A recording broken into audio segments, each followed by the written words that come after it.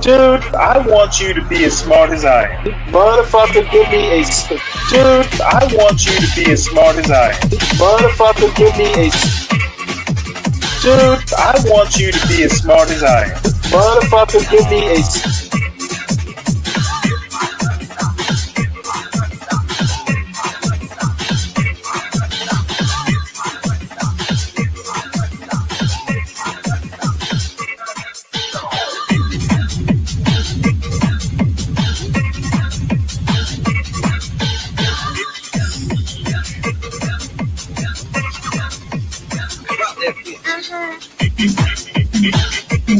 Dude, I want you to be as smart as I am. Motherfucker, give me a specific...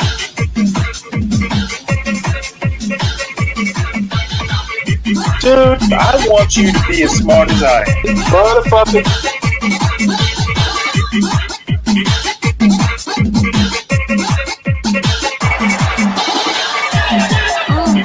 Come on out, you rapist!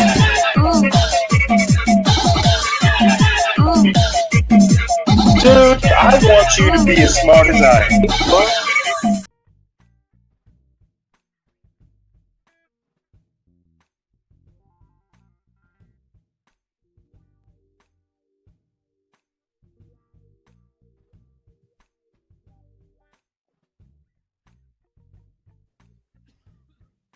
Let us pray for our 47th president. Heavenly Father, we're so grateful that you gave our 45th and now our 47th president a millimeter miracle.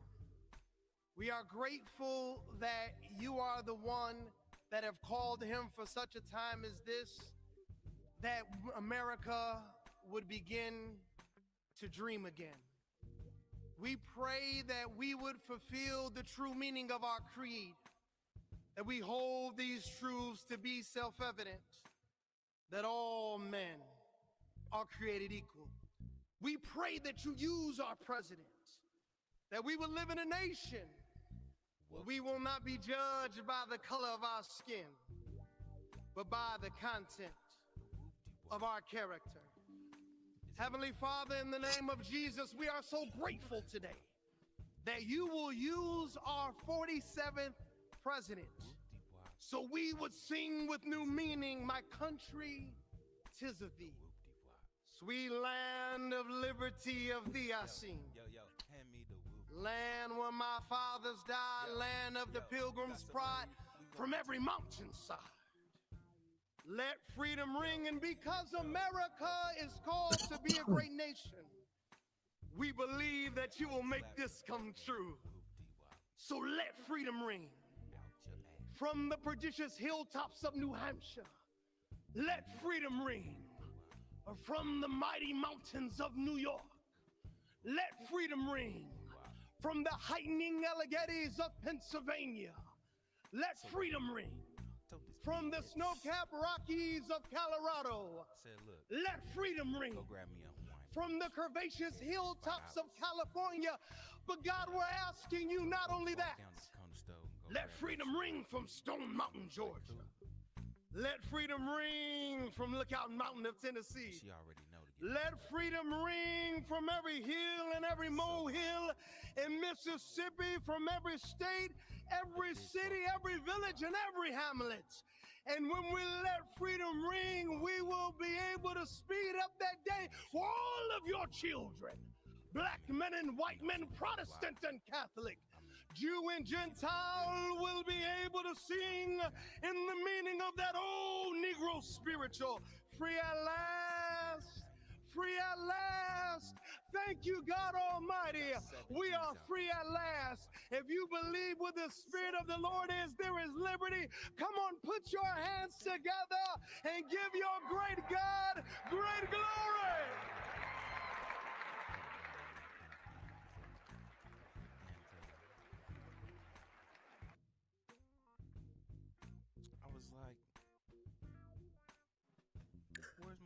Welcome aboard, folks. Looks like we've got a thin audience here.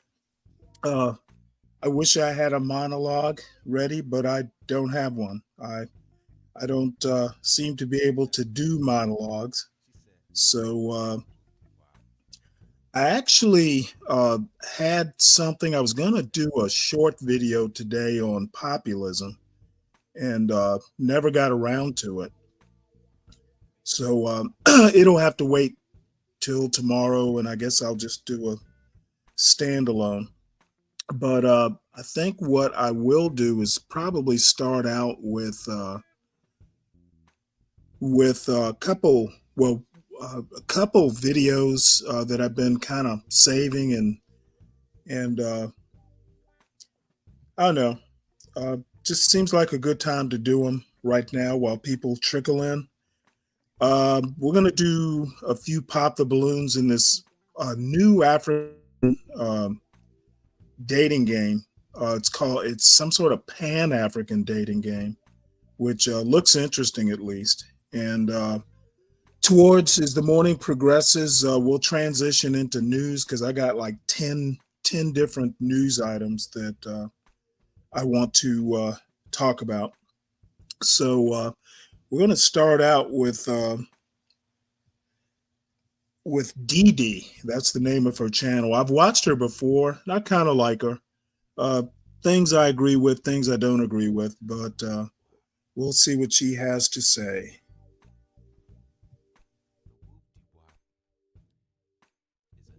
Spoke a lot of truth and a lot of the things that we're seeing happening right now. I'm going to stop talking. We're going to get into the video. Make sure you are subscribed to the channel if you haven't already. Hit that subscribe button. It is free to subscribe. Share and like the content and hit that notification bell to be notified when I upload new. Oh, yeah. I forgot to say, if you're new to the channel, please subscribe. Hit the like button, everybody, if anybody's out there.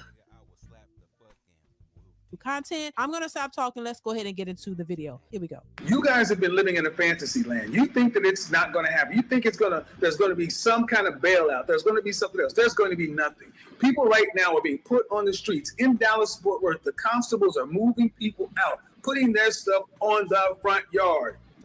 You want to know what's coming, ladies? They're decriminalizing the oldest profession in the book. In New York City right now, the governor, the mayor said we're not going after people who are loitering in the streets.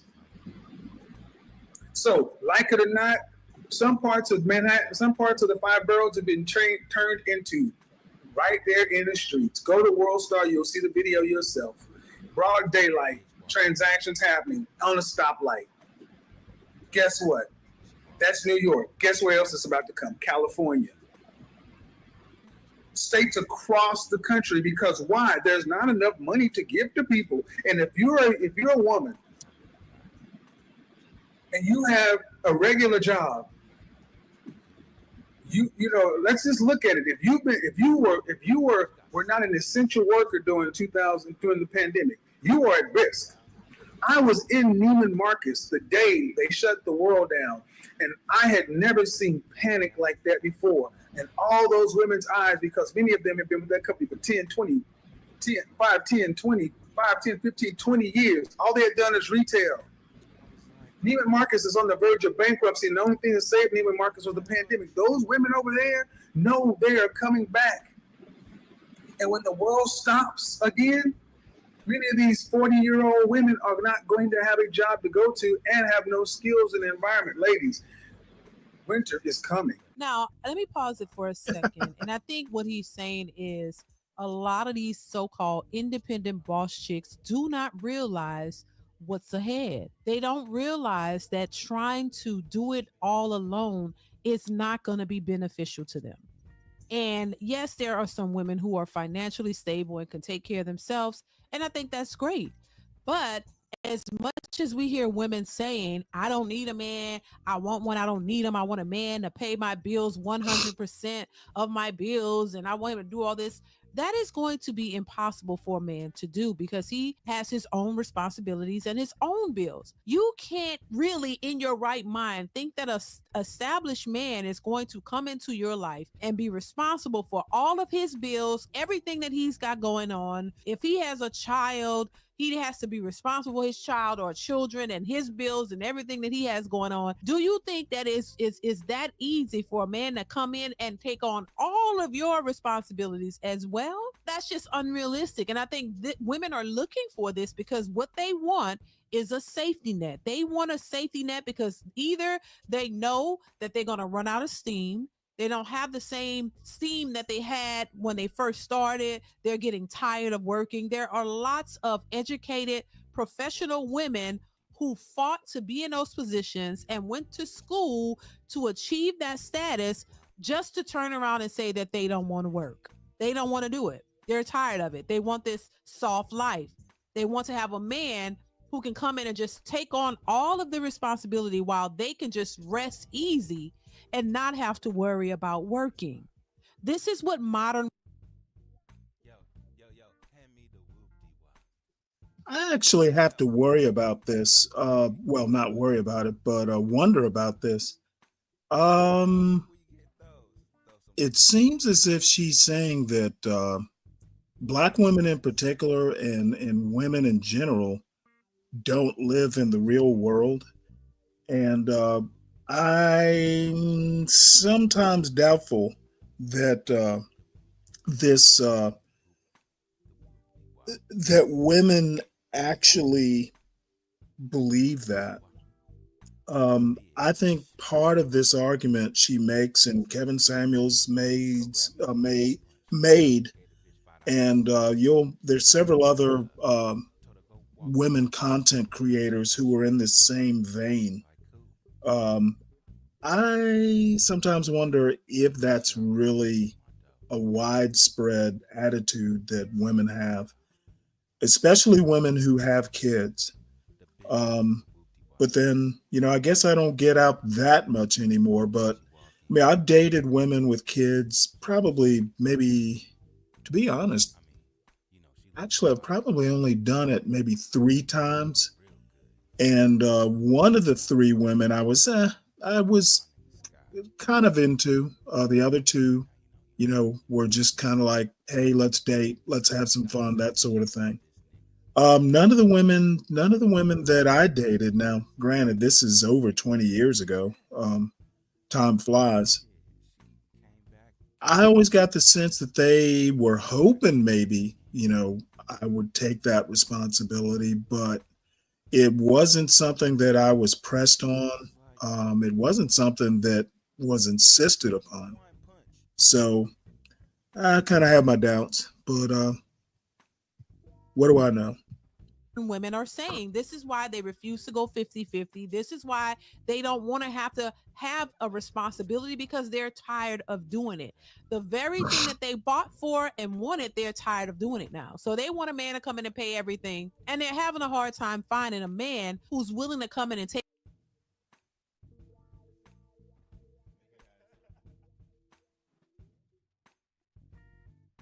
care of them, all of their expenses, take them on trips and do all of these things because it's getting harder for them to maintain it. See, it's okay to want something and go after it, but it's another to maintain it for a lifetime. And this is what a lot of women are struggling with because they are tired.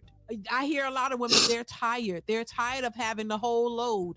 But this is something that they wanted. They didn't want to have to deal with a man. You don't want to deal with a man. You don't want to be in a relationship. You want to call the shots. You want to do what you want to do, but that comes at a price. So if you don't want to have to deal with a man, then you're going to be responsible for the heavy load of all of it, whatever it is, and hope and pray that you can maintain it because a man is not going to come and rescue you from yourself. And what we're seeing now in 2025. And I think what Mr. Samuels was saying is that, hey, winter is here. Winter is already here.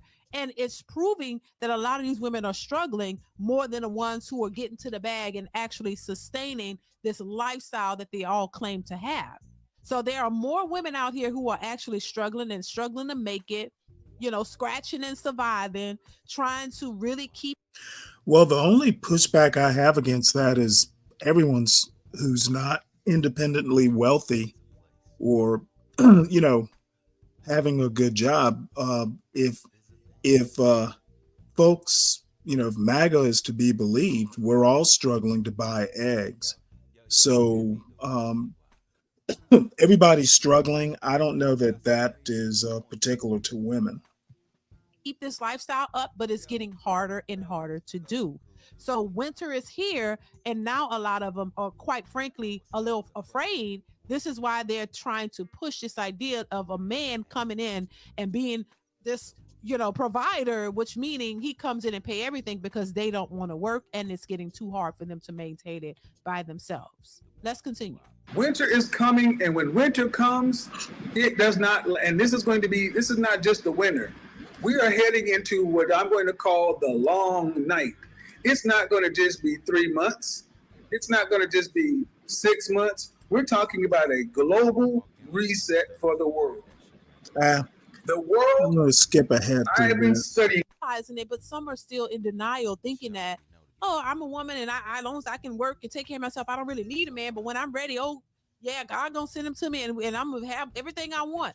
It doesn't really work out like that. I'm just saying, and women need to be aware of this so they can kind of change their mentality and do what's necessary to get what it is that they want. Because I'm not saying you can't have what you want. What I'm saying is you have to go about it differently. You know what I'm saying? Go about it differently. You can't believe the lies that have been told to you. Hell, I was told lies. We all have been told lies, but you got to be able to distinguish what's the truth versus what's a fallacy. You have to really focus on not being delusional and focus on what's reality, what's real, not this fake BS that they've been telling us as a society. Oh, women get to the bag, we boss chicks. Oh, we gonna do, because that is not a sustainable thing.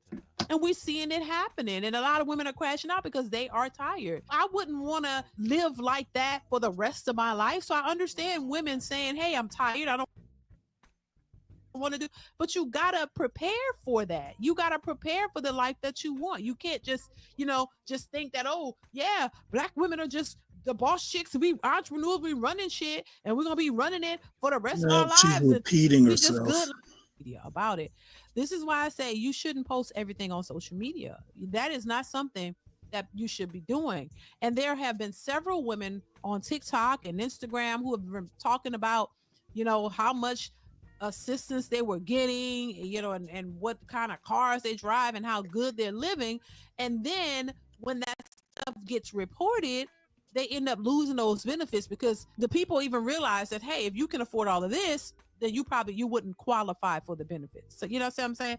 But it's a cold world, I'll tell you that much. It's a sad day though. But baby, let's continue. Karma's a bit. She really is. They called me literally 4 times this morning. 4 fucking times. And then I finally called them back and yeah. Okay, so I'm basically homeless in New York.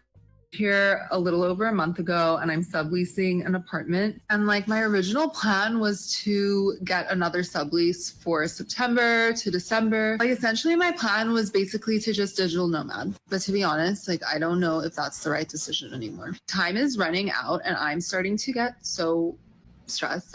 This hasn't been my first time being homeless. It's definitely been the longest and the realest, the grittiest. So just for some background, I'm Claire and I'm 25 years old. And man, there's a lot of latency here. I may have to we are currently 5 months homeless. So we're just going to give you a little insight to how I lay down in my car. Living in my car in LA, I usually block this with that mat and my mirror. I blocked the window with a pillow, and then I blocked the front when I sleep with that blanket, and then this blocks this window. Got all my clothes and things down there, and boom. That's the inside. I have all my food and snacks and just little things up in here. My car stays clean. It's a decent view tonight, and we are in there.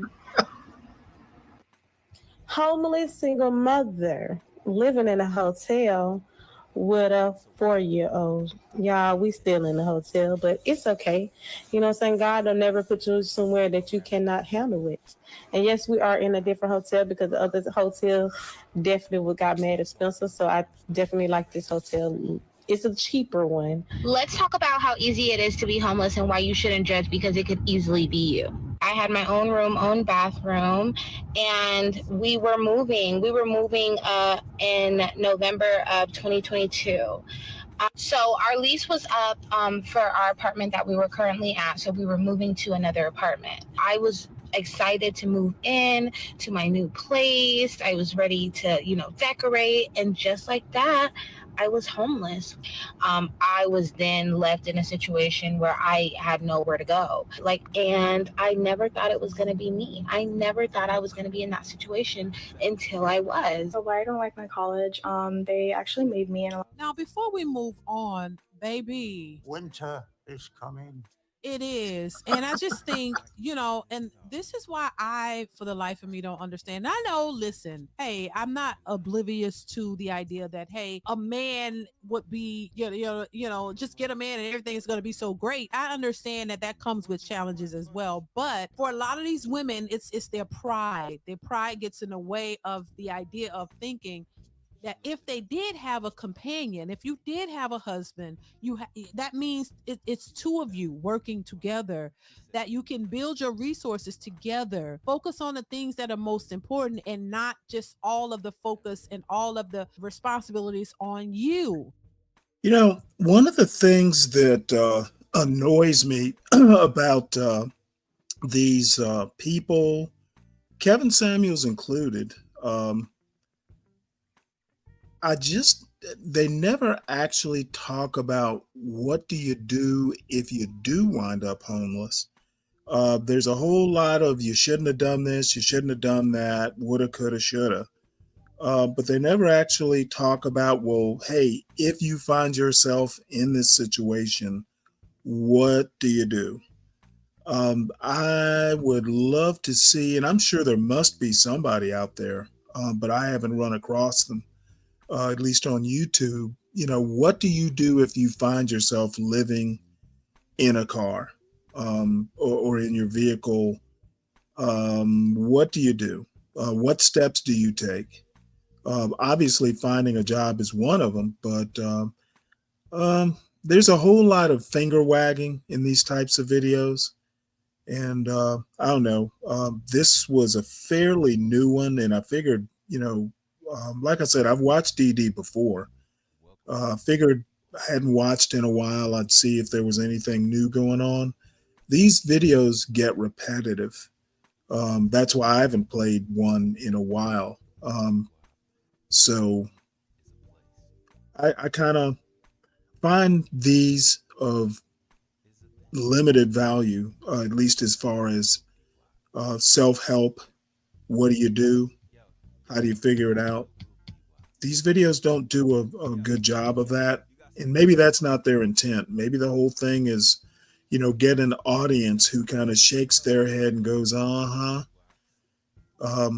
told you so is not very entertaining or informative. This is all I'm saying. It's always better to have two people working together because you can build resources together. So if something did happen, if you were renting a house or an apartment and they need, they want to sell their house or whatever, and you have to move, it'll be a lot easier with two people who are working and building together where you don't have to be homeless. You can rent another space and be able to do it comfortably because both of you have been putting money together, hopefully trying to build something for a rainy day. But when you are the one who are paying all of the bills by yourself, you got kids to take care of, you're not making much money as it is, and all of your money is going out to the rent and you have nothing left. You can't save anything, you can't invest it, you can't do anything. That makes it 10 times harder. And they don't realize that when you're out here looking for a man just solely on his finances, that man doesn't want to be taken advantage of. He's paying attention too. He doesn't want to be just your meal ticket.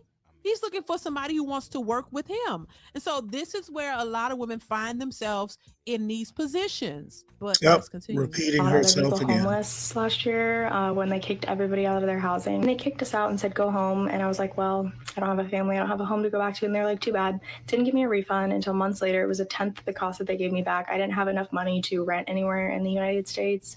And they kicked us out, didn't give us anything. Welcome to day one of me prepping to be homeless. Yes, I said prepping. We're not homeless yet, but it's going to happen. And I have the privilege of being prepared for this. So Ooh, this is day one. finally. I have no family help or support, so I guess I have to look elsewhere.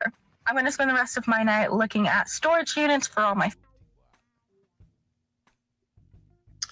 Yeah, I don't know. I may have to. things. I have to book our hotel. So yeah.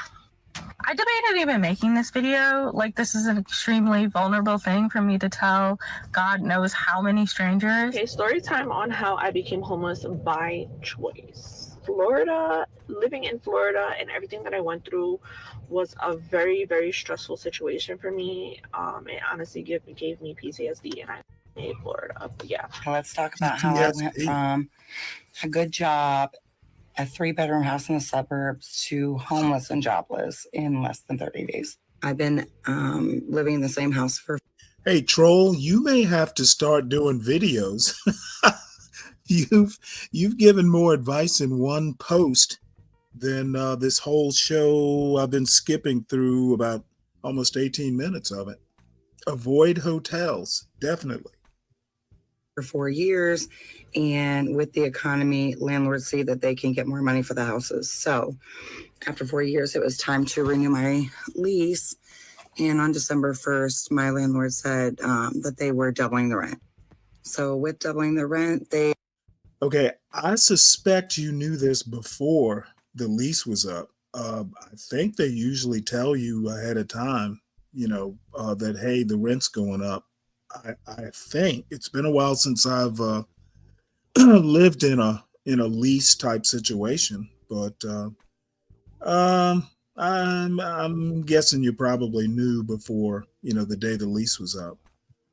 they determined that I would not income qualify for the price that they were wanting for the house, and they were not going to continue with renewing my lease. I think because we just get so comfortable in our life, and we're just doing the same thing. So I know, especially for me, growing up, we experienced a lot of homelessness, a lot of issues, and it's always just meant a lot to me to make sure my kids have security. So I stick with things longer than I should. That includes jobs.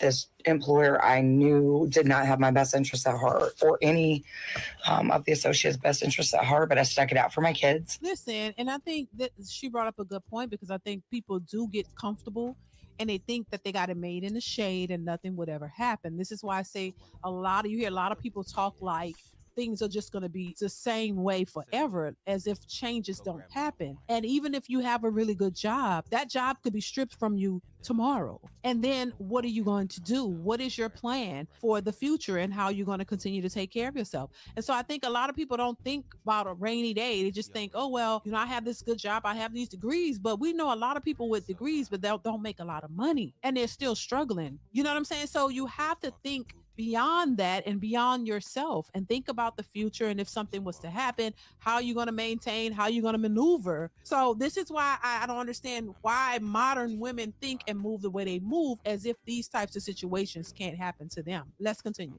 Hello, everybody. I have a favor. If I could have a little bit of assistance. I lost my job a while back, and I've been filling out applications and stuff, but time is ticking, and I'm going to lose my place in a few days, and I have nowhere to go. My mom is 5 hours away from me, so I can't just go home. I'm too far away, and I don't have any cash to go home. So I was just, if anybody could assist me, that would be great. This is embarrassing enough asking, but I'm in survival mode. I have to do what I got to do, and I have 2 cats. I have two cats I have to take care of. So if anybody could assist me and my cats, and we can look for somewhere to go, or I can try to get back home, or anything, that would be great. So yesterday, I get a call from the director. But anyways, the lady that called me yesterday, she said she's the director of the shelter. She said, you can continue to post, but don't post any of the common areas. Only post your things and your room. That was it. So I'm being told that I have to vacate the premises by tomorrow at 10 o'clock in the morning with all of my kids. Not even like giving me a couple days to figure this stuff out. Like I was at work when all this happened, and y'all already know I'm already on a final with my job. I'm already at risk of losing my job. So now I just had to call my job and explain to them while I'm hysterical, can't take calls, trying to figure out where my kids is about to lay their heads at over people having miscommunication and then not everybody being on the same page. Today, I'm at work and I get a note under my door and it says you need to vacate the premises by 10 a.m. I start breaking down because I'm like, what rules did I break? I didn't do anything. Listen, once again, the rules are the rules. You can't make them. And I think, like I say, once again, we have a lot of women in these situations like to claim things aren't fair, but I think I'm gonna, this is just gonna be repeating. I did find this, so I'm kind of wait, kind of curious now.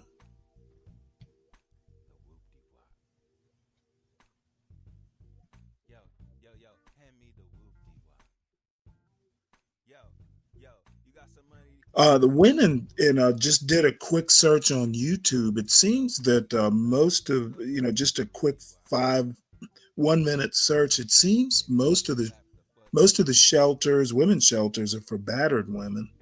So let me play this right quick, just out of curiosity. Oops. I guess I should turn the volume. Women's only shelter in Denver. Also in Denver today, Catholic Charities showing off a new Samaritan House women's shelter. The largest women's only shelter in Denver can offer overnight services for 100 single women and a 29-day recovery program for 50 women to help them on the path to stability. It's located on East Smith Road in Northeast Denver. It'll begin those services September 15th. We will see what the algorithm comes up with. I'm not going to belabor There this are a point, number of by the way. emergency shelters in our area, but not everyone has equal access. Help for women without children isn't easy to come by. Add to that mental health and addiction issues, and most agencies aren't equipped to help. 7 News' Kimberly Brown is taking a closer look at that issue tonight. Kim. Well, Tom, there is a growing number of women without children or women without the custody of their kids who need shelter. Many of them end up on the streets because most facilities just don't have the space for families.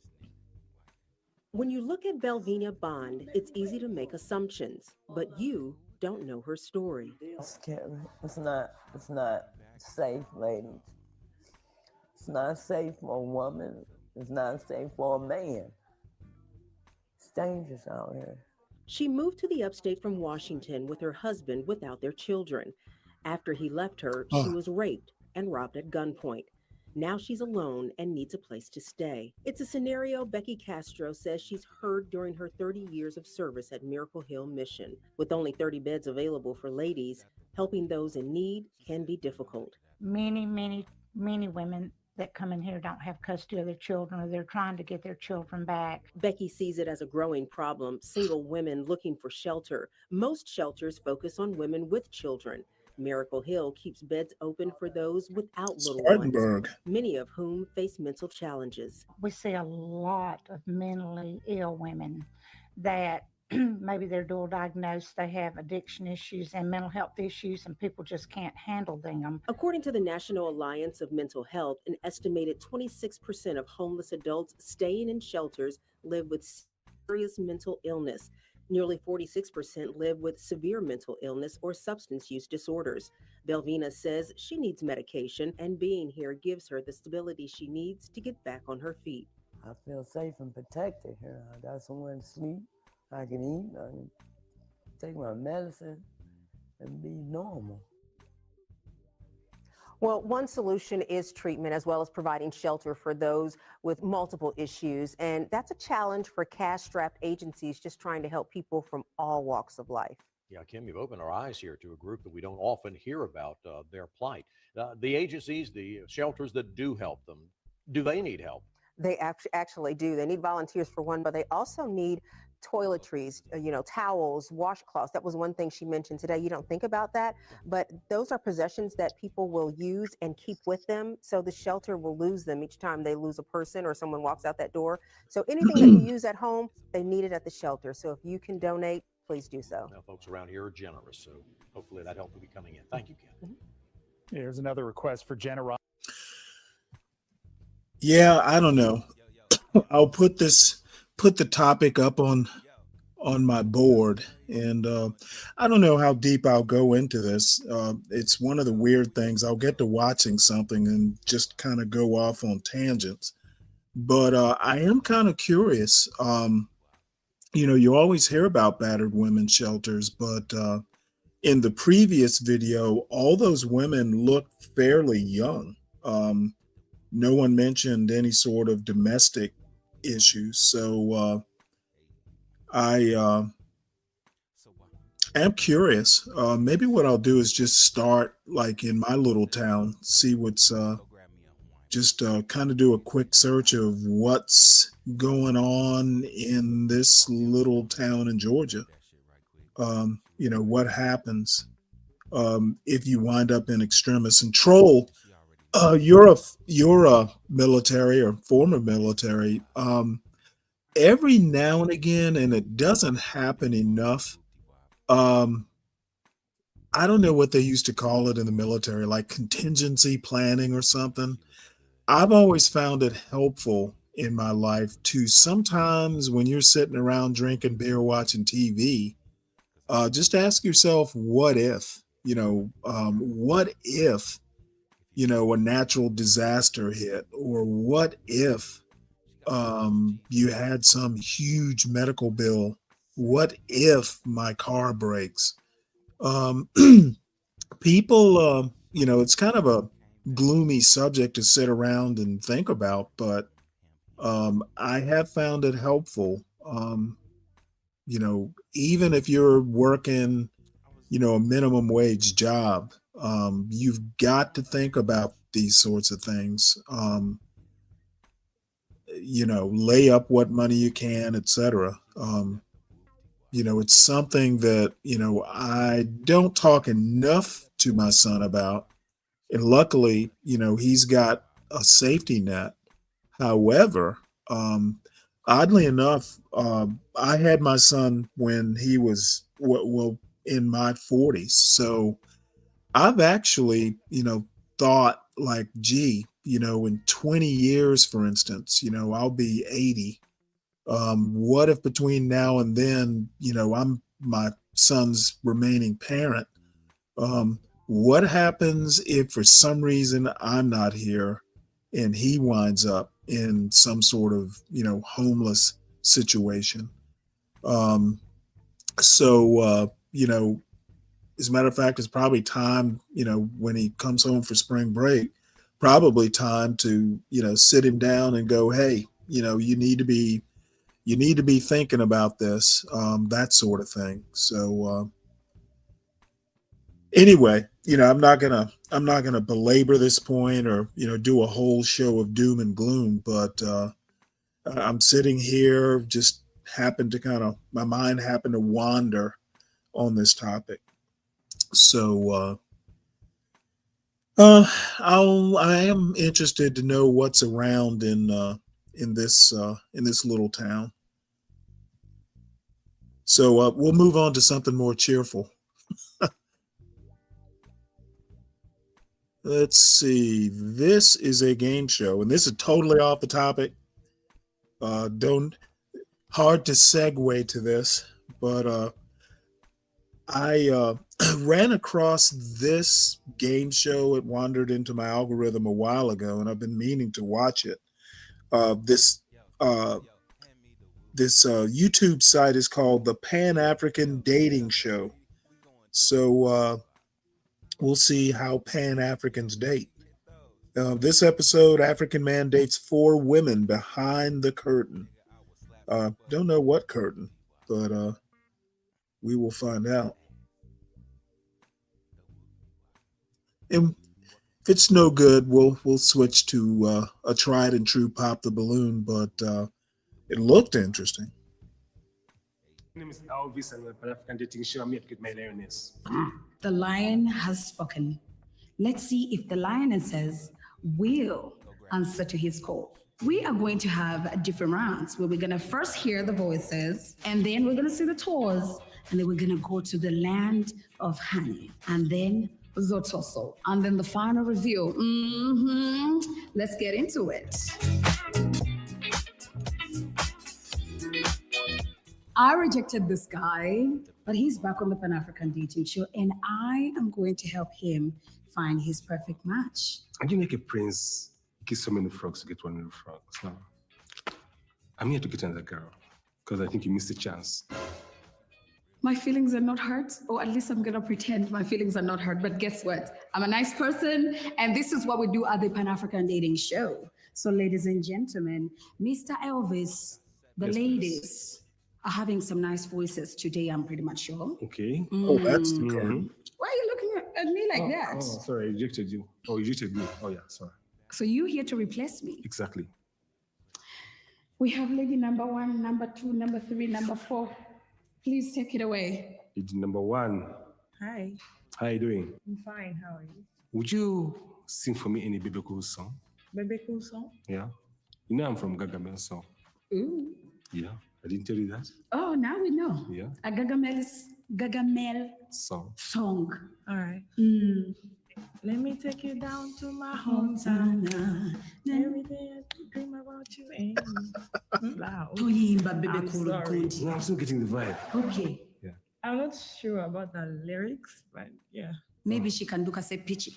No. I have to do for me. Okay, this Nika Bakatonum, Kabera Kankolera, Kasakaba Mabirungo, Kabera Kankolera. Do you think her voice has a birungo? I don't know if her body has a birungo.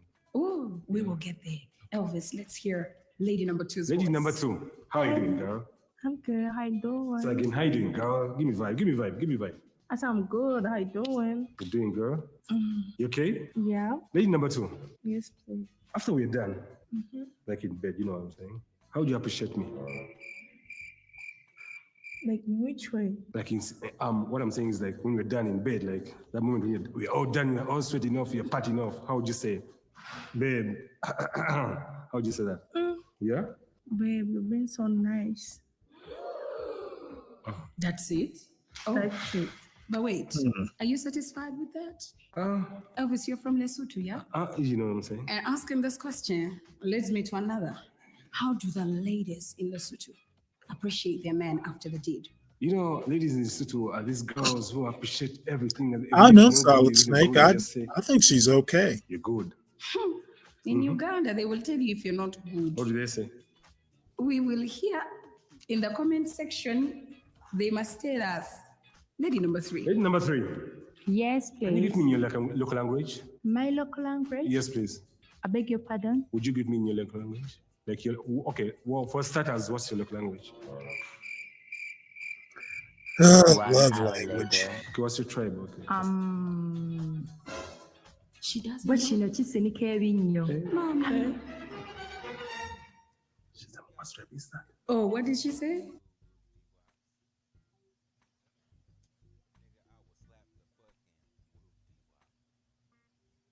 The comment section will let us know what she said. Okay, how would you greet me Oh, in your local language? Oh. Which tribe is that? It's a Ugandan, Muganda. She's a Muganda. That's the tribe, and she spoke Luganda. Why is you not interested in Baganda? Oh, yeah. Okay, lady number 4. Lady number 4, how are you doing, girl? Thanks, You how are you good? doing? Yeah. Are you a lady of the night or a lady of the home, girl? Both. Why Both. would you ask? Because I'm a party goer, so I'd like to know in case I'm out, will she be like, where you, you know, things. Yeah. So which one would you prefer? I prefer a home girl. Why? I want to be home. You? Yeah, I want you to stay home, babe. Or you don't want your girl to look like the girls that you see out in the Exactly. I see you. Exactly. Where? Now we're going to rate the voices. Start with number 1. Does she get a point? You know in Lesotho, we have one thing about women. We appreciate women. You know, our king has to represent all the girls. And the king says, we have to first say, don't blank. Dumelang. Dumelang. Hmm. And then after saying Dumelang, Hmm. meaning they all have a point. But lady number 4, I think she has 2 points. There is no such thing. You either give 1 point or no points. Okay, lady number So 1. does lady number 1 get a point? She gets a point. Lady number 2, does she get a point? No. Why? You say no. Oh, lady number 3, does she get a point? She gets a point. Can we know why? I don't know why, but she gets a point. Her voice is okay. Lady number 4, does she get a point? She gets a point. Can we know why? Because she knows how to Yeah, people. I don't know. Well, indeed, ladies and gentlemen, lady number 1 got a point. Yeah. Lady number 2, it was a no for you. And lady number 3, she got a point. And lady number 4 gets a point. Yeah. After the voices, let's Struggling see to process if the what, feet are gonna be Solid? fitting.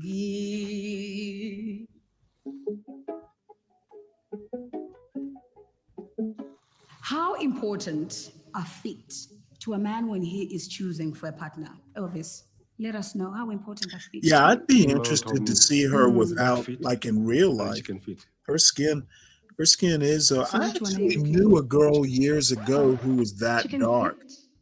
As in in chicken Savannah, feet.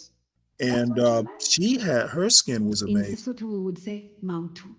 I feel like I'm learning your language. She wasn't as good looking as this Go one. ahead and look at those toes. Why are allowed to these touch? women not wearing Oh, their shoes? please. I wonder. That's a pretty low. Oh, he's judging them by their feet. Nice.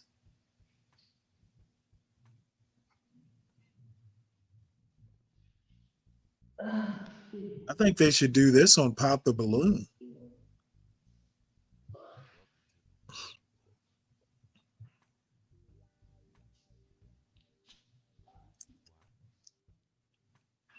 The shoes. When you went and surveyed for the best toes, what did you find? Let's start with lady number 1. Lady number 1, I like the shoes. You like the shoes? They match with her feet. Oh, so you like the feet too? They match with the feet. The shoes match with the feet. Yeah. Are we going to stop there? No, we continue, but for that I have house, never number thought 2. to have a game show where you judge a Who's number woman's 2? feet. The feet match with the shoes. The shoes Yeah. match with the feet. They both match. Everything matches. Yeah, they're both huge. When you went there, Did I say huge? Oh, oops. Yeah, they're both okay. They're both fitting. okay. They're both big. Yeah.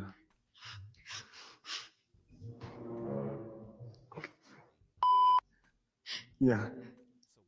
Lady number 3?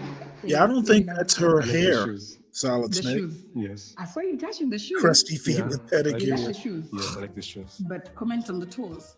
I like the shoes. I have to say, when I was a kid, we used to go spend summers in with my grandparents, small town in Georgia. And one of her neighbors, at least in the summertime, she and her brother used to go barefoot like all summer long. And I can tell you, I used to wonder sometimes, come fall when you have to go back to school, wonder what size shoe you're going to wear, because she had some paddles from all that walking around barefoot.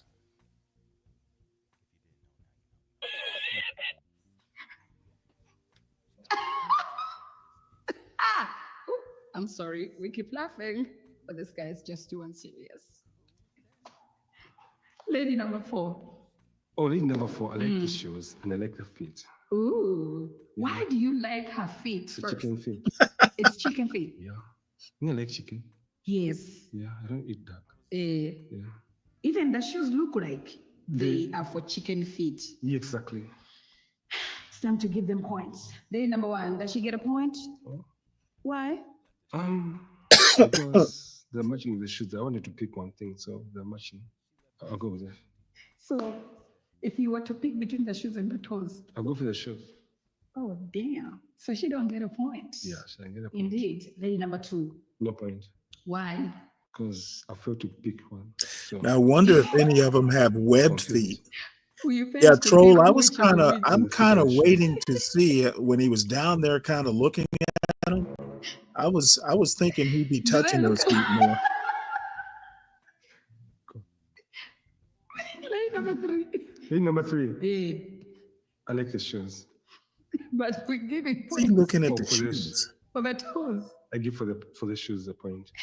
That shoes don't get a point. Oh, then there's no point there. Oh my God, look at her feet. Wait, number 4. A point. So lady number 1, she doesn't get a point.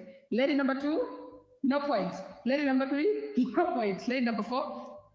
I want to see lady number 3's feet Go down again. in the comment section and tell That us what you right were foot, about. How that right foot important looks like are she's cheaper had feet? broken toes before. And that feet. That's Man, Stanley, I'm talking about she really did walk the Sahara with those toes. It No, looked like I'm thinking she did a lot of walking around. But Stanley, can I be serious here for a minute? That woman's skin is amazing. Yeah, looks like she's oiled it up a bit, but I've known several dark-skinned women. I don't know what it is, but I've known 2 just right off the bat that I can think of who were really quite amazing. I mean, unfortunately, you know, there's at least one of the 2. The skin was like the best feature she had. Yeah. But I was about to make a joke that was it number 3's been walking around here. You know what I'm saying, man? Look at them toes, man. She's been out there with the Orexes or whatever the hell, comes to this watering hole. Man, I ain't gonna lie, Stanley. I've been watching a lot of them nature shows. Man, Yeah, I have them too. Man, Africa look real goddamn interesting. Oh well, of course it's It just so happened about one of my high school girlfriends. She frequently goes to Africa. I think she owned property over there. I think she owned a couple houses down that way. Amazingly, that was my first ex. Yeah, Troll, speaking of splayed feet like that, I guess you're right, but the more interesting thing for me is if you're not just walking out there like on grass all the time. I've never understood. I knew this girl in college, a white girl, and took a literature class with her, and she went everywhere in the springtime. She went everywhere barefoot. And I just don't know how she did it. These sidewalks down in Georgia get mighty hot. I'm like, how the hell is she doing it? You know, I was wondering, I was reading something, I was watching the video where they say your feet supposed to be naturally splayed out more than they, like the way our current shoes are made. They say our feet supposed to naturally be splayed out. Well, I have no doubt that's true, but you know what? I'd rather there not be. Let's wear shoes. Yeah, man. You ever stubbed your pinky toe? And you're gonna recall it. Probably run more risk. I've broken toes before. That's what I'm saying. Like, you got them wide toes, you know what I'm saying? You just walking through the house like, man, you can bing, click the corner or something, man. Shit. Nah. I like my feet the way they is. Yeah, I don't need them to spread out like that now. Troll, when I lived up on the mountain, every now and again, I'd go out for one reason or another barefoot. And it's just like, you know what? Let me go get a pair of shoes because, unless I'm walking on the nice lush grass, even walking on cement especially if it's hot, that can be uncomfortable. We are sissies in our modern day. The pats of honey. Honey. Let's see Yeah, if I did the that once honeys too, will have bro. enough honey for Elvis. Okay. You ever tried to stop on a dime and do a Ladies, crossover and take ladies, somebody ladies. barefoot? What do men really want? No. Is it the toes? I did. Is it the That shit, balls? Or is it the Ooh. nyash? Wait, they raised the curtain up a little bit round by round. In I like conclusion, this. Oh, it's the this is nyash that you want. interesting though. Thank you. Rate the nyash. Did you just see somebody has Oh, a god damn. I'm taking back what I said about this the is feet. getting more and more Please. interesting. Don't forget your Bible Oh, cover. good There's no Jesus. such thing. You judge the book by its cover. In reality, you judge the toes. First impression, though. Hey, Stanley, they can always wear socks though. Ladies, look so great. Wow. Oh my God! Wow! Wow. Mm. Hey, number one. How are you, girl? I'm fine. I didn't get your names. Yeah, number 2 is getting a couple points. You're not here I'm to get telling you. names. Okay, do for me 36. Good. I feel like I have to contribute at Damn. this point. What? No, you see, like my hand was. Oh, out. my bad. Yeah, sorry. Did you see the 360? Yeah, I saw. And? Yeah, Oh, this little guy. How you doing, girl? oh boy, I wouldn't make it, man. Mm-hmm. It's matching the shoes. Mm. And the feet. What's he doing with his hand? Oh, Did you see that? Yeah, this guy's Everything. this game show is wasted on this fella. The body is matching the toes? Yeah. Eh? I like number 3. Okay. Ooh, yeah. What you think about number She got them cankles. Do me the 36. Now I'm kind of into 1 and 2, at least for body shape. Oh shit. I don't know. They don't keep the camera on them long enough. I know you're short. You didn't understand. All of them look potential, Stanley. All of them. Yes, okay, you can- Ooh, you shake it good. Shake it. Shake it. That motherfucker just wiggle, man. I'm talking about with a heartbeat. I'm telling As you. long as they are tall. Yeah. Jiggling, baby. I don't know. You know, slender doesn't bother me. That's why I'm okay with number 1. So leave number 2. Yeah. This much. I mean, yeah. Yes. But I like them curves, man. And number 4, she just Well, got way too much. Here's the deal, and I guess every guy kind of has.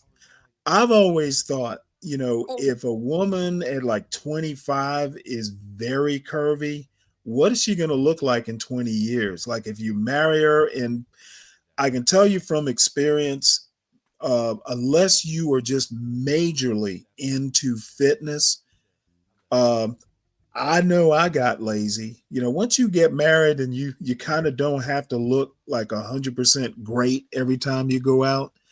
You know, you do get into wearing sweats and kind of being a slob a bit. So, you know, I like to put in that kind of wiggle room. To the assignment. I also agree that you know, a lot of times meeting a woman's mother, especially if they resemble each other physically, is a good barometer. Now this girl, Yeah, that's what I'm gonna say. Say the thing. Say the thing in the title. Say the thing. No, let me stop. now this girl looks like she's been out in the bush quite a bit. Yeah, man. Maybe she's outdoorsy. She's trying to kill a couple of tigers in her life. What we eating tonight, baby? I just killed the tiger on the way to the market. Man, she's just gonna do a little. Me too, I'm lost of words. Lost of. She's just gonna do a little dance. Lost of words. Oh boy. Yeah. Oh, see, that's what I'm talking about right there. Yeah, that looking good though. See, yeah. I can't breathe. Yeah. But you like it. I like it. Yeah. She's smart. Smart. Oh, yeah. Lady number 4. Yes, please. How are you doing? I'm good. How are you? A 360, girl.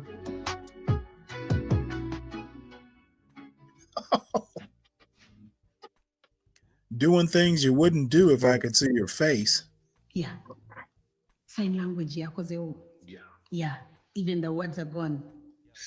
Speechless. Good. Let's start rating from lady number 1. Does she get a point? No. Can we know why? I can't really see their She's okay. faces. Yeah, they're Okay, blurred. not That's okay why. enough for you. Yeah. Okay, she don't get a point. Doesn't get a point. Lady number 2. Lady number 2, 1 point. Why? Yeah. Why? She's smart. I like the brown and black from head to toe, like from no. Not just Oh, say okay. head to toe. No. So from Damn, number one, man. Like, Shit. yeah, black and the toes are black. Look like number one and three look all right. Yeah, because Yeah, I said the 1 foot and is covered 2. in I brown like and black. I like number 2's outfit. But she gets a point. Yeah, she gets a point for mixing colors. I like that. Hey, okay. Lady number 3. Yeah, she gets a point because she's shining. She's shining. Yeah. Okay. That's She's it. shining. Yeah, I like the shining. Lady number 4. She gets a point. She gets a point. She's smart. She's smart. She's nyash. Okay. Really? Oh. You see, you're Nyashkunda? Sorry. I wonder what would happen if somebody just showed up in Birkenstocks or Not something. Kunda, not Nyashkunda. Nyashkunda. Okay, the Nyash is not there, but Don't kill my vibe. okay. This is better. I like that. She gets a point. Good. Ladies and gentlemen, gets a point. Lady number 1. No. Oh, yeah, no. Like you said, she gets a point. You mean business. So lady number 2, 3, and 4, they do get points. Did lady number 3 get a point? Oh, yes, she did. No, she didn't get a point. Lady number 4 looks You want to take athletic. the point away? I give her a point? You give her. Oh, sorry, slip of the brain, no point there. Lady number 2 gets a point. Lady number 3 doesn't get a point. Yeah. He changed his mind. Lady number 4 gets a point. Yeah. We're done with the Nyash. Now, I will not look at my chest, ladies and gentlemen, you don't get the but point. we're going to go to the next round and see what they have here. Oh, the land of milk? Okay. Do you drink milk? I do. I do love milk. But Do you prefer girls that have smaller boobs or bigger? I like to just fall in it like, you know, my line, like, Yes. Well, I cannot relate because my boobs are not. Wait. They call me Pologomatom when I come back. Hello, Uganda Wildlife Authority. Can you please come collect this guy? I'm sorry, we didn't know that we had a lion here. You know, my line, like,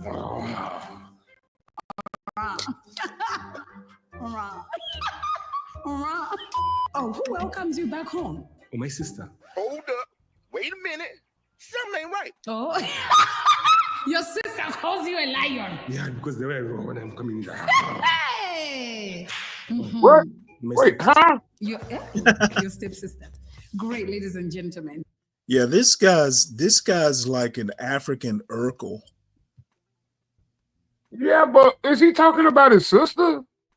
Yeah, he said his sister calls him a lion. You know, I don't want to go deeper than that. He seems to be a tad awkward. Is that what they do? I mean, I guess maybe I'd be awkward too. You'd have to get a couple beers in me to loosen me up. Oh man. We're gonna go to the land of Ra. The land of Ra. Torso. Ra. Like, give me the sound. Ra. Okay, you can do it better, but the lioness is over here. Yeah. I've got Oh, don't be folding your So we arms finally there. know what type of milk do you like? What type of milk do you like, by the way? I do. Like I said. Yeah. Lady number 1. Yeah, number 1. She is. What type She of is milk? nice. I'm used to. But this one is not roaring. Yes, not roaring. Is the roaring milk bigger or smaller? She's either doing a workout My bad. or just naturally It's okay. fit. Yeah. She looks like she. Yeah, takes- I'm thinking. Number 2. Yeah, number 2 looks like from feet was she's a pain. little. Yeah, she could stand a little Tony. It was like this, but then it went. Because of the boob area. Not bad, but Why? It's a bit small. Are you sure? You know, I want to wake up and when it's raining, but I can't hear the rain. You know, my lips, my ears are all like covered up. I swear I'm not imagining that. I know. You shall not imagine that. Yeah. In Jesus' name. I mean, lady number 3. Yes. She's smart, but she's not really. She's not roaring. She gonna move. She gonna move. She didn't bed. Oh. no, number 3 doesn't look bad. Oh. You know, if you were Tell there. you one thing, they real brutally honest on this motherfucker. I rejected you. Yeah, I know if you were there, I'll be seeing your face right now. Why is he And I'm gonna see touching something all from this. over this woman? Yeah. Okay. So lady number They 4. know each Oh, other? wait. Number 3. Maybe it's a cultural thing. You know, they probably don't feel weird about touching each other. I think that's like a Western thing. I'm just asking You know, because over there in them Eastern countries, they love to touch. They touch and touch and Yeah. feel it like that. I don't know why. Okay, lady number 4. Now he just looks like a perv when he does When it. the rain is raining, It rains. the ears will be covered. Yeah. So I have to do it. What's going on outside? She tells me. Pull down your everything's shirt, son. Oh my God. What are you thinking by that? Yeah. It's roaring. It's not raring, but it's raring. it's roaring. Yeah. Lady number 4. Okay. Now that we know lady number 4 is roaring, let's give points. Let's pretend we didn't hear anything that you said. Yeah, yeah. they're stretching Lady this number way 1. out. She get a point? What do you think? I'm not a There's no man. point there. There's no point here. Okay, lady number 2. There's no point there. You liked the land of honey. Yeah, the honey was good. But you know, when you mix honey and milk, you know what you get? Have you ever tried to mix? I think Yes, it's it's nice. proportion of the honey, then milk. It's not. If you ever tried milk and honey together, please let us know in the comment section. I think it's It nice. heals. I've had milk and honey on Like oatmeal. I told you, there's some medicine that we with COVID. Yeah. When you mix honey and you can get healed of so many things. She will COVID. heal you. No, some will get maybe the first days, but the second days I'll have to cough again. Okay. So she don't get a point, lady number 2. No point. Okay, lady number 3. Lady number 3 should get a point. Oh, why? Do you know why? Why? I have a feeling that maybe it's the dress that is holding something. But when you remove the dress, your face. Yeah, I could kind of see this getting boring. You know, there's not, just those two interacting isn't that entertaining. Okay, she gets the point. She gets a point. Yeah, she gets all the points. Oh, hold up now. Interesting concept to just. No point. Hey, maybe it's just where it is stretched out. Maybe when they released the head, Number 4, it's a they different. made You could let do them talk. this is a 30-minute show. They could do this in 15. Feet will match the Yeah. points of the hand. If the hand matching with the bosom, and if The honey and the milk. The fuck is this dude doing? He's Right? annoying. actually that's what we want to see according to the way you give the points. Oh yeah, true. Okay. Yeah, ladies and gentlemen, we are about to bring out the ladies with the lowest points. Let's see them.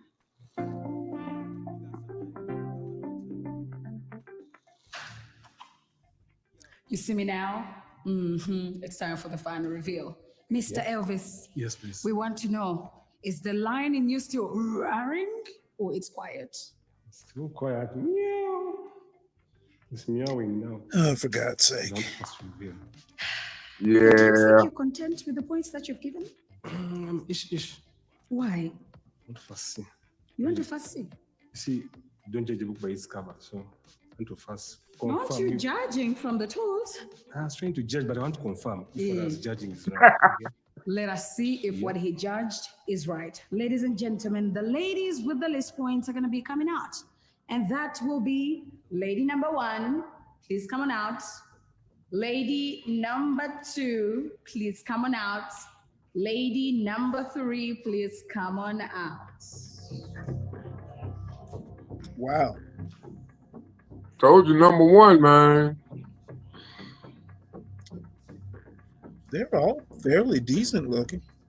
Yeah.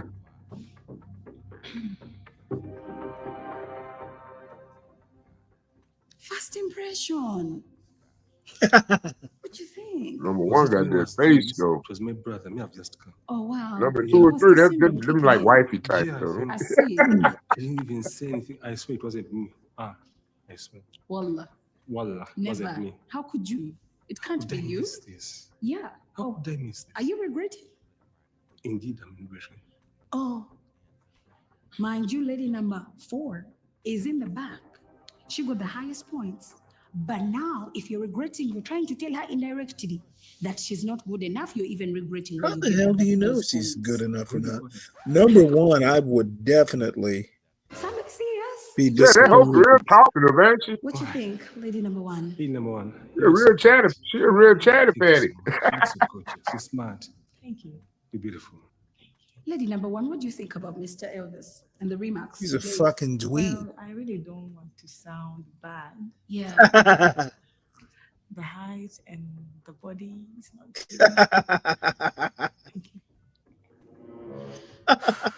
Is the pressure increasing or decreasing? It's I increasing. love it. Pressure mwekali. Oh, The biggest she ready? disappointment is Lady him. number All the two. women are good. Come It's on, just do your him. thing. Mm-hmm. What's his name? Elvis. Hi, Mr. Elvis. Mr. Elvis. Okay, good. I'm good. How you doing? Oh, she's not ugly. That's damn for sure. Why? Just out of words. Because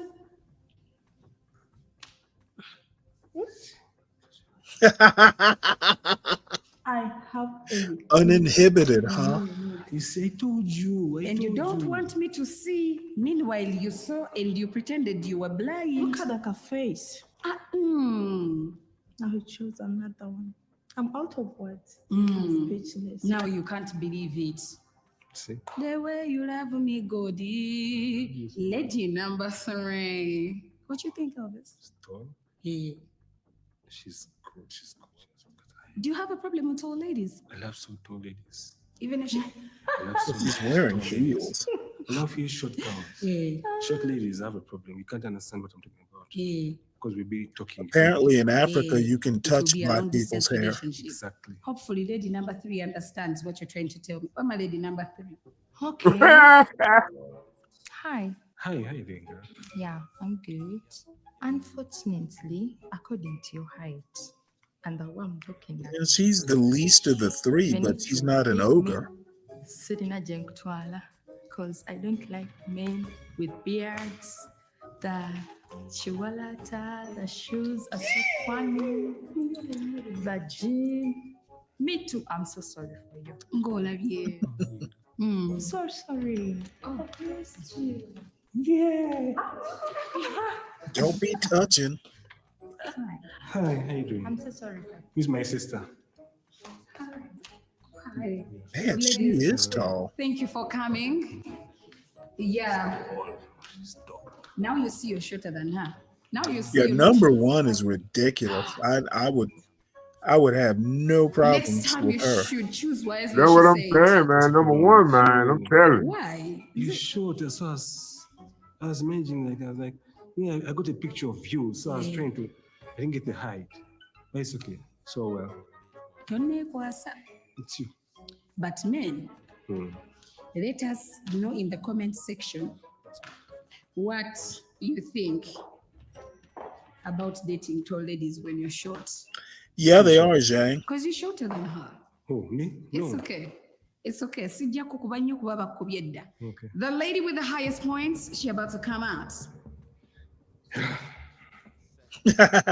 You regretted why you didn't choose it. Me? I don't know. Okay. Lady number 4, the lady with the highest points, please come on out.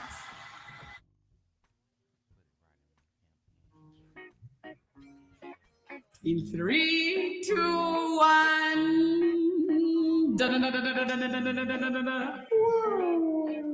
Oh my God. Nah, she is a distant fourth. The Ryan is not roaring. The lion is not roaring. She's She okay. looks like an Edsel. Turn around. Let's go back. She got some face. You ever seen that old kind of Edsel? Let's go. Yeah. Look at that folks. She reminds me of an Edsel. Well, you know what though? I have to say this. She would be fine for him. You know, she's kind of she's not an ogre, but he would never rate those other three. She's about his speed, in my opinion. If I had to pick a woman for this dork, it would be her. and I would keep the other three for me. Oh, yeah. Oh my God. I know, right? I never go wrong. You know what I'm saying? Told you. From head to toe, the toes matched with the shoes, and then the shoes matched with your t-shirt. She's not You were a horrible. visionary. Preach. And then the dress was She peachy. grow on you.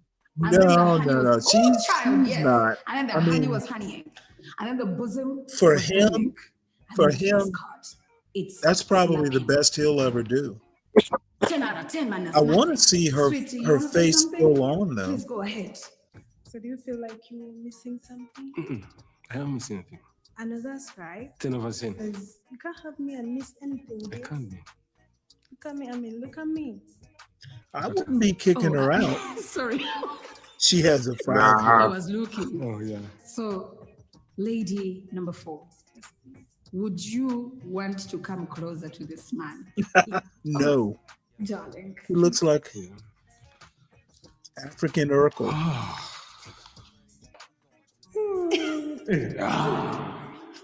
God damn. Right? Yes. They sure are friendly. Hi, girl. Hello. You good? Thank you. You look good to yourself. Sure? Yeah. She does look like she looks Lady number older than 4. the others. What do you think about She's Elvis? not bad looking. He's a nice guy. Not you looking at him from head to toe. Yeah, sorry, I'm blushing, but he is really nice. Yeah. Hey, you I like hard. the beard. I like he's my size because I'm not tall myself. Yeah. So Yeah. I like you. Thank you. What do you think? I'm not kicking her out of bed. Humbled now? No, I've been humble from birth. Stop the cat. I guess at certain angles, certain features get more pronounced. Yeah, she But doesn't like, have a good, she doesn't have a good profile. Hmm. And Nah. I'm wondering about that wig. That's kind of a weird. I'm all here. That's kind of a weird Well, ladies and wig gentlemen, thing. it looks like Omtonzi wa Feya Salao. Indeed, this is how we do it at the Pan I would African. be Institute. interested. Do you like what you're seeing? Yeah, but Please I'd be subscribe. interested. See, the thing Comment is and with tell these us. wigs, I'm just not a wig person. Because, can you imagine? And this has actually happened to me years ago. I guess I was maybe 30, 29, probably.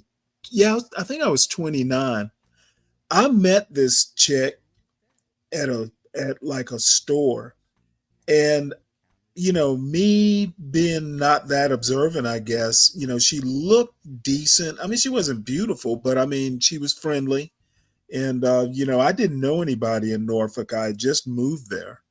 So, I asked her out, just fuck. I knew her 5 minutes. I'm like, hey, what you doing tonight? So we go out to a fairly nice place at Waterside in Norfolk. It's kind of upscale. So we get home, and this was going to be one of my horrible nights. Yeah, we hit it off the first night, but when she started taking off that hairpiece, I was like, I'm like, this what happened to truth in advertising? So, Man. now it didn't change my horrible behavior, but ever since then it didn't traumatize me. But I can't do wigs and hair pieces and stuff, even if your hair is kind of scraggly. I need to know that right up front. I don't do the wigs, the weave. that feeling of buyer's remorse. I just never want to do that again. And it wasn't a showstopper or anything like that. But I remember that to this day. And dude, we're talking almost 30 years ago. And I'm still talking about it. Yeah, at least you remember. I can't remember 30 years ago. What the fuck? Post-traumatic wig syndrome. Do men like shorter girls that are shorter than them? Or what men can go for women? Nah, that are she's actually not taller bad than at them? all. Give us your comment. We want to hear that. No, she ain't. Like, subscribe again. Subscribe. I see you're not subscribing. Yeah, hit the notification button because every time we upload a video, you better see. Now you can tell she's got some hips See on you her, but later. I even think she's cute. All right. Well, that's the Pan African dating show. I'd never watched it before.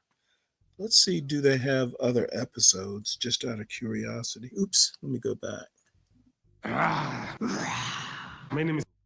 Um, it's got 116,000 subscribers. Let's see. Yeah. I'm not going to watch any more episodes tonight, but I want to know if I should add it. You know what? I might just. There are a couple episodes here. I might watch another one at some point. So I'll Man. subscribe. And the only reason I'm subscribing is to no, Virgo, it wasn't a whole hat. It was just a hair piece. Like something you clip on to the back of your head. Yep. Look, I don't know. Maybe that's a style. I don't know. Well, this is I like don't know back in that. this was back in the 90s. So, things are different now. The wigs are a whole lot better, that's for sure. You know what? Let's watch this. Let's watch this trailer. Virgo said Are that you it a was man looking for that traumatized. special someone? Then we have just what you need. Join us for an experience like you've never seen before. We are setting out across the African diaspora to bring you beautiful ladies who are in search of one thing. Yeah, there's one thing about Africa. Love. They ain't sure to We will feature not women beautiful from women. all walks of life with differing backgrounds. Our in-depth interviews will ask all of the important Yeah, questions she's kind of that scary you looking. want answered. Might there be a woman out there looking for a man like you? Oh, man Well, like me? Maybe. you'll just have to watch and see. Hi, I'm Oh, shit. Mashim. I'm a soft, humble girl. I'm looking for love that will lead to marriage. Hi, I'm Cynthia, and I would describe myself as an Uganda, outgoing, Kampala. fun, loving, full of attitude Mm, sometimes. And I am here to look okay, for Shannon. Yeah, she'll love, work for me. basically someone to have fun with, go out on dates Okay, with, not light no. She skin with just no. tattoos, and has got the drip. She's pretty, Hi, but I'm Bridget Balik. I'm a fun, caring, mm, Oh, loving these are all person. I'm here Ugandans. for love, relationship that's gonna lead to marriage. Only serious guys, please. What'd she say? Only US guys? Hello, I'm actually Queen of no, Crystal, and I'm serious. here Yeah, looking she for say a serious, rich but you know. Nigerian guy. Um, Oh, no, yeah. I'm poor, Yeah, so now we have good that's a at step spending money. down I'm from a what I've wealthy been boss, seeing. so I'm looking for someone. We have fun and spend a lot. Okay, no. Hi, I'm Susie. I'm an outgoing person, fun and jolly girl. I'm here to look for a friend. I don't mind any A friend. country. Hi, I'm Zoe. I'm a jelly person. I'm an outgoing person. So Jelly? I'm looking for a Jolly. man who is jelly, who loves going outside, who loves swimming, traveling around. I love this music. I love playing the guitar. That's the best thing I love in my The life. guitar. And I love loving others as they love me too. John's not up here, young and blessed, and I didn't watch it. All right. Well, next is a Pop the Balloon St. Louis, which to be honest with you, is a bit of a step down from this. Yeah, I'm pretty sure. Ooh, Lord, that girl. Ooh, that thumbnail though. Ooh, shit. Yeah, that's some pretty high Everything I quality said there. about Africa, I'm taking it back. I might go back. Yeah, well, I don't know what you said about Africa. Oh man, I just couldn't see myself going back, but I think I'm gonna change my Oh, mind, no man. problem, young and blessed. Shoot. All right. Well, let's see here. I'm telling you, they making some headway over there in Africa, man. They making some real headway over there. What do you mean headway? Talking about economically. Oh. Yeah, Oh, they developing. I thought you meant quality of woman wise. Oh no, I'm talking about quality of life is improving over there in Africa, man. Ooh, Yeah, wee. these women look well taken care of, that's for sure. They don't look like they without running water. Let me stop. Shoot, man. I was watching them old touring shows, man. People be going to have, they always show you the tourism side, but you never see anybody going to the slums and in the ghettos in the gutter. You got some now when you really start looking through them. There'll be a lot of them over there. Africa ain't as bad off as you think it is. Actually, I think it got more life going on over there than we do over here. Well, naturally. Don't seem like people scared to be out and about all day. You see the streets, they full crowded. People communicating, just minding their own business. It ain't as rambunctious as it is around here. You always got to keep your head on the swivel around here. Gotta watch for them young niggas. Let's see here. I'm going through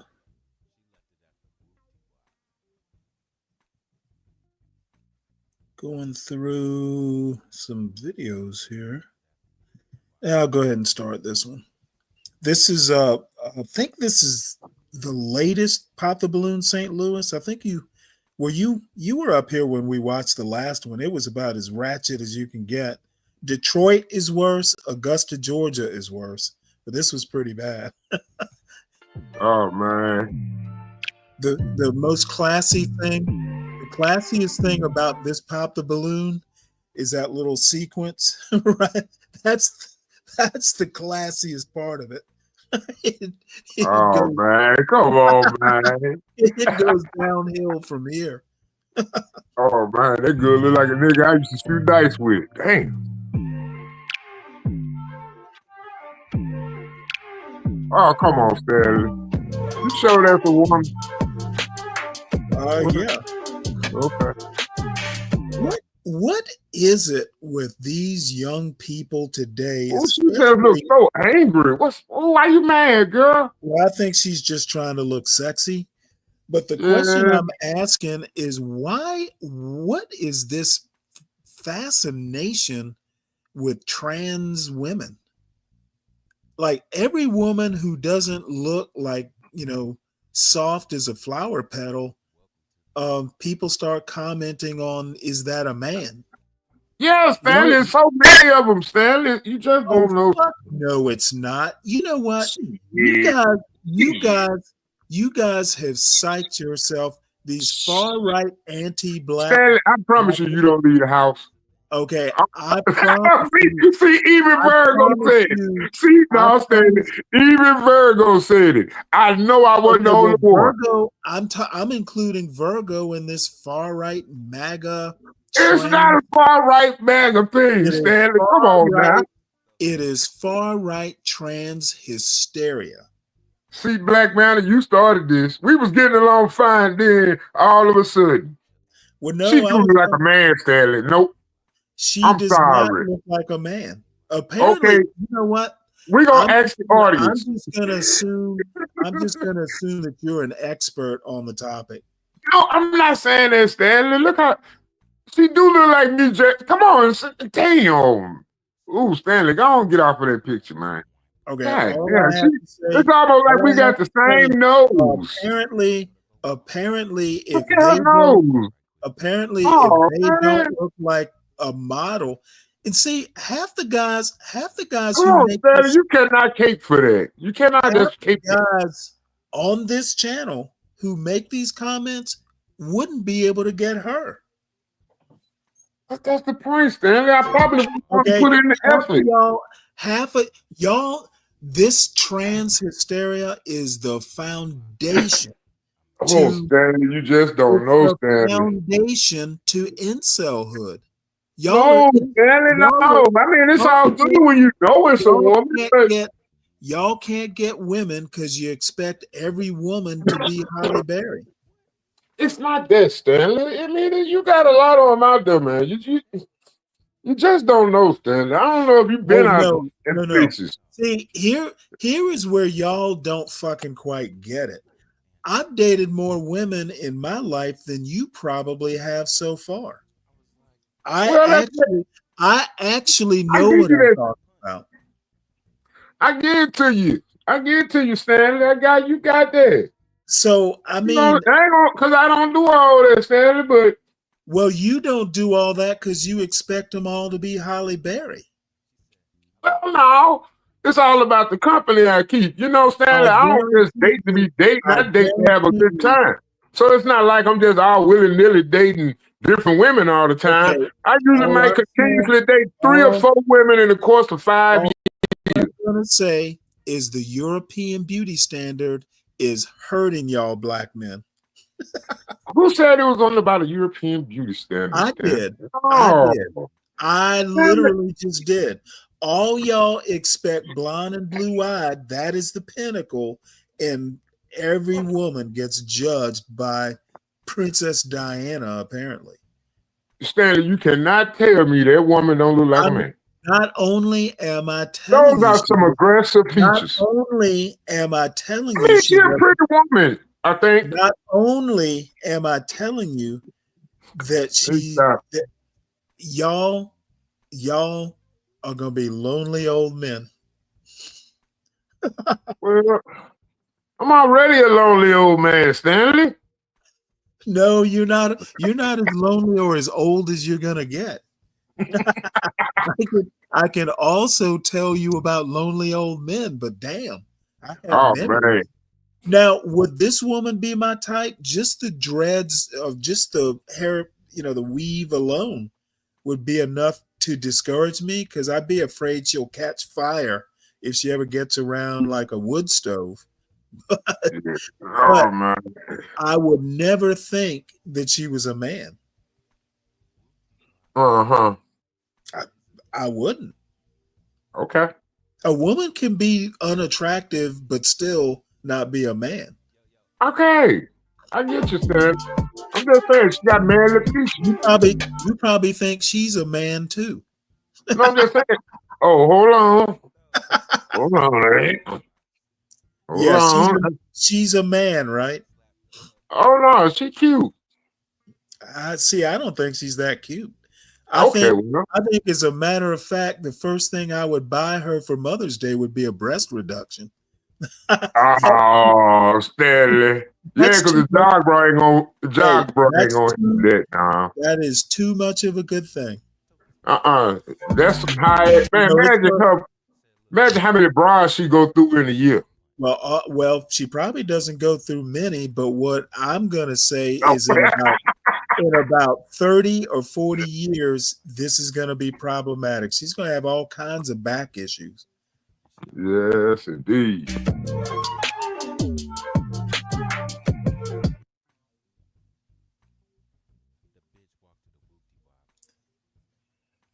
Oh no, I may have to switch browsers. She a man? No, I told you she's cute. What the hell is this? Well, wait, hold it. Why did she think this is a good outfit for her? She's got her gut hanging over the waistband. Yeah. Oh my God. Cover that thing up, woman. Okay. And the boy look isn't working for her. What the hell is this? Now see, you probably think she's a man, don't you? Because she's certainly dressed like one. Oh no, Stanley. If those pants, you ain't gonna get that one. She's straight. If those pants weren't pink,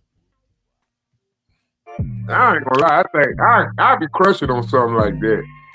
I bet you would. What in the hell? Man, I ain't gonna lie, man. Them studs be looking good, bro. You be having some pretty ass studs out there, though. Yeah, pretty ass studs, and you're worried about. Okay, now Stanley, what you think now? Hold on, Stanley. Now you know that last one looked like a friend. Another episode of Yeah, she's looking pretty rough. Something up with her skin. She's tall as hell. Or the other women are short as hell. Yeah, that's what I'm looking at. Yeah, I'm your host. Now, that might be and amazing. today we have Little Line. Look at them shoulders. One thing I have to say about this particular Pop the Balloon version and the Houston version, the lighting on these sound stages is harsh. It's like it shows every blemish and wrinkle. So you saying you ain't seen this already? Women. First off, give y'all No, I haven't seen. Snake, I never pre-watch. I literally never pre-watch anything. Stanley, you want to make a bet? I bet number about 3 a man. I bet number 3 a man. That's a man in drag, Stanley. You know what? Y'all, Okay, I'm just playing. y'all, No, I'm serious. I'm dead serious. Y'all are fucking weird.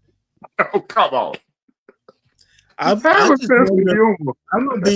gonna be blunt. I wonder how much pussy y'all are losing thinking every woman is a man. Oh, Stanley. I bet a lot. There's a hand clap. Give it up for yourselves, okay? But is that necessarily a bad thing, though, Stanley?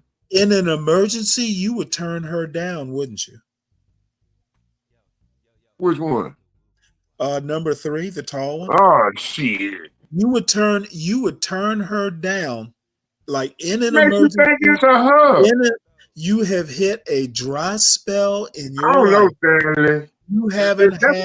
You have hit like a 2-year-long dry spell, and you wouldn't even take. If she knocked on your door and said, "Take me," you would turn her down.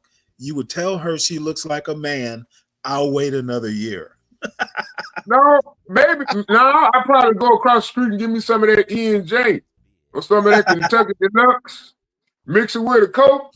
I promise you, after the first cup, I might. You know.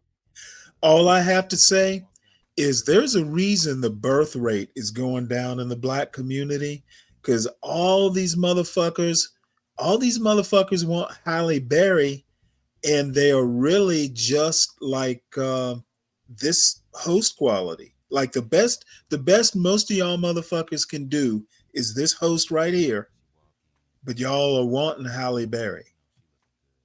What makes you think that's the point? I'm sorry, what? What makes you think that's the reason? Oh, I've just taken a wild guess. Like if she's not a white European angel, y'all are. It's either a loser. Y'all were treating it. Hey, I used to watch CT's show a lot. Y'all treated Grace Thorpe like she was Hold on, I don't even know Grace. Oh no. I'm gonna lump all y'all together. I don't care whether you were there or not. All of y'all treated Grace Thorpe like she was Princess Diana. Stanley, you missed it today, dog. And you'll treat a Black woman like shit. Hey, Stanley, you remember Noelle? Yeah. Man, Noelle flipped out tonight and showed her titties on the live stream. On CT? Wait, did it get taken down? Well, I think he's gonna take it down before he re-upload it. But man, I was like, oh, what the hell, man? She blew my heart. No, y'all, she's blind. She's blonde too.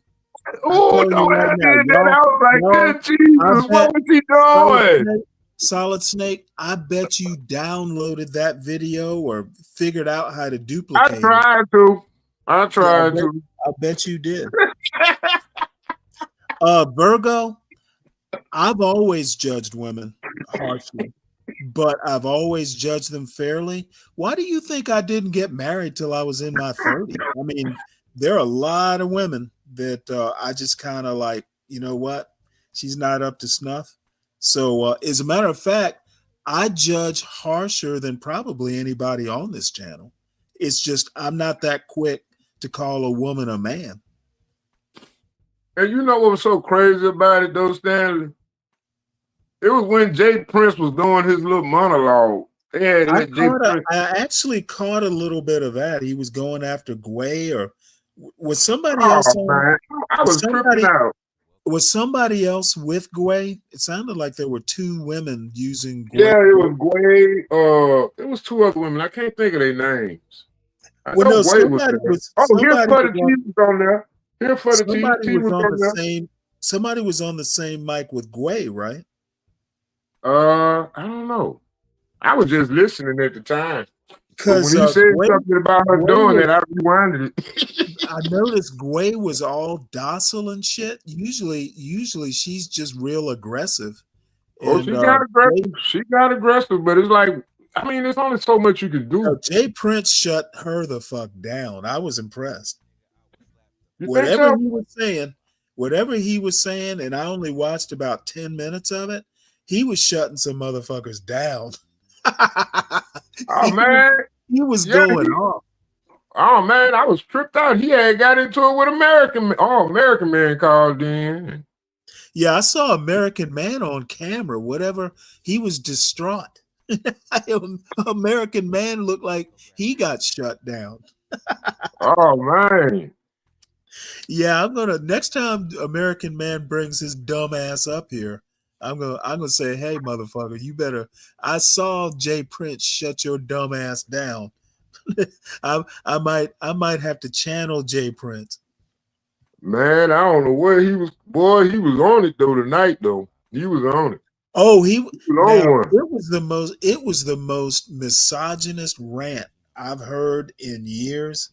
It was like, I have never heard somebody talk about black women like he did tonight. It was impressive.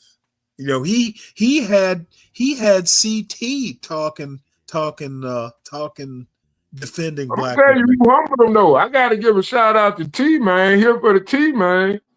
She came in and called him out on his bull, and they kind of calmed him down a little bit, How what's Noel's condition? I don't know, but it was, and ironically, I think it was like 2 days ago, it was Bob, CT, Latino, I think it was Latino for Trump. They was all talking about how he allowed people with these mental conditions join the panel, like our Angel, and that's why what happened to him. I didn't even know he had got punched on the bus and beat up on the bus or something because he said the N-word, I guess it was probably during a live stream. I don't know. Oh, no. I think that happened a while ago. I've heard it, talked about on this channel. Yeah, well, CT does a lot of things that are just really perverse. I don't know if Bob ever uses that word, but there's a lot of shit that goes on in black conservative space. There's a lot of shit that goes on this channel that I consider perverse. So, yeah, CT just has it, it gets wilder over on CT's show, but that Be Brave and John show, that shit's perverse. Oh. Hey, you know what? It's nothing I wouldn't say to John himself. It is perverse. They're almost you'll probably Rumble. I mean, but I don't even think Rumble will even allow. They're a little more highbrow with their jokes on Rumble. But I mean, like, I don't know. I'd rather that be on the Rumble channel than the YouTube channel. Well, I thought everything on Rumble, like you could practically be naked on Rumble and they would allow it. No. Hey, blackface. Oh, you know what? Blackface might be a little bit of an understatement. And to be fair, I've probably, like, the first show that John did, I did listen to about 10 minutes of it before I decided, you know what, I better leave. Because if I call into the show, it's just, I just left. Yeah, I seen your pressure building up. I was like, oh shit, it's gonna be hell tonight. No, I'd rather, because I went off on Afrodamus, and I just, you know what, I'm just not gonna, because to be honest, it's not gonna change. And I spoke my piece to that Saturday, and the second Be Brave and John show, I didn't even bother to watch. I'm not going to watch that shit. It's actually fairly demeaning to black males to have. Yeah, I thought you were gonna come in and rant last night, but you didn't show up, so I was like, oh. What happened last night? Oh, well, no, I did. I wound up on the show last night. No, not when I was on. Not towards the ending of it. No, it was towards the end. And you know, John started like, you know, talking about his software experience. And, you know, he kind of lost me when he said that I have blind spots. You know, I'm like, motherfucker, I've done shit you've never done. What the hell are you talking about blind spots? So, you know, finally I had to tell him directly that, you know, I literally raised this kid in a world-class college by myself. There's not much you can tell me about parenting. And I have enough contacts in the tech world. I worked in tech. I have enough contacts in tech. You know, if I need, I have friends who have either worked at, you know, the FANG, like, you know, the Googles and Amazons of the world. You know, what the hell is Georgia Tech for if you're not going to make some contacts? That's really mostly what college is for, in my opinion. Yeah. So, you know, some of this bullshit about Stanley having blind spots. No, it's not that I have blind spots. It's I don't agree with you. I mean, the thing about being, you know, my type of politics, I actually know more about conservative stuff and MAGA stuff than most people on this channel because I study it. So it's not that I don't know about it, it's that I disagree with it. Yeah, I get it. I mean, I understand, Stanley. You live in the house all day. Oh no, motherfucker. What do you think I do in this house? All day. What the fuck I do don't you know what think to do. I just know you be there. What I do is I got a computer, I got the internet, and I got books. I don't just I know, Stanley. I waited like 10 years of my life on a game. And you know what? Or some shit. The other thing you dumb fucks don't understand is that I'm in the house all day because I've lived a life. Okay, I haven't been in a house for 30 years. I've done shit. Maybe that's why I don't need to go every damn where. I've been some places. Yeah, I know. I understand. I mean, I get it. Well, I just about where we went, how we spend our time. I get it. just had to say my piece. You know, hey, you ain't got no strikes over here on my end, you know. And this weird thing about every woman who's unattractive is a man, I find that weak. But, okay, Stanley, but you can't tell me number 3 ain't no okay. I think she's okay. I think she's okay for the right type of man. But I just think she's light skinned and just more like a light skinned women like this. I don't think she's a trans woman, is my point. Uh-huh. I think you just even if she was, it's a fucking game show. What do I care? Yeah, I know, man, but I don't want to see nobody get shot. Oh, nobody's gonna get shot. I know you're playing. I'm trying to hear the vibe. That looking like a man. All right. Okay, y'all. So this is what y'all gonna expect.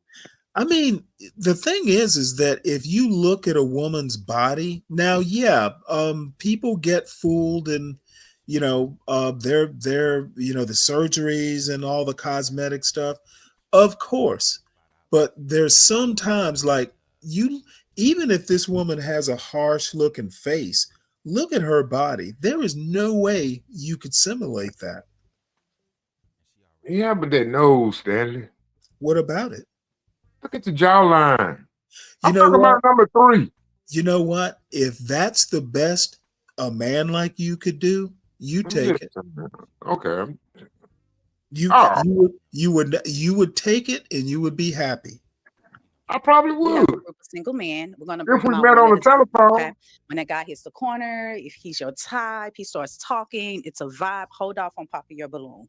However, when that guy hits that corner, he ain't your type.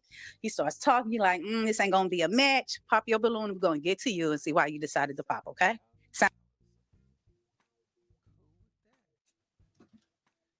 Is it buffering on your Sounds end? good. All right, let's bring out our first single guy. Yeah, I'm on my Chrome browser. may have to switch over to Brave. Hey, welcome in. I'm sorry. You perfectly fine. Welcome How y'all in. doing? What's your name? Paul, What's your age? 30. Okay. What do you do? I work at a hospital. I clean floors, regular 9 to 5. Play basketball, work out on the side when I'm not. Come up to my side. Okay. Perfect. Mhm. Play basketball and work out when I'm not at work. Other than that, I just be chilling, just be a homebody. Okay. Okay. So, Yeah, like what are you Stanley. looking for in a woman today? I'm looking for somebody that I can grow with, someone I can call like my best friend, someone I can do things Yeah, that with, best like friend regardless if bullshit. it's doing stuff together, doing stuff with family Yeah, and friends, just someone man. I can take with me everywhere, no matter where I go. Just always having a good time. Okay. And what are your deal breakers? Ooh, deal breaker.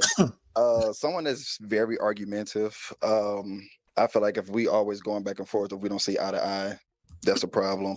And someone who talks more than listen. Like if I feel like if I gotta keep repeating myself over and over about what I don't like and all that stuff, and you keep doing it, I just feel like you just don't respect me and don't, really care. Okay. Okay. So what are some things you like to do for fun? Outside of playing basketball, that's like a passion for me. That's what I still do. Typical guy, life, love playing the video games, in our spare time. Anything exciting, anything active or chill, like I can really be anywhere. Like I know some people who are, like going to art museums, want to look at art, that's sipping paint. I could do that. Somebody want to go paintballing, I could do that. Someone want to go go-karting, I could do that. You want to go skydive, I can do that. So I'm just like, whatever's your ideal of fun, I'm with it. Okay, awesome, awesome. All right, so it looks like we don't have no pop balloons. So what we're gonna do is we're gonna kick off This with is you asking one question, okay, and see, then we're gonna see. I'm gonna have to be an old man here. That there are no pot balloons is stunning. What red flags you see? Well, motherfucker, he cleans hospital floors. Yeah, that's good money. You know what? It's good money, but here's the deal with jobs like that. You're only going to be able to do that sort of thing for so many years.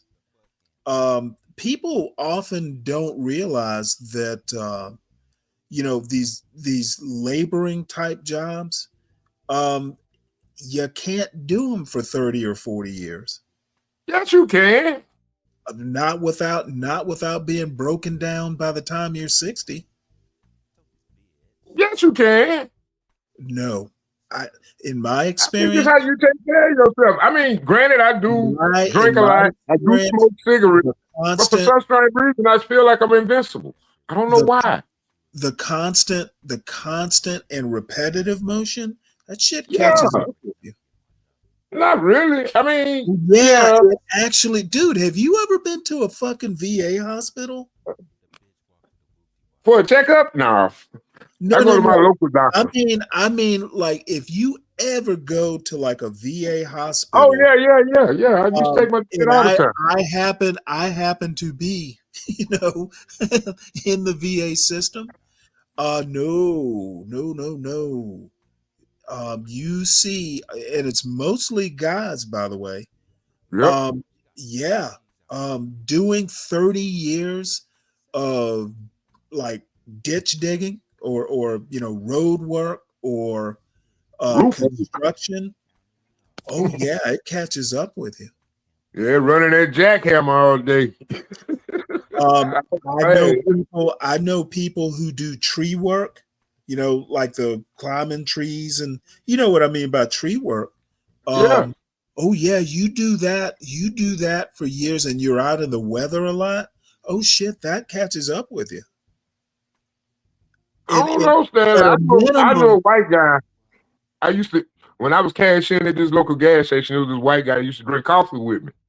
And he'll come in every day, have been cutting trees for damn near 40 years around here, and that's something he do every single day. Okay, I don't mean, hey, you're still mobile, like you can walk. I mean, he really was like, the dude was like 65 going on 7, if not older than that. And I'm talking about he was in it. I mean, he seemed like he never lost a step. Yeah, okay. I'm serious. Oh no, You no, never I heard don't. a guy come in I and don't complain doubt about you're his back serious. hurting or anything? I don't doubt you're serious, but it takes a toll on you. It was crazy how they say he died though. He was How just old did drinking he live coffee to? one How old did morning he at live the to store be? and just died. How Huh? old did you? How old did he live to be? Well, I think he was like 76, 77. Yeah, okay. No, I'm serious. Oh no, no, no. I don't He doubt you died like, one bit. All I'm saying is that there are always exceptions to rules. yeah, This you're right about that though. this manual labor, especially if it's outside work, it will catch up to you, even if it's just osteoarthritis. Um, so all I'm saying is that when you get married as a young person, and you heard me, because I think it's weird, maybe it's not weird at all, where I will look at some, like when I was 25, I would look at a woman and, she might be curvy as hell at 25, but what is she going to look like at 35? What is she going to look like at 45? It's just kind of the way I think. And, this guy here, he's young and strong, but the constant manual labor, there's nothing wrong with it. All I'm saying is if I were a woman, I would want to know, where do you plan on doing this for 40 years? What are you doing to, as you get older, transition into a job that's a little bit less wear and tear on your body? Same thing in the military. The military is a young man's game. Okay, when you're in your 20s, there's a reason why by the time you're 40, you're commanding a ship, which is a different type of stress. There's a reason you're a 4-star admiral, and you don't go out on ships. You're not down there in the trenches doing the hard work, because even being young in the military, it's hard physically. And I can guarantee you, if you're going to be there are no 40-year privates, who are digging trenches or down in the bilges, doing all that physical labor, because it takes a toll on you, and you don't want to be doing it for 30 years. And there are no exceptions. Well, I'm sorry. The rule is you don't want to be doing, road work when you're 60 years Well, old, unless you well, have I'm to. gonna be honest with you. In about 4 years, this job gonna be obsolete anyway, because the robot's gonna be doing it. And not only that, the hospital work in particular, you don't want to be around a lot of sick people all the time. that's the other thing. Yeah, I don't know. Hospitals, you go there to get well, but there are all kinds of things, infections and all kinds. I wouldn't want to be around a bunch of sick people day in and day out for 30 years. That's just playing the odds. Man, the other day, I think it was like 2 mornings ago, Stanley. Man, I woke up. I had my first I almost had an asthma attack when I woke up. I was short of breath and everything. I was like, damn, I was just talking about how I had a asthma attack in all these years. And it was like, boom, one morning I just woke up and it just hit me all of a sudden. I was like, what the fuck? The fuck? Did you have asthma? Yeah, that's crazy. I ain't never had an asthma attack. Hold it. I hadn't Let had me an ask asthma you a attack since I was like 21. So you were surprised that your lifestyle is catching up with it? Yeah. Yep. That was crazy. I was like, man, I gotta cut this shit out. Yeah, I think I chose the weed to get cut out. I'm gonna work on these cigarettes. But I think the number Yeah, one thing that probably was I started trying to use a vape. And I think but that probably ATM, had something to do with it. the thing about that hospital work, it's not particularly labor intensive, but you're around sick people all the time. Those chemicals that you have to use Yep. to strip and wax floors. I mean, all that has to be factored in. I mean, it's not just a matter of, taking water in a bucket and swabbing a floor. I mean, stripping those rooms, disinfectants for the rooms and all that stuff. That's a lot of chemicals. That's exposure to a lot of things. Yeah, but it's like this guy that I know. I'm what, 48. I remember him being in the hospital when my mama first started working back. Well, my mom was already in the hospital system by then.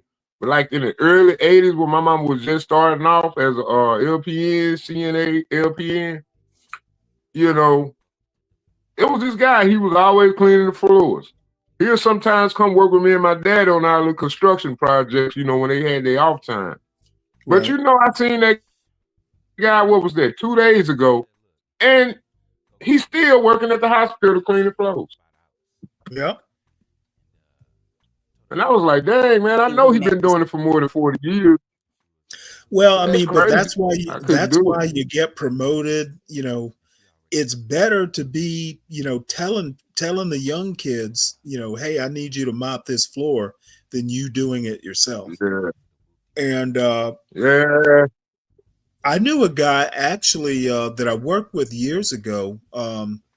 He worked in a textile factory. He did inventory control, like he was an inventory control manager for a textile warehouse, and got laid off. So he had to go somehow or another. He wound up running a crew at a hospital that, when a patient gets out, you break down the room and you got to go in and disinfect it. They have crews who go in and do that. And he was basically supervising a crew or two doing that, which was a good thing. But, he was supervising it. I'm sure he had to get in there and, do some manual stuff every now and again.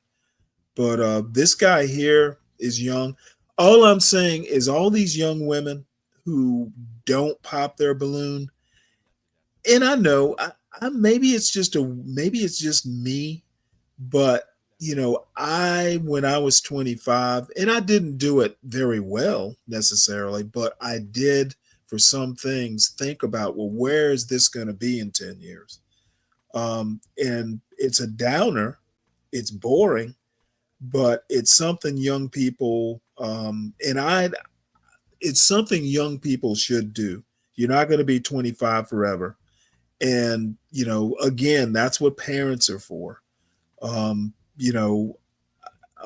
parents, and I used to yawn when my parents would drone on, about, hey, you need to be saving up for retirement. Yeah, I was bored. Yeah. However, thank God I at least half listened to them. Oh, God, you would be in my situation then. It's like it's crunch time and they ain't got no damn retirement. Yeah, well, you'll be all right. Yeah, I put $300 in the stock market, man. I was so happy to see that $300 go to $306 today. I was like, whoa. Yeah, then about 11 o'clock tonight, it went right back down to $258. I was like, you gotta walk before you run. That's what you based off that answer. Okay, one question for everybody or one? Just one question, and I'm gonna ask everybody's gonna have to answer that same question. Okay. One question I would ask: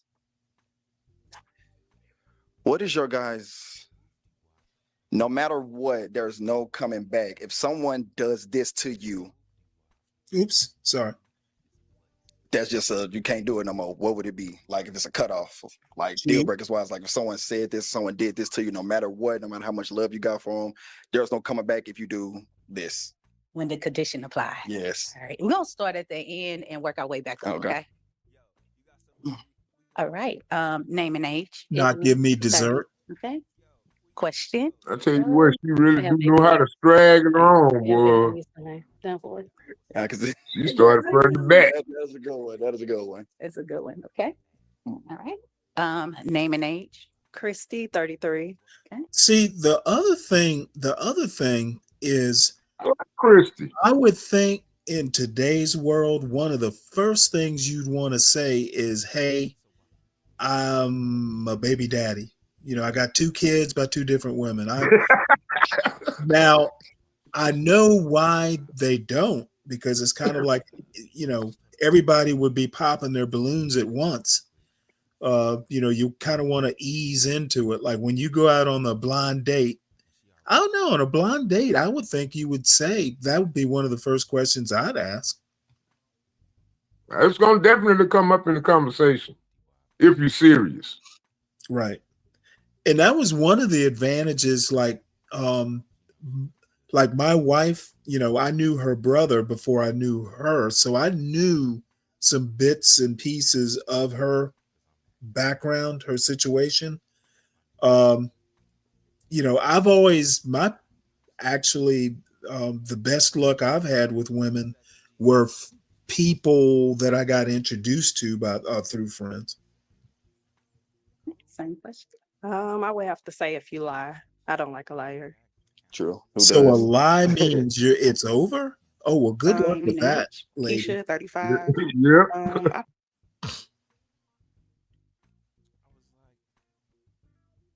probably would say just a constant liar, constant disrespect. Definitely. Yeah, agree with I'm that. gonna have to switch over. Name and age. My name is I Make. wanted I go to by use Big Make. I'm Chrome just to 35. see. Okay. And lying, I have a numbers of all of them, like lying, cheating, having a baby on me, messing up my shit, like my car, my money, like costing me money. Like, no, we not doing that. Like, no. I'm so sorry. Those are definitely my biggest deal breakers. Okay. Yep. All right. Name and age. Valerie, I'm 38. My biggest deal breakers would be cheating and then speaking on my dead father. Who would do that? Disrespectful people. See what I'm saying? Oh man. Yeah. Y'all been through some toxic stuff like that? Real toxic. I don't deal with it. Won't do. I don't argue and I don't deal with that. I like that. So who was your dead father? Name and age. Erica, 33. My deal breaker would be the verbiage, like in arguments, the things that you say, then Hey, you try to Shannon, take hold back on, and hold say, on. well, that's not what I meant. Hold Some on a things are sec. really meant. Especially when you feeling some type of way. Especially feeling some type of way. Yes. Sure. All right. Thank you. And say. How often have you played the dozens with somebody and you brought their daddy into it? When we were kids, all the time. I don't know. It was always the mama jokes that I remember. I don't remember too many jokes about daddy. Yeah. Daddy might come get You're right about daddy might take that shit for real. You know what I'm saying? So there's too many kids I know play the daddy joke game. You know? It happened less often, but it did happen. I mean, yeah, especially if your daddy was like a deadbeat or an alcoholic or a town wino or, but they were simpler times to me back in the 80s. But now it so happened my first 6 years of schooling were at an all-black Catholic school. So a lot of them I knew because they were from my neighborhood. Yeah. When I got to 7th and 8th grade, I went to the Cathedral Day School, which was mostly white. So I didn't know them as well. And as a matter of fact, in 7th and 8th grade, it was, there were a few black kids that were either from my neighborhood or I just kind of knew. But yeah, it happened, especially 1st through 6th grade. Oh shit, yeah. I mean, it used to get mean. Luckily Catholic school kids didn't know, that much about a lot. So it was all kind of Sesame Street compared to, say, high school. Yeah. I don't. That's crazy. I just got a real back when she say, "I don't play about you playing talk about my daddy." I mean, like, how often have you ever heard that? Well, maybe her daddy's the sort of deadbeat that he comes up a lot in conversations. Or better yet, see, as a matter of fact, you're right. I would be asking, well, what is it about your daddy that all your male friends talk about a lot? Yeah, that's what I'm like. Damn, that's awkward. I ain't never heard that before though. What is it about him? What is it about him that draws that much attention? Yeah, like you telling me I'm in the house with my old lady, you know what I'm saying? Fuck your daddy, that nigga ain't shit. What the heck? Oh, wait a minute. So now I'm thinking, what kind of man was he to be thinking about talking about her daddy in that way? Was he? I don't, man. That broke my brain a little bit right there. Just thinking about it, that's retarded. I ain't never heard that before. That's new to me. I don't play by my daddy. My name is Jerica. I'm 29. I would just say like cheating and lying because, you know, might as well just be single if you want to just cheat and lie on me. So. Man, she is tremendous. These are all good answers. These are all good answers. Okay, we know they're good answers, but you're gonna have to pop 2 balloons. I have to pop 2. Yes, pop 2 balloons. Take your time. Well, don't pop number 3 because I'm more curious about number 3. I want to know what about her daddy. It's gonna be this girl here in that sweatsuit, and this girl on the end. The 2 fat chicks, they're gone. They better be, or I'll be sorely disappointed in this young man. Pop me, and I gotta go take it. 2.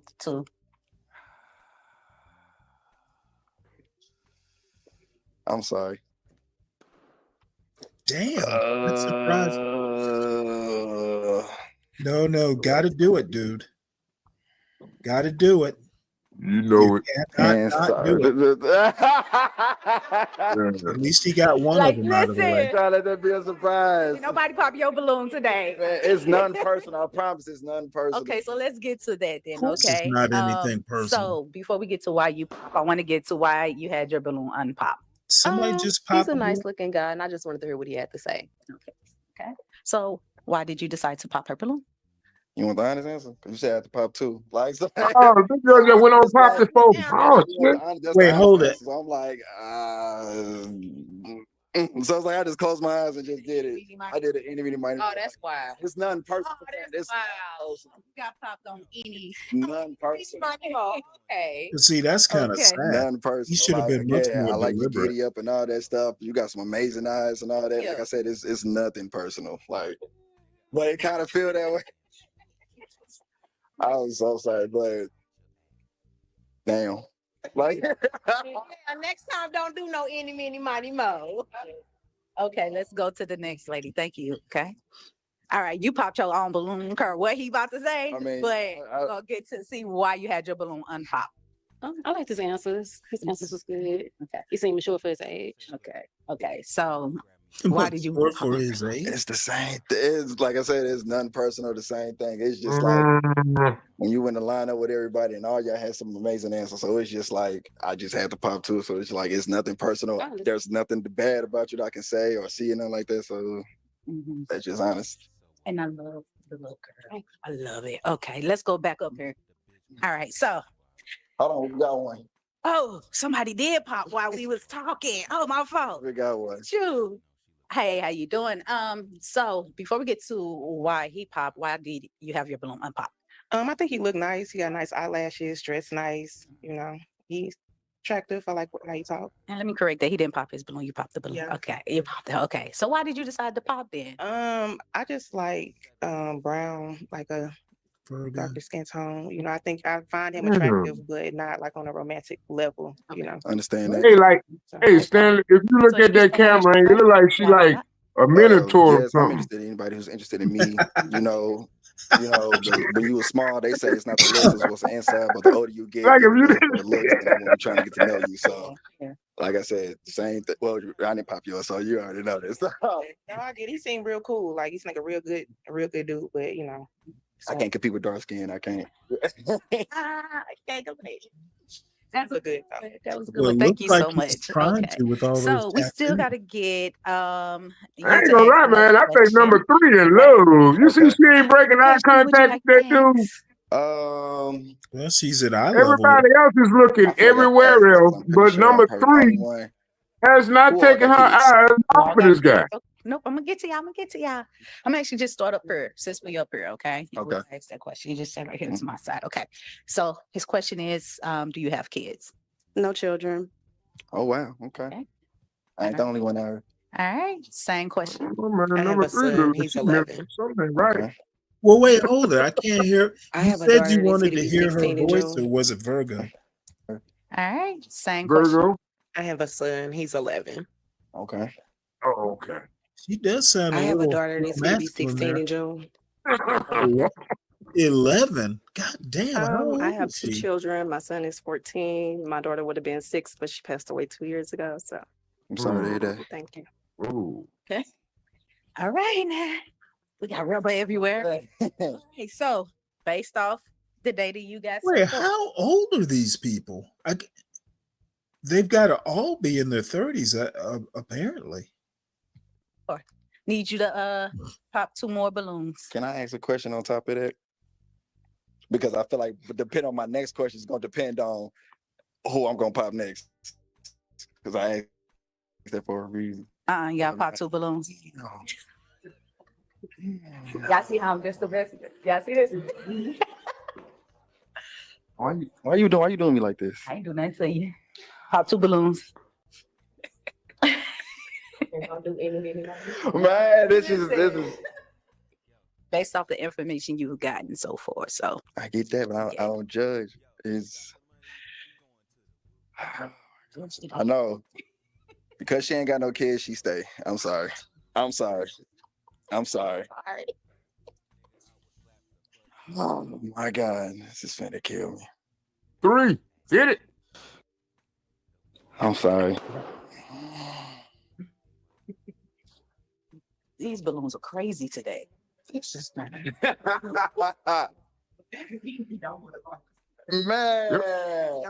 One more.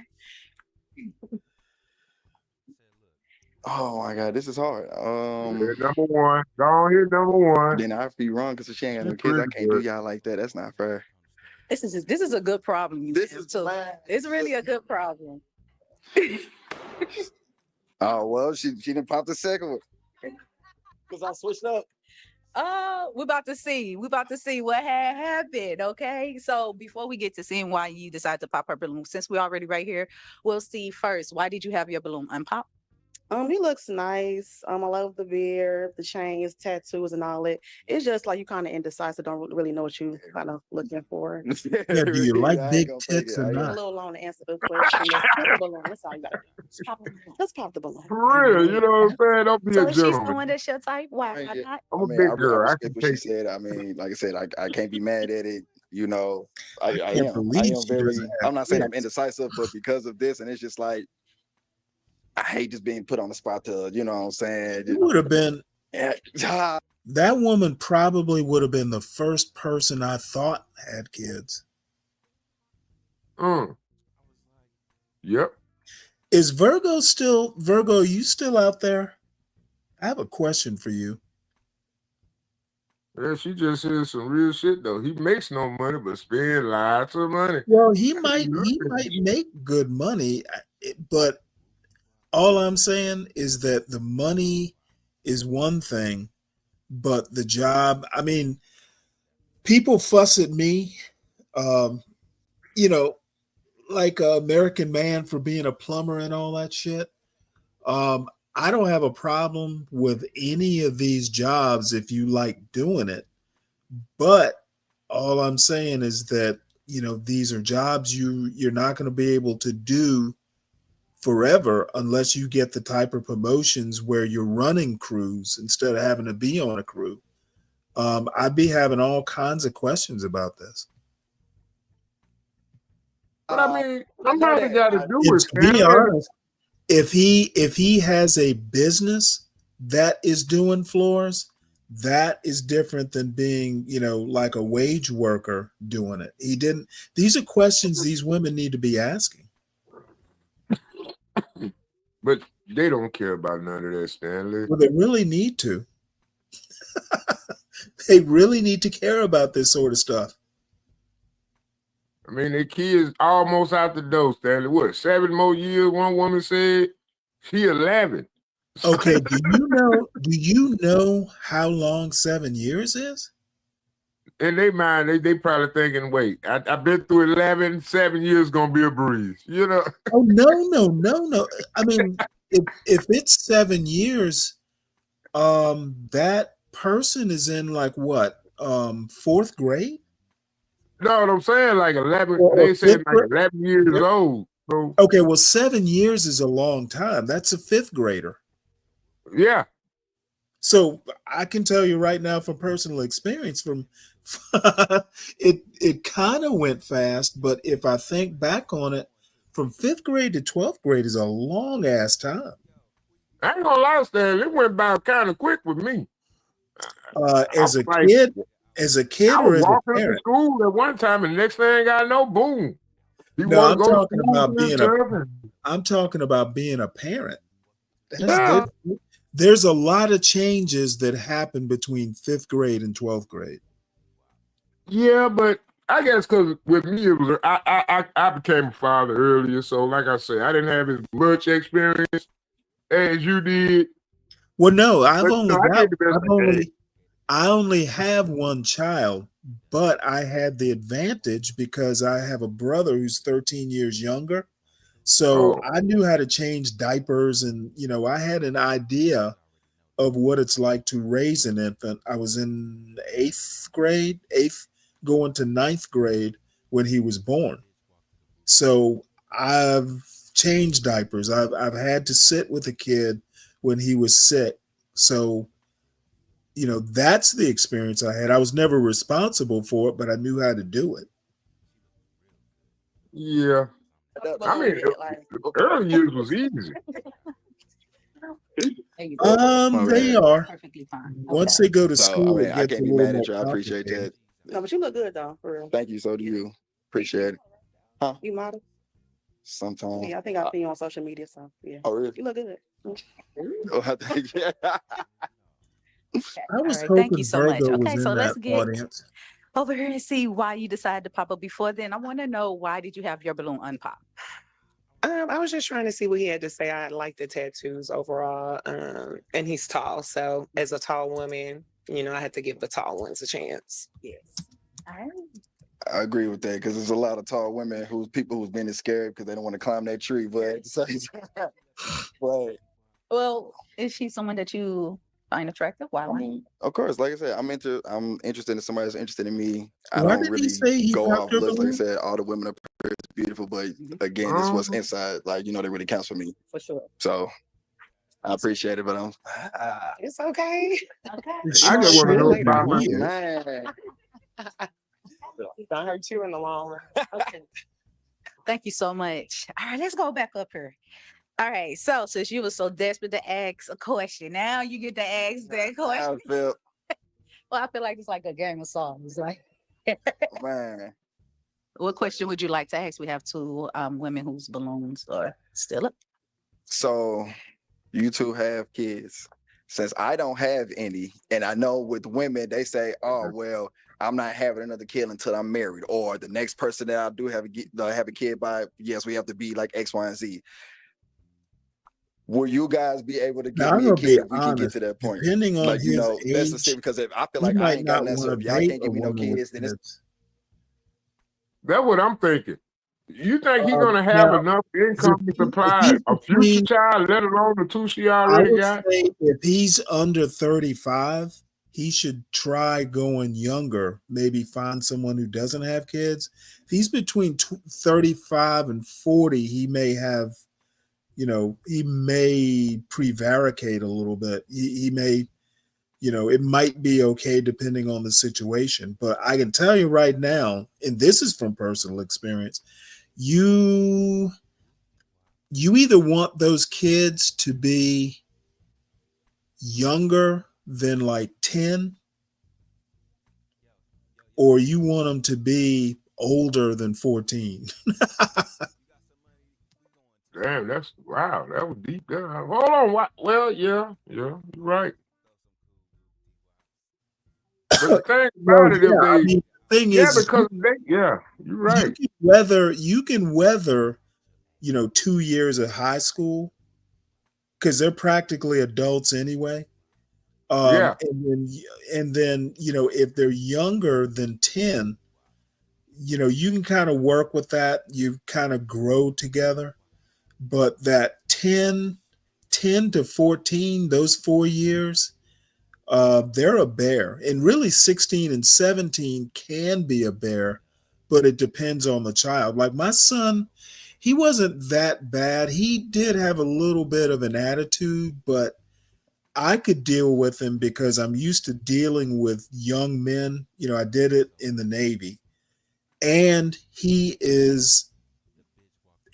can talk to him and you can reason with my son. He's pretty good about that. Now of course no kid is perfect, but that 14, like being plus I was the first person to actually hold my son. So I knew him very well, at least as well as you can know a kid. Like walking into a kid that you didn't have a hand in raising, and there's another man in there that has a say in your household. I would not be married right now if my wife had been divorced. Yeah. Because I'm not having another man there will be no other man having any say so in my household, period. And if there's a I baby daddy 100% involved, agree with you on that, Stanley. yeah, I'm not doing a baby daddy. And luckily I didn't have to. I'm sure I'm talking, bigger than I actually would be, because I'm sure there's a woman out there who's just so fucking awesome that, I might make the exception, but she would literally have to be awesome. She she would have to be like Beverly Johnson with a PhD in a subject that I'm really interested in. Well, I probably settle for sucking a good dick. Now, if she could do that, I might. Let me I can hire I probably could professionals. teach her to do that though. I can hire professionals to do that. Well, it's like, what's the point? That's your answer. Come on. Wait, I didn't hear on. that. Can't give me no kids, then it's like, what's the point? That's a serious. Will you guys be able to give me a kid if we can get to that point? Like, that's a serious, because if I feel like I ain't got nothing, so if y'all can't give me no kids, then it's like, what's the point? That's your answer. No, that's a good point. Come on. You know what? He weeded her out masterfully. That was a good question, though. That was a good question. Okay, before we get to why did you have your balloon unpop? Because he's attractive. And I like his answers, and he seems very sincere. So why did you pop? Well, he asked about children. I desire more kids, but unfortunately I can't have more kids. Okay. Yeah. So Can't do number respect that. Okay. Can't do number respect that. All right. So thank you very much. So we just got one balloon not pop. And instead of you asking questions, I want you to ask him some questions. Okay. So let's get a feel and see if this is a match. What question would you like to ask? Yeah, like she finna go clean the garage or something. Are you a God-fearing man? Of course. That's okay. So what is your religion? Wait, hold on what do you here. believe? Are you Christian? Are you a God-fearing woman dressed like that? I'd be interested to know what you go to church wearing.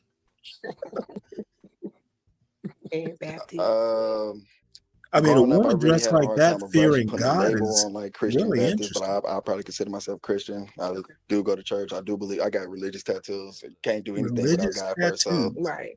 Okay. It's good. It's good. When was your last relationship? Yesterday. Looks like your teeth. Oh, that's crazy. Yeah, that's crazy. That's crazy. So I'm gonna ask you. I ain't gonna. It was very recent. I ain't gonna fake it. It was very like how recent, like months, weeks. My birthday. Last week. When's your birthday? Simple. Are you a Capricorn? Sagittarius. Sagittarius. Okay. No. I knew it, Stanley. What is Every one of your, time a woman say that, they always into that zodiac shit. Yeah, why else would they ask if they weren't? Why would they ask? No, they always start saying, I'm a God-fearing woman, I'm a spiritual woman. And I'm telling you, within the next 2 sentences, Zodiac comes up in it. Okay, All so of a sudden. you can't be God fearing and believe in the zodiac? Hell no. There's 2 different damn no. No, I don't know about all that. I do. I mean, you can do 2 things at once. No, you can't pray. You can't worship 2 gods. Okay, One is science, and you do have religion based on astronomy, but that astronomy is also based off science. What the fuck are you talking about? I'm just saying, Stanley. I don't trust that astronomy and religion. You can't be Christian and say you believe in astronomy and shit like that. I mean, it's a line. No. Okay.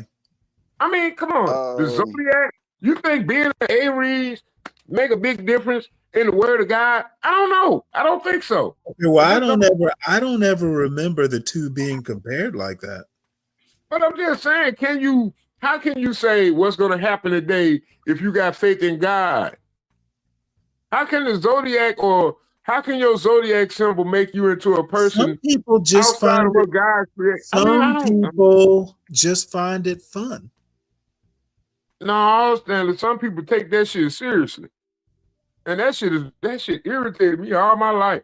I never could get into a Yeah, conversation okay. about the Well, Bible, and then y'all want to go over to the zodiac sign. I I can ain't see doing you've that. never. I can see you've never actually thought about this seriously. What was it? What was that Christmas star bullshit? But astrology. Yeah, but listen. Okay, you had That's 2 different things. in theory, according to lore, you had 3 people follow a star. Yeah. to Jesus's manger. So what the hell are you? 3 Have of you them. ever seriously thought about this? No, but that don't call upon astronomy. Astronomy leans Okay, on that. following a Astronomy itself damn. leans on that. I'm not talking The religion. astronomy. I'm talking astrology. That's what I'm saying. The hell is following a star to see Jesus is not Yeah, astrology? I don't that's know a what is. godly command, but that ain't math.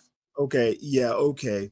Good job trying to See, you're in denial. Okay, I'm just saying, Stanley, it just don't make sense. You worried about the It zodiac makes signs and all that, okay. but how does it Solid come into the snake. word of the Lord? I Solid don't. snake. Religion doesn't make sense. I know, right? So, but you gotta have faith. Making 2 things that don't make sense make sense. That's what I'm trying to say. It's like 1 × 1 = 2. Ta-da! Yeah. Nah, anyway, nah. I don't see the 2 as being incompatible. But what I'm saying, I don't see them being compatible. Yeah, well, whatever. Showing emotion.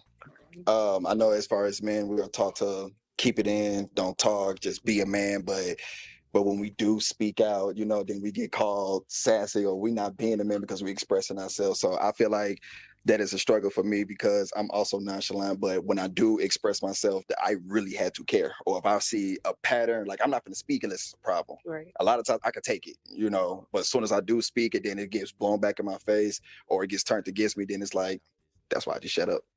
So that's a weakness. Are you family oriented? Like, do you do things with your mom? You don't have kids. I understand that part, but I ain't gonna fake it. I fuck on a few people in my family, like heavy like that. For me, I'm the only son out of 5 kids, so I'm around a bunch of majority females. So I do want to be family oriented, but the way family works, we don't pick and choose our family. So when the older you get, people be doing their own things. Unless it's a holiday or a funeral, then that's where people want to come together. And I feel like that's not the way it's supposed to be. So what we're gonna do is we're gonna take you up here to the front, okay? And let you finish this interrogation up here. Come on up here, girl. Great questions.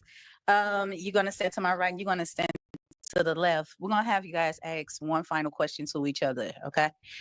What question would you like to ask? Or do you already have your question? I'm sure. Doesn't matter if it's serious or not, just a regular question. Whatever is on your heart and mind. All right. Oh, what? Never mind. I was going to say. Is your baby daddy paying child support? No. Okay, so I'm a host. Like I'm a jack of all trades. So I do a lot of stuff. I do music videos. I host. I'm a certified med technician. I drive shuttle buses. I do a lot of stuff. I also play flag football. So I'm very like a dominant type of woman, but I'm still submissive at the same time. So it's like I can be best friend, homeboy, wife, and all that in one. I'm always about my money. So it's like I need somebody that can lead. Like, are you consider yourself as a leader to lead a woman in a proper way? I would definitely say that. I do believe that when like the things that you do versus I do, if things line up like, line along, like it being a partner, like we got to co-work, like we got to be teammates. Whatever you do, I got to do. Whatever you support, I got to support. Like, so we got to do what we got to do to make it work. I understand some women this generation don't like being submissive. That's what I was saying. Like, listening, like, if I can guide you, if I can talk to say, hey, how are we going to do this or where we going to do this? But if you don't listen, then it's like, what's the whole point? So I can definitely consider myself, yes, I can definitely lead. Okay. What's your question? My question is, since she didn't get to answer that question because she popped it, that was gonna be that was my the kids. Yeah. Okay. Have kids. Would you be able to? Yeah. Yes, I will be able to. Actually, I do want more kids. I want a son because I already got a daughter. And so I want the best of both worlds. But first, I would like to be married. I want to do it the right way. My second go around. You get what I'm saying? I get that. So yeah. Okay. All right. So I have one question. Okay. For both of y'all, I'm gonna start with you. Is it a match for you? Yeah. Okay. Is it a match for you? Yes. Okay. We got a match, y'all. Give them a hand clap. Yeah. Yeah, I don't know, man. Yes. Y'all are awesome. Number one, y'all asked some really good questions, and They might actually work though. it's been real good. Like Yeah, listening they to y'all did ask dialogue. good So questions. thank y'all for participating, and you guys may walk off to the sunset. Take the mic with you. Take the balloon with you. Appreciate it. Let's just hope two Might hit negatives a make a balloon. positive. All right, let's bring out our next single guy. Oh, why you say that? They might be able to find themselves with each other. Let's you remind me of Universal Jones. Welcome in. All right, stop right there. All right. Come a little closer to me. Perfectly fine. What's your name and age? My name is Timothy. He does kind of look like Universal. Talk to the mic. Put the mic to you. What do you do? I've got a career within the government and I'm an entrepreneur. Okay. What are you looking for today in a woman? Really just somebody that master communication and know how to talk and, physical aspect is already there, should be, but we'll see what happens. Okay. What are your deal breakers? Somebody who can communicate. If you can't talk to me or understand when I'm telling you something, I don't like repeating myself too many times. So yeah. Okay. Talk to your mic. And what do you do for fun? I'd like to travel. I'd work out a little bit. Go out with my friends, socialize, just have a good time. That's basically it. Seems pretty serious. All right. So it looks like we have all pop. We want to start at the end. Holy Just feel shit. for the ladies, see why they Wait, hold think it. it could be a Why match. on Okay. earth? Come on. Okay, I gotta ask, why would they all pop?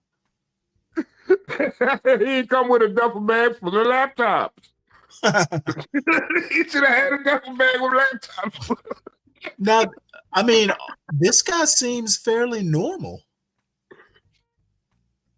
Yeah, that's I don't know, man. I don't know. This is weird. Wow.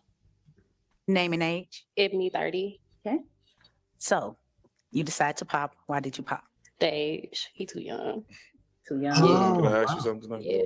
So How old did he say he was? why dedicate my character Hold on one based second. off Let my me. age? I gotta go back. He didn't look that young to me. Look like he in his mid-30s. He looks like he kind of looks like he's in his upper 20s, maybe. Let's see. I understand when I'm telling you something. Listen. A woman. I got Talk to the mic. All right, stop right there. All right. Come a little closer to me. Perfectly fine. What's your name and age? My name is Timothy. I'm 25. Okay. You talk to the mic. 25. The mic to Okay. you. Okay. What do you do? I've got a career within the government, and I'm an entrepreneur. Okay. What are you looking for today in a woman? Really, just somebody that matches Yeah, communication. he working the know how to government. talk. And, Okay, well, his hold on. resume is already real. Okay, hold on. Two things about that. He said he's an entrepreneur, so he might be a government contractor. Is there anything wrong with that? Yeah, he working for the government. That's Okay. all they heard. No. They don't think that's fun. How about not sound demented? Is a How about government not trying to? no, don't overtalk. If you own a business, if you're an entrepreneur, you own a business that does contract work for the government, what's Did wrong he with say that though? I'm sorry, what? He didn't say that. You just assumed. Yeah, he literally just said that. He said he's an entrepreneur, and he works for the government. Okay, what do you think That a don't government? necessarily mean he doing Okay, contract with the motherfucker, do government. not overtalk me, Solid Snake. If you're an entrepreneur and you work for the government, you are a government contractor. What is wrong with that is my question. He could be a government agent. Yeah, okay. And the reason I ask is I have a cousin who's a retired naval officer. He owns a big government contracting business. I'd never ask him, but he's probably a millionaire. He works for the government. But that's not your cousin, is it, Stanley? Okay, what I'm saying I'm is just that making if an you're an interesting. My bad. entrepreneur and you happen to be a government contractor, you work for the government. But you might always at home as an entrepreneur. And the government and work for the government as a postal worker. Let me you could just be a go postal ahead. worker working for the government and Okay, be they're not. and selling things through Are they eBay as an entrepreneur in your own time. Are they contractors? Are they But contractors? did you say anything about having Okay, government good. How contracts, about Stanley? take a breath and hear my question? Are He they never said contractors? anything. He didn't say anything about having government contracts, did he? Okay, you know what? He said he was an entrepreneur and he says he works for the government. I'm going to put two and two together and just assume that he's a government contractor. And I actually have a second point. Hi, Oz. How you doing? What's up, Oz? My second point is that there's nothing wrong with working for the government. That's that far right. That's that far right propaganda that gets force fed into your into your bodies, and it makes dumb pate. Oh, come on with the left right crap, Stanley. We not even talking politics. No, I'm gonna stick with the left right on this. Because I don't think there's anything wrong with working for the government. I guess you wouldn't if everybody the stigma that people on this very channel put on working for the government. USA, I bet he unemployed today. It is far right bullshit. Why are you so mad at the right? Oh, I'm not mad at the right. And why would I be mad at the right? Golly. I'm making a very dispassionate point that y'all and the left does it too. I mean, progressives are somewhat like that too.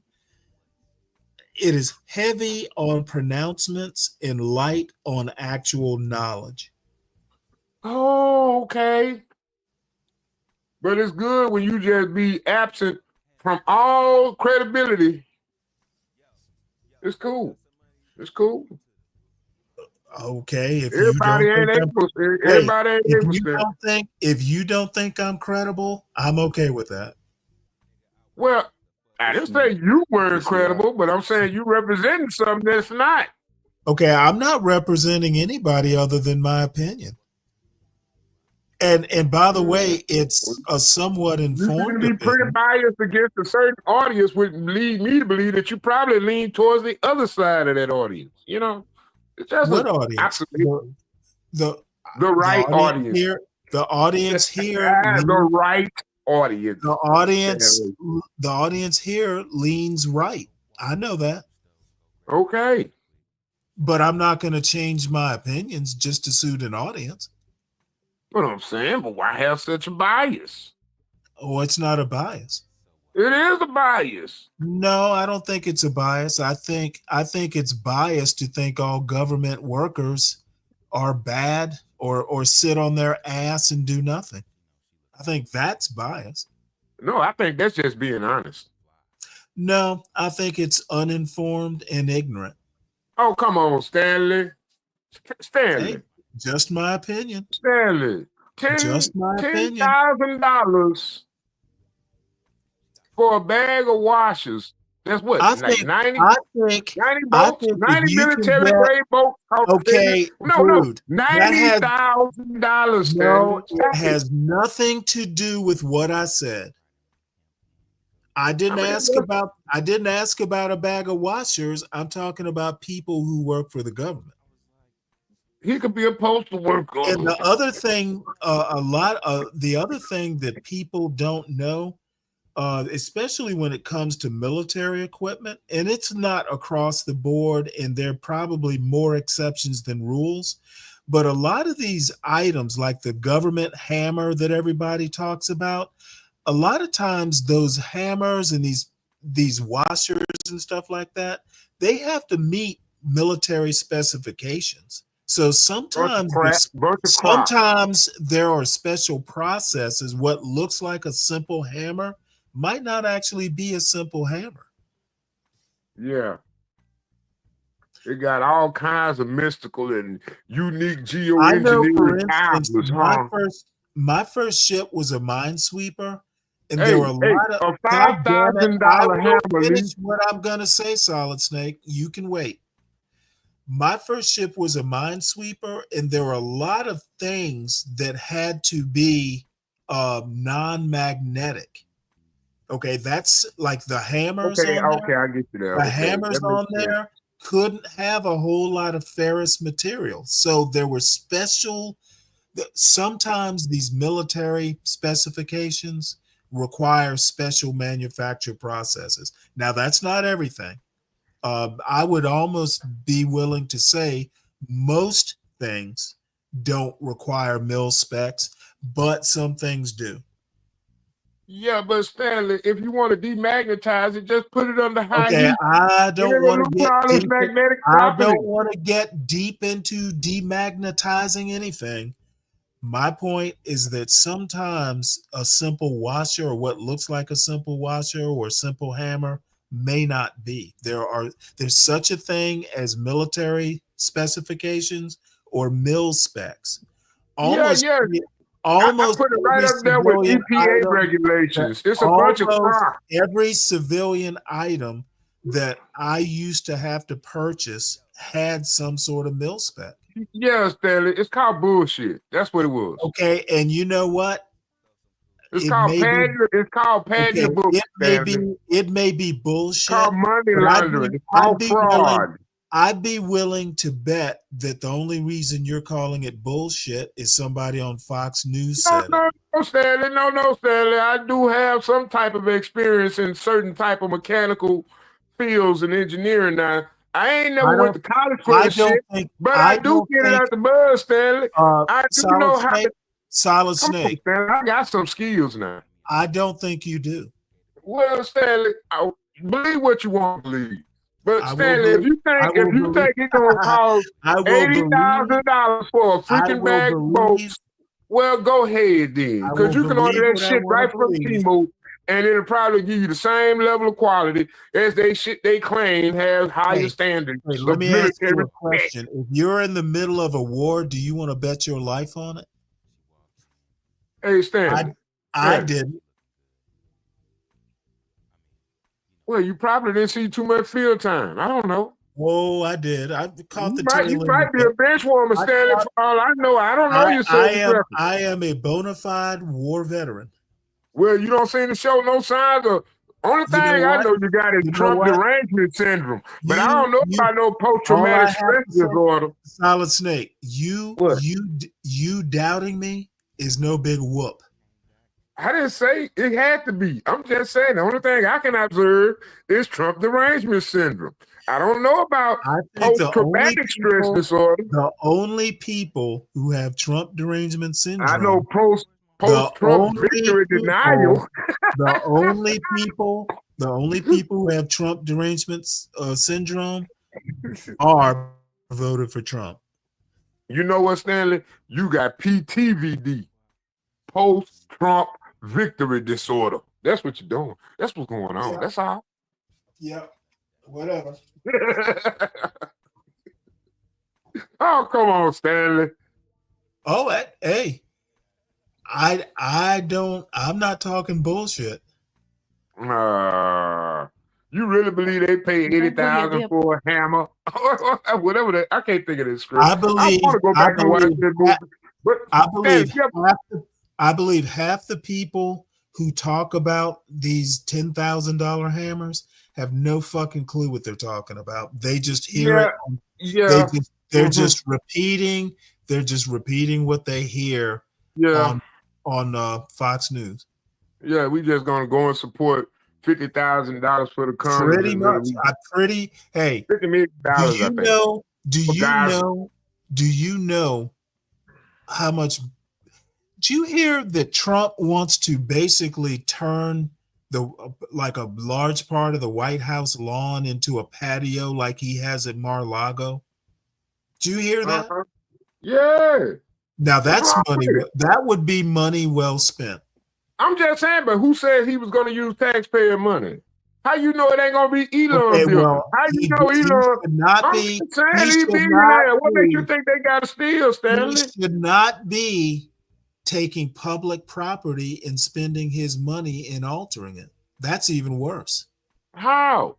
What? Hold on. You telling me taking a taxpayer, the American citizens' tax-paying money, and further engaging in military conflict and battles that don't. I have no idea where you're going. Wait a minute now. We steadily putting money over there in Ukraine and all these different places.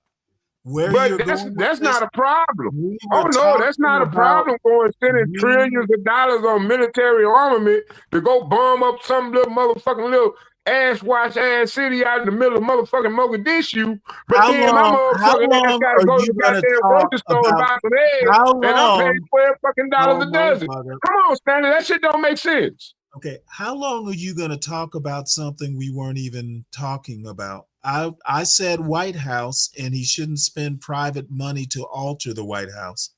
How Mogadishu? But you want to spend private money? You want to spend public taxpayer money to transform my child? How Mogadishu came up is beyond me. How about stick to the topic? For sex changes in the motherfucking Middle East and y'all running off on your own little tangent. Come on, Stan. You're wasting taxpayer money all over Africa for nothing. All of it. I should have known better. I should have known. But you worried about a patio. I should. You worried about the house. You worried about the White House being remodeled. You're going. What you want, a George Floyd monument, Stanley? You want a George Floyd monument? Would that make you happy? They put a George Floyd monument up there. They put your hero up there. Top the balloon. Workers. Somebody who can't communicate. If you can't talk to me or don't understand when I'm telling you something, I don't like repeating myself too many times. So yeah. Okay, talk to your mic. And what do you do for fun? I'd like to travel. I'd work out a little bit. Go out with my friends, socialize, just have a good time. That's basically it. Okay. All right. So it looks like we have all popular. But we want to start at the end. Sure. Get a feel for the ladies, see why they didn't think it would be a match today. Okay. Come on. Hey. Name and age. Ibney 30. Okay. So You decide to pop. Why did you pop? The age. He too young. Too young? Yeah. Can I ask you something? Yeah. So, why defecate my character based off my age instead of talking to me? I just do older. Okay. Yeah. Everybody thinks that. I understand. Yeah. You get that a lot. All the time. Thank you so much. Okay. Hey, name and age. Christy, 33. Okay. Why did you decide to pop your balloon? Same reason, the age, too young. Respectfully. All right. Name and age. Keisha, 35. Stage. All right. Yeah, 10 years is crazy. Stop it. 10 years is crazy. So, my apologies. I forgot to at least just ask, is she your type? Why not? Not really my type. Nothing against you. You're a beautiful woman, just not for me, you know. I understand. Turn this way. Perfect. Okay. Thank you so much. All right. Name and age. Valerie, I'm 38. It's the age for me. And, I don't like the studdedness on your outfit, but you're very handsome. You're just very young. It's all good, respectfully. I like to, be myself and like to wear what I want to wear. So everybody got their own touch of stuff. Absolutely. And I love that. You should absolutely have your own style. That's dope. I got you. So is Valerie your type? Why No. Just physically, she don't like my outfit. It ain't No. more of this. It's not more against Well, he that. got It's his just little more of fifis, huh? physically appealing. You're not my type. No disrespect. You're a beautiful woman. Yeah, come on. I think you're in love with number I 3. understand. Baby boy. Type You shit. good. Type Period. shit. Oh, Mary had a little lamb because she did. Thank you so much, Valerie. All right. Name and age. Erica, 33. Erica, you popped your balloon. Why did you decide to pop? He's so young. How young do you go? What is the cutoff age, if you don't mind me asking? I want to say between like 28. It's like the cutoff. It's like a maybe with the 28. I prefer them to be 30, but 28 if the vibe is there. I respect it. Okay. So is Erica your type? Why not? She meet the type of that I like in a woman for the most part, but Okay. she popped them too young. I respect it. Everybody think I'm like 30, 35, but That's I don't act is like just a red flag. You should get to know somebody's book before you just throw away the whole cover. I agree. It is what it is. I just start saying 35. Nah, I ain't gonna lie. Listen. I'm not gonna lie about my age to nobody. Either you don't deal with it, or you're not. It is what it is. Okay. Thank you so much. All right. Last woman. Name and age. My name is Jerica. I'm 29. I had a recent experience with a 25-year-old, and it was kind of bad, so I just kind of don't want to go back to that anymore. I can't. But you're nice looking, though. I appreciate it. If he damaged you, I'm sorry about that. It's not me. I But, it is what it is. Yes, sir. I'm 25. I'm gonna stay 25. I can't take it. I understand. Yeah. I'm a 90s baby. Oh, You know what I'm saying? Yeah, you're right. He's going to stay 25. You look good, though. I appreciate it. I appreciate it. So is she your type? Nah, not too much. You're a beautiful woman as well. All y'all are beautiful, but it's just I'm really picky, kind of bougie in a little bit. Just a little bit. Yeah. What do you say? Why'd you say interesting? Did he say he's bougie? Thank you so much. All right. I stopped at 25 forever. Because you said you picky, but then you like get to know people that you picky. So you still can get to know somebody, but you can always. Everything gotta be bad after that. So That's fair. I can't see no pushback because you're right. He got his feet hurt. When I was talking to them and then I was seeing like past shows and stuff like that, I'm like, I'm 25. I'm going to the show. They all gonna pop my shit. But it's all good. I appreciate the experience. Appreciate y'all as well. So Well, we appreciate you participating and thank you. yeah, no okay? problem. No problem. Like, give him a clap. Yeah. And thank I you hope so y'all much. fine. Y'all know y'all. You hope they match. Yeah, Okay, for sure. you're welcome. Thank you so much. Y'all have a good day. You too. Kim D here with Pop the Balloon or Find Love STL, and we're here with Timothy. Timothy did not make a match today. Nope. What was up with that, Timothy? So I already knew when I told everybody my age. I'm 25. I don't really look my age, but whenever you tell somebody, kind of throw them off a little bit. But for everybody else out there that if you deal with a YN or whatever y'all call them and stuff like that, just get to know their character first before anything. I know a man, so man, a couple of them told me that, but it is what it is. No problem. No bad blood. It's cool. Okay, how did you like the lineup though? You were saying all the ladies were pretty it was cool. You know, they all beautiful women in their own way. You know, it just wasn't for me for real. Okay, so we got to bring you back when we get some people around your age. I like older women. I'm not really the type to deal with like people younger than me too much. Cause like my the way my mindset is made, I can't really deal with somebody who ain't wanting what I want or want to go where I want to go in my life. So Exactly. I get it. I got a career. I'm doing pretty good for myself. So you know, it is what it is. Okay, well, we want to thank you for coming out. It's no problem. No problem. All right, let's bring out our next single guy. Hey, welcome in. Hey, God damn. Welcome in. Shit, I thought I walked out there what's that your name and time. age? Okay, come a little closer to me. It's perfectly fine. What do you do? I do maintenance work. What, did I show up? What the I do fuck? maintenance work. Okay. What are you looking for today in a woman? Somebody that's honest. Oh, hell. Somebody they who didn't wrong. pop their balloon. There's God damn. know how to communicate. Okay. Okay. What are your deal breakers? Somebody don't know how to communicate. Somebody got they got At this point, small does it matter? babies. Okay, small babies. What's their age? Look like Probably like toddlers and yeah, like newborns. like 7, like 5 and under. 5 and under. Okay. Okay. What do you like to do for fun? Travel. Run away from the cops. They see I your do ass. anything. Like go to the movies. Just whatever. I'm an outgoing person, so it's like whatever this outgoing outside, whatever. Okay. All right. So it looks like everybody decided to pop, but we're going to get to them and see why they felt it wasn't a match today. Okay. We're going to start from this end and then we're going to go down. Okay. All right. Name and age. I'm Jerick. I'm 29. Okay. Why did you pop your balloon? Just the age difference, but you're nice. You seem like a nice guy. Yeah. Okay.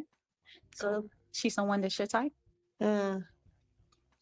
Yeah, she's my type. She's nice looking. Okay. Thank you. you. All right. Thank you. Hey, name and age. Erica, 33. Okay. Erica, why did you pop your balloon today? It was several things. One, the age.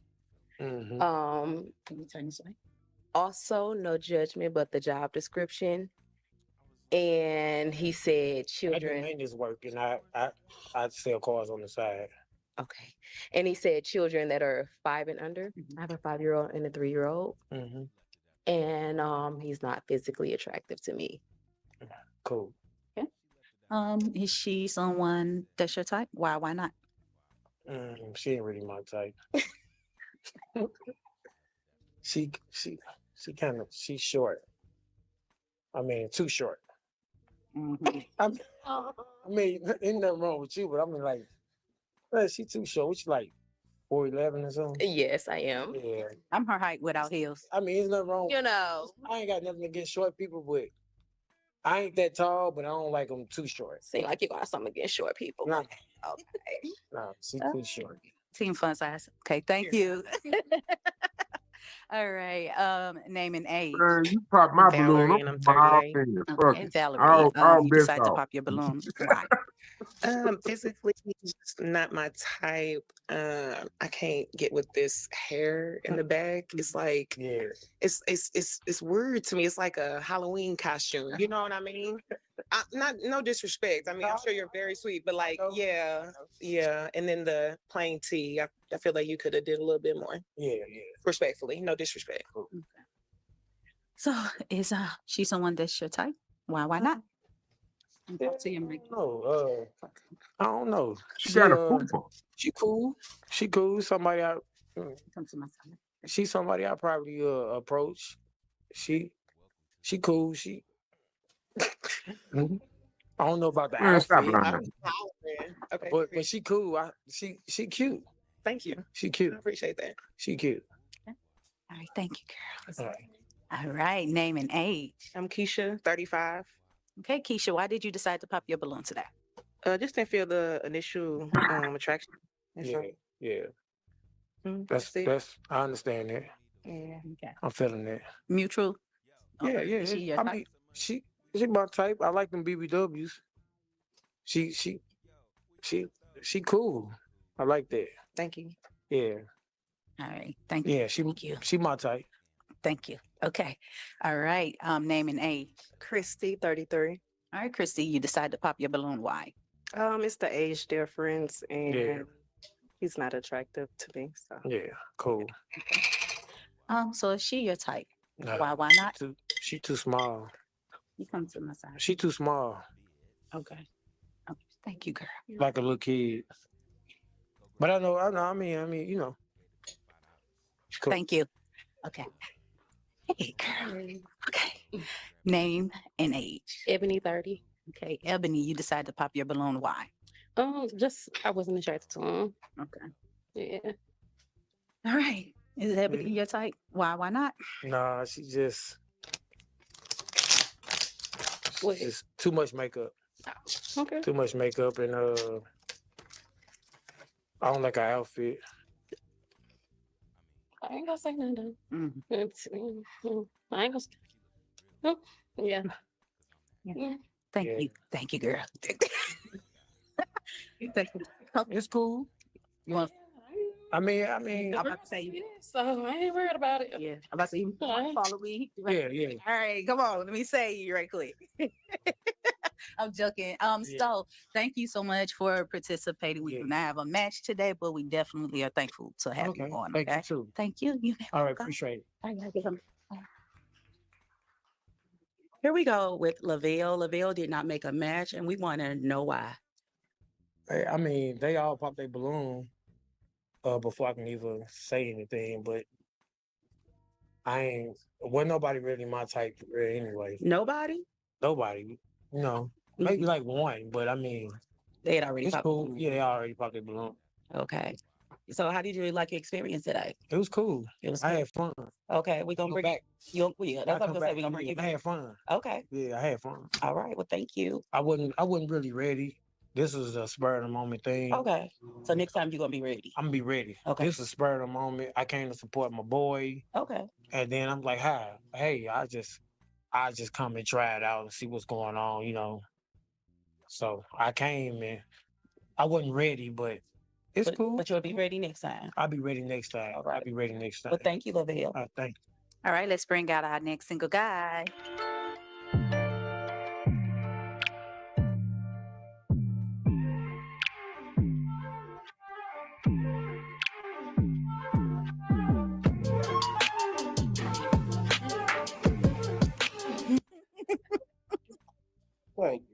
Welcome in. Okay. Yay. What's your name and age? My name Eric. I'm 36. Okay. What do you do? I'm a professional DJ. All right, Eric. What you looking for today in a woman?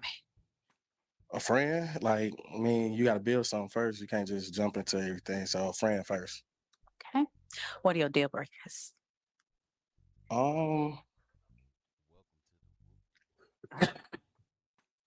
Too much self-centeredness, arrogance. I don't like that. How can a woman show like Hey, she's being? Stan. To get some content there. I'm finna get off, man. I gotta go to work in the morning. Okay. I gotta get up. Cool. What do I'm you like finna to do take a for rest. fun? Okay. Everything. All right. Have a good night. I'll I let the enjoyed guy it. hit the like button. Oh, Let me yeah. get on out of here, man. I gotta get some sleep. Yep, All right. I So we understand. do have a pop balloon. We're gonna go and see why she decides to pop. Okay. As a matter of fact, you reminded me, hey, everybody in the audience, please make sure you hit the like button.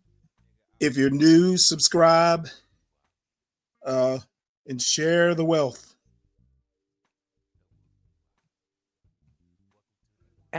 You do. Okay. Well, let's go. Everybody got to know why. Okay. All right. Name and age. Ebony, 30. And I thought because it's like a brother to me. Yeah. So. Did y'all know y'all was gonna be here today? No. Not Not at all. That's my dog. Okay. Well, Apparently usually St. I Louis say is a it's small somebody's your town. type, but I'm gonna just let brother and sister flow. Okay, I'm gonna let it go. Okay. All right, let's go back up here. What we're gonna do is have you ask one question to the ladies. What question would you like to ask? What's y'all ambitions? What's y'all ambitious? I can see her face. So I'm gonna start down here. Name and age. My name is Jerica. I'm 29. I'm sorry about that, Jerica. All right. Question. I think they're a What's your good ambition? match.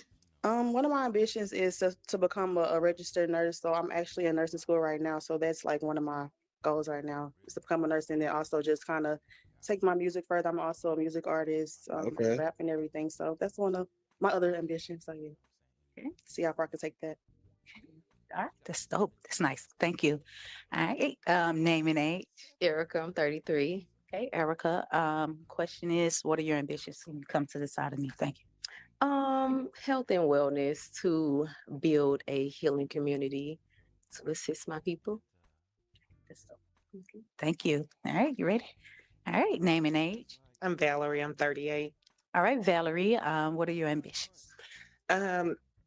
Honestly, my goal in life is to create a nonprofit for our city to give back to the homeless and the youth that don't have anywhere to go. So That's a good mission. Thank you. All right. Name and age. Keisha, 35, and just basically to finish my master's and continue in social service. Name and age. Christy, 33. Okay. Same question. Well, I have a skincare line called Rajay Essentials, so I really want to expand my skincare line, and I just want to have multiple sources of income. Okay. And your skin looks so good, girl. Oh my God, your skin look good. I need, when we're done, okay, I need that. All right, let's go to the top. All right, so with that, you gotta pop one balloon. Okay. One. Yes. Take your time. I'm sorry, you look too tall for me. Well, we got why, but let's come on back over here. All right. So, although he's already shared why he decided to pop, why did you have your balloon unpopped? I was just intrigued. This knitted jacket that he has on with the pink, that it brought me in a little bit, but I don't typically go for the light skins, respectfully. But you're very handsome. Thank you. Yeah, and your swag is dope. So Thank you. Okay. Thank you. Okay. So, well, we're going to go and see why she decided to pop. Okay. All right. Before we hear why you pop, why did you have your balloon unpopped?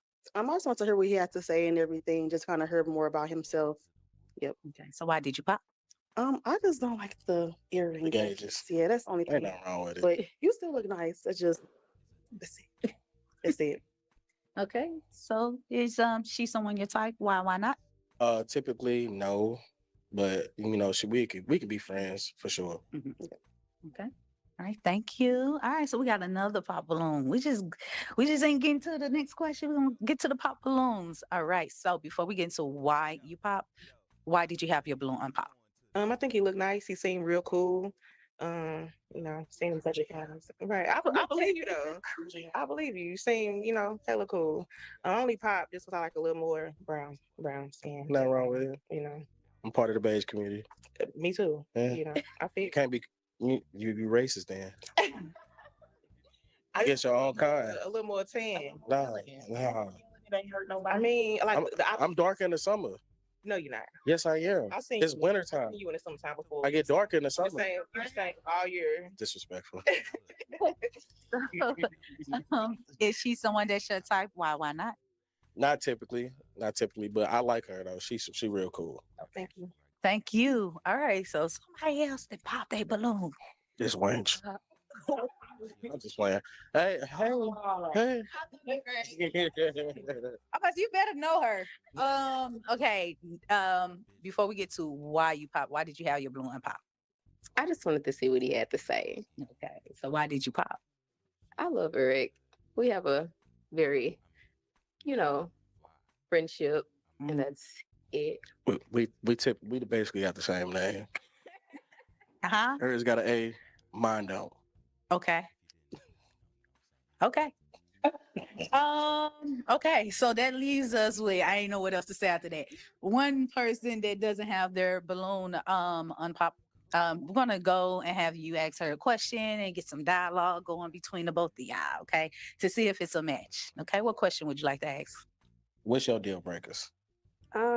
Just a person who lies and can't stand in their truth, and a cheater as well. I can stand in my truth. I don't cheat. Okay. What questions would you like to ask? I just asked him a question. What? He just asked the deal Oh, breaker. okay. Okay, I'm sorry. I'm sorry. Oh, you're asking me, do you ask him a question now? Right. Yes, so, sorry. Yes. Okay. Are you a godly man? Yes, I believe in a higher purpose. Okay. Any more questions? No. No? All right. So I'm gonna just take you on up here with me. Let's make sure, we got this together. And you stand to my right, and you're gonna stand to my left, okay? I'm gonna give y'all a chance to or really are matching. That's crazy. I will give y'all a chance to ask one more final question, but if you don't have any more questions, it's perfectly fine, okay? So I'm gonna start back with you. Do you have any more questions for me? Okay. How many children do you have? I am a father. Okay. Look at her face. Don't do too much. Her face. Do- Okay, go ahead and finish that sentence. I have 7 now. I have 7. We take this and put it in his head. Okay. Yeah. How many baby mamas? But I'm old though. I'm 36. Right. How many baby mothers? 5. That's a lot. You're busy. Sorry. I mean, you would think it's a lot, but it's not no worse. 10 times worse. I was going to ask that. What are the ages, if you don't mind us My asking? youngest is 13. They're twins. Okay. That ain't bad. Yeah, I was 21. Yeah, I don't have baby like little babies now. No drama, no none of that. Yeah.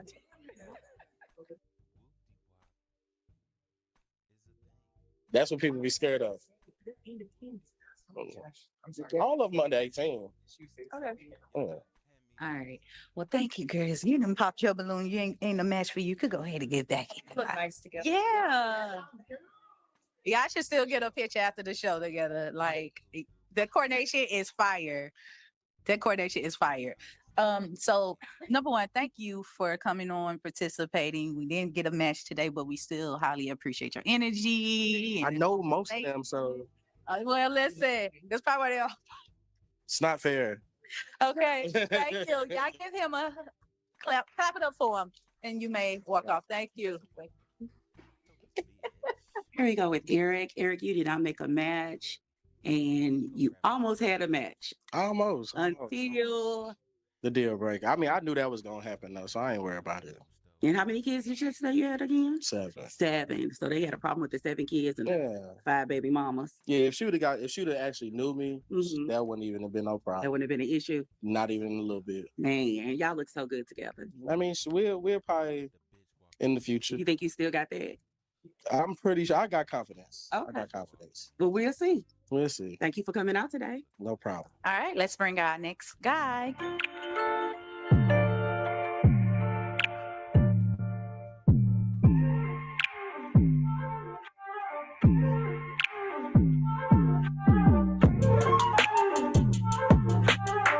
Hey, welcome in. Good. Talk to your mic. Hey. What's your name and age? Teddy Bear, I'm 31. All right, Teddy Bear. What do you do? I'm a celebrity massage therapist. A celebrity massage therapist. Yes. Okay. Just make sure I heard that correctly. What are you looking for today in a woman? I'm a woman that respects herself and just come correct. Okay. Beautiful. All right. What are your deal breakers? Bad breath. Talk to me, Mike. I got you. Bad breath. Whew, I don't like women to be ashy either. Okay. Yeah, this turn me off. But you're a massage therapist. You got the oils and stuff to fix it. Oh, okay. For Okay. sure. All right. What do you like to do for fun? It's like making money. If I ain't making money, like, I don't know, make money and spend time with my daughter. Okay. Okay. How old is your daughter? My daughter's 18 months. Okay. All right. Well, looks like all the balloons pop. Let's go to the ladies and see why they didn't feel it was going to be a match today. Okay. For sure. All right. Come follow me. Name and age. Ebony 30. Okay. Why did you pop your balloon? I think you say you a personal massage therapist. Celebrity massage therapist. Yeah, I'm not. That's not my speed. Yeah. His profession. Yeah. Okay. Like you the one to be on the videos in a hot tub and Yeah. yeah. Really? Okay. So What insecurities are you facing right now?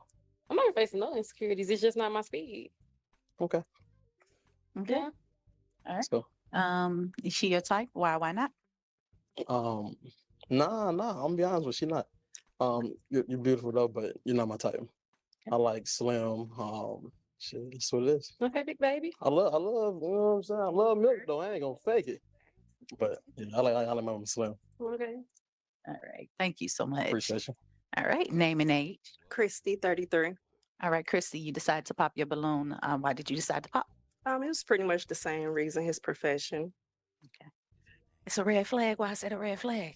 Because I've seen the content that he creates. So yeah, Him so particularly. exactly. Oh, okay. And it Man, would be these too people much know for too me much about personally. each other. Okay. All right. So, is she someone that's your type? Why not? So yeah, she's gorgeous. I can't change your mind.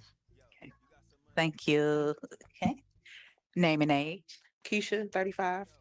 All right, Keisha. Why did you decide to pop your balloon today? Just not attracted. That's all. For sure. Is Keisha your type? Why not? No, I like slim women. Same. I like my nigga slim and tall. Okay. Thank you, Keisha. All right, come on. Make sure you talk to your Yeah, you tall, goddamn. All right, look, you can spot me, shit. It ain't got nothing to do with your height. name and age. Valerie, I'm 38. All right, Valerie. Why did you decide to pop today? Because I don't like teddy bears and like how you like slim women. I prefer slim men, and then it's the keys hanging from the pants. I mean, you're very young, but it's definitely giving over 40. Next time I put them in your pocket. But you're very well put together, and I love that. I would like to get your information because I need a massage. I got this knot in the bottom of my back, but I ain't trying to be that. Okay. All right. right. Look. You tall and mom. No, I'm playing. You ain't that tall for without heels on. I'm only 5'10". You cool, but you know you TTAs. So Am I? yeah, you know what I'm saying. Just too old for me. Fair enough. For sure. So, outside of the age difference, is Valerie your type? Why not? No. You look scary. Like you look like you stand on business. I do. I don't About want that. it. I don't want it. You look too serious. Fair enough. I'm very serious. Yeah, you won't work. Thank you, Valerie. All right, name and age. Erica, 33. All right, Erica, you decide to pop your balloon. Why? Just not physically attracted to him. That's sure. it. I like more slim men. Okay. You feeling a teddy bear today? All right. I will say you have a really nice smile. So Thank you as well. thank you. Okay, teddy bear. Is she your type? Why not? Yeah. She decent for sure. Like your lashes, all that. Your fit look good. Should have kept me though. Should have kept her balloon. Oh, y'all should have kept. Y'all missing out. Don't let my career define who I am. That's not a career for me. I feel you, but you see what I do, yeah, it'll jump in Okay. I might have to check your service out. for sure. Is that a common thing where women like decline because of your career? Yeah, it don't bother me. It's just 4.5 billion women in this world, so I don't be tripping off. Okay. All right. Name and age. I'm Jerick. I'm 29. Okay. You decide to pop your balloon. Why? I see a lot of his content online, which I'd love, by the way. Just not really my speed though. Okay. That's all. Same thing. Yeah, but I wonder what you're doing. I'm gonna have to probably book one of your massages one of these days, though, for sure. For sure. All right. So, is she your type? Why or why not? She pretty, yeah. She got jugs. Like I'm a breast man, so like she might work out. I can sleep peaceful. You feel me? Thank you. Okay. Get her too. It's beautiful.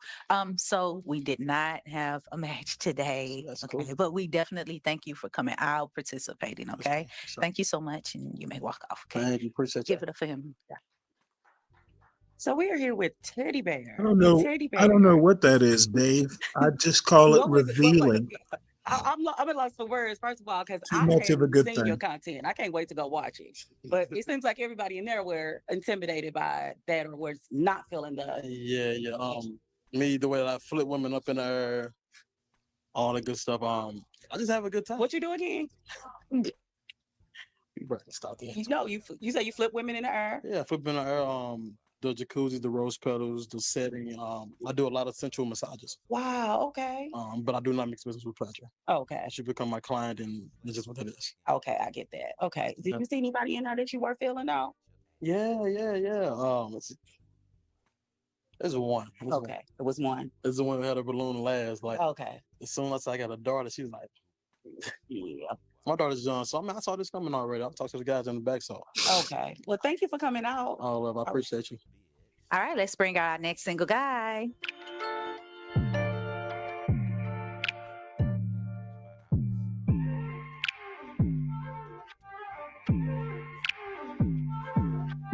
My Lord. Hey, welcome in. He's got to be Muslim. All right, what's your name and your age? Jamel, I'm 40. Okay, what do you do? I own my own liquor store, liquor and grocery. I got my own clothing brand called Not Perfect. Okay. Shit, entrepreneur. Yeah. Living life. All right. What are you looking for today in a woman? My main thing is, Come to you know, turn to this side.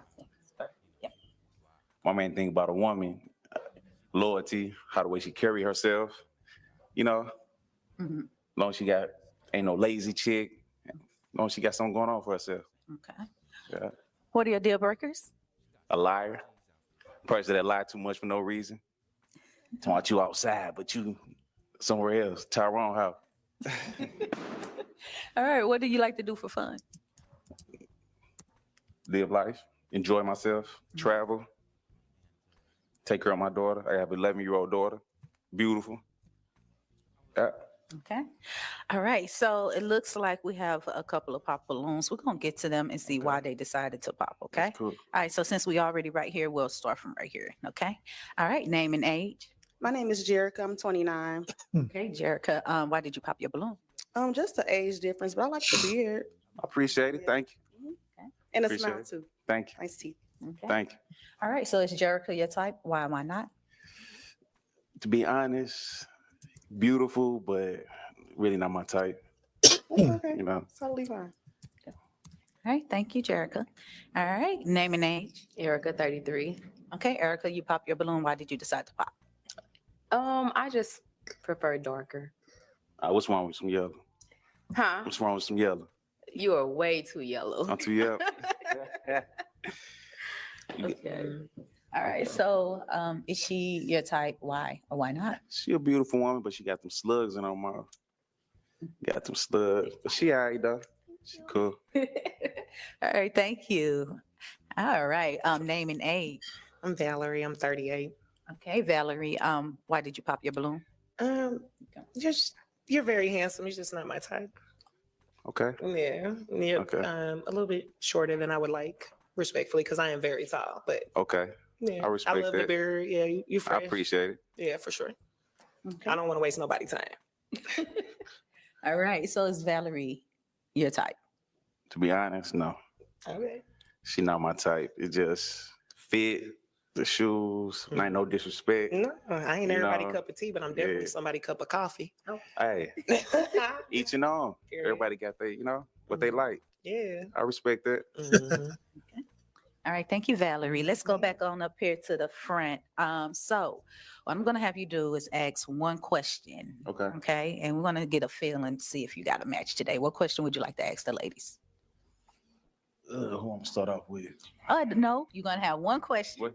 I thought I got supposed to start off one of them. No, so Okay. your one question is going to be asked to the remaining ladies that's holding the balloon. So they all going to answer that one question. Okay. Yeah, My one question is, where you gonna see yourself in the next couple years? couple like two. 2 years, no more than that. All right, One so- that's a jailbreak. All right, let's start at the end. We'll get some answers for you. Okay, name and age. Ebony, 30. Okay. Question is, what do you see yourself in a couple of years? Like 1 or 2? Finishing my degree up and then just going from there. Okay. Yeah. I like that. What do you major in? Criminal justice. But I'm in political science. Are you being a lawyer? Yeah. Okay. All right, thank you. Like All it. right, name and age. Christy, 33. All right, Christy, same question. Short term, 1 or 2 years, what do you see yourself? Hopefully on some billboards, really promoting my skincare line, Rajay Essentials, and Just happy in the next 2 years. Okay. All right. Name and age. Keisha, 35. Okay, Keisha, same question. Finishing my degree as well. Master's in applied behavior analysis. Okay. Like that. All right. So what we're gonna have you Applied do, we're gonna come on back behavior up here to the front. analysis. We're gonna Is that have you pop counseling? one balloon based off of that. Yeah, take your time. Based off the information you got so far. Okay. So before we get to seeing why you decide to pop, I want to know, why did you have your balloon unpop? Come to my side. Just wanted to hear more. I really like them to be brown, to be honest, but I ain't want to just pop real fast. So just wanted to kind of give more time. Okay. And pop. They're color struck in St. All Louis. right. So is she your type? Why not? No disrespect. I don't do big girls. No disrespect to you. No You know.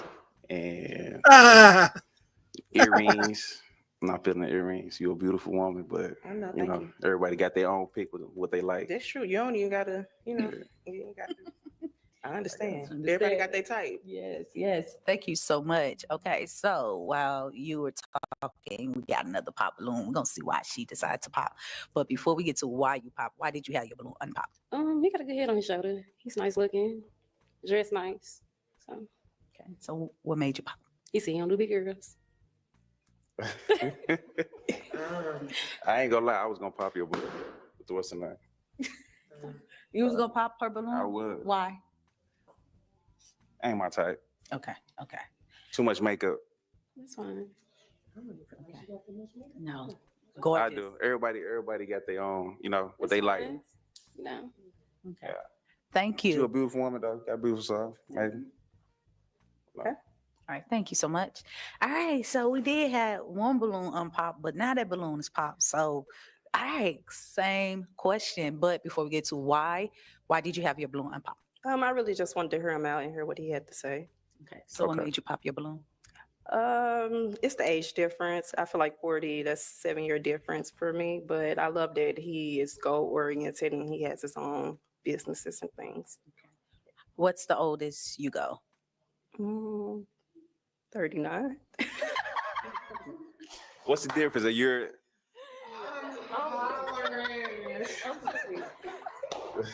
need to know who's 39 and who's 40. There we go. Okay. Okay, so is she your type? Why? Why not? She beautiful. Thank She my type. Like she got her head on her shoulder. She a beautiful woman. She's definitely my type. Yeah. Okay, thank you, girl. All right, come on up here. So we didn't get you a match today, but we definitely appreciate you coming out and participating. Appreciate it. Okay, so you may go off and you guys All right, please y'all have a clap good it up for me. Like me. All right. Okay, here we go with Jamil. Jamil, you did not make a match today. Tell me what happened. Ain't nobody in there was my type for real. Nobody. I'm just in there trying to have some fun. That's all. Okay, and you I thought you was feeling one person at least. It was all right. You know, I ain't want to hurt nobody's feelings, but no. So you were being nice. I knew they was gonna pop my balloon. Oh, okay. So I wasn't really feeling that one though. But you were being nice and respectful. Yeah, definitely. Okay. I ain't want to hurt nobody's feelings for real. That's a good thing, though. Will you come back again and maybe see Maybe, match you up? maybe. I might. You might. But I had a good time though. I enjoyed myself tonight. Well, thank you for coming out. I appreciate it. Thank you. All right, let's bring our next single guy. People still wear Timberland sweatshirts? Wow.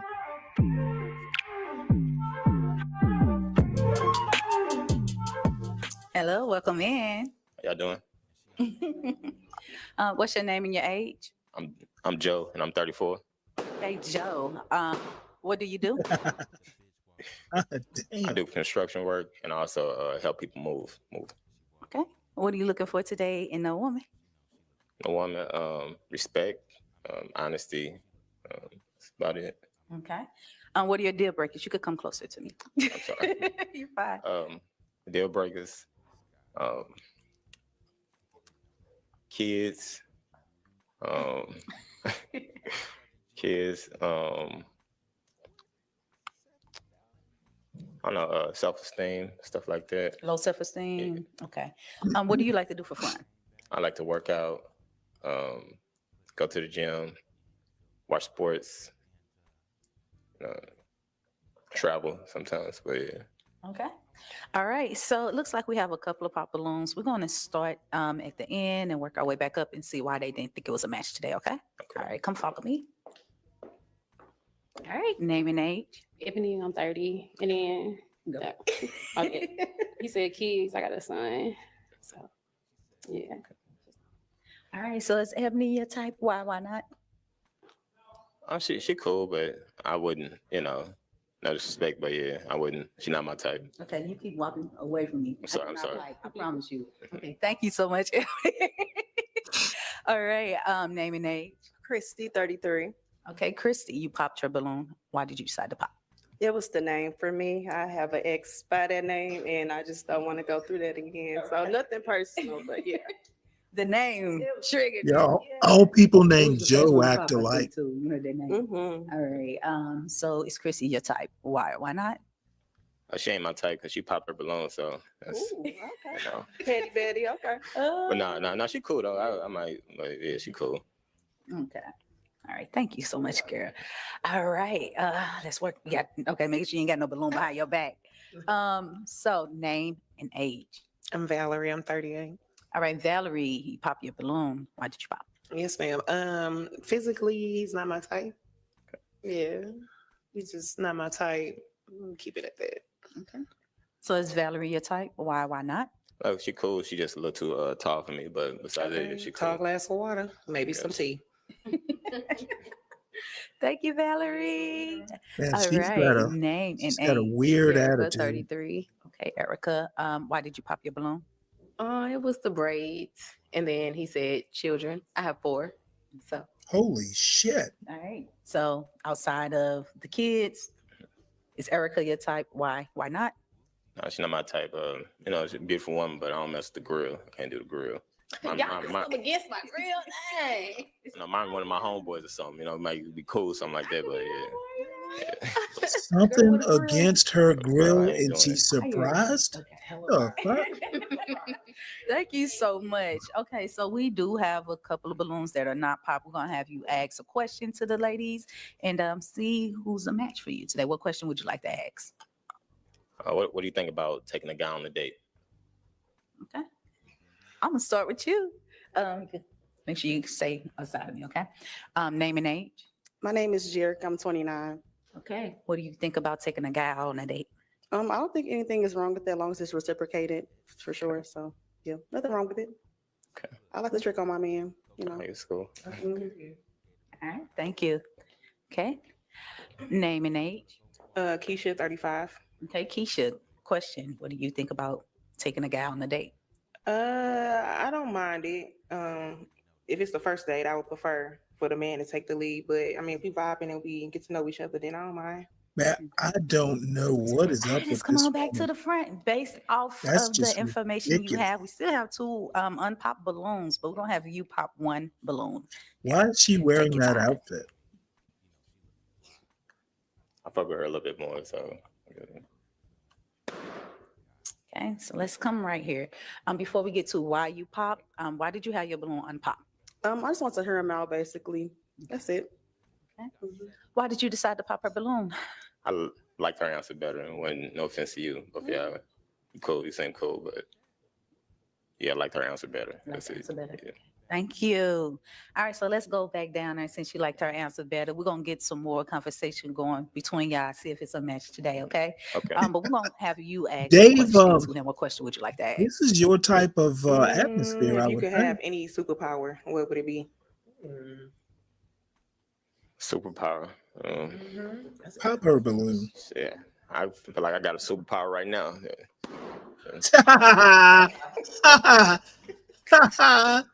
That was a stupid question. That was corny. Not my good friend. Hey, girl. I know. Can't think of no superpower. No offense to you, but Oh. Okay. Okay, so before we get to that, why did you have your balloon unpop? Just wanted to not pop it fast. Wanted to hear more. No, she got her little Listen to him feelings more, hurt. see what he got to say, what he talk about, stuff like that. All right, so what I'm saying is What happened? Why did you pop your balloon? Because she said, what was your superpower? I couldn't think of an And answer. it's not even a superpower because everybody got that power. Mine a little bit better. I'm sorry. Powerful when you do it. Yeah. Loudest one in here. But... Now, here's the deal. I mean, that question is so, talk about corny. Now, apparently she's she's studying to be a applied behavioral an analyst or some bullshit like that. I thought it was a silly question, and that's probably why he popped it. That's just like a fucking dumb question. You know, what is this, kindergarten? No, no offense to her. I just couldn't think of my answer though. But she beautiful, but couldn't think of my answer though. Okay. Thank you. Okay, come on. All right. So looks like we didn't have a match for you today, but we definitely thank you for coming out, participating. Thank you. You may walk off. All right, thanks for having me. Show us your next superpower and walk off. Here we go with Joe. Joe did not make a match. And Joe, I have to say it, you were being petty out there. What happened? Petty. I just want feeling her, you know. I just want feeling the question. She's a beautiful girl, but I just want feeling the question. So it was just Okay. But You know you what? popped on the superhero part. I absolutely get his point. That was just a bullshit. That's not adult. Ugh. Everybody in the chat, please make sure you hit the like button. We're a little low on likes. So if you would, do us give us a like. Let's see, what time is it? It's almost 4:00, and this is Pop the Balloon Chicago, which I didn't know they did Chicago. I'm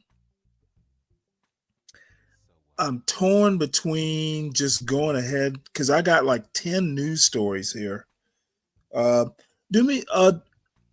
If you guys want to see another Pop the Balloon, just put a 1 in the chat. If you would rather news stories, put a 2 in the chat. I got about 10 news stories and some other stuff. So, you know, I've watched enough Pop the Balloon. Don't mind seeing the Chicago because it's I've never seen that city before. Let me know. I can go either way. I'll be perfectly happy either way.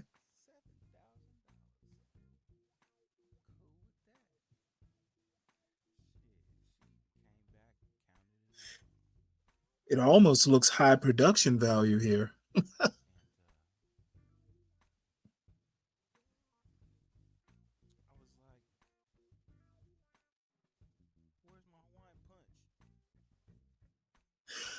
One, if you want Pop the Balloon. 2, if you want news. Somebody let me know which way to go, or I'll choose.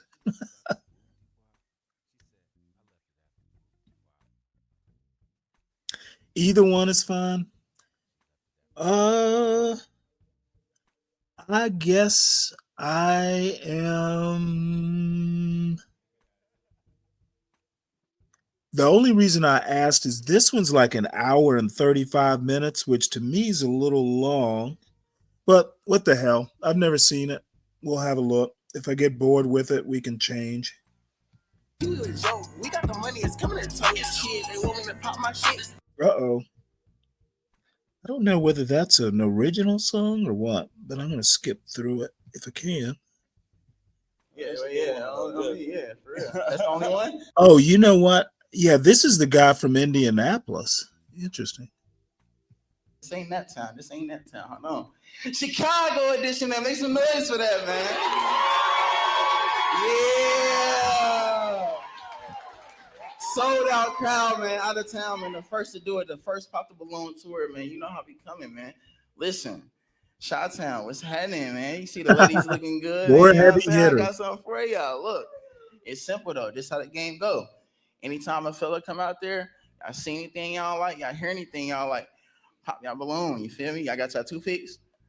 All right, hey, listen, I ain't gonna waste no time, man. Let's get to it. Without further ado, let's bring out our first gentleman. Let's go.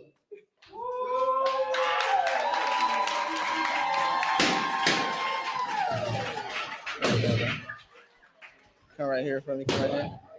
Come up for me. Come up for me right here, bro. Yeah. Give me your name and age and what you do for a living. My name Anthony. I'm 36 and I drive trucks. Okay then. And what you looking for in a woman or a relationship, Anthony? I'm looking for something nice, something soft, something inviting. I like an inviting woman. You know what I'm saying? Tell me how my day is. You know what I'm saying? Something like that. Nah, no doubt. All right, then. What's some deal breakers for you? Deal breakers. Insecure woman. A lot of women now they be, yeah. Yeah, for real. That's the only one? yeah, just insecure, and you got to keep them hygiene up, man. There's a lot of them that, you'll think they don't smell too good. All right, then. All right, so I'm gonna have you come up for me just a little bit. So it was a few pop balloons, man. So what we're gonna do is we just gonna go down the line and see what's the reason they popped their balloon, right? Yeah. All right, so we're gonna start right here. Give me your name and age, and what's the reason you popped your balloon? Amina, 35. I don't know, just a little too short, but I'm tall. But you kind of. I'm 6 feet. Yeah. 6'2". That's cool. I really don't. To the next. That's all right. She said 6 foot too short, bro. You gotta be 6'5", bro. Is this somebody your type or somebody you'd approach? I mean, she's pretty, but I always want to get to know him. It's not what you look like in 10 years. That shit gonna fall. That shit gonna fall, bro. Yeah. It's gonna fall. What's gonna fall? What's gonna fall? I mean, the butt and the butt and the titties. That shit gonna say it. All right, then, man. We just gonna go right here. Give me your name and age, and what's the reason you pop your balloon? I'm Trinae. I'm 34. I'm a hairstylist. How you doing? Good. How you doing? The reason I pop my balloon, you from out west, ain't you? No. You from where? No. I'm from New York. You from New York? Okay. You just kind of look like you be in the streets. I was in the streets. Yeah, and I don't want to be ducking. I did what I did. You know what I'm saying? I learned my lesson. That's what it is. Did what he did. Retired street nigga. Retired street nigga. But it still might be niggas out there. Oh, no, that's it? No. Oh. Everything I ever did. Make sure you face the camera for us, too. Everything I ever did, I did somewhere else. Okay. Yeah, but no. But that's it. You handsome. That's cool. Thank you. All right, then. This somebody your type or somebody? Like I said, she look good. I just gotta, you know what I'm saying? I want to get to know her. So I ain't gonna ask you. You want to get to know everybody before you decide. I mean, I would. I approach her. I buy a drink. All right, there you go. All right, then. Buy a drink. You buy everybody on this line a drink? I mean, they look good. They came out. They did. Chicago style. Chicago style. Yeah. Come on now. Hey, listen. All right. Give me your name and age, and what's the reason you pop your balloon? My name is Juanisha. I'm 36, and I just wasn't attracted to him. That's cool. Okay. Different strokes for different folks, yeah. Nah, for sure. Is somebody your type or somebody? Like I said, I buy a drink. She in the club. That's what I'm saying. You buy everybody a drink type shit. I mean, a drink is $20. That's a lot for some of us. You know what I'm saying? Hey, I'm blessed. I did what I did back then. Them motherfuckers got some fire to them. You hear me? Hey, listen. All right, give me your name and age, and what's the reason you pop your balloon? My name is Malika. I'm 26, and I've dated truck drivers. I'm not interested. I'm home daily though. I'm not on the road. Local, over the road, not interested. Hey, I feel you. I dated them, not interested. Yeah, that's cool. And what's wrong with the truck driver? What ain't? Damn. What ain't wrong with y'all? Hey, Hear that, HP? That's what stick. Like, you can't put everybody they in got that a box. stereotype on you, bro? I guess so. It's crazy, man. Is this somebody your type or somebody? Like I say, I buy her a drink. I need to get to know her. What kind of drink you buying though? Like, talk to me. They look like some what y'all be drinking? What they look like? Some Don girls? Lemon drops. Lemon drops. The little lemon drops. Out the gate. All right, then come on, let's do it right here. Give me your name and age, and what's the reason you pop your balloon? My name is Shay. I'm 29. He actually seemed like he was more interested in the first girl, and then everybody in my family is older, and ain't nothing sagging, dropping, none of that. So I didn't like that comment. Yeah. Oh wow. She said her shit don't sag ever, nigga. Man, I'm talking. You see? You be like that. She got her opinion, though. She right to her opinion. So. Okay. Time tell. Father times don't wait on nobody. Is this somebody your type or somebody you approach? Like I said, I buy a drink. Buying the drink. All right. You Lemon gonna buy her a drop. drink too? You want a lemon drop? I know. She said, hell yeah. right, give your name. back there, though. Give your name and age, and what's the reason you pop your balloon? Michaela and 35. I'm a truck driver too. I don't think that mix will. Probably not. You're right. Probably not. Probably not. She right. He's a truck driver too. I don't even stop at I ain't got to pay. Looks All like they a ever say is lot pylon. lizards. That's the only thing I hear about truck drivers is lot lizards. God damn. I ain't got to pay for it. I promise you, I ain't got to pay for it. All right, then. He said I ain't got to pay for it. All right, then, bro. Let's come back up to the top. Let's come back up to the top, man. Unfortunately, man, we wasn't able to find you no love here today. I'm kicking it with too cold, but we do wish you the best on your future endeavors, man. We're gonna holler at you at the end, man. You go ahead. Y'all make some noise for yourself. Make some noise. Go ahead, head back there. Yeah. For sure, man. Look, man. The first ever Chicago male, man. Make some noise again, man. Come on, man. Hey, get the crowd real quick. Come on, man. They ready, man. DJ 25K, take us out. Well, it's a little bit of a crowd, though. Hey, look, man, y'all see what's going on, man. Make sure y'all smash that subscribe button, man, and turn on notifications on, man. You never know when I might drop an episode, man. And smash that thumbs up button, too, man. We in Chicago. Thumbs up button for Chicago, one time for the one time. Without further ado, let's bring out our next gentleman. Let's go.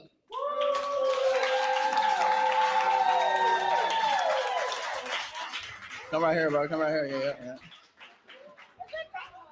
There you go. Come in right here. What's that word? Hey, come in right here, bro. Right here. Give me your name and age and what you do. Damn. and what you do for a what living. is up with her?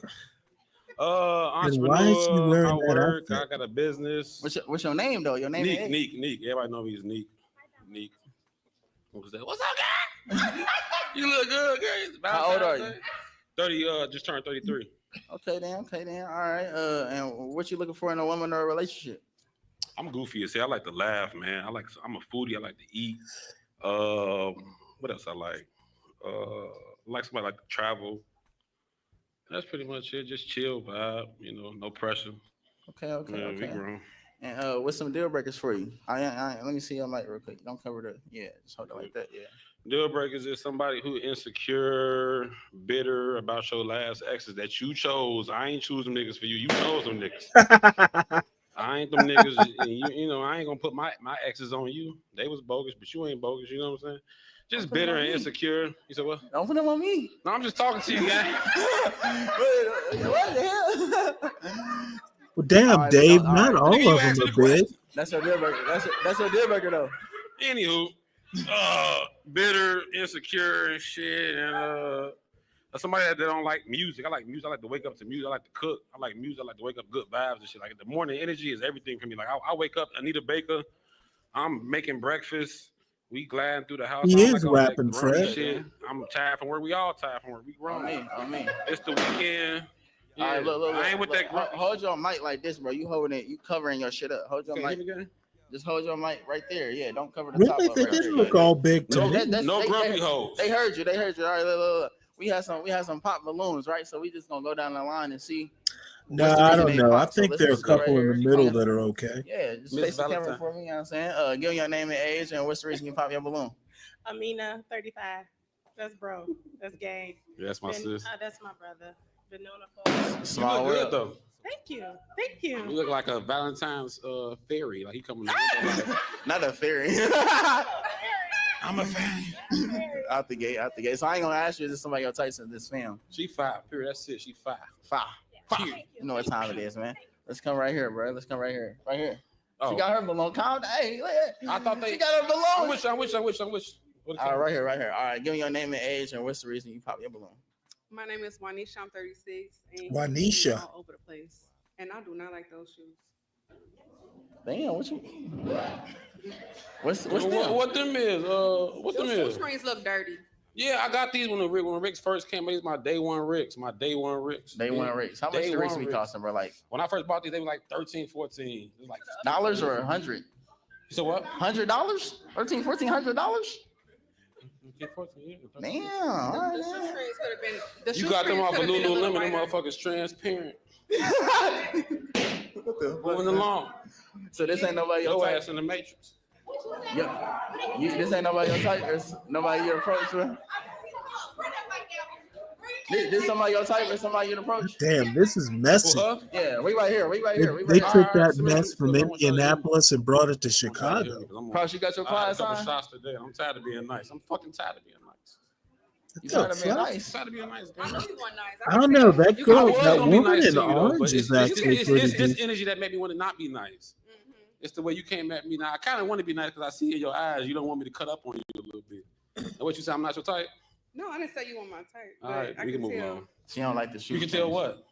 You just all over. How I'm all over the place. I can't. Look at you. I'm Look tipsy. bipolar, baby. There we go. Tipsy. It's a drink. Hey, look, I ain't do it. They had. Hey, When somebody not drinking like you, gang, and you tipsy, they gonna judge you like this. So let's move along. You know what I'm saying? But she's not my type. All right, that's good. That's good. That's cool. Give me your name and age and what's the reason you pop your balloon? I'm Malika. I'm 26, and I just don't prefer light skinned men. Is them contacts? No, they're mine. Put it on. Put it on. Hey, something. she got I'm your. not merchant on TV. What are you asking me? Just put it on something real quick. I'm not for the merch on TV. Them bitches, them ain't her. Now you're doing too much. Go on, just move Them on to bitches the came next from the one. beauty supply. And that hand on the hip was killing me. You doing that too much. I don't like a man who. Oh, I use the hoop. So that's what we. That's what I use the hoop. So that's what we doing on the sideline. So this ain't nobody your type. This nobody your. She got contacts in. Hell no. You can't wear contacts.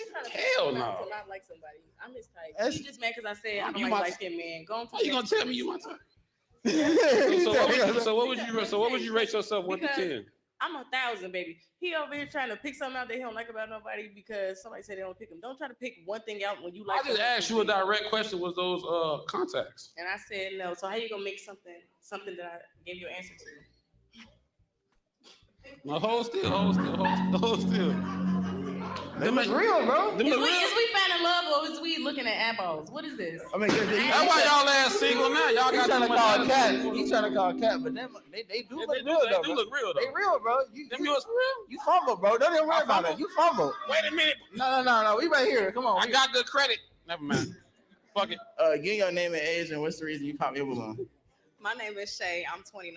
Honestly, me and Neek went on a speed date before. I was gonna give him some chance to see what he was talking about, but I don't like the way he was trying to treat them. They try to treat me first. Y'all so girl power. I can't even rebuttal nothing. I can't even rebuttal. That's crazy. I can't rebuttal. I'm bringing light skin back. She ain't like your shoes, and you talking about you got clear see-through shoes on. Like what? This You ain't is gotta say that about me. messy. She said she don't like my shoes. Messy, I don't like messy, hers. messy. We level. Hey, we level Fred, playing. he's did got say a it little first, bit though. of She a said mouth it too. first. I can't said dirty defend shit myself. friends. You got up here ready to treat everybody that popped No, in. I was not. Yes, I'm you did. tipsy. I'm having a good time. I He's, came out here on good he's energy. getting mouth Y'all to the mouth wrong with street. women. But y'all got the wrong. Did you come here to find love? I did come to find love. That's all that matters. Let's go to the next lady, man. The Matrix. Come on.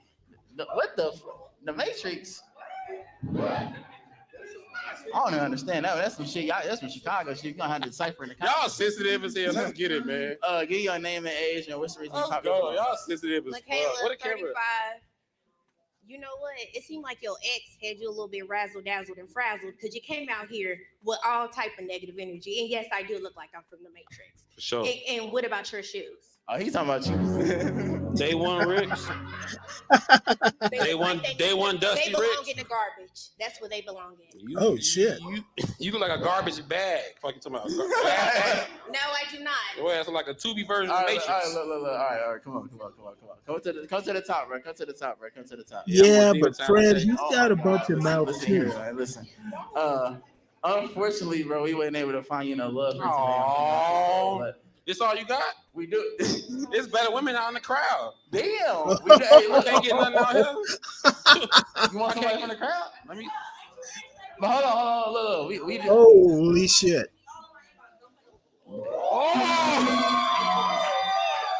she said you be in the inbox. Hold on. I'm caught. Nah, cause God you dang! treated them. So hold on. Well, he be in your inbox. I want to be on that show. He What we be- doing? I thought we was gonna support each other till you just try to play with me. Can you give me a chance to see what's going? Everybody want to bug. That's the thing. Everybody want to bug up with me. Just give me a chance. I ain't even see what. That's to you. No, I You didn't. pointing at me. You just said that. I said it's better. I said it's better talent out in the crowd, and you bugged up. Hey, look, hold on. It's okay, bro. It's okay, bro. We wasn't able to find you love here. Aw, So we do wish you the best on your future endeavors, and we gonna holler at you at the end. What shall I do now? Make some noise for yourself, man. Make some noise for yourself.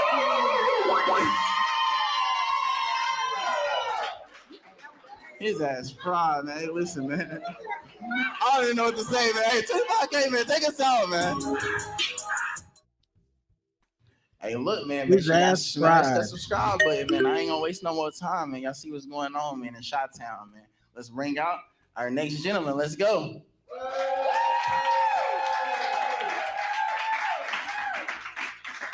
Come right here for me. Yeah, just come in. Give me your name and age and what you do for a living. My name's Zay. Got a restaurant and I work on cars. Okay, you got a restaurant and work on cars. Yeah. All right, then. And what you looking for in a lady or a relationship? Honesty, loyalty, no liars. That's it. No what? No liars. Oh yeah, no liars. Yeah, on me. What was that And what's some neck deal breakers thing for you you? did? Say my deal breakers. Yeah. Liars. Nah, for real, for real. That's the only one though. Insecure. No doubt, no doubt. So. Hey, look, man. Hey, for the first time, man, we ain't got no pops, man. You know what I'm saying? Every time you say that, they pop the. I know, right? He knows something. He knows something. You got your toothpick? Did we get y'all toothpicks right there? What? We might have. You got your toothpick? Toothpick?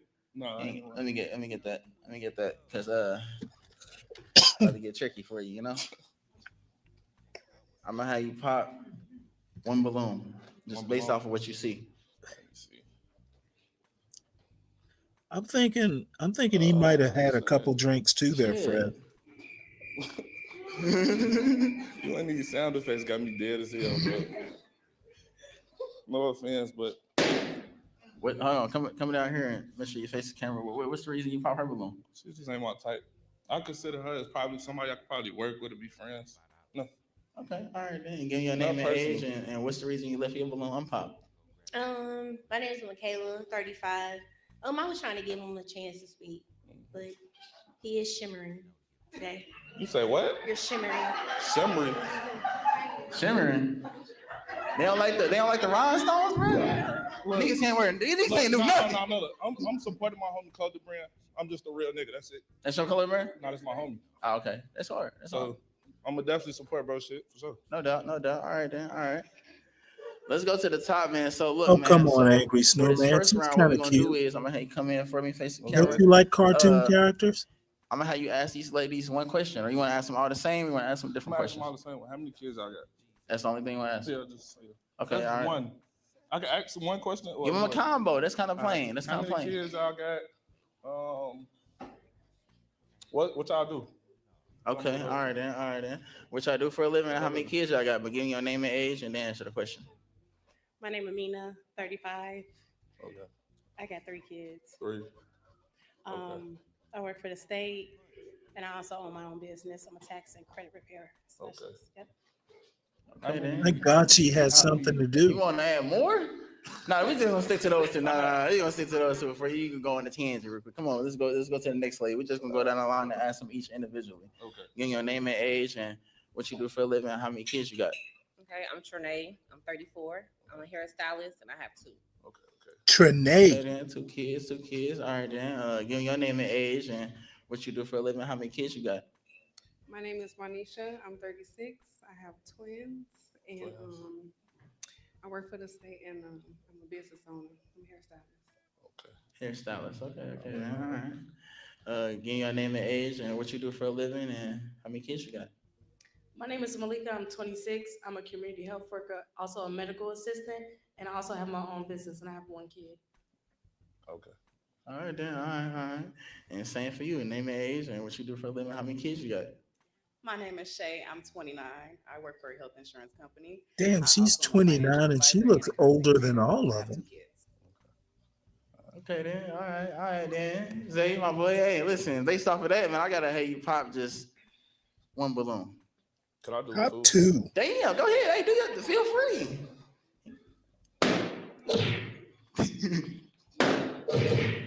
All right, look. Let's come down here. What's the reason you pop her balloon? No offense, but too much makeup. I don't like too much makeup. I like to see natural beauty faces. No. For sure. That's happening. So. And what's the reason you left your balloon unpopped? I did like what I seen. That's it. Okay, like what she see, bro. Like what she see. All right, let's go back here. You already gave me your name and age, so just what's the reason you pop your balloon though? I mean, what's the reason you had your Yeah, balloon but pop? they're all like over 35. He was nice. He dressed I'm nice. sorry, they're all over 30. You like the So swag, like the swag. But what's the reason you pop though? Same reason. I think the 29-year-old Okay. does not have kids. To see the natural I face. did like what I seen. All right, personal Come preference. on, You know what I'm saying? Fred. Personal preference. We do got 3 balloons We left though. can't So all what we're be gonna do is English we're teachers. gonna allow these ladies to ask you a question. Okay, cool. So let's come in right here. Make sure you face the camera. You already said your name and age, so just go ahead and shoot. Ask me anything. How many kids you got? None. You want kids? Soon, yeah. You said soon. Soon. You don't like soon? I don't want no more. I don't want any more kids. Damn. Holy shit. They don't want no more I kids. don't have kids, but I said soon. So y'all want to have kids. Y'all want me to not have kids. That's crazy, ain't it? That's crazy. That's selfish as That hell. is crazy. I ain't gonna lie. Not bad. I'm not gonna have. So you want your kids? See, this is bullshit. So why are you even on a dating show? I don't know. That's just weird. I don't know. I don't even know what to say about that. To be my kids. That's it. I would rather you come with your own kids. I ain't gonna even lie. You want a man with kids? No more than 2. Well, shit, I if know, I could be yeah. a kid, what it is. I'm gonna have some kids. You pop your balloon too? What's the reason you pop your balloon? My kids is 15. My twins. I don't want no more kids, and I can have a little brother. he look like he want to be outside though. Shit, I'm inside. I got a restaurant that I focus on, so I'll be inside. What restaurant you got in Chicago? It's called Ray's Caribbean He Jerky. cute, but he like he want to be outside. Oh, he like I'm a cameraman. I'm supposed to be outside to record, make money. Gotta make that money on. For real. So, All right. Did somebody your type or somebody you'd approach, bro? You say what? Did somebody your type or somebody you'd approach? She cool. No doubt. All right, let's go down to this last pop balloon right here. What's the reason you pop? First, I just want to say you're very handsome, well put together. I like Appreciate everything. I'm not about to have no kids no time soon. I do want kids in the future, but not soon. That song. I mean- That song. You said song. It can come whenever it comes. You feel me? But What's song for you though? Like how as soon soon? as I get everything right, But what if you get everything right tomorrow? Tomorrow. Yeah, you're right. then that man already. No, I'm not. Nah, not tomorrow though. That's too soon. next soon, next so- 5 the next 5 years Talking though. about like a few years, like Yeah. soon. That's what I mean. Like, but All right, little misunderstanding right there. All right, let's Yeah, let's you come back know up to what? the top, bro. Let's come. He is better off without any of Unfortunately, we them. wasn't able to find you. They no all person that have could go too cold, complications. it's cool. We We do do wish gonna you- have my kids. I'm fun. we do wish you the best in your future endeavors, and we gonna have And I'm trying to figure out what is up with this woman right here in the red. Why is she even wearing that? This is crazy. Is she wearing a Depends or what? Something's not right with that fit, with that shape. I say my auntie or something. We gonna put your eyes on her, but go ahead. Yeah. Make some noise for yourself, man. Make some noise for yourself. Can I say my IG or something, nigga? Hey, y'all do be asking for where they at names at. Do you read the description? Go in the description and see the timestamps, man. That's where they at names be at, man. Without further ado, man, 25K.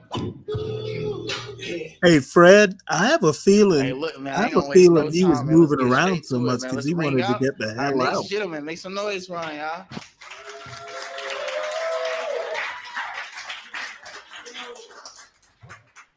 Here you go, brother. What's going on with y'all? All right, Hey, ladies, how y'all doing tonight? Pop, pop, pop, pop. Yeah. Let's face the camera for you. Just give me your name and age and what you do for a living, bro. I'm Dante. I'm a real estate investor, entrepreneur, and that's what I do for a living. A business owner as well. Okay. Hey, Handsome LLC, male grooming business. Okay. All right. Beer Male oil, specialize grooming. in beer oil and other cosmetics for men. Absolutely. Okay, but what you looking for in a woman in a relationship? Someone that's fun, friendly, feminine, and beautiful. Like to have fun. enjoy life like me. Okay. All right, Absolutely. then. Okay. All right. And what's some deal breakers for you? Um, Deal breakers. Masculine energy, aggressiveness. I don't know. You said it. I was You finna got say it. something else, but I don't mind if you independent, just not too independent to understand when the boss is in your in your presence. Absolutely. All right, then. All right. All The right. So boss is let's in your just come presence. Well, over you here, know man. We what? had some few pop He balloons, so we got just it gonna see all what's the out. reason they So I'm popped that okay with balloon. that. So go ahead and give me your name and age, and what's the reason you pop? Trinae 34, and we gonna both be bosses. Oh no. That's Oh all. no. That's all. All Oh no. right. So that means you going 50-50? No, we not going 50-50. So you're not a However, mentality wise, we both bosses. Nope. And it sounds like you kind of Nope. want to be up here and have your woman down here. That's not what it's about. What's it about, brother? Well, clear it up. It's about, understanding the role that a man play in your life. Unless you want to be my partner, if you want to be a boss, like I'm a boss, I mean, we 50-50.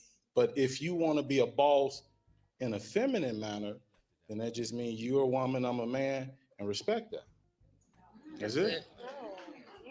He told you, he told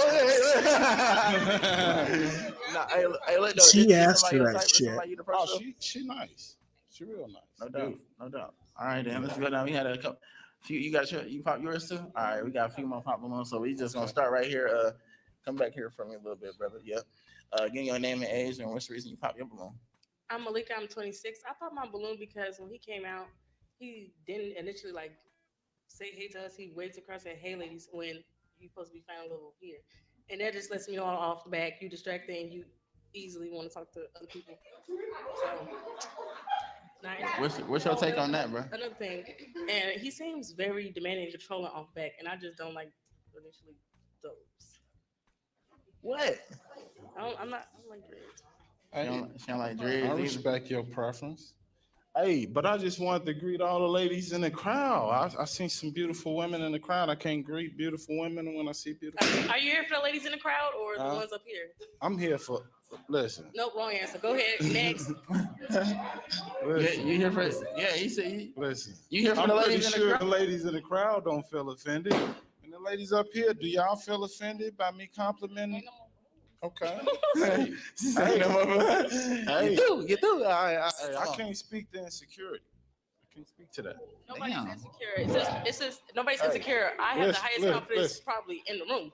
My thing is The what I fuck is said her problem? was my answer. He asked me, why did I pop my balloon? I gave you an answer. You can't come back and give me another answer. Why That's is not my she answer. I'm not asking talking you at to all? answer that for me. Respect. Control me. Yeah, that's just new. You know what I'm saying? Right here. Give me your name and age, and what's the reason you pop your balloon? Face the camera for me, brother. My name is Shay. I'm 29.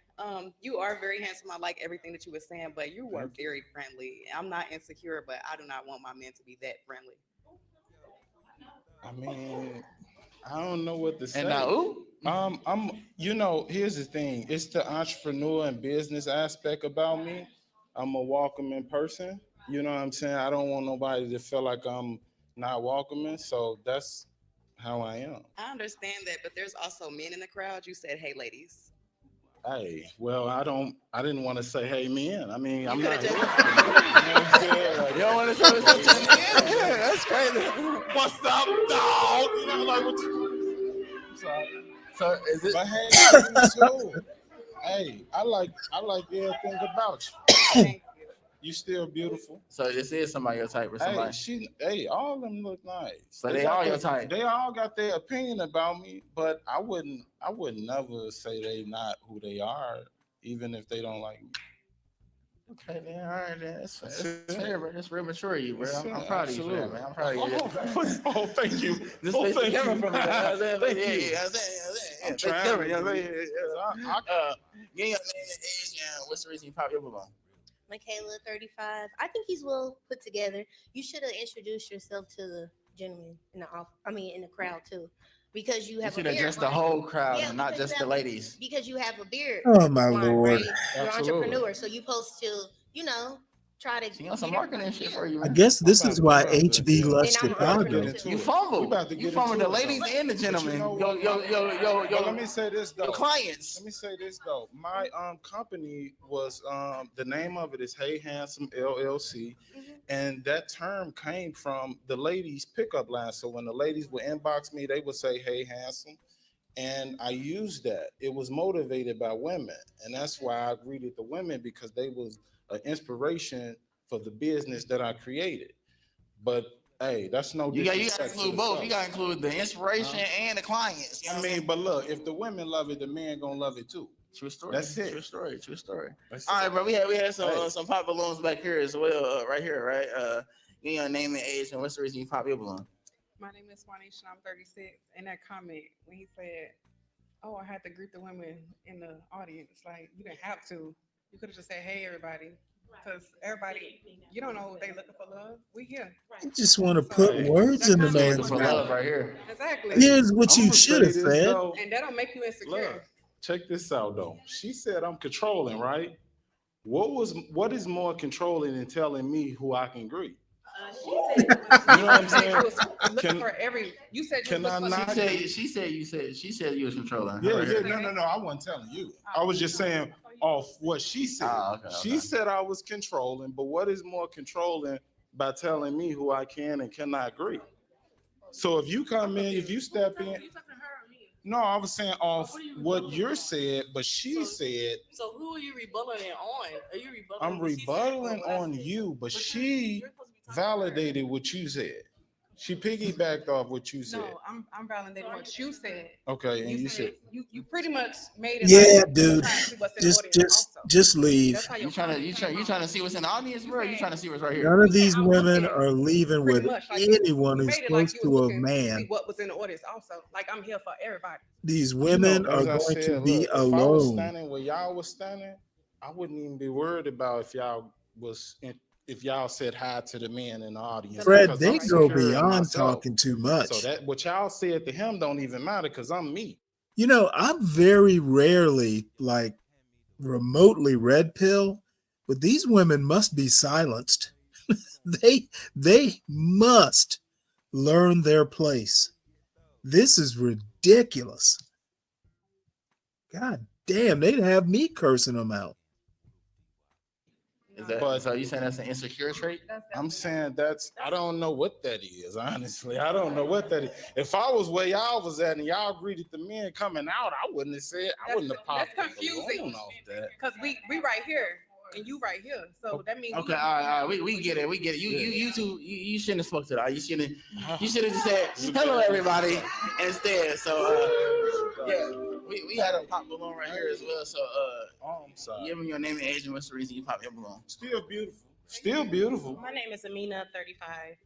Yeah, you came out greeting the audience, but we're right here. So you could have been greeting us first. Fuck And that. then you come off a little bit combative.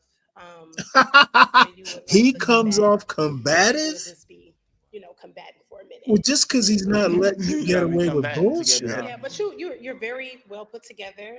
Thank you. You know, I mean, it wasn't combative. I was just clarifying, you know, from there, what they think I meant, that's not what I meant.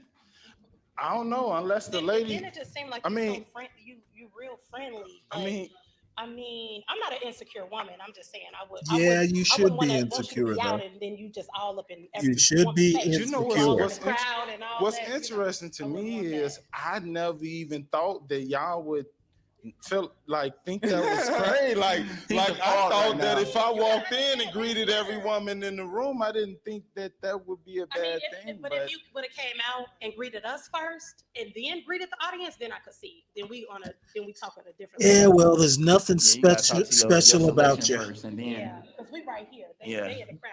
this is who you find in love with. Right, you find Unless you I see get somebody in the that. audience you like, and you see somebody right now on top that you want, that we can, you looking too long. If you had your own, somebody you would have known. So with that being said, hey, look. Is this somebody your type though, or somebody you the Oh, approach? I'm sorry. she well put together. You know what I'm saying? Like I No, said, she's not. all of them looks well put together. Yeah. Don't let them think they're well put Unfortunately, together. you know, y'all feel how y'all feel. my It's shit. beautiful women up here. It's beautiful women out there. What's It's up, beautiful Calvin? women I saw coming in this motherfucker, and that's it. Hey, this your Oh boy no, Dante. Deacon Dave. Hey, Hold on one sec here. let me Hey, get what's my up, spiel. Let me get Nando? How you doing? No, I'm anti-red pill. I don't think it's necessary. Nothing's changed on that, Deacon Dave. I'm just saying, well, like I said, I'm not even that like anti-woman. I'm just kind of let them be a fool if they want to be a fool. But these ladies have gone way beyond any sane man's patience. It's like they are trying to pick a fight somebody they don't even know. So I'm anti-red pill. It is unnecessary for a real man. You don't need to be red pill. Y'all Chicago, hey, listen, they come out here, they ready. They listen, they ready.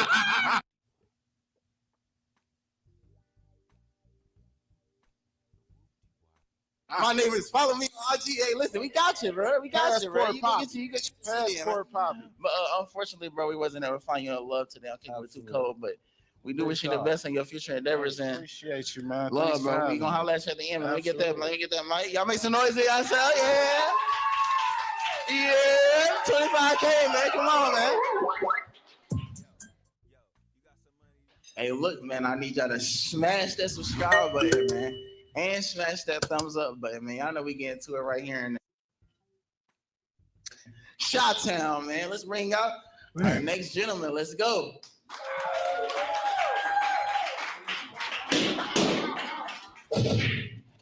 You come right here, man. There you go. Damn. Come here for give me your name and age and what you do for a living. I have this feeling that every man who comes out from now on, all of them are just going to pop their balloons just in protest. It's going to be like a 4B for balloons. My name. All right, give me a chance. Give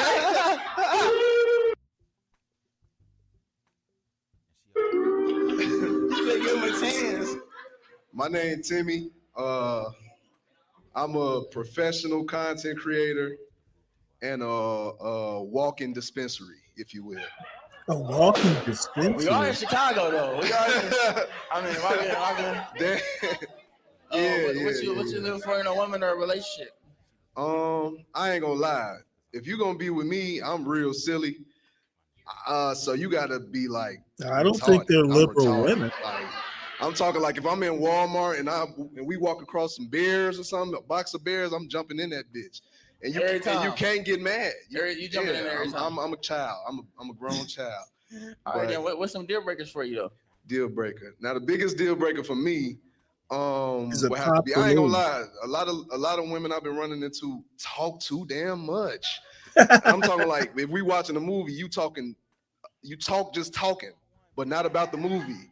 Like shut up. You know what I'm saying? Like everybody. You don't want to talk to one. It's too damn can't be over talking to. I don't like that. All right, then.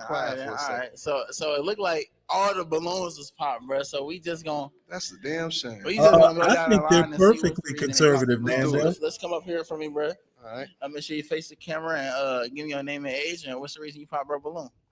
Amina, 35. Hi. You say you're a walk-in dispensary. Yeah. Like you sell drugs. I mean, well, Oh I mean, wow. so you in the streets. You in the streets. I'm not. That don't mean you in the streets. That's why I said I'm a walking dispensary. Okay. What's the difference between me and them? The people that got a dispensary. Okay, but you're a little short too. I'm tall. Yeah, damn right. You don't like tall women? I climb trees. But you a handsome. Thank you. I appreciate you. Thank you. I like your outfit. So this somebody your type or somebody you'd approach? Yeah, I climb trees. On me. Yeah, you know it's so high. You know it's a hey, listen, hey. All right, let's come up here for me. Give me your name and age and what's the reason you pop your balloon? I'm Trinae, 34. It's a height thing, number one. But Height. I like your personality because I'm silly too. I will hop in. No, you are not silly. You are not funny. You Hey, have no hey, joy hold in on, your hold life. on, hold on, because you do get one golden Willy Wonka ticket. You know what I'm saying? You want to redeem your balloon? It's still the height thing. You wearing platforms.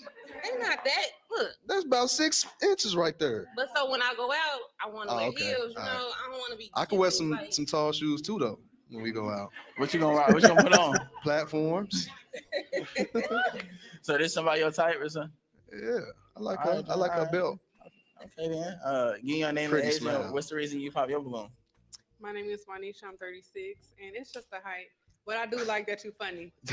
I'm still. I think I'm a comedian sometimes. No, you're Chicago not got a them comedian. comedians for real. Like I ain't gonna We lie. having a ball together. What's up with all the tall chicks you got going on? You don't like here? talk. We can. What's They up don't with like talk- me. They got heels. Hey, even in Uptown, they be popping off the short kings, man. I don't know what it is, man. You know what I'm saying? But Okay, this somebody your type or somebody you approach? Yeah, I like her pretty smile and all that. It's white. She brush her teeth. I fuck with it. On me. I give your name and age and what's the reason you pop your balloon? I'm Malika. I'm 26. It's the height. What the fuck? I don't want to have to. I'm not a stereotype, but I'm trying short man. It's just But I'm funny. Short man syndrome. that ain't enough. Okay. It ain't enough. And This somebody your type or somebody? Yeah, she my type. Yeah. That's crazy. Damn, That's crazy. man. All right, give me your name and age and what's the reason you pop your balloon? My name is Shay. My name is Shay. I'm 29. It's my brother. Type shit. Your blood brother? Nah, we not blood. And I already hit all her friends. Yeah, he did. All of them? Damn. All of them. No, I'm just playing. I'm just playing. Every last one. I'm just playing. So this ain't nobody your type or nobody? Nah, I mean, yeah. Okay, am I your type, sis? Yeah, you my type. Sis, Right. Incest. Don't fall for that brother shit. Hold on, man. You know what they say, you brother? All right, brother. All right. Give me your name and age and what's the reason you pop your balloon?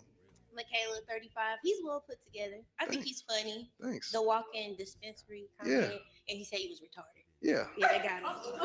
I like Michaela. I'm retarded. I'm really retarded. I'm really retarded. Really retarded. Yeah. Hey. All right, this somebody your type? This somebody you? Yeah, they all my type. Like, let me get a balloon for all of them. Even though y'all popped y'all shit on me, we good though. That's crazy. All right, let's go back to the top. I ain't gonna lie, man. That Chicago women might be a little ruthless, man. That town might rock with y'all right there. I'm from Indiana though. Damn, you from that? Where you at? Gary, Indiana. I'm home with Michael Jackson. 2 and 9. All right. Yeah. Oh, okay. Not town, right? Yeah, for sure. Yeah. Oh, we in a building. Yeah. Of course, not town. Yeah, of course. It's kicking us too cold. You know what I'm saying? But unfortunately, bro, we weren't able to find love for that. We're too cold, but we do wish you the best in your future. Hit me after this, all y'all. Make some noise for yourself, man. Yeah. Hey, look, 25K, man. Take us out, man. All right, look, man. Hey, I ain't gonna waste no time, man. Let's bring out our next gentleman. Let's do it. Y'all make some noise for him, man. Come on now. Damn. All right, bro. Give me your name and age and what you do for a living, bro. My name is Lionel. I'm 34. I'm a manager and a caterer. Okay. All right, then. All right. And what you looking for in a woman or a relationship? Damn. Someone who's willing to compromise, someone who want to grow together, and someone who's comfortable with. What is up with that mic? Okay. All right, then. And what's some deal breakers for you? Someone who don't have a relationship with God, likes to be ratchet. Put that mic up to your mouth, son. Okay, all right then. So we have most of our balloons pop. So let's just go down the line and see what's the reason they pop their balloons starting right here. Just make sure you face the camera for me. Give your name and age, and what's the reason you pop? Amina, 35. Because he been in my DMs for quite some time now. But now that I see you, you kind of short. But yeah, he's been there for about 2 years, maybe. Damn, you in DMs for 2 years? Every time it's like I'm dating, like and so he would ask me. Yeah, well, he's probably glad. I was dating. Patience is the key. You said what? Patience is the key. So you gonna still shoot your shot after this? After she popped the balloon? Never know.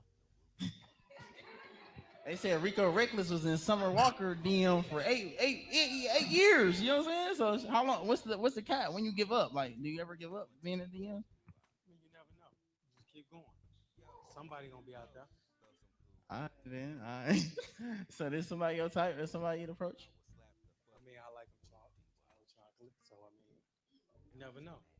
You never know. Do you know if this somebody your type though? Is this I mean, you can only say no 6 times. So I ain't say no. It's just that every time you in my DM, I'm dating, and I really do be dating. Like I, is it a no? Because you pop your balloon too. So like, is it a no? Like, I'm just saying, you been your balloon, you been your DM for She two be years. dating who or what? right now, yeah, yes, it's. It's a no. Yeah. But he's because now that I see him in person, he's like short. I didn't know he was that short. That was the last balloon too, brother. So we just Because he's very well put together. Um, yeah, he got it all. seems like you know got your head on put together. appreciate it. Yeah. Yes, ma'am. Yeah, I could tell. Very. You asking questions? You gonna get your balloon back? You know what I'm saying? You wanna get it? You know what I'm saying? All right. Let's go to the next lady then. Give me your name and age and what's the reason you pop. Trinae, 34, and it's the height thing. I need a man that's taller than me. Like, what's your height limit? Though? Like, what's your requirement? Oh, who They gotta be cares? taller than me with heels on. Okay. 5'8", 5'10", 11 with heels on. Okay. And is this somebody your type or somebody you'd approach? No. No. Okay. She all likes right. like being controlled a lot. Not at all, but I respect that. No, I'm good. Just make sure you hold your mic up for us too, so we can hear you. Give me your name and age and what's the reason you pop your balloon? Juanisha 36. It's just a hype thing, but he put his stuff on together. I love that you're God fearing. Did you say you was 24? No, I'm 34. Oh, I thought I heard 24. I'm 36, so I was like, oh no, that's a baby. 34. You popped over the age? It was a part of it, but Oh, part of it, yeah. Partially. Is this somebody your type or somebody you'd approach? Seems like she got a nice personality. Okay, then. All right, then. So that's a yes. Yes. All right, then. All right, all right. And give me your name and age and what's the reason you pop? You was last to pop too, so. My name is Malika. I'm 26. My reason for popping is because you kind of took too long down there talking, and I don't know if you've seen, I still have my balloon popped or not, but then it was the 2 year trolling somebody thing that gives stalkers, and it gives that you not over her. Maybe you on the show to try to connect with her in person after you didn't get reply back in the DM, and then after he asked you She to fucking move on crazy or after you what? seen her pop up balloon, you said, I don't know, I don't like a man that's unsure. I like a man that. I mean, but what if you like somebody's story and you see a petition there? That's fine, like somebody's story, but if you're in that DM Yeah, too she big, is all in people's how you gonna faces and reject shit. until you accept no? So I mean, rejection also can be a good thing. You know, she's not ugly, but once you hear her talk and her attitude, she becomes ugly. Damn. Is this somebody? This somebody else? No. Right. All right. Give me your name and age and what's the reason you pop your balloon? My name is Shay. I'm 29. First, I want to say that you are handsome. This is the first time in a long time that I've seen a man with a properly tailored suit. Appreciate it. I like that. But you just seem very passive. Seems like I just run all over you. Get that. You get that? You be getting that a lot? People tell you that? I mean, I'm old school. I mean, I think this generation is not used to that. So I think where gender roles are switching now, so many women like to be in control. So when they Hold have your a mic up man, too, so I when can they hear have a guy or a man that's willing to lead, they don't know how to compromise that. The reason why I say that because, like, I go back to our generation. Our generation, men like to stay at home. The women is the bread. They like to be in control of the house. I feel like two male lions can't eat off the same stick. And I think with you young, you still got room to grow. And I just think nowadays, so many women, black women in general, if they so used to doing everything on their own, and they have a man like Sounds myself, like who sounds like knows they he's got a man a that member trusts of the them, John men will Galt basically say that's a urban waste of landlord time because they feel like community. you stepping on their toes, but you're really not. Black Why I say women this in because general. we're leaders, not followers. So at the so I might Hold on, sound hold on, hold on, hold on. Y'all simmer down. Y'all simmer down. Hold on. Let's wrap it up. Let's wrap it up. so I may seem nervous, but I know my worth and I know what I want. Okay. All right. When I actually do want a man to lead me. I don't want nobody to control me. I want a leader. I am a very independent woman. When I said passive, I mean like Very independent I'm not a woman. club I'm just using this as an example. Say I wanted to go out with my friends He and they is really didn't John want me to Galt. go. I feel like that's No, I being don't think passive. he's John Galt. So that's what I mean by being passive. If you are a strong leading man, Okay, you you know say, what? I want So what do you somebody. think that's judgmental? Because me personally, I don't like to be outside. I'm 34.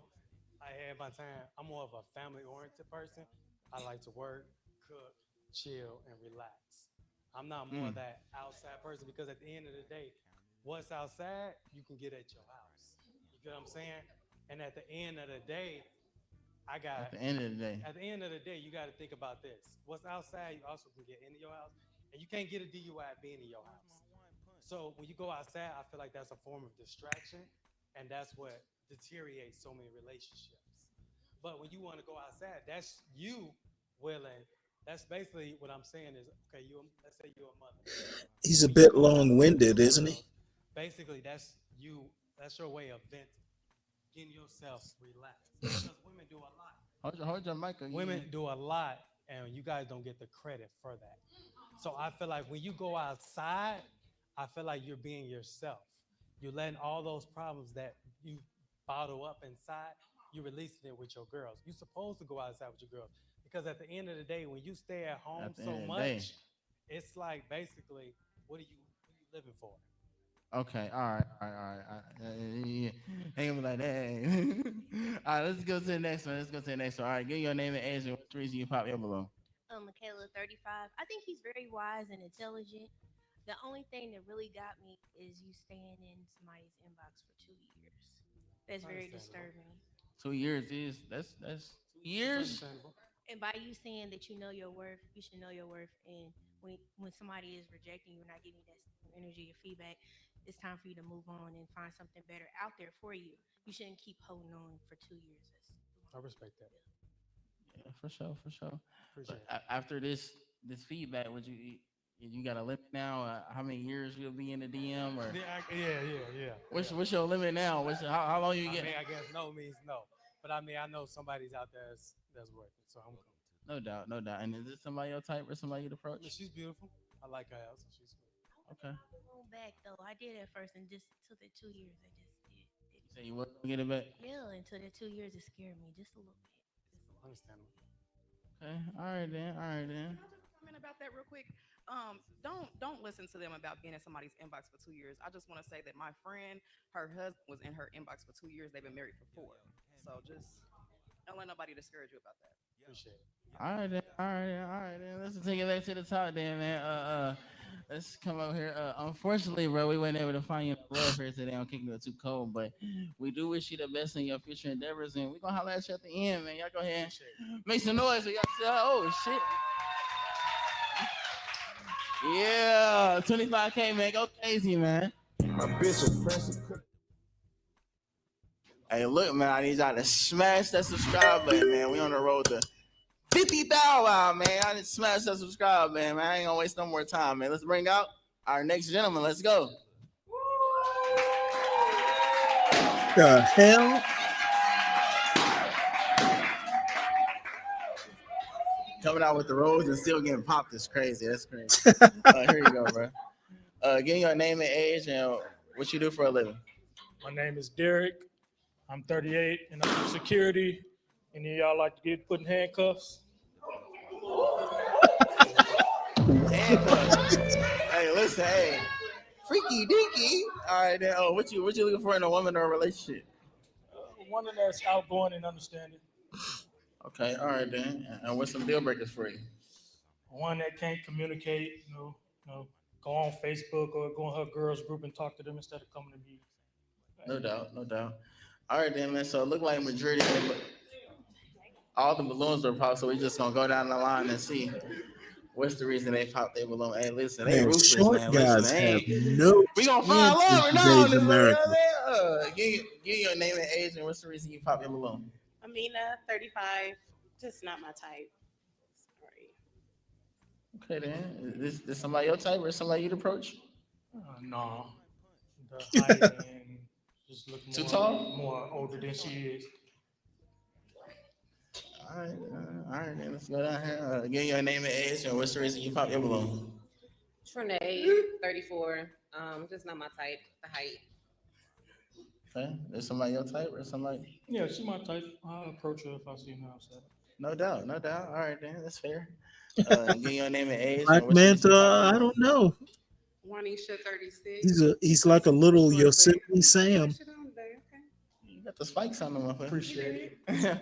All right, then. Is somebody your type or somebody you'd approach? Yeah, she's very beautiful. I'll approach her. No doubt, no doubt. Respectable. He'd approach her and get All right, give rejected. your name and age and what's the reason you pop your balloon? My name is Malika. I'm 26. First, we're gonna start off with the name. Your name Derek. My daddy named Derek. I refuse to date a man with the same name as my father. And then I don't like that. How dumb is this It's woman? not. She What's wrong with sounds that? like It's just not really what I would prefer dumb. my man to be wearing on top of his head. It's just no. It's nothing wrong with it. It's just not my preference. Yeah, okay. Okay, it is different. I didn't see the back part. All right, all right. This somebody your type or somebody you'd approach? Haircut can be changed. I do my own hair, so I actually change it every week. So. No, I ain't gonna like all the weaves you gonna That's put fine. in your That's head. fine. No, nothing else needs to be said. Thank you. That's fine. Brother, hey, listen. All right, give your name and age and what's the reason you pop your balloon? My name is Shay. I'm 29, and because you're too freaky for me. What? Way too freaky. You came out here talking about putting me in handcuffs? What? Freaky deaky. I am, so I need somebody that's on my level. All right, then. This somebody your type or somebody? Yeah, she is definitely my type. Okay, then. All right. Let's go down here too as well. Give your name and age and what's the reason you pop your Now balloon? they look My name is compatible. Michaela, I'm 35. I like his glasses. Just the comment he made too about the handcuffs. It seems like, that's good that you're intuitive with your sexuality, but it's too soon. I wanted to hear more about you. You reveal the bondage too soon. Well, I think the This handcuffs somebody is your type or about him. somebody you approach? Yeah, she my type. All right, then. Hey, listen. At least he honest. You know what I'm saying? Let's come back to the top, man. Let's come back to the top, man. Unfortunately, brother, we weren't able to find love here today. I'll kick it too cold, but we do wish you the best on your future endeavors, and we gonna holler at you at the end, man. You go ahead and make your way to the back. Appreciate y'all. For sure, y'all make some noise, man. You know what I'm saying? Hey, listen, man. We getting right to it, man. 25K, man. Take us out, man. All right, man. I need y'all to smash that subscribe button, man. Y'all see what's going on, man. We in the middle of Chi-Town, Illinois, man. For real. Make some noise one time for Chi-Town, man. The first Pop the Balloon or Find Love tour, man, right here. Kicking it too cold, man. Straight out of Indianapolis, Indiana, man. Y'all show some love in the comments, man. One time for the one time, man. Without further ado, let's bring out our next gentleman. Let's do it.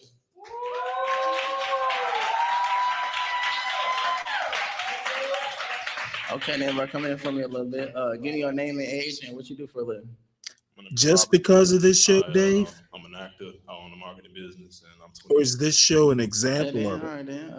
And what you looking for in a woman or a relationship? A God-fearing woman, somebody that like to have fun, somebody that know how to be creative. No doubt, no doubt. All right, then. What's some deal breakers for you? Baby daddy issues. Baby daddy issues? That's the only one. And disrespectful mouth. No doubt, no doubt. All right, then. Look like we only had one pop balloon, so let's just go two. Let's just go right here and see what's the reason they popped their balloon. Well, I'm gonna be honest with you, Dave. Amina, 30. I think the show, you are probably right about this show being an example. Though I don't know. I mean, dating games have been around since like the early 70s. I remember the dating game. I happen to be old enough. So, I mean, dating games have been around for quite some time.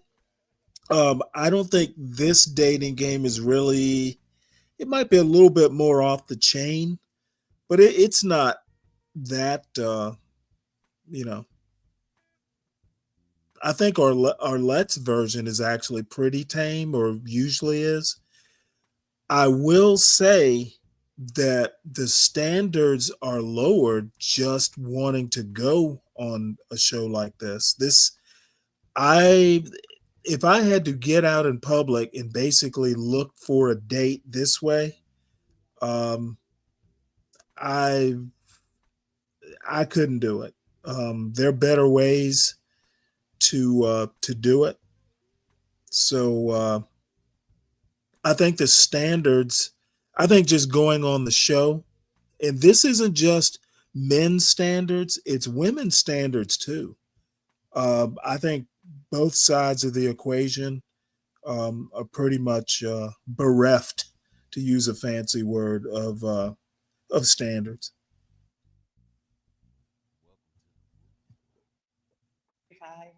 5. Just the age. I don't think I want to date a 28-year-old. But you well put together. How old are you? 35. Is that too old for you, or? I'll date older, but it's okay, baby. Ooh, hey, listen. He looking at your soul right now. This somebody your type or somebody you'd approach with? Which are you? I would definitely approach you. Oh. Hey, you gotta give a youngin' a chance and sound like, all right, let's go right here too. Give your name and age and what's the reason you pop your balloon? Trinae 34. I'm just too young. Sorry. But okay. you're very handsome. Very handsome. What's the If I youngest? was 20, you said 28? 28. If Yeah. I was 28, It's a green light. yes. What's the youngest you would date though? Probably 32. Dang. All right, man. This somebody your type or somebody you'd approach? Yeah, I like chocolate. Okay, then. All right. We have some pop balloons down here as well. Give me your name and age and what's the reason you pop your balloon? My name is Shay. I'm 29. He seems a lot interested in the first woman. I'm just giving compliments. I don't want to. Now, that was a deep compliment. It was different than the second woman with what you did with the first woman. You seem like you might try to talk to her after the show. Well, I think you misjudged, but I understand. Okay, is this somebody your type or somebody you'd approach? Yeah, I know her too. Yeah, I definitely would. Kind of, you know her from, all right, then. A history in the building. All right, then. We're going to start right here. Give me your name and age and what's the reason you pop your balloon? Michaela, 35. He's very nice looking. And I do photography. He's very, the bone structure, everything. I have to stay away from you. Yeah, you too. Yeah. He looked like somebody I used to date too. It's not a good thing. So this your type right here. Yeah, but it's not a good thing. I understand. You understand that? Stay dangerous, baby. See, that's the stuff I'm talking about. Stay dangerous. It's crazy. All right, then. This somebody your type or somebody you'd approach? I like your eyes. You're welcome. Okay, man. Yeah. Hey, man. Listen. Hey, you got. All right. You got one. Oh, you got two balloons. Like, all right. So what we're gonna do is we're gonna allow you to ask these two ladies one question. Or you want to ask them different questions or the same question? Same question. Go ahead, shoot. Okay. On a Sunday, what is your routine? What do you like to do? Okay, then give your name and age and what's your Sunday routine? My name is Juanisha. I'm 36. I like to watch church if I ain't going to church. And No, she doesn't like to go to church. She's lying. Okay, then. That's a great answer. That's a great All right, answer. he like that. He like that. All right, then. And same for you. Give your name and age and what's your Sunday routine? My name is Malika. I'm 26. My Sunday routine, I like to wake up maybe 7 a.m., play all my favorite gospel songs. I prepare for the week, also meal preps, all that. And then just clean up the house and stuff, stay in. So I'll make sure I get up on time on Monday for everything I need to do. That's a good answer too. That's a really good answer. Okay, yeah, okay. I like Really both good of answer. them. Okay, yeah, all right. So look, come on over here. I ain't even gonna have them pop no balloons. And what I'm gonna do is I'm gonna allow them to ask you a question as well before we. Malika needs popping. to So, cut that you say your name tag and off age, of and her go ahead and yoga ask this lady the pants. question. do you have any kids? I can see it. Sheesh. You gotta have kids. I don't want no more kids. My kids are 15. You ain't asking if you want kids though. I didn't, but he probably do. You want kids? She about right. I wouldn't take that away from him. Nah, no doubt, no doubt, Yeah, no doubt. he look good. He look nice. I wouldn't take that away from No doubt, no doubt. Is somebody your type or somebody you'd approach? Yeah, she know it too. Yeah, I do me like that. Okay, then, all right, then. So we just gonna come right here, then. Matter of fact, I'm gonna have you come to the side. I'm gonna have you come to the top. I'm gonna have you come over here too for me, bro. Right here, right here, right here. I know you didn't get a chance to ask him any questions, so just go ahead and ask him any question. When you have nothing else to do, what do you do in your boredom?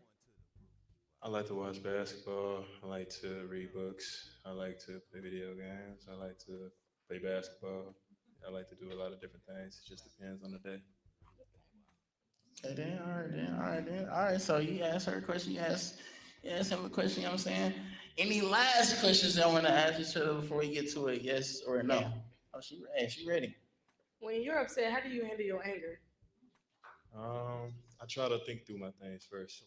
I used to be a very poppy type of dude, but I kind of healed from that, so I don't do that. Okay, another question. What are your coping skills? What are my coping skills? Yeah, how do you cope with frustration, sadness? I go to God.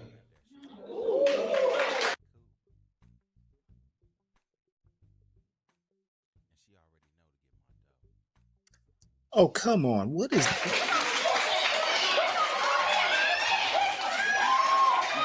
Hey, man. No more questions. You got any more questions for her?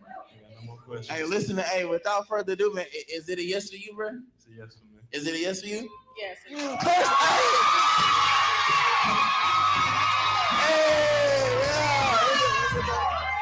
Hey, you go ahead and take your mic to the back right there for me. You know?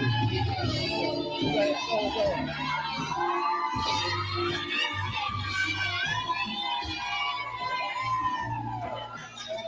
Hey, listen, hey. Only here on Kicking It Too Cold, man. Y'all make sure y'all smash the subscribe button, man. Hey, look though. Before I get to it though, I know we just had a match, so is there any alternates I told in the audience that they could be on the show if anybody make a match? Hey, look, we got somebody right here, man. Hey, y'all make some noise for her right here, man. We about to bring her right in the show, right now. It's like Oh, how you on the end don't right here. do So it. you look like No. you're right here, so you go ahead and yeah. No. Hey, just Don't like that, do man. it. Make sure I smash the subscribe button, man. Only here on People It's Too Cold, man. For real. 25K, man. Well- What we on? Well, Dave, what were you expecting? A free for all? Love is finding the right match is tough or should be tough. So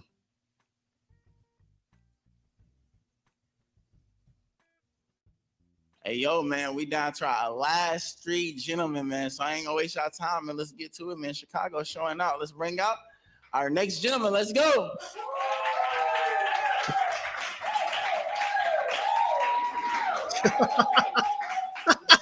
Here you go, bro. What Right here in for the- me. Give me your name and age and what you do for a living. My name is Caleb. I'm 27. Off the name, damn. When I'm 27. I drive trucks. I'm a personal trainer, and I fix cars. I pretty much do everything. Damn. Okay, all right. Now, what's The original 7 pot. Damn, that's my damn. About his fucking What the fuck? But what you looking for in a woman or a relationship? Somebody that's just peaceful, mature, and just nurturing. No doubt. And what's some deal breakers for you, bro? Disrespect. I'm a big on respect. Dishonesty. No doubt. Just not immature person. For sure. All right, look like we had all our balloons pop but one, so let's just go down the line and see what's the reason they popped their Man, this balloons. dude Starting is right weird. here, though. Make sure you face this camera for me. Come on in first. You know what she gonna say? I feel like I know. Hold on, what she gonna say? Nah, I ain't. I'm gonna let her say All right, it. you go. I ain't trying to. And he gonna say, insecure. all right, bet. Give me your name and age and what's the reason you pop? My name is Amina, 35. It's the height. But you are very handsome. Yeah, you couldn't let that pass. Damn. Like, I mean, I'm still strong enough to, protect you and shit. Oh. You might be, hey, listen here, hey. I know y'all. Let me take my heels off and see. I mean, with my You gonna take your heels off right now? My heels off. I can pick you up. Go ahead, take them off real quick. Let's see that. Oh my Lord. She said, "Is this? If you don't get your balloon back, I'm taking the heels off." See, I wasn't finna say But this. you are very handsome, though. Let me see. Oh. We bout saying hype. No doubt. That's Heels serious. just make me- But yeah, with the You do heels. get one golden Willy Wonka ticket if you want your balloon back. No. So you think about it, you might as well just get it back. Where we on? Okay, let me think about it, because you You want it now? Yeah, no. Bro, you know you want the balloon. Somebody get her a balloon, man. Like, come on, bro. Stop playing around. All right, get her a balloon. He broke her down. Hey, he demanded that. Don't put Hey, those hey, heels hey, back on. We gonna move to the next. All right, then. Make sure you face the camera for me. Come back here for give your name and age and what's the reason you pop your balloon. Trinae, 34. It's the height. He's very handsome, very well put together, but it's just the height. Appreciate you. Somebody your type or somebody you'd approach? No, she look good. I like dark skinned women too. She look Okay, all right then. Give your name and age and what's the reason you pop your balloon. Juanisha, 36. I got like 10 years on him, but he cute and he kind of look like my little brother, so I was like, What's the? You already said the youngest you would date, huh? Huh? You already said the youngest you would date. It just depends on how they See, it mentality depends. is. Nah, it depends. It depends, hey. It depends, but I don't want to go into like 33 or nothing. Okay, It all right depends. then. But he Okay. cute, he handsome, you know. No doubt, no Appreciate doubt. it. This somebody your type or somebody you She look good. She look good. Okay, for sure. All right, give your name and age and what's the reason you pop your balloon. My name is Shay. I'm 29. It's the age. You're 2 years. 29 is 27 is crazy. Hey, I ain't gonna lie, that's crazy. So we traded over 2 years in 2025. 2 years is crazy. I've never dated nobody younger than me. This could be your first time for everything. Yeah, but yeah, but no. Yeah. This somebody your type or somebody? Yeah, she cute. Okay, all right then. All right, let's go right here. Give your name and age and what's the reason you pop your balloon. Michaela, 35. He's the same age as my nephew. Oh damn. I can't even 27, argue. 35. I mean, It ain't too far, but I can't argue with yeah, that. all right. I like her style though. You like the style? Like the drip? That's All right. nice little So this outfit. somebody your type or somebody Yeah, you for sure. No She doubt, no ain't doubt. real All right, classy. let's go back up to your redeem balloon real quick. So we gonna allow you to ask these remaining two ladies. We gonna do like a question showdown real quick. You ask her a question, she asks you a question. We're gonna go back and forth real quick. So Wait, so you're 27? Yeah. I'm 39. Oh my god. Why you pop your shit? 27. Straight. Yeah, it's the age. I don't think You about to pop again. You really didn't want that much of that, huh? I did. I mean, he is well put together. It's just the age. 27. Ain't saying nothing but a number, but show me, bro. You do your thing. Do you have any children? No, You don't have any children. No children, 27. What y'all? I have 3 children. You said okay. You still finna pop. Damn. I ain't even say nothing that was red flag. Nothing. You still finna pop. You the one red. I mean, do you want more? Do you want children? I ain't really thinking about children right now. No. Okay. Do you want to get married? Yeah. Yes. Like I'll definitely want to get married in the future. Yeah, like I'm trying to lock in right now. Though. Do you got a girlfriend right now? Are you dating? Nah. Don't lie. No. He lying. I think he lying. I ain't stuttering. I said not. Hey, if you dating this man, drop in the comments if this your man real quick. Drop in the comments. You're so handsome. Man, these women are crazy. So you want ugly nigga? No. You said what? So you want like somebody that's less attractive? That's what you No, I'm just saying like I think. So every attractive person already dating type shit. Jesus. You dating right now? Young folks can have it. Somebody out there say that's my name. I'm just smiling because it's funny. All right. You already said this somebody your type, so it already seemed like she popped her balloon. So let's just come down here to. She held on for dear life. I ain't gonna lie. I want to know what's the reason she popped though. Give her your name and age, and what's the reason you popped your balloon? Asia, I'm 34. Really just the age. And then I just felt like y'all had a little chemistry back there. I don't know. She got her balloon back. I thought she was gonna do her big one today. I ain't even get to speak to you though. I know. I ain't even get to know You Asia. are just a little young. That's a little young. I'm too young. That's crazy, bro. This somebody your type or somebody you'd approach? Asia, we could have been a match made in heaven, man. You tweaking. Y'all tweaking over the age. That's cool though. Yeah, that's definitely Hey, somebody. bro, that's crazy, bro. Let's come to the top, bro. You too young for him. That's crazy, bro. Nah, I figured this when I. Look, hey, let me know if anybody sliding your DM after this. Let me know. You know what I'm saying? You know what I'm saying? Hey, look. Unfortunately, man, we weren't able to find you a love here today on Kicking It Too Cold, but we do wish you the best on your future endeavors. We're going to holla at you at the end, man. Y'all make some noise for this young fella, man. You make no way, man. You know what I'm saying? Hey, DJ, don't even cue no music. Hey, we ain't gonna cue no music. We gonna leave them right here, give them their balloons, and we gonna get right next to the next guy, man. Let's do it. Hey, look, man, we down to our final two gentlemen, man. I ain't gonna waste our time, man. Let's see if we can find some love out here, man. Let's bring him out. Next gentleman, come on, let's go.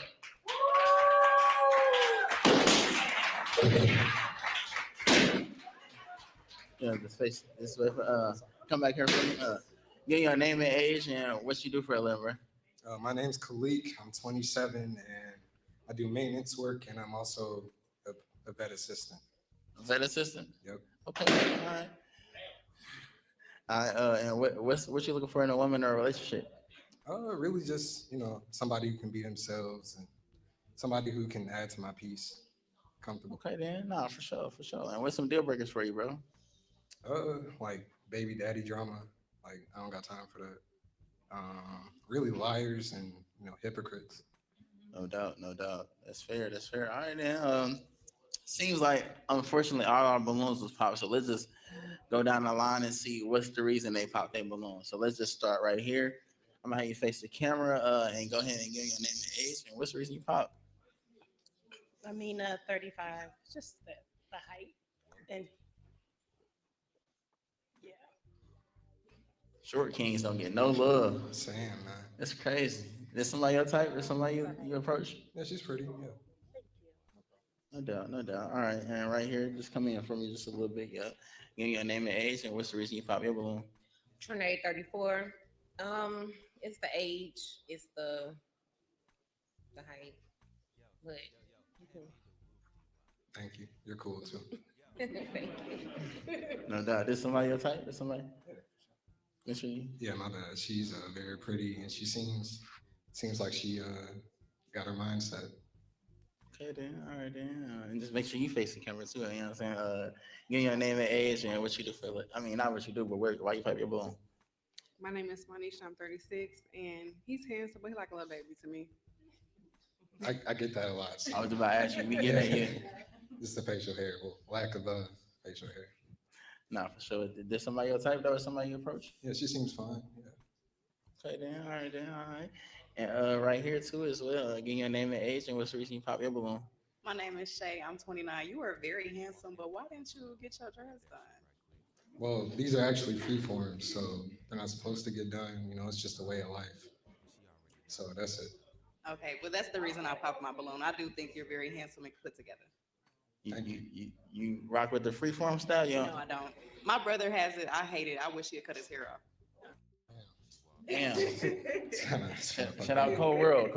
You know what I'm saying? Give your name and age and what's the reason you pop your balloon? Michaela, 35. He's very handsome. The hair, but you're very well put together though. Thank you. Okay, and is somebody your type or somebody you'd approach, bro? Yeah, she seems like she has good decorum. Okay, then. All right, then. You know what I'm saying? And right here, last but not least, give your name and age and what's the reason you pop your balloon? Asia, I'm 34. Just personal preference. Personal preference. Yeah, that's all good. That's why it's personal. Other than that, This somebody your type or somebody you'd approach, bro? Yeah, I really like the hair, burgundy. I dig it. Okay, all right, bro. Let's go What's to the the top. hair? Let's go What? to the top, man. Oh my Lord. Unfortunately, bro, we wasn't able to find you love here on Kicking It Too Cold, but we do wish you the best on your future endeavors, bro. We're gonna holler at you at the end, man. We're gonna take some flicks and you know what I'm saying? For sure. All right, then you can go ahead, hands to the back. Y'all make some noise, you know what I'm saying? You know what I'm saying? We got one gentleman It's a left, man. curse What we to be on, man? labeled a 25K, player. give us some turn, man. Not if you're a player. Hey, look, man, y'all know what's going on, man. Y'all know we wouldn't be nothing without the audience, man. We in Chicago. We brought out a whole sold-out crowd in Chicago. So, hey, make some noise for yourself, man. Chicago. Hey, man, shout out to the exhibit house for even giving us the space, the creative space and opportunity to do this out here in Chicago, man. So every time we in Chi-Town, we come to the exhibit house, man. Without further ado, man, I got to holler at y'all, man. How y'all feeling? What y'all got going on? You ready? Hey, what's up? Talk to me. I'm so excited to be here. I'm sold out. I'm so mad I lost my voice, but I've been watching you since pretty much the beginning. I don't know if it was exactly the beginning, No and doubt. it's just been so inspiring to see you and to be here tonight. Good energy, everybody's in a good mood, everyone looks nice, and I'm For just sure. really excited to be here. So You from thank the you for you from the putting shop? this suburbs, so kind of sorta, but I'm in Indiana now. So over You the live border, in we Indiana? drove a little bit to You see you. drove a We were little? gonna come to Okay. Indy to see you, but I'm Come from on. Maryville, so not as far. I but know we still in filming still Indy. this Sunday. If y'all need to be in the crowd or the audience, man, y'all tap into the comments, man. We wearing it Yes. back to back in a nap too, man. Come on, man. Yes, thank you for putting this together. This is amazing. So you're For doing a sure. great job. Keep it up. I appreciate you coming, man. For real, for real. All right, wait. Yeah, hey, look, you know you got the. Hey, talk to me. What's going At on? the Hey, what? exhibit house. How you would? In the house. I love it. How you The feeling? get up, The you get up. all that and some, and I'm proud of you. Thank you. With this is really good. Yeah, You're gonna go far ways. hope so. Yes. God willing. Yes, and this is it was very productive and positive in finding someone that these girls would match with. No doubt. So yes, keep doing what you're doing. No doubt. Hey, thank you so much. Hey, thank you. Hey, look, real quick. Hey, this all y'all first time at a live show. Y'all gotta make some noise. Hey, listen, hey. First time, we got a lot of regulars in the nap. So when y'all come for the first time, we always gotta make a round of applause for the first timers. So y'all all get that first timers round of applause. How you feeling? What you got going on? I'm good. You scared? You scared? You in the front row action. What's happening? What you think about what's going on with the show? It's funny. I like it. It's a good vibe. Everybody's chilling. Good jokes. I like it. No doubt. She kind of looked like Michelle All right, Obama I'm to coming me. in with. Hey, look, hold on. Y'all remember Big Nit from the y'all remember Big Nit from the BBW episode? Man, this your mama in the cut, man. How you feeling? Man, you drove all the way from the 219. What's up? What's him? No idea. I'm from out here though. You from the Yeah, shop? yeah. For sure. What you think about what's going on? You finally made it slid? I will tell you that I've seen every single episode, No doubt. and I'm very proud of you. Get a And I've seen the job, growth bums. with every single episode. Thank you. And it's amazing. The ladies look amazing. Yeah, they I mean, put you it did on. your best with Chicago dudes. I mean, hey, you can only Hey. do what you can do. Do what I can do. You know what I'm saying? You can only do what you can do. Do what I can do. But it's a good show. I love it, and No thank doubt. you for coming out here, coming on tour. I'm still waiting on. Yeah, Hey, look, if y'all want to see a Silver Fox LGBTQ film on film, drop in the comments, man. I got you. You want to say something? All right. Damn. They turning down the mic is crazy. Somebody in this row, somebody, come on, talk to me. Chi-Town Finest in the house. Hey, come on now. We want to give a shout out to the ladies that decided to come here and find love on tonight. I am hoping Oh, my that you Lord. all leave here, even behind closed doors when they come out, what I'm saying? They come out here. Right. Y'all find y'all somebody. Lay it down on the line. You can mold. That's people right. as Lay it well. down on the line. I'm a married woman, and I just came here because I'm interested in seeing, other people find them some love. I've been married 20 years. You guys can get it too. So get 20 years. somebody back Hey. there for y'all. Even if it's not that there, it's somewhere. in the 20 world. years ain't easy. 20 God years bless your used to ministry. not be that long a time. These ladies couldn't do it, or the gentlemen, without you on tonight.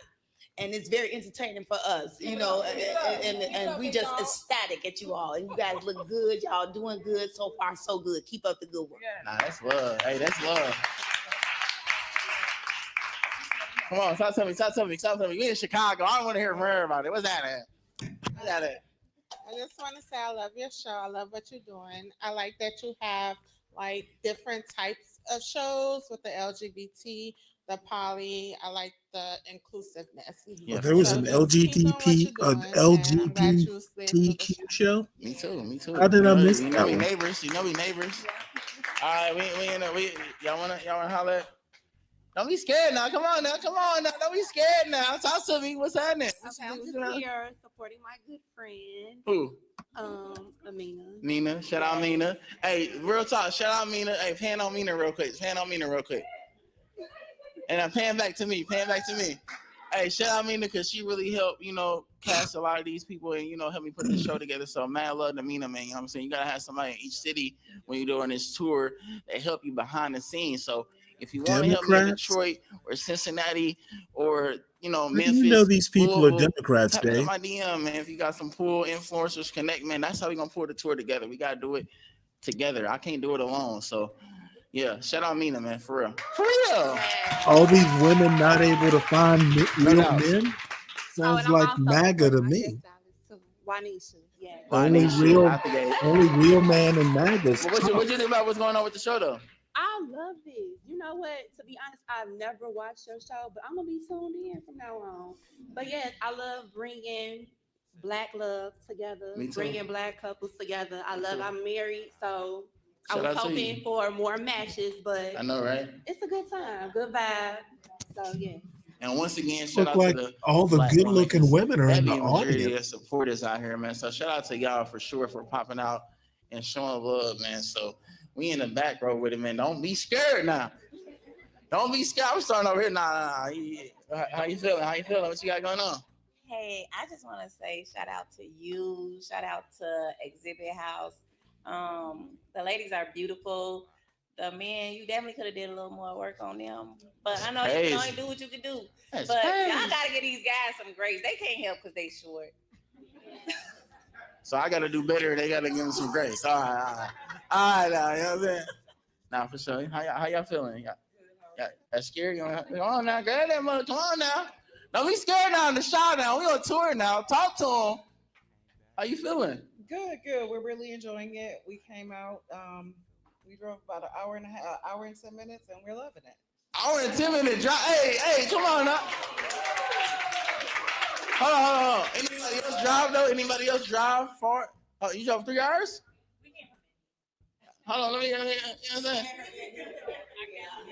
You came from the Nat? Who you came with? Okay, then, yeah, all right, you know what I'm saying?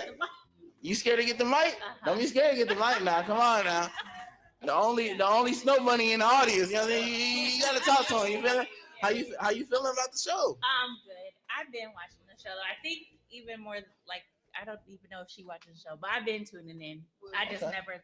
I thought about coming to one in Indy, but yeah, I just never. You know we doing the snow And now bunny I'm here. episode in Indy, man. So if you, I'm engaged.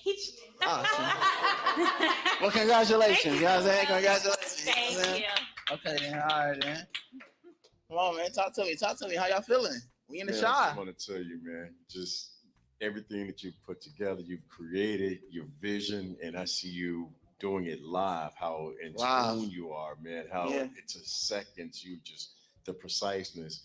And ladies, I just want to tell you, y'all are rocking, Ain't y'all they? are rolling, just simply beautiful and the best. The fellas back, give these brothers a chance because they love to. Love them back. No doubt. That's love, bro.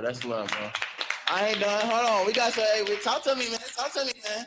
Yeah, long time watcher, definitely feeling the vibe. The live show was an even better vibe than the. Everybody say that too. So if y'all wanna be in the live audience, man, Apparently, there's not text much the number going on on the in screen, man, Indiana. and get your ticket, man, because it's turned in person, man. Go ahead. I ain't even cut you out. Y'all I gotta get my plug in. The ladies are beautiful. The dudes are fun. Everybody's funny. I love seeing the innovation. Every time I watch, it's something new that you add to it, and I just love how you just develop and continue to develop. No Keep it up, doubt. man. Yeah, for sure. That's love, bro. That's what you want. I ain't gonna make you say nothing. Hey, man, one last time, man. Make some noise for yourself, man. Chicago. Hey, man, this only the first tour stop, man. I know I have to come to the neighborhood, man, but like I said, man, if y'all want to see me in D-Town, y'all want to see me in Cincinnati or Columbus, I don't know where y'all want me in Ohio. It's a lot of back and forth about that. Y'all let me know. But Louisville, I'm rocking with y'all now. Louisville, I heard about y'all, man. Y'all, you know what I'm saying? You want me in the city, man? Drop a comment, man.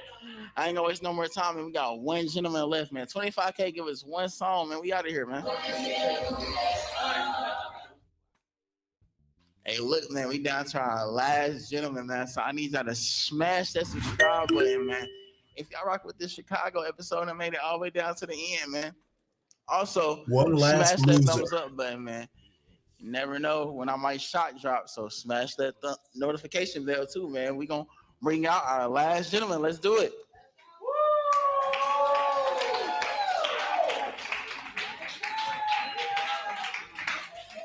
There you go, brother. Here you go.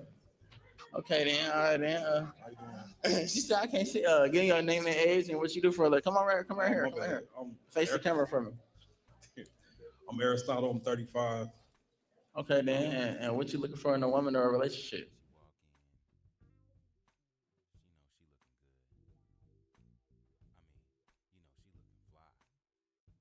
Said, a beautiful black woman, first and foremost. Strong mentality, sense of humor, beautiful smile. You know what I'm saying? Shit like that type shit. Okay, then. That's fair. All right, then. What's some deal breakers for you? Deal breakers, super crazy. Like, let me go through your phone every 2 seconds type crazy. Busting windows.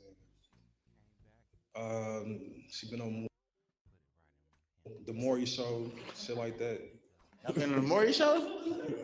That's another level, bro. All right, then. All right, then. So it look like we got no pop balloons, bro. So you got your toothpick? Yeah, I got. That's crazy, man. I'm gonna have you just pop one balloon, bro. One balloon. I can't ask no questions. No questions. Just based off what you see. Damn. Damn. That's crazy. Y'all all gorgeous. Y'all believe Yeah, me. that's how you Y'all do it right just- there. Put that y'all game crushing on. for real. Damn. 2 hours later. Go shorty up. What's the reason you pop rubber balloon though? No, Hold on, but to come you, right here. Come right here, brother. Right here. Because you Y'all make be me moving, pop. boy. Right here, bro. Oh, Yeah. my bad. I'm a little. It's the Julio. You moving again? Right here, bro. Oh, I'm facing the camera right there. Okay. The camera right here. Oh. Over here. Right here. Right here. Okay, I got you. It's the Julio. Brother, man. That's I'm just saying. I just saying. You just cost all your balloons. I mean, shit. You cost all your balloons, brother. My man. sense of direction is off. My bad. It's okay. It's okay. Sense of But what's the direction. reason you pop rubber balloon though? Y'all I calm had simmer to. down for me. Simmer down.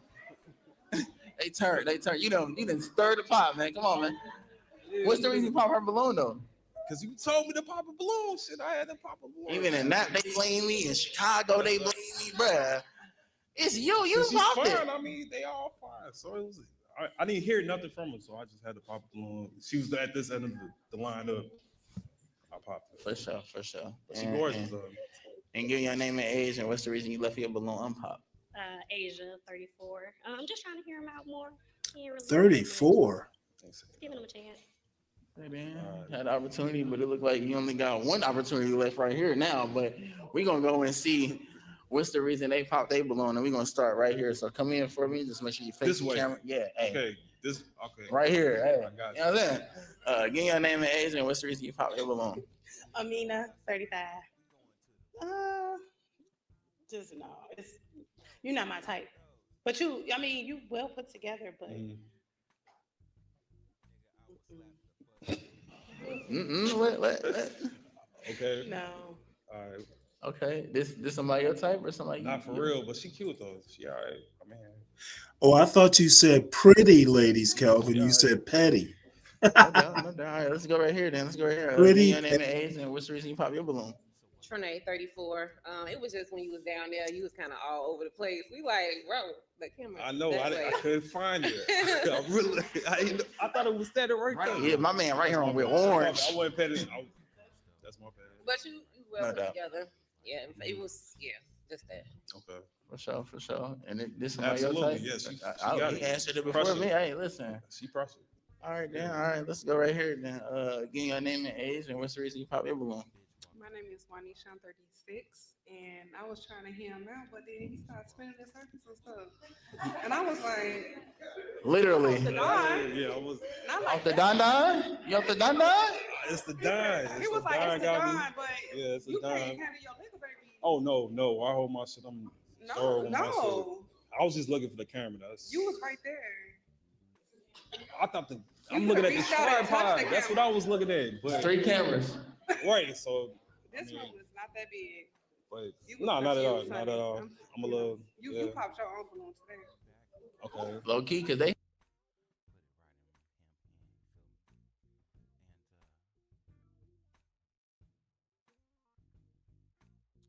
He had all their balloons on pop waiting on you, man. I know. I see. That one little situation. You Yeah, I was you tweaking. fumbled, man. You caught me at a bad moment. They ain't sparing nothing. I ain't gonna lie. You got one time with them. All right, I already know. I've been hearing it all night. All night. This somebody your type though? Or somebody Yeah, she's gorgeous, beautiful smile. Yeah. Oh, the toes. Yeah, she got it. Yeah. Okay, then. All right, then. All right.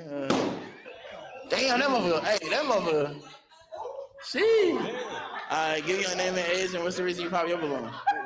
My name is Shay. I'm 29 and does not follow directions. You don't follow directions? You don't follow directions? Nah, cause you did say go that way, go this way, go. I that pointed way. like 3 times. Like, they gonna see. Like right here. Yeah.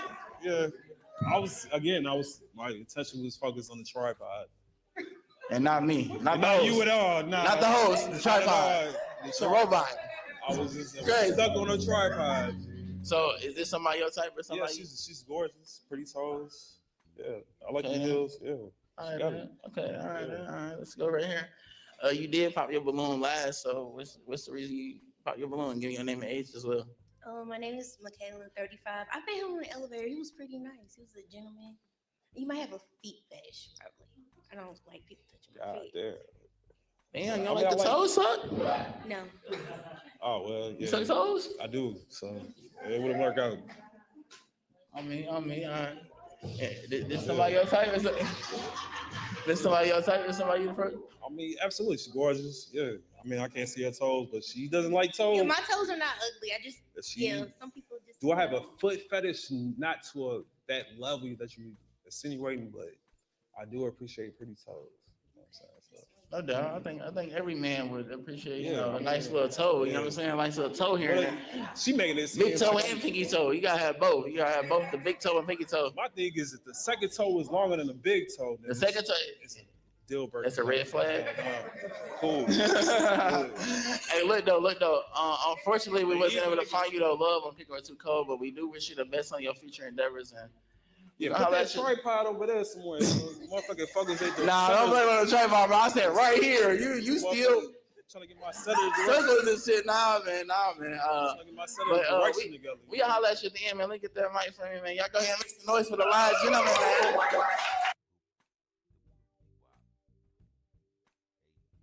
Yeah, it's enough of this foolishness. Give me 1 sec. I'm gonna have to hop down and come back in on the other browser.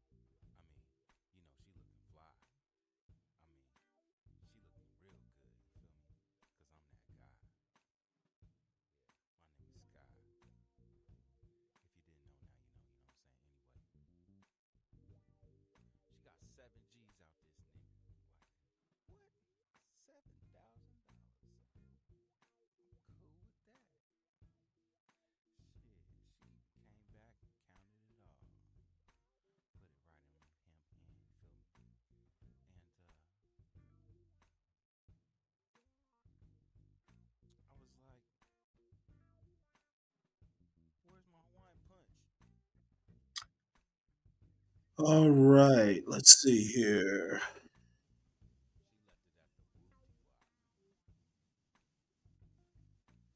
So I got some news stories I'm gonna go through right quick. I had a bunch of them, but I've trimmed some of them down.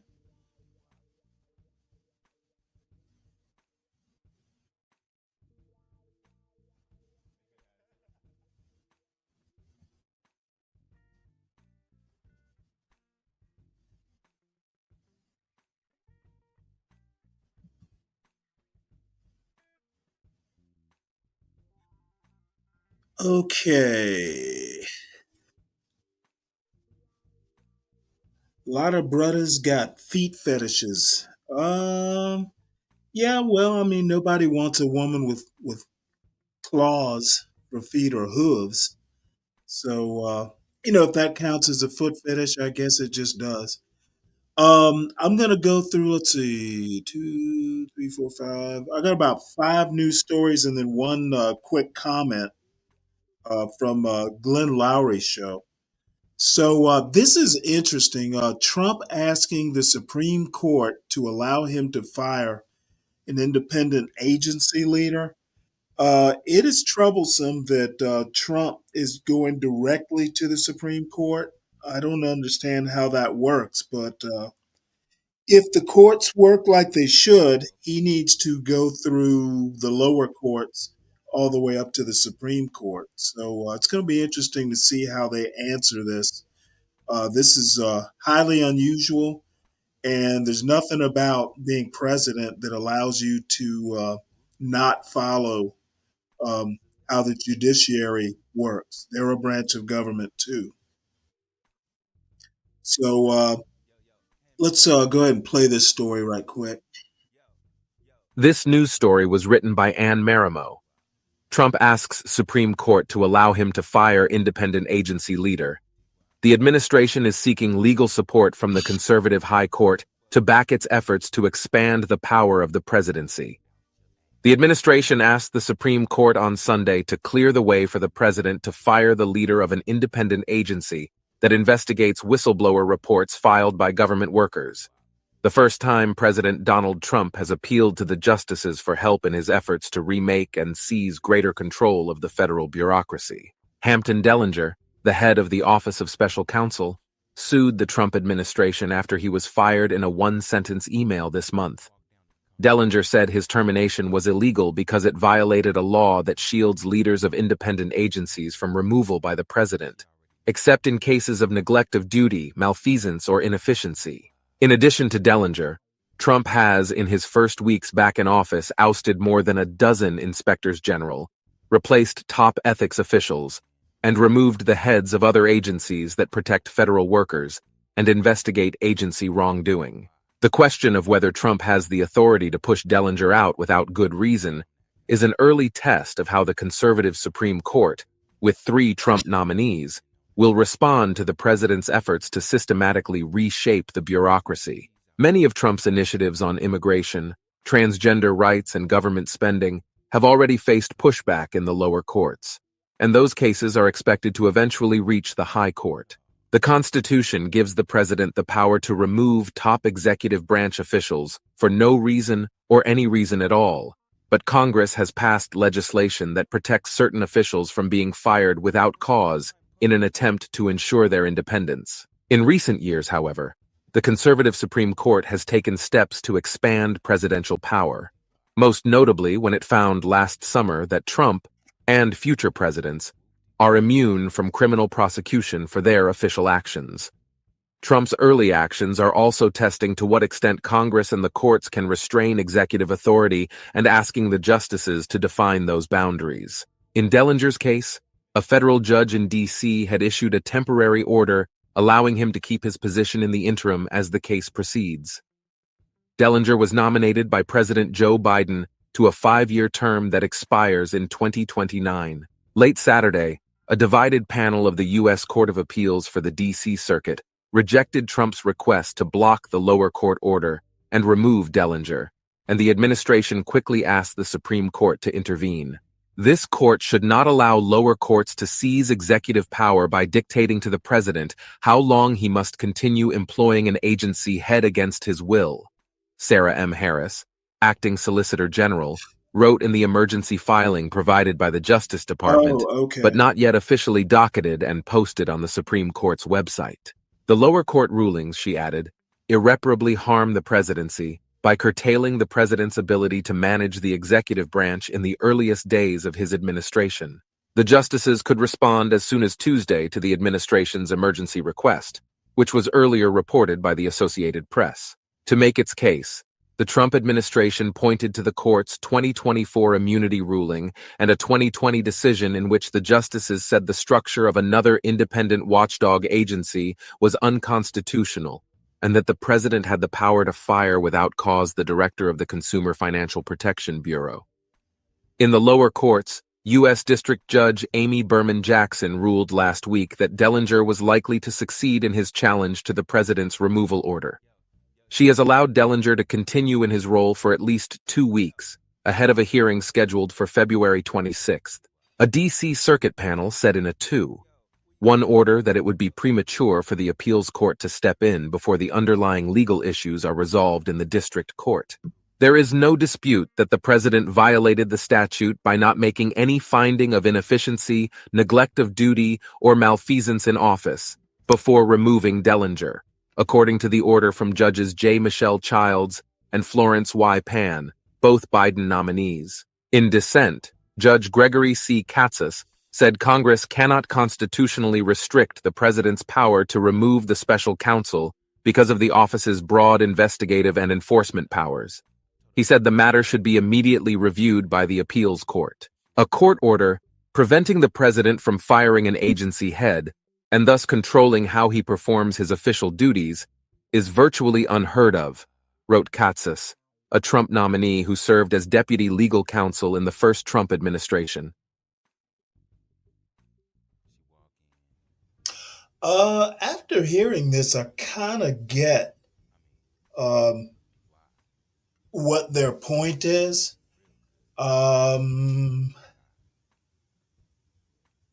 This is going to be an interesting case because, I mean, the Supreme Court could find that it's unconstitutional to restrict the president's control over an executive agency.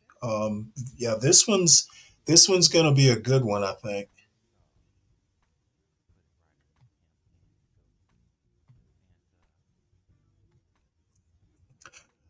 This next story is actually near and dear to my heart.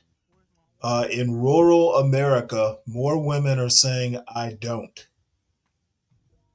And kind of goes back to my point that, these marriage issues, single mother households, that sort of thing, it's, per capita worse in the Black community, but America in general has a problem with marriage and kind of the traditional family unit.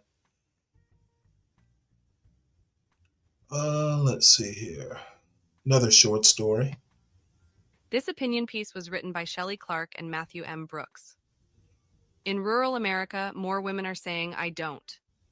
Many Americans still imagine rural areas as bastions of traditional families. That's no longer the case. Shelley Clark is James McGill Professor of Sociology at McGill University. Matthew M. Brooks is an Assistant Professor of Sociology at Florida State University. The Trump administration recently issued new guidelines for the Transportation Department, surprisingly prioritizing spending and infrastructure for communities with marriage and birth rates higher than the national average. In other words, communities with large, traditional families. We know what you're probably thinking. That means rural and small-town America, presumably President Donald Trump's core constituency, will disproportionately benefit from these funds. But you could very well be wrong. Many Americans still imagine rural communities as bastions of tradition, where marriage is widespread and families with lots of children abound. A quarter century ago, these perceptions would have been largely correct. They no longer are. Our research shows that over the past 3 decades, among women ages 15 to 44, marriage rates have fallen much faster for rural women and girls than for their urban counterparts.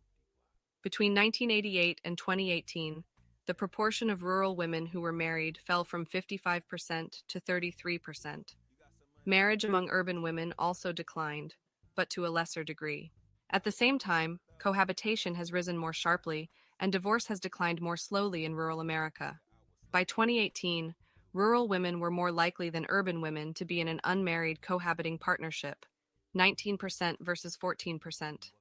The proportion of women who have never married has also increased steadily for both rural and urban women. And although the proportion of urban women who have never married remains slightly higher, this is mainly because urban women marry at older ages. Childbearing in the United States has fallen overall, but the baby bust has been larger among rural women. Although they still have slightly more children than urban women, a substantially higher share of rural children, 54%, than urban children, 45%, are born outside marriage. This is a significant change from years past. In 2002, the reverse was true. These rapid transformations in both marriage and non-marital childbearing help explain why many rural residents and politicians are inclined to think the traditional family is under threat. These changes in marriage and childbearing shape the family structures children are raised in, which has implications for their well-being. In a forthcoming study, we show that between 2005 and 2022, the proportion of rural children living with two married parents declined at more than twice the rate of urban children. White, Black, and Hispanic children in rural areas were all affected by this decline, while at the same time the proportion of urban white children living with married parents remained stable, and the proportion of urban Black children living with married parents rose. There are now sizable rural-urban gaps in the percentage of white children living with married parents across all regions, ranging from 5.7 percentage points in the Midwest to 12.3 percentage points in the Northeast. These findings suggest that using marriage and family size as the criteria for transportation funding is likely to disadvantage rural regions. There are more straightforward reasons, based on equity and common sense, to support rural transportation. Those who live in rural America have to travel greater distances to access necessities: school, healthcare, childcare, work, even groceries. Effective infrastructure can reduce these costly geographic barriers. Other policies could strengthen rural families themselves. Our study identifies two main reasons for lower rates of marriage and higher rates of childbearing outside marriage in rural areas. Rural women's lower educational levels. 20.2% of rural women hold a bachelor's degree versus 33.2% of urban women, and lower rural household income. 62.9% of rural versus 50.5% of urban households earn less than $50,000. These results should not be surprising. It is well established that there is a strong positive association between higher education and income, and higher marriage rates and more children born within marriage. Policies that expand access to higher education or create better paying jobs, with family-friendly policies that include regular work schedules, parental leave, and childcare, would help alleviate the chronic strain rural families face. Rural communities and the scholars who study them have been clamoring for these types of programs and supports since at least the 1980s. Moralistic prioritizing of traditional marriage over other types of families doesn't produce sensible transportation policy, nor does it generate effective rural development strategies. Instead of arbitrary decisions on infrastructure funding based on outdated stereotypes about small-town family life, we need policies based on sound social science data to support rural families' real needs.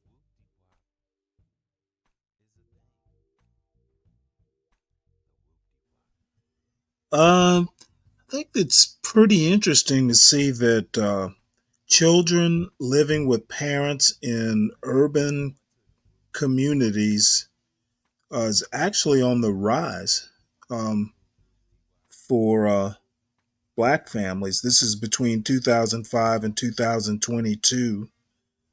Hispanic numbers are falling. Actually, all families are falling. White and Hispanic. Black is actually increasing, and all three categories, white, black, and Hispanic, um, children living in with parents, with married parents in rural areas are dropping.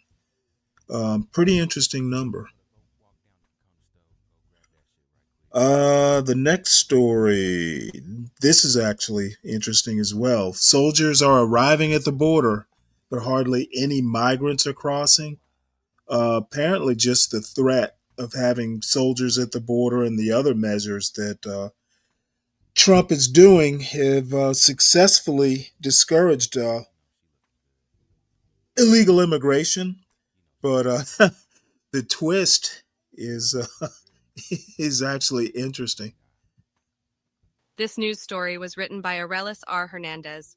Soldiers are arriving at the border, but hardly any migrants are crossing. Trump's order to send troops to the border comes as the number of migrant crossings is plummeting. Residents in some border cities wonder what the soldiers will be doing. Del Rio, Texas. Soldiers will be getting all the There are daughters signs pregnant. all over town that the troops have arrived. The two hotels closest to the Border Patrol headquarters are sold out. A local gym and a barbershop are advertising discounts for men and women in uniform. And every Thursday, diners can use their military IDs to save on food and drinks at Molcajete's Mexican restaurant. Several hundred active duty soldiers arrived in the Texas city of Del Rio in late January after President Donald Trump declared an invasion and ordered troops to deploy to the southern border. The U.S. Department of Defense says 3,600 servicemen and servicewomen, mostly from the U.S. Army and Marines, have now been sent to help patrol the nation's land border with Mexico. But their arrival comes at one of the quietest moments at the border in the past decade. Agents with the Border Patrol sector that includes Del Rio and the neighboring city of Eagle Pass have been apprehending fewer than 50 people a day since late January. That's a stark decline from 2023, when as many as 5,000 migrants surrendered to agents after crossing the Rio Grande daily. Locals here say they welcome the tax revenue and extra boots on the ground, but it's not clear to them why they are needed now. We're glad they're here enjoying our city, said Alvaro Arreola, the mayor of Del Rio, even if we haven't gotten any information about their actual mission. Across the 2,100 miles of land that divides the United States and Mexico, the number of illegal migrant crossings has been plummeting. The decline began last year when Mexico stepped up enforcement by stopping migrants from reaching the border. Then the Biden administration barred migrants who crossed illegally from claiming asylum and directed people to apply for entry through an app instead. Border apprehensions had dropped to near 2019 levels by the time Trump was sworn in. He swiftly canceled CBP One app appointments for thousands of migrants, declared an emergency, and effectively sealed the border. U.S. Customs and Border Protection recorded more than 2 million encounters with migrants attempting to cross the border in 2022 and 2023. If the current trends hold for this year, 2025 border apprehensions could drop to fewer than 300,000, a level unseen since 2017. People are recalculating and rethinking their plans, said Adam Isaacson, a border security analyst with the Washington office on Latin America. If anyone is crossing and turning themselves in, they are severely misinformed or beyond desperate. Before Trump took office, there were 2,200 active duty soldiers deployed at the border since 2018. Now that number has climbed to 5,000 and is expected to grow, said General Gregory Gillot, commander of U.S. Northern Command, during a Senate Armed Services Committee hearing this week. Isaacson said that with the current number of U.S. and Mexican troops at the border, there is about one soldier or officer for every migrant trying to cross each month. Mexico deployed a total of 10,000 troops as part of a truce after the Trump administration threatened the nation with tariffs. Those numbers have some locals wondering, what will the troops be doing? Trump's senior advisor Stephen Miller said this week at the Oval Office that Border Patrol agents and troops are busy seizing drugs and weapons, arresting violent criminals, erecting barriers, and carrying out investigations to stop human trafficking. Miller did not give any specific numbers. U.S. Customs and Border Protection declined to elaborate on what the troops will be doing beyond generalities. U.S. Northern Command, which is overseeing the border deployment, said the active duty soldiers are reinforcing border barriers and helping with intelligence on cartel activity. Even as the U.S. Department of Defense bolsters its southern border force, residents here say the border doesn't look that different from what they'd grown accustomed to with Governor Greg Abbott's Operation Lone Star. The state spent more than $11 billion, money Abbott is asking Congress to reimburse, to send troops, string razor wire, and arrest migrants for trespassing. There is no clear evidence it had any material impact on crossings, other than sending migrants elsewhere.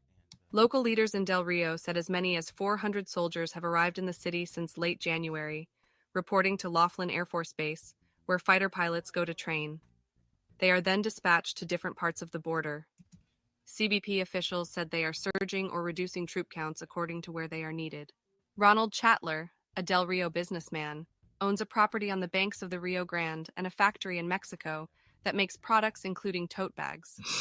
The days of calling the sheriff to assist with migrants who had collapsed in his front yard after crossing the Rio Grande seem to be over, he said. He's not worried about a new uptick in crossings like what this community saw in 2021, when about 14,000 migrants amassed beneath the International Bridge in Del Rio. He doesn't think the extra soldiers are needed. We have as many people with badges as we do citizens without, he said. There's no activity going on in this town. It's completely stopped. Border Patrol agents in Del Rio and Eagle Pass are frequently spotted on area roadways, perched on limestone bluffs, and parked in green-striped vehicles tucked into the thorny brush. Miller said agents have been pushed to the front line because they are no longer doing humanitarian processing under Biden. In neighboring Kinney County, where the local sheriff became a fixture on Fox News during the Biden administration, more than 40 days passed without a single smuggling arrest from December to January. The district attorney is advancing prosecutions on thousands of older smuggling cases, but new cases have slowed. Cruisers are getting arrested, and deputies aren't taking overtime or doing lots of paperwork. We're back to getting cats out of trees and helping little old ladies with their groceries, Sheriff Bradco said. It's so quiet, it's spooky. It feels like the calm before the storm. Nearly 300,000 foreigners are estimated to be in Mexico, waiting to see how U.S. border policy will shift in the coming months. If past is prologue, the current quiet may only be temporary. After Trump's first inauguration in 2017, migration halted but picked back toward the end of the year. As people started coming, the Trump administration began to implement zero-tolerance strategies, and family separations began. Upticks in crossings have long been seasonal and tied to the weather. But John Gramlich, an associate director of the Pew Research Center, said those trends no longer apply. Today, surges or dips in the number of people trying to enter the United States are more often tied to world events and policy changes. It's all much less predictable, he said. The new normal for cities such as Del Rio and neighboring Eagle Pass, which saw dramatic influx that led to the Texas takeover of its riverfront park last year, relies on policies that may be struck down by a federal judge. Meanwhile, border analysts say it could become riskier and more expensive for migrants to cross, as the United States and Mexico step up surveillance and cartels charge more. For now, Texas migrant shelters are close to empty. Border nonprofits that helped shelter thousands of migrants a week are shifting more of their donations and humanitarian work to facilities and partners in Mexico. Many started closing locations last year as demand dropped. Democrats in this part of the border say that Trump exaggerated claims of an invasion, and that the new soldiers are part of an ongoing political theater by Republicans to drum up their base. There's no more emergency because the election is over, said Maverick County Commissioner Gerardo Jerry Morales, a Democrat. We won't see politicians come back here declaring a crisis until the next election. When Trump announced the soldiers were coming, Val Verde County Judge Lewis Owens said locals worried that residents would be stopped and questioned. Undocumented people are integrated into every border community, including Del Rio. Active duty military by law cannot stop drivers or ask about their immigration status. With little to do on the border itself, Border Patrol agents could instead be redirected to help enforce immigration laws in other parts of the country, experts said. Two of the top officials at U.S. Immigration and Customs Enforcement were recently removed from their jobs amid frustration among Trump officials that officers aren't ramping up arrests and deportations fast enough. It may be too early to know, but Owens is hopeful that now that the election is over and crossings continue to plunge, that this border city can get back to worrying about issues like water and sewage. What happened back then is always in the back of your mind, the county leader said. But I think we will have more warning this time.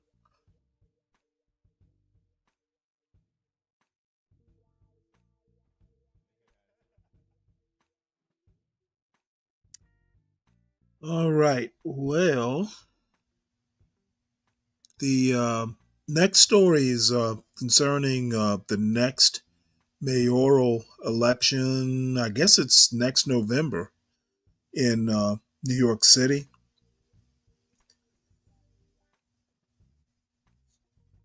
Let's see here. He nearly ended Cuomo's career. Now he says his ex-rival should be mayor. This article is by Nicholas Fandos and read by an automated voice. Former Governor Andrew M. Cuomo may not yet have entered the race for mayor of New York City, but his campaign in waiting received its most significant endorsement on Saturday from H. Carl McCall, a black elder statesman who was once Mr. Cuomo's best-known rival.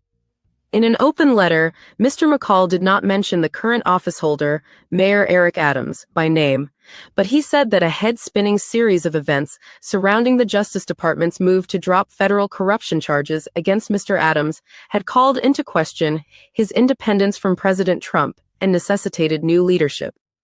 New York cannot be represented by someone whose loyalty to the city is compromised, Mr. McCall wrote. I have never publicly urged a candidate to run for office, but I have never before felt it so necessary to use my voice, he continued.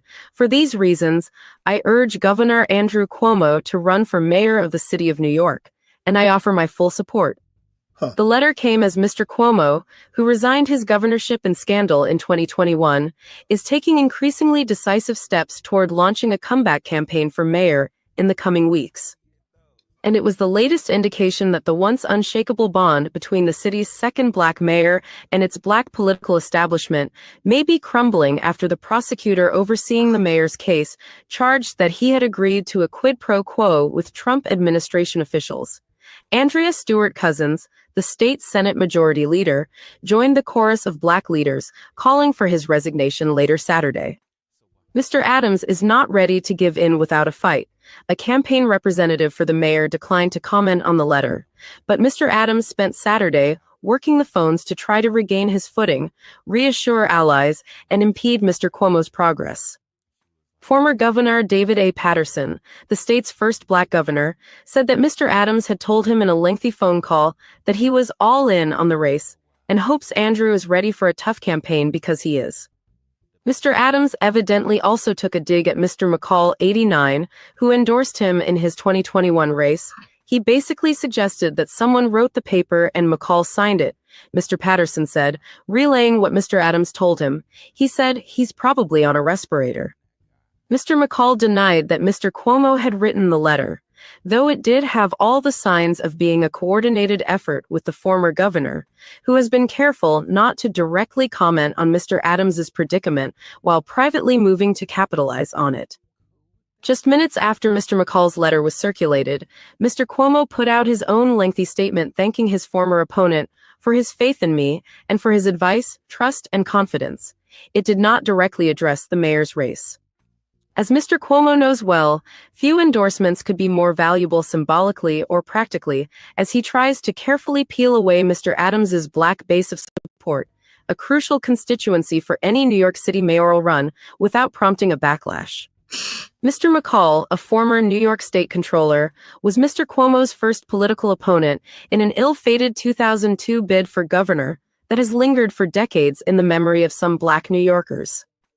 The race ended in humiliation for Mr. Cuomo, and his tactics infuriated black leaders who felt that the brash young political scion had harmed Mr. McCall's chances of becoming the state's first African-American governor.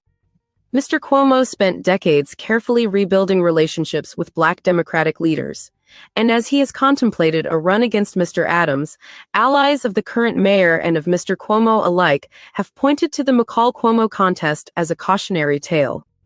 Mr. Adams, who maintains that he is innocent of all charges and has not entered into any deal with Mr. Trump, has already begun leveraging race in the contest. An anti-Cuomo group also began airing ads charging that Mr. Cuomo didn't care much about black New Yorkers until he got into trouble. On Saturday, Mr. McCall, who was later appointed by Mr. Cuomo to lead the board of the State University of New York, brushed aside those concerns.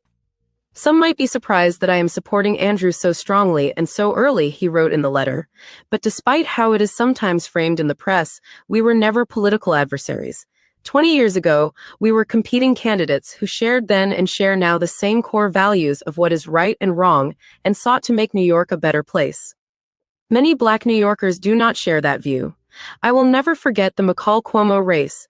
Never, said Bertha Lewis, the president of the Black Institute, a research and advocacy group. It was nasty, it was dirty, and it was wholly uncalled for. Ms. Lewis recently published an opinion essay accusing Mr. Cuomo of a long-standing pattern of divisive politics towards the black community and is helping run an anti-Cuomo group. Notably, Mr. McCall's letter did not grapple with the scandals that precipitated Mr. Cuomo's resignation. Mr. Cuomo was facing a damning investigative report by the New York Attorney General's office that concluded that he had sexually harassed multiple state employees, charges he has denied. The governor was also under scrutiny for how he had handled COVID cases in nursing homes. Mr. Cuomo, 67, has still not set a timeline to enter the race. He has until April 3rd to collect the necessary petitions to get on the primary ballot, and will need to raise money well before that. But after weeks of remaining out of public view, the Democrat has begun to raise his profile.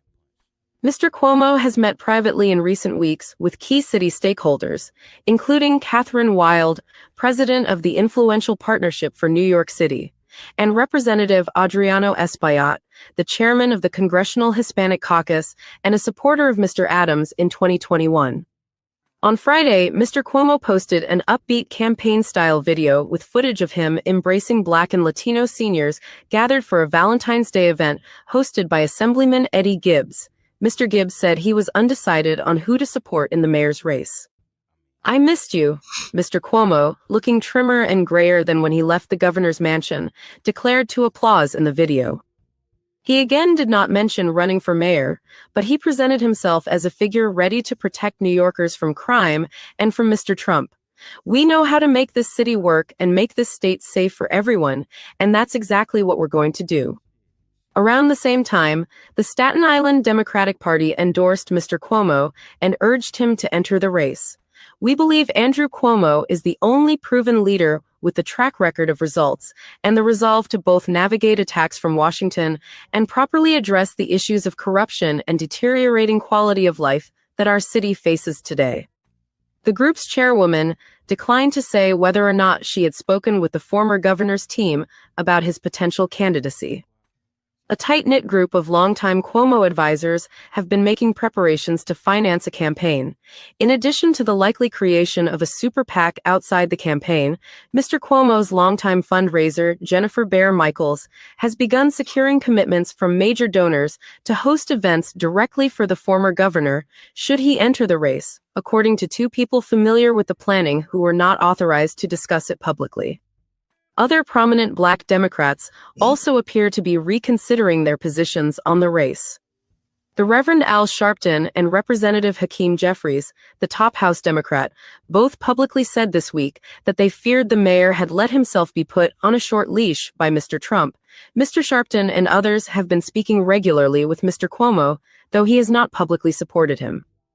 Mr. Patterson, for his part, said he was not ready to urge Mr. Adams to step aside. Still, he said that whether the mayor had knowingly entered into a corrupt bargain with the Justice Department or not, it definitely creates a perception that there is some kind of understanding there that would harm him politically.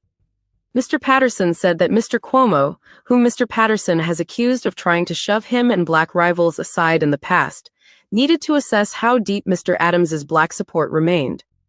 "The polls show that he is pretty much dropping everywhere in all communities," he said of Mr. Adams.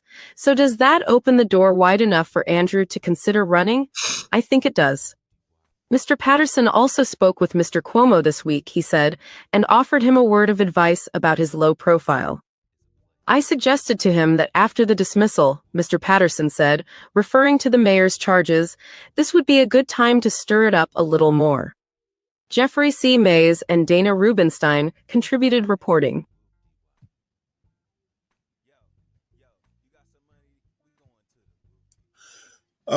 This next, it's actually a little bit of an opinion piece. I don't know, maybe 2 weeks ago, John Galt and I had a conversation, or it was actually mostly John talking, about the return on investment that HBCUs, historically Black colleges and universities, whether they were actually pound for pound worth the return, worth the money being spent. Morehouse and Spelman were the two examples that John brought up. Oddly enough, this particular article involves Morehouse, Spelman, Georgia Tech, and Emory University, all in Atlanta, which is a pretty, kind of rings home for me because my son is at Georgia Tech. So it's good news for me. Not so good news for the HBCUs. So we'll listen to it, and then I think the article or the comment pretty much says everything that I'm saying, but I do have a little bit more of a concern. Well, not really a concern, a comment, I guess. So let's hear what let's hear what this colleague of Glenn Lowry has to say. Young colleague, I should add.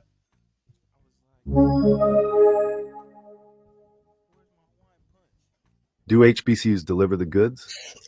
Clifton Roscoe weighs in. By Glenn Lowry.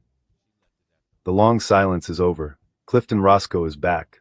Regular readers will know that Clifton is a semi-regular correspondent here at the Glenn Show. When an issue can be illuminated by polls, skip stats, over all economic this. data, official reports, or other empirical measures, Clifton is on it. This week, he was moved to respond to my conversation with John about Trump's anti-DI policies. Take it away, Clifton. This post is free and available to the public. To receive early access to TGS episodes, an ad-free podcast feed, Q&As, and other exclusive content and benefits, click below. Professor Lowry, I want to provide you some feedback on your most recent conversation with John McWhorter about Trump's dismantling of DI. I'll do this in bullet form. 1. The debate about DI is ongoing, with people like Carol Swain, Coleman Hughes, and Victor Hanson Davis writing essays about why it's bad and None why of they're them glad to who see it went to go. HBCU. Democratic pollster Stanley Greenberg, however, says DI is popular and that Trump doesn't have a mandate to kill it. That's a political argument that will play out over time. Within Black America, the response to Trump's efforts to kill DI seemed to be rage and/or resignation, combined with a concerted effort to boycott Target for backing away from its DI programs. I'm just a PBA, but that seems like a waste of time. 2. DI mostly benefits Black people with college degrees and Black small business owners. It has done nothing for the 25 to 30% of Black people you are worried about being left behind. Truth be told, those folks are hanging on by a thread. The upper limit for the bottom quartile of usual weekly earnings for full-time Black hourly and salaried workers was $722 as of the end of 2024, according to the Bureau of Labor Statistics. There aren't many places where you can make it on $37,544 per year, $722 per week x 52 weeks, let alone thrive. Keep in mind that this figure doesn't account for people who aren't working. For what it's worth, the Black labor force participation rate was 62.4% as of December. The Black employment to population ratio was 64.1%. 3. While I'm reluctant to criticize HBCUs, both my parents graduated from HBCUs, it's fair to say that their impacts are modest. They only educated 9% of Black college students in 2022, according to Pew Research. That's down from 18% in 1976. For all their historical significance and a handful or historical graduates, they have not advanced Black America in meaningful ways. The percentage of America's doctors who are Black men, for example, is low and virtually unchanged over the past 120 years, according to an analysis from UCLA. The percentages of Blacks in most of America's high-paying and our most prestigious professions are low, and have been that way despite all the civil rights legislation and regulatory efforts to boost them. More importantly, HBCUs don't provide good returns compared to their peers. PayScale has an ROI calculator that allows comparisons of the value added, earnings above those of a high school graduate, minus the costs of college and lost wages while in school, associated with degrees from a variety of colleges and universities. Here's a comparison of the 20-year returns associated with Morehouse, Spelman, Emory, and Georgia Tech for schools based in Atlanta. Emory, $605,000. Georgia Tech, in-state $1,091,000. Georgia Tech, out-of-state $1.006000. Morehouse, $408,000. Spelman, $241,000. The folks at Morehouse and Spelman will tell you that their academics are just as good as those at Emory and in Georgia Tech, but what explains the gaps? Racism? Or does the marketplace simply value degrees from Emory and Georgia Tech more? To be fair, a disproportionate share of Black college students cluster in low-paying majors, so it's not clear if a Morehouse chemistry major ends up with the same ROI as a Georgia Tech chemistry major. A plus for HBCUs is that they make strong efforts to nurture their students and often go to great lengths to ensure that they graduate. So what's the answer? What would move Black America forward at a time when today's Black leaders are taking standing 8 counts in response to Trump's election victory and first 2 weeks back in office? The same and only things that would have moved Black America forward if Kamala Harris had won. Stronger family structures and a renewed/sustained focus on academics. Pick whatever academic metric you want: NAEP scores, ACT scores, SAT scores, graduate school admission scores, Armed Services Vocational Aptitude Battery Exam, Program for the International Assessment of Adult Competencies Survey, etc. Every single one of them shows that Black children and adults lag behind their peers when it comes to cognitive skills. There's no way to reach anything resembling economic equality in a knowledge-based economy as long as those gaps remain. Family structures are important as well. You should have Melissa Kearney, author of The Two-Parent Privilege, on your show. They determine the environments in which our children grow up and have huge impacts on how well prepared they are to compete for high-value work as adults. Consider these 2 graphics from the Annie E. Casey Foundation and the U.S. Census Bureau. The graphic above is a compilation of 12 indicators of child well-being. The higher the score, the better. It is notable that the Asian composite score is double that of Blacks. The hierarchy and relative positions foretell household income figures. The Asian median household income figures are double the Black figures, just like before. The racial hierarchy and relative positions, e.g. Black household incomes, are half those of Asian households, closely mirror those in the figures from the Annie E. Casey Foundation. Many economists would laugh at me for even making this comparison, but in the real world recognize a legitimate when they see one.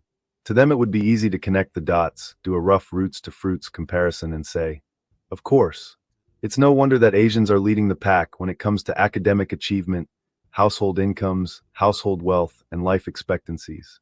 The rationale becomes even stronger if you factor in cultural differences. The Obama and Biden presidencies should have proven to even the most fervent believer in the power of government that Uncle Sam will not save Black America or put it on a path to equality. If I was a prominent Black intellectual, I would lay out the facts, make that argument, and tell Black folks it's time to choose a new path. While there are Black people who blame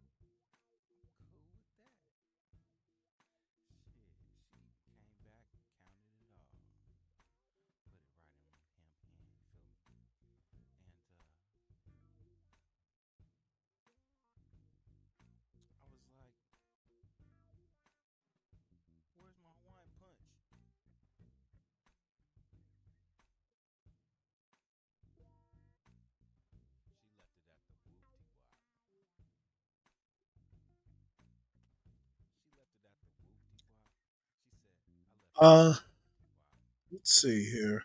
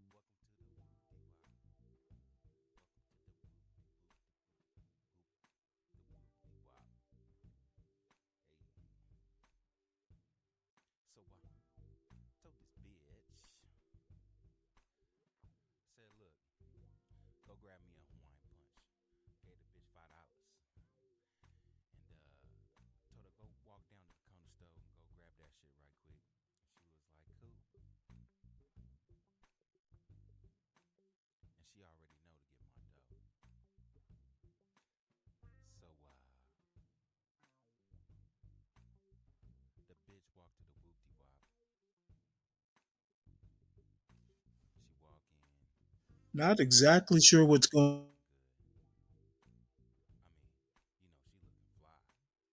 on. The point that that I've been making for quite some time is that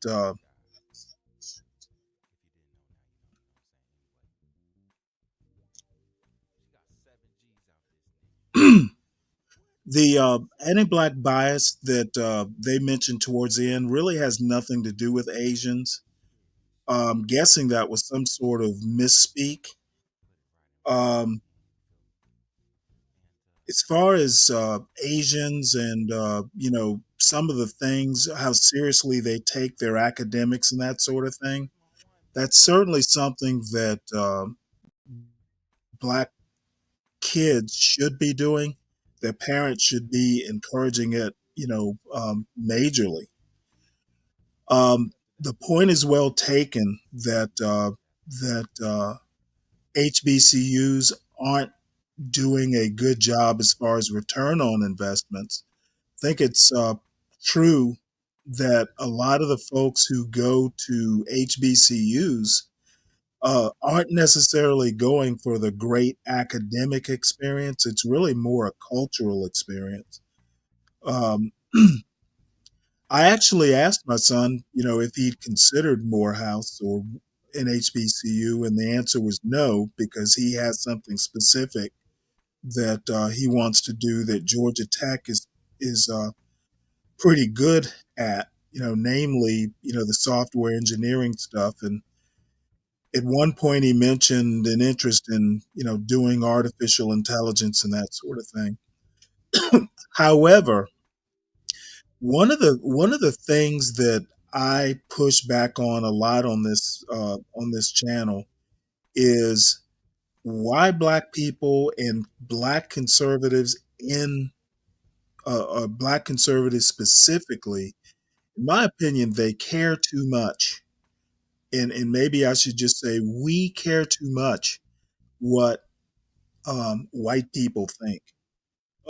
If you want to go to an HBCU, go to an HBCU. If you don't, you don't. Um, Other pushbacks that I have, in my opinion, the reason to go to college isn't necessarily to earn a paycheck as much as it is to learn how to think. I think if you actually get an education, um, you will do fine. You may not make $1 million a year. However, the point, money isn't everything.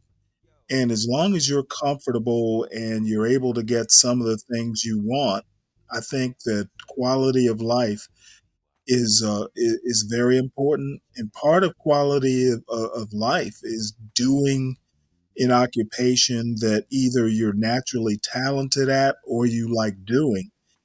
And I really never get why the John Galts of the world are so worried about underwater basket weaving degrees.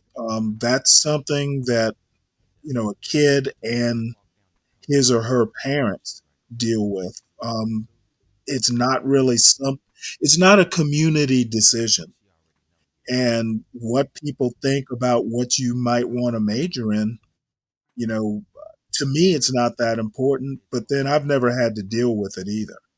So, um, for my money, for my, the way I wanted to live my life, and hopefully the way my son wants to live his life, um, an HBCU may not meet, him help whatever goals he might have. It wasn't my thing either. But if someone decides to do it, I don't think it's really up for comment or general, the community does not decide what an individual does, outside of, certain guardrails or parameters. So, this is good information to have. Going to Morehouse may not, you know, um, be the thing, for Black kids to do. But if they do, it's their business. And I think that being so concerned with what, you know, white people think isn't my cup of tea. There are too many be braves in the white community being concerned about what the be brave section of the white community thinks. Um, it's either self defeating or just generally not important. Um, and to the extent that, the Black community, and I have thoughts on, what the Black community is, or even if it's still a thing, um, we really should be looking to, what Asians do, how they're doing it, because they're doing better than, you know, the the culture that created the meritocracy. Um, and I'm dead serious when I say that, modeling, your life or your culture or how you live your life on, uh, a Euro American Western culture standard, um, I think Asians do it better. So, you know, my joke is, why should Black people model themselves on a second best standard? We should all be aiming for an Asian standard. They're doing much better. So those are my controversial thoughts. I always welcome pushback, but so we go from there.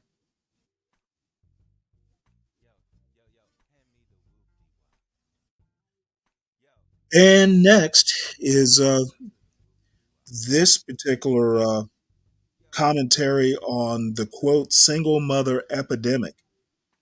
I assume she means in the Black community. What's up, YouTube? It's your girl Dee Dee. Welcome or welcome back to the channel. Thank you so much for being here. So listen, we're gonna hop right into this video now. This is a clip of a bunch of single mothers, a sort of a compilation of the women who have chosen to be single mothers. And in watching this video, it kind of shows you that a lot of this behavior is by choice. Let's be honest. These are not mistakes. These are not women who just happen to fall into a bad situation. A lot of these women are choosing the wrong men to make children with, and there's no accountability. And I think this is causing a major problem. Okay, what does she mean by accountability? If you make a wrong choice, the only people that are accountable are the people who make the choice. Again, I think um, I think people are just too nosy about what other people do or what other groups of people do instead of focusing on, what happens in your four walls or within your family. There is much too much commentary on what other people do or what Black people do or what white people do or any other group of people. In my opinion, half the people who worry about, what's going on out in the community aren't taking care of business in their own homes or in their own lives. So, I understand there's a need for content if you're a YouTube creator, but sometimes I think it's really just all, you know, it's folks searching for stuff to talk about, and there's plenty of other things to talk about other than anti-Black rhetoric.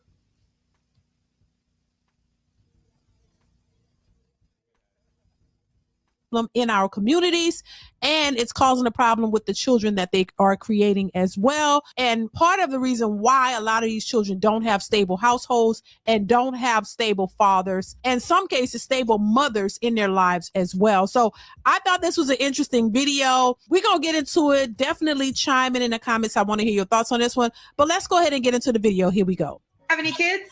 I do. I have 6 altogether. You gave birth to 6 children? I did. I gave birth to 6 children. Are they all by the same man? No, ma'am. How many men? 4. 4 men. Melissa, have you ever been married? I have not. You have any children? Yes, I do. I have 5 children. You have 5 kids. Are all by the same man? No, they're not. There's 4 different. Do you have any kids? Yes, ma'am. I have How many 4. kids you got, Angel? I have 4. Are your children by the same man? No, ma'am. How many men? All my kids were by different men. So 4? Yes. Okay, 4 men. Do you have any kids? How many kids do you have? I have 3. I have a 15-year-old, I have a 4-year-old, and a 2-year-old. And I've never been married. How many men do you have children by? 3. 21 years young. You have any children? I have 3. I have a 12-year-old, a 3-year-old, and a 10-month-old. Are they all by the same man? No, ma'am. Do the 10-month-old and the 3-year-old have the same daddy? How many men do you have children by? 3. 32. Okay, since we got there early, how many kids you have? I have 5. You have 5 kids? Girl, how old are your 5 kids? 14, 8, 6, 4, and 2. All by the same man?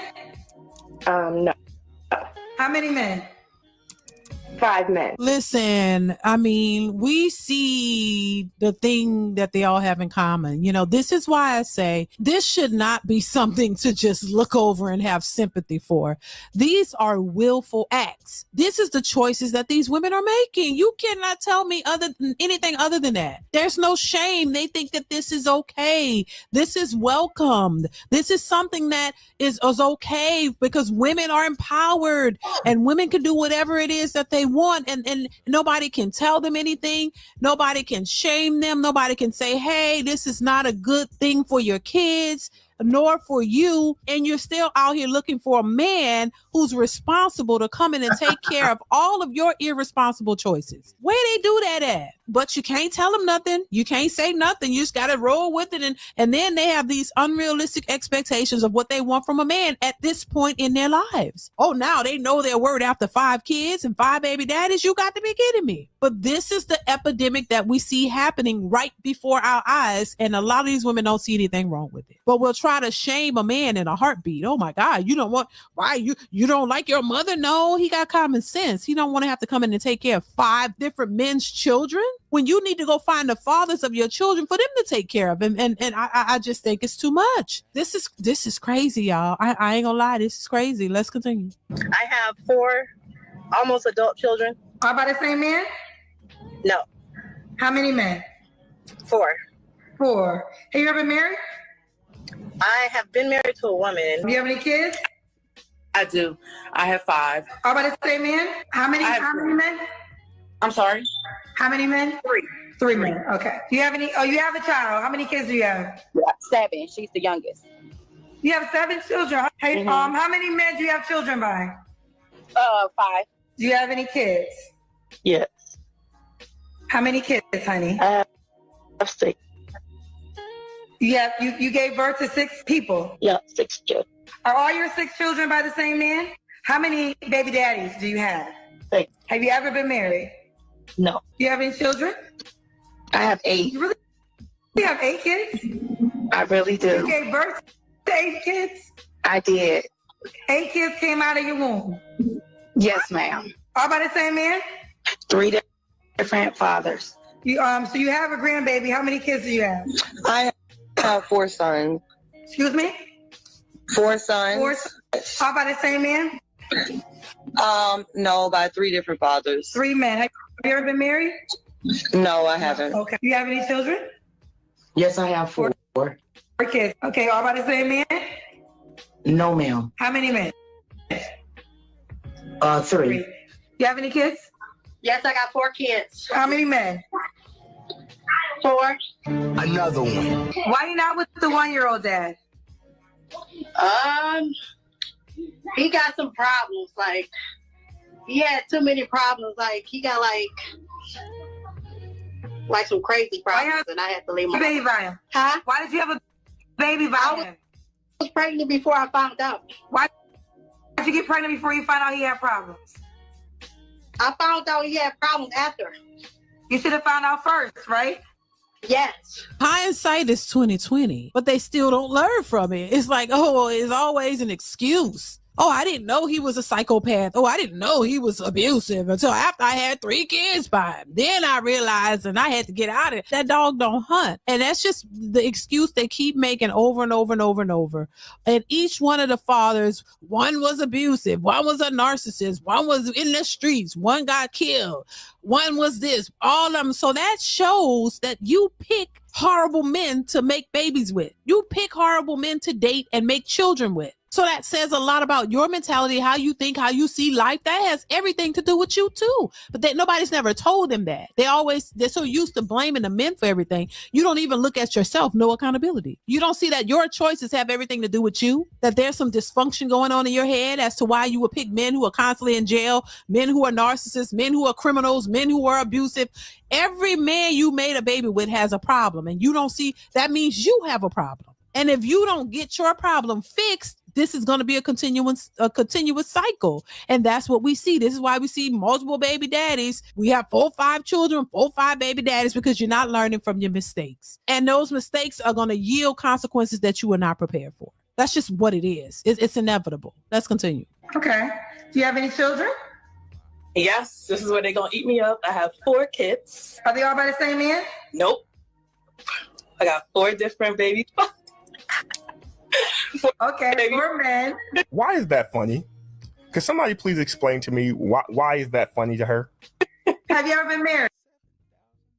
Well, the one thing that's it's actually the best thing about this particular video is Dee Dee right here in the large camera on the right, looking into the camera with this, moralizing tisk tisk tisk look. I actually, this could be like a 5-minute video, but the scowl that she's giving goes on like 20 minutes. And the thing about, it's a good message, just as kind of like a warning to, young girls or young men or whatever. But the point is it's off-putting. You can say, hey, we ought to be doing better without all this, school marmory and the moral scowl that this woman is putting on her face. So No. And I think we kind of get the message. Okay, well, do you desire marriage? Yes, I do. Indeed. I definitely marry one day. Not gonna happen. No, not gonna happen. Not. And the other thing about this is, all these videos, I said this earlier, all these videos are woulda, coulda, shoulda, have you learned your lesson and all this stuff.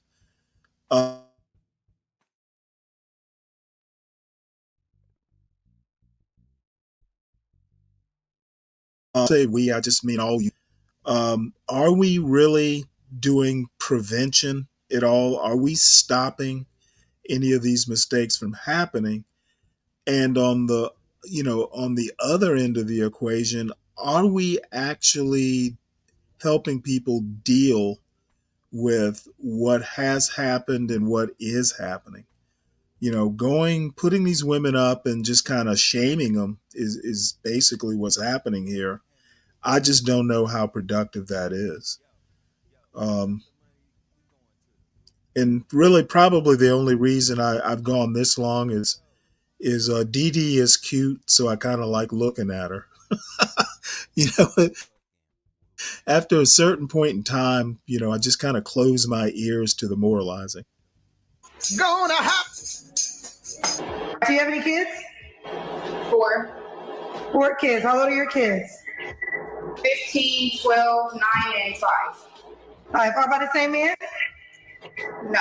How many men? 3. 3. Have you ever been married? No. No. You have any kids? I do.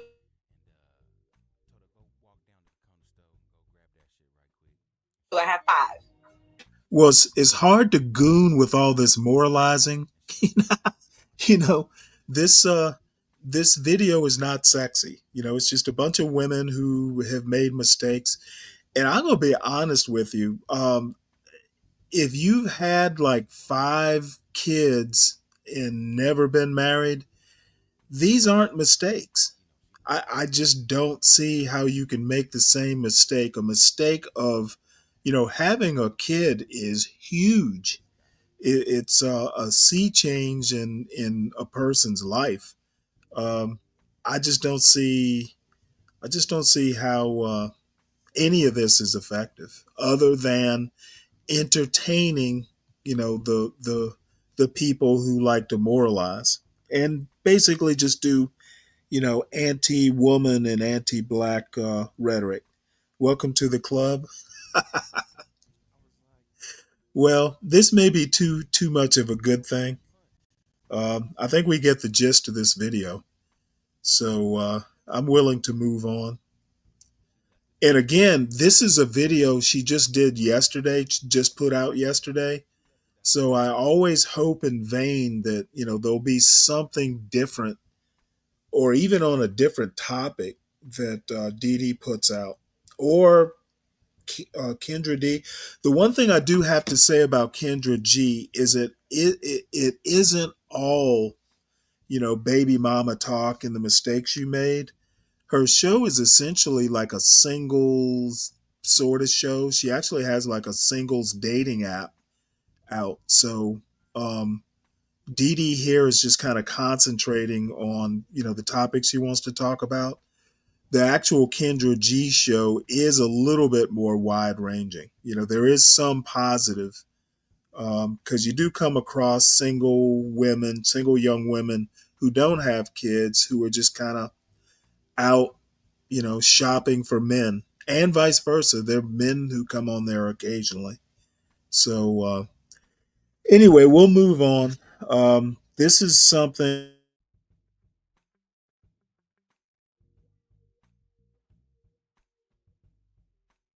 but our hidden conversations, what Americans really think about, I think about race. This is always endlessly fascinating to me, though probably not to everyone in the audience, but indulge me. And exploring for over a decade. The Emmy and Peabody Award-winning journalist Michelle Norris was on her first book tour back in 2010 when she began inviting strangers to send her 6 words about race on a postcard. Well, she ended up collecting more than 500,000 personal stories in online forum. It's the basis for her latest book, Our Hidden Conversations. And she joined Walter Isaacson to discuss why these conversations are so incredibly crucial. Thank you, Biana. And Michelle Norris, welcome to the show. So good to be with you, Walter. You've got this wonderful bestseller of a book, and it's based on a project called the Race Card Project. Explain what that is. It started with postcards. I wrote a book about my family's very complex racial legacy in 2010. And when I went out in the world to talk about that book, I knew I would be talking to audiences about race. I was hosting a show at that time called All Things Considered, and it was a chance for me to leave the studio and to get out into America at an interesting time. A Black family had just moved into the White House then. But I thought no one wanted to talk about race, and so I thought they needed an invitation, an on-ramp. And so I printed postcards at a Kinko's on Wisconsin Avenue in Washington, D.C., and the postcards were simple. I actually have one with me. It's what they look like. And they said, race your thoughts, 6 words, please send. And the idea was that people would take this big toxic subject and try to distill it into the thing that was most important to them. their memory, their lament, their question, their anthem. And I had no idea if people would actually send the cards back. And of the 200 cards that I printed initially, about 30% of them came back to me. Some of them handed to me at book events, but many of them, people would find a stamp, they would write their 6 words, they would find a stamp, they would find a mailbox, and then they would send them to me. And because so many of those cards were so interesting from the very beginning, I thought, I need to keep going with this. And it became what was known as the Race Card Project. I mean, you made it larger than that, right? Yeah, well, I called it the Race Card Project from the very beginning. And maybe, I didn't know what it would turn into, but maybe in my thought process, I was thinking if I call it a project, then it's an actual thing. and I have to, go through with it. But I really started to see it as a project very quickly, Walter, because when the cards came back, viewers may be thinking, what could you possibly say in just 6 words? People were really unburdening themselves. Reason I ended a sweet relationship. White, not allowed to be proud. I'm only Asian when it's convenient. Last night, they burned Roscoe's house. Very intimate stories, very open stories. And then eventually we wound up creating a website because we wanted to share those stories with other people. And that's when things got really interesting, because as much as I love the postcards and the handwriting on the postcards, now that most of the submissions, and we've received more than 500,000 and we have tens of thousands waiting to be officially archived. Once people started sending in the submissions digitally, they could send a backstory.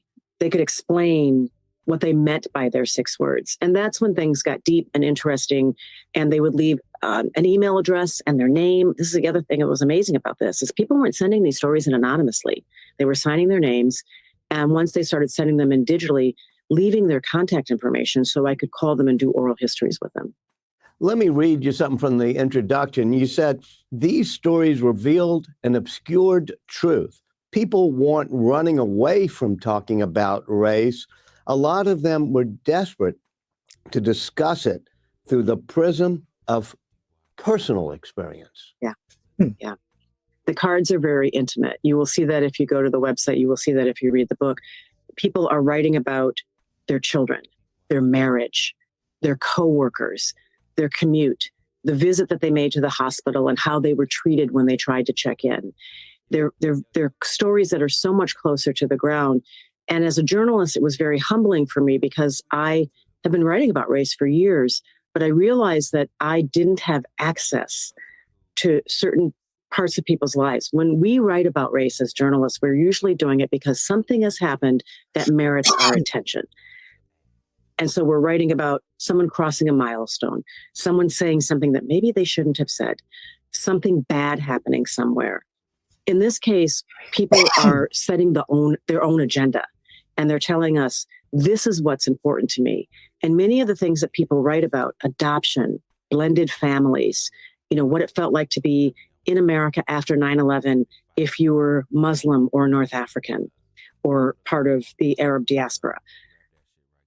We're not getting to those stories. And that was the part that was humbling to me. This project was like finding a taproot into an America that, even though I have been practicing the craft of journalism for more than 3 decades, this was a taproot into an America that I didn't previously have access to. Do you think that Americans want to talk more about race, but they're inhibited on both sides? Yes, I do. And it's interesting because we say we don't talk about race, but actually, if you watch the news, if you listen to people in life, we're always talking about. Yeah, she makes a good point about this. America talks a lot about race, and then they say they're tired of talking about race. So, everything from the immigrant crisis to, wanting to bring over white South Africans uh, from over there. America and people just kind of want to shit on me when I say it, but it is literally in the history books. America was founded on race. When they came over in 1619 to Jamestown, first thing they were thinking about was subjugating the Native Americans. You know, could would they make good workers to tend our tobacco fields? And I just think that America fools itself. And I personally don't think America's ever going to get over this if, these sorts of things can't be talked about out in the open. And, just some of the casual comments that happen on this channel. Sometimes I'm astounded it's some of the things that get said, some of the things that, some of the sentiments that get expressed. I sometimes want to go, what the hell are y'all talking about? So many misconceptions, so many just outlandish comments. And, I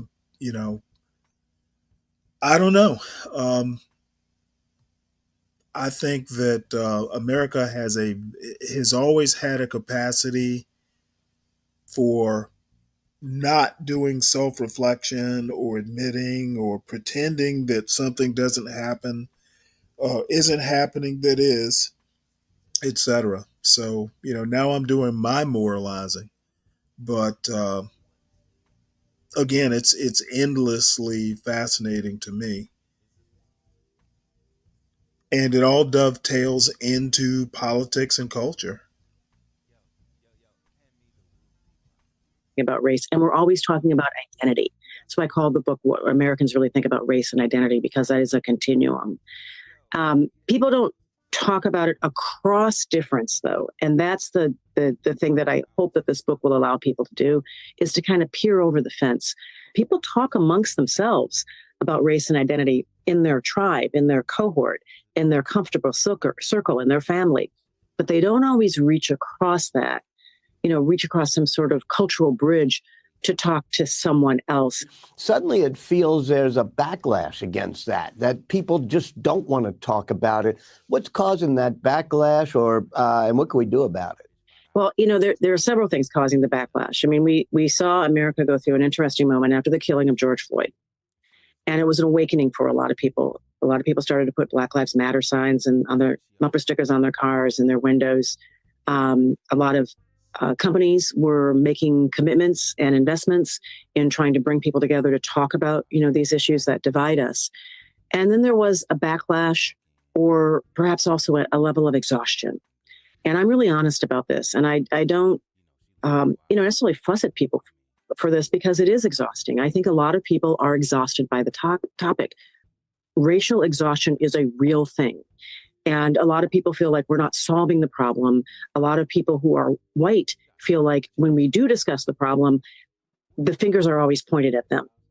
And there's no way for them to enter the conversation without feeling shame, guilt, anger, some sort of a program. And so they're just like, I don't even want to be a part of this. Well, let's drill down on that, with the white people feeling uncomfortable that they're being blamed. And do you think that they have felt that a lot of people felt that they can't talk about race honestly, and that maybe we really need to lance the boil? I mean, go even deeper on this conversation. Well, and I'm not speaking in generalizations, because I'm not trying to speak for all white people. I want to be clear on that. But the thing that I've learned in this project came out of a surprising result. The majority of the years that we've been doing this, 14 years, the majority of the submissions have come from white Americans. And so I have had a rather unique perch here in listening to white people talk about race. That was not something I anticipated. And so I understand that there are a lot of different dimensions to this. Racial fatigue is one of them. And fear around race in different dimensions is also one of them. The fear that you'll say the wrong thing. That is a justifiable fear. Because if you try to express yourself and you don't say something, if you say something that's in politics, you can get canceled. You can face a level of rejection. You will be labeled. And so some people think, I don't even want to be a part of that. Sometimes people do participate and they feel like there are no answers. that people want this to be solved. That's where the notion of America being post-racial perhaps came from. They want to just get over this hill. And this is not something that's easy to do. And so since it doesn't happen quickly, people pull away. But we should be honest that there's another category of people in that backlash that feel completely differently, that are actually invested in a divided America. And so they don't want people necessarily to come together to figure out how to work together. They don't want to have conversations about race. And the people who are in that category, who are invested in a divided America, are busy at work. They're spending a lot of money. They're doing focus groups. They're figuring out how to message to gin up people's fears, to make sure that we remain divided. And the people who are invested in a divided America are usually doing that because it benefits them. And it can be easy to prey upon people's fears in these issues. I write honestly about this in the book. If you have spent time in America, in our wonderful country, if you have understood its history and its reality through the 40s, 50s, 60s, 70s, 80s, 90s up to now, and you have looked at how minorities in this country have been treated over time, you might reasonably be concerned about becoming one. And that fear is something that can be fertilized and can also be exploited. And in some of those cases, when you actually talk to them, when they actually face their fear and you talk to them about what they're afraid of, it's interesting. They're afraid of payback in some cases. How will I be treated if I'm in a minority status? What will happen to my kids? Will it be harder for them to move through life? And on the other side, these cards the stories are often feel like they're in conversation with each other. On the other side, people who are part of an at-present minority, who are part of, who are Black, who are Latino, who are Asian, particularly people who are Black, will respond in a way that suggests, we're not looking for payback. We're looking for paychecks. We want to move forward. And in order to move forward, you can't hold someone else back. You start this book with a quote from the poet Lucille Clifton, sort of a personal thing. It says, "They asked me to remember their memories, and I keep on remembering mine." I'm going to turn it back to you personally. How did your family memories, your father, your grandmother, provoke this project? There were things in my family that were not talked about. I learned that my father was trying to enter a building where returning veterans, and he was one of them, he had served in the Navy, were entering a building in Birmingham, Alabama to learn all they could about the Constitution in order to pass poll tests. And when he was trying to enter that building, police officers tried to stop him and a scuffle ensued, and my father was wounded when a bullet grazed the side of his leg. He had a scar on his leg, knew that, but he never talked about that. He never, ever talked about that incident. And I found out about it from an uncle who shared it with me. A lot of people whose families experienced the horrors of life in Jim Crow America didn't always tell their children about every single aspect of that because they wanted the next generation to soar. And I realized I benefited from that in some ways because my parents didn't want me to carry that anger forward. They wanted me to see the possibilities in America, but I also have benefited from understanding these stories now and being able to share them with my own children, not so they will be angry, but so they understand the path that we have traveled as a country and the path that we have traveled as a nation. And that speaks to this moment that we're in where so many people don't want to acknowledge the worst parts of our history. You talk about the need to look back in our history and to see and talk about and think about where we failed. And there's a chapter in your book, which I love, which is called Memory Wars. And it's really about how do we teach the Civil War? How do we teach, more importantly, slavery? And you say America has never had a comprehensive and widely embraced examination of slavery and its lasting impact. And there's a simple reason: the United States does not yet have the stomach to look over its shoulder and stare directly at the evil on which this great country stands. To that point, my personal opinion is that America never will. And what's going to happen is either black people just kind of give up and do an Afro pessimist thing. And I need to get with Universal Jones. And we started looking at something called Afro pessimism by a scholar named Frank Wilderson. And we got about halfway through it, and then we wound up doing other things. But we need to go back to it. It may just be something we do offline and upload. But I'm kind of in the middle of that. And then if CKJ3 is in the audience, let me know. Uh, um, and after this is over, I have a couple housekeeping items that I need to put out there. Explain that to me, and also wrestle with the fact that even though a lot of people would agree with you, that could also become something that has now been very divisive to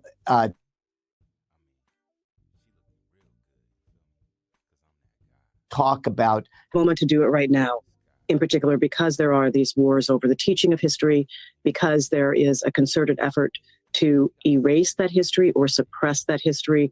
There have been moments of possibility that have been perhaps missed opportunities. And I hope that we face one of these moments again and soon, so that we can figure out how to look at a history that we can't erase. Other countries that have been able to move past this, and I compare America to Germany, not to compare the Holocaust and slavery. I'm not trying to set up comparative evils, but contrasting responses to a historical fissure. And America is very different than Germany. Germany decided, and in some ways they did it because comment on that. America doesn't like books, let alone, reading about history books. I think it's always going to be a very small number of people that, are interested in looking back and kind of, examining what happened. And I personally am not a trained historian, but as I've gotten older, I've always liked history, but as I've gotten older and retired and have more time to kind of follow up on some of my interests, I think it's a little much to expect Americans in the main to even be interested in what happened in the past. There are probably 10 different reasons I could think of off the top of my head as to why that is. We are not, and America has never been very good at looking inward, or self reflecting or anything like that. Part of it is just our sheer size. Germany has far fewer people. It's easier to get everybody on board and, to kind of, come up, with a direction that the country goes. America's far more complicated than that.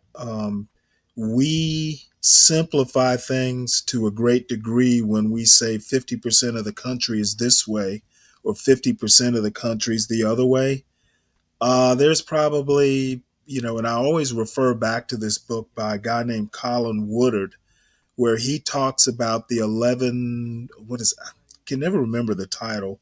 He's written 2 books on the topic of America is, roughly 11 different cultures or subcultures.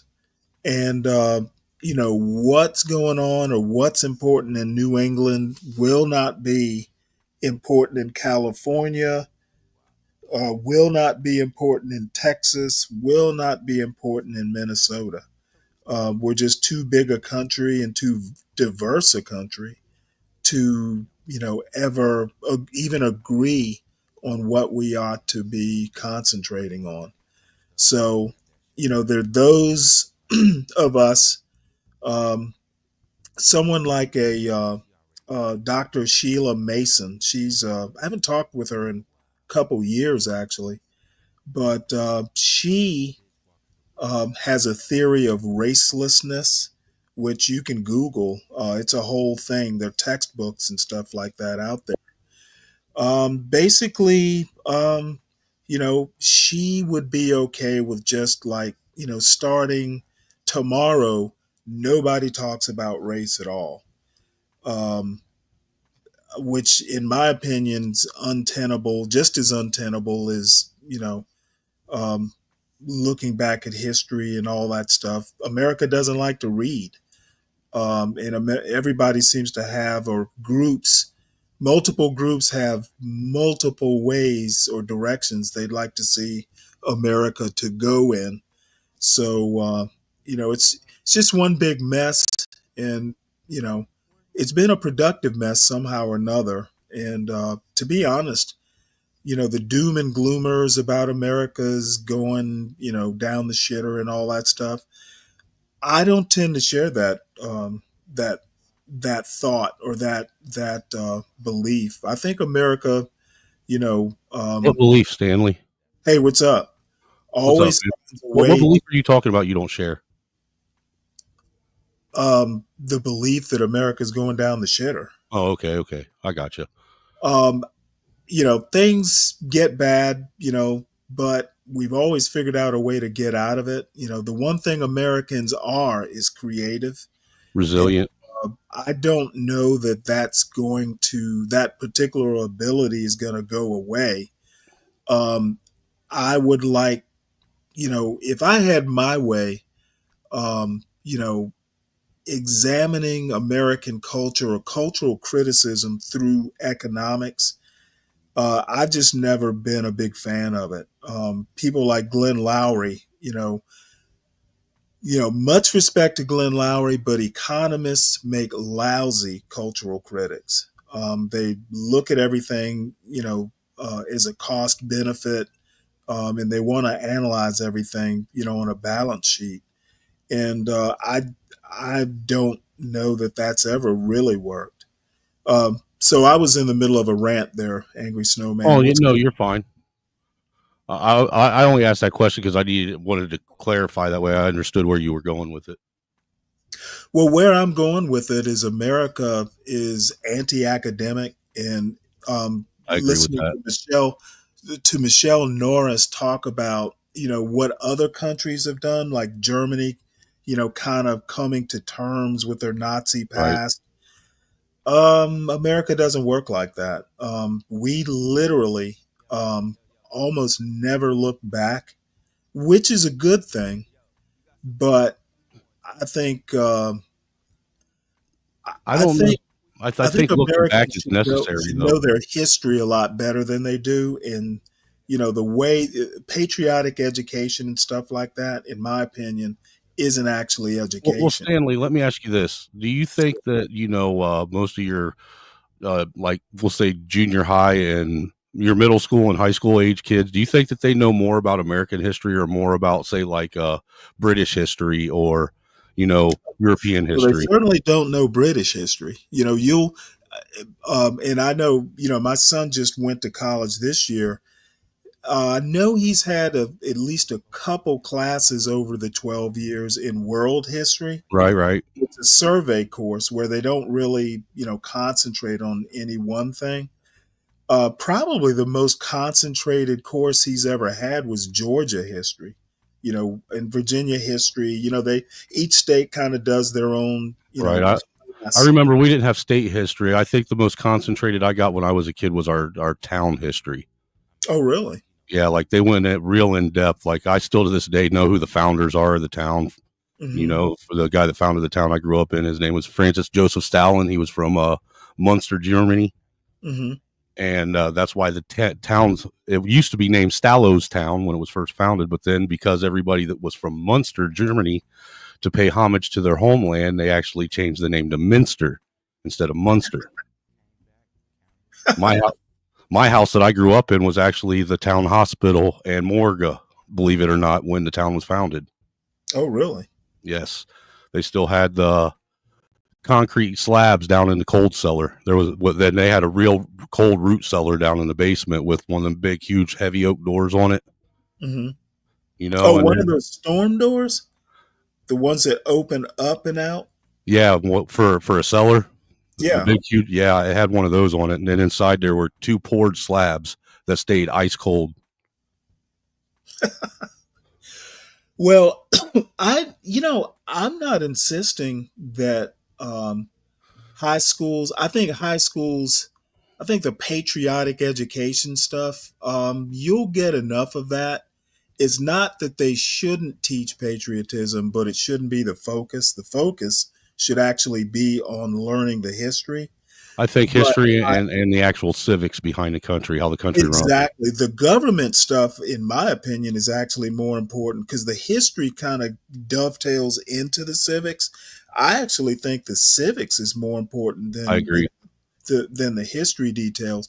But here's the deal. And I just happened to be lucky that my mother was into history. I honestly think that a lot of the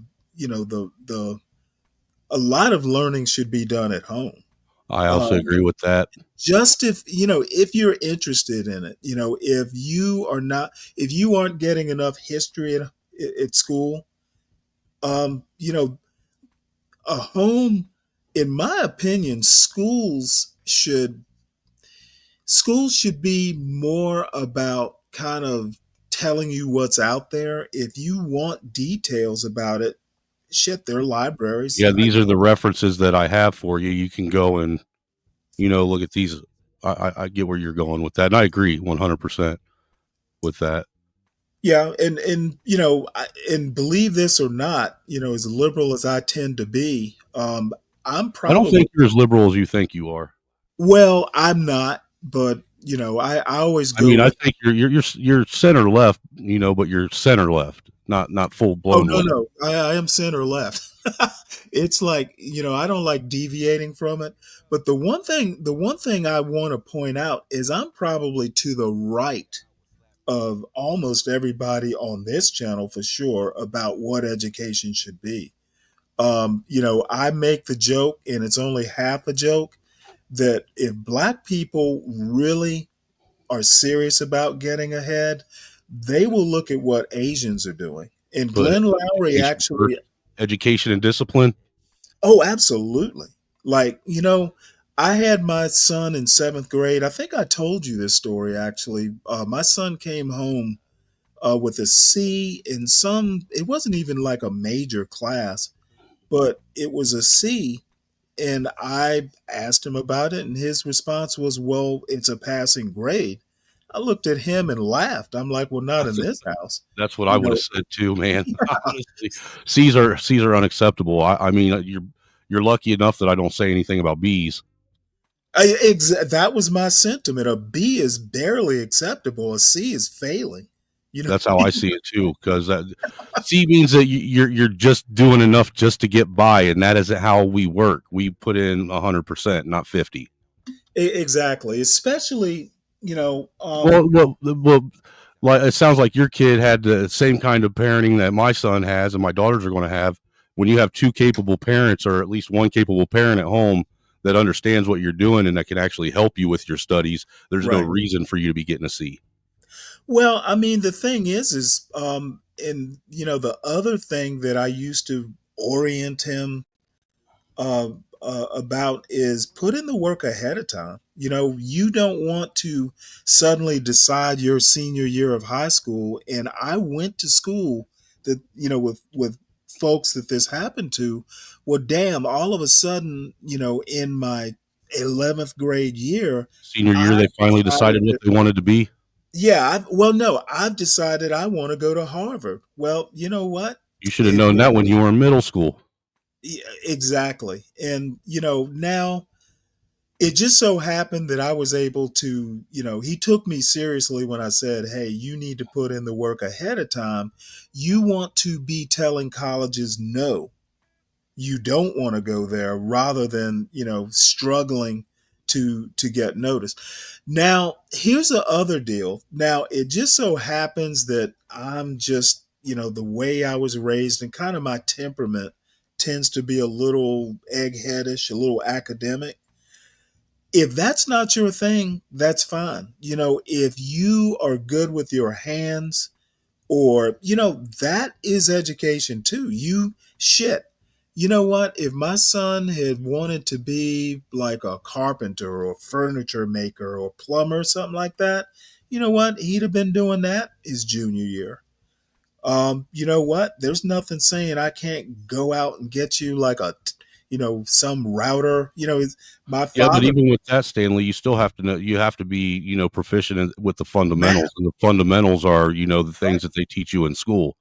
Exactly. So it doesn't really matter. And I don't even, when I went to school, you didn't have to declare a major till you were a junior. Um, I wouldn't know. I've never been to college, so right.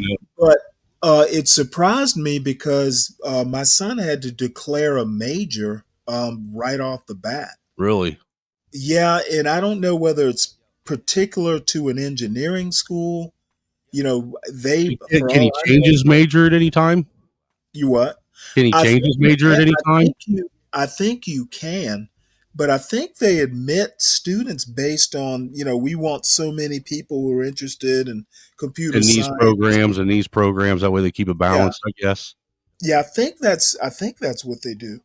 But, the bottom line is I don't necessarily expect someone to know, what they want to major in high school, but you should have an inkling. You should have an idea of what it is you want to be when you Yeah. grow up.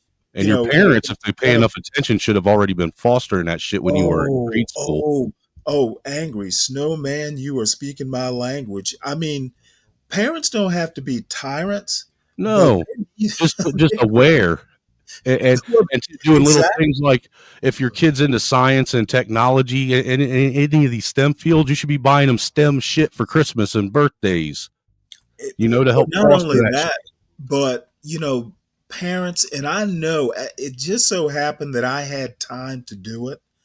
But every year I would schedule a meeting with the guidance counselor. I would communicate with all his teachers. If there are issues, I need to be the first person you're calling so I I, can nip it in the bud. I give And the I give the guidance teachers counselor, permit. I give teachers permission to beat my kid up if he well, doesn't I comply. don't necessarily want that because they don't I do don't credit. either, but it's just the sentiment behind it. Yeah, you go ahead and kick his ass if he acts like a jackass because he's actually a real well mannered kid.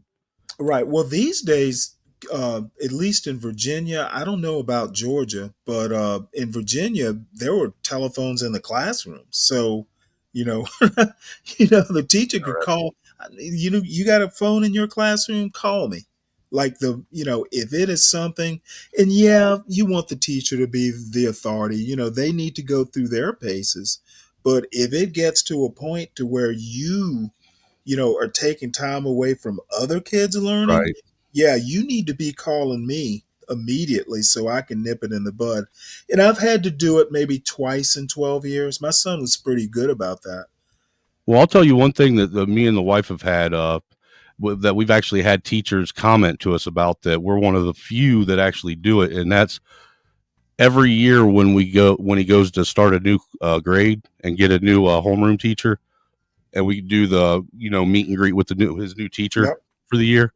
We always sit down with that teacher and we go over things that me and the wife both have noticed throughout the prior school year and the summer break that we think that they need to focus on for him and get him on track with. These are the things that we've noticed.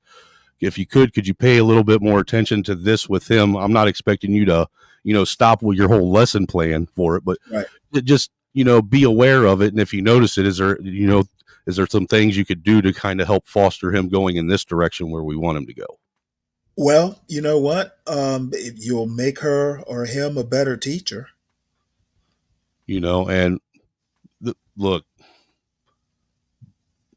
the truth of the matter is with Mikey, kind of like with your son, he's been so into science and tech and all that stuff since so little that's all me and the wife have ever done is we just went ahead and just kept pushing that stuff on him. You know what I'm saying? And, like me and him, we'll sit and do science experiments. I got a science experiment book here at home where we go through them, and do the different science experiments, mixing chemicals and stuff together, stuff like that. You know what I'm saying? Making a battery out of a potato type shit. Right. You know, explaining the actual engineering and mechanics behind how it works. You know, and Well, the big one thing me and him do that we really enjoy is we build model rockets together. Right. And Well, that's it's fun. kind of funny. My son, and it seems to be like a family thing because my brother is a researcher, computer researcher. Um, Computers are just our thing, and the one thing I was actually impressed. He has wanted to do computers since he was like 6. Well, yeah, that's how Mikey is. Since he was about Yeah, 5 or it's 6, always he wants to be a he's computer never. engineer. Yeah, and he has kind of wavered sometimes. He thought about doing architecture, and he also, uh, which sounds crazy to me, but he uh, he basically said that if he didn't, excuse me, if he decided he didn't want to do computer science, aeronautical engineering, which Wow. is kind of a which is That's kind of an odd thing. Yeah, that's actually that's odd and impressive at the same time that that's something that you would even entertain the idea of that early. Yeah, I you know,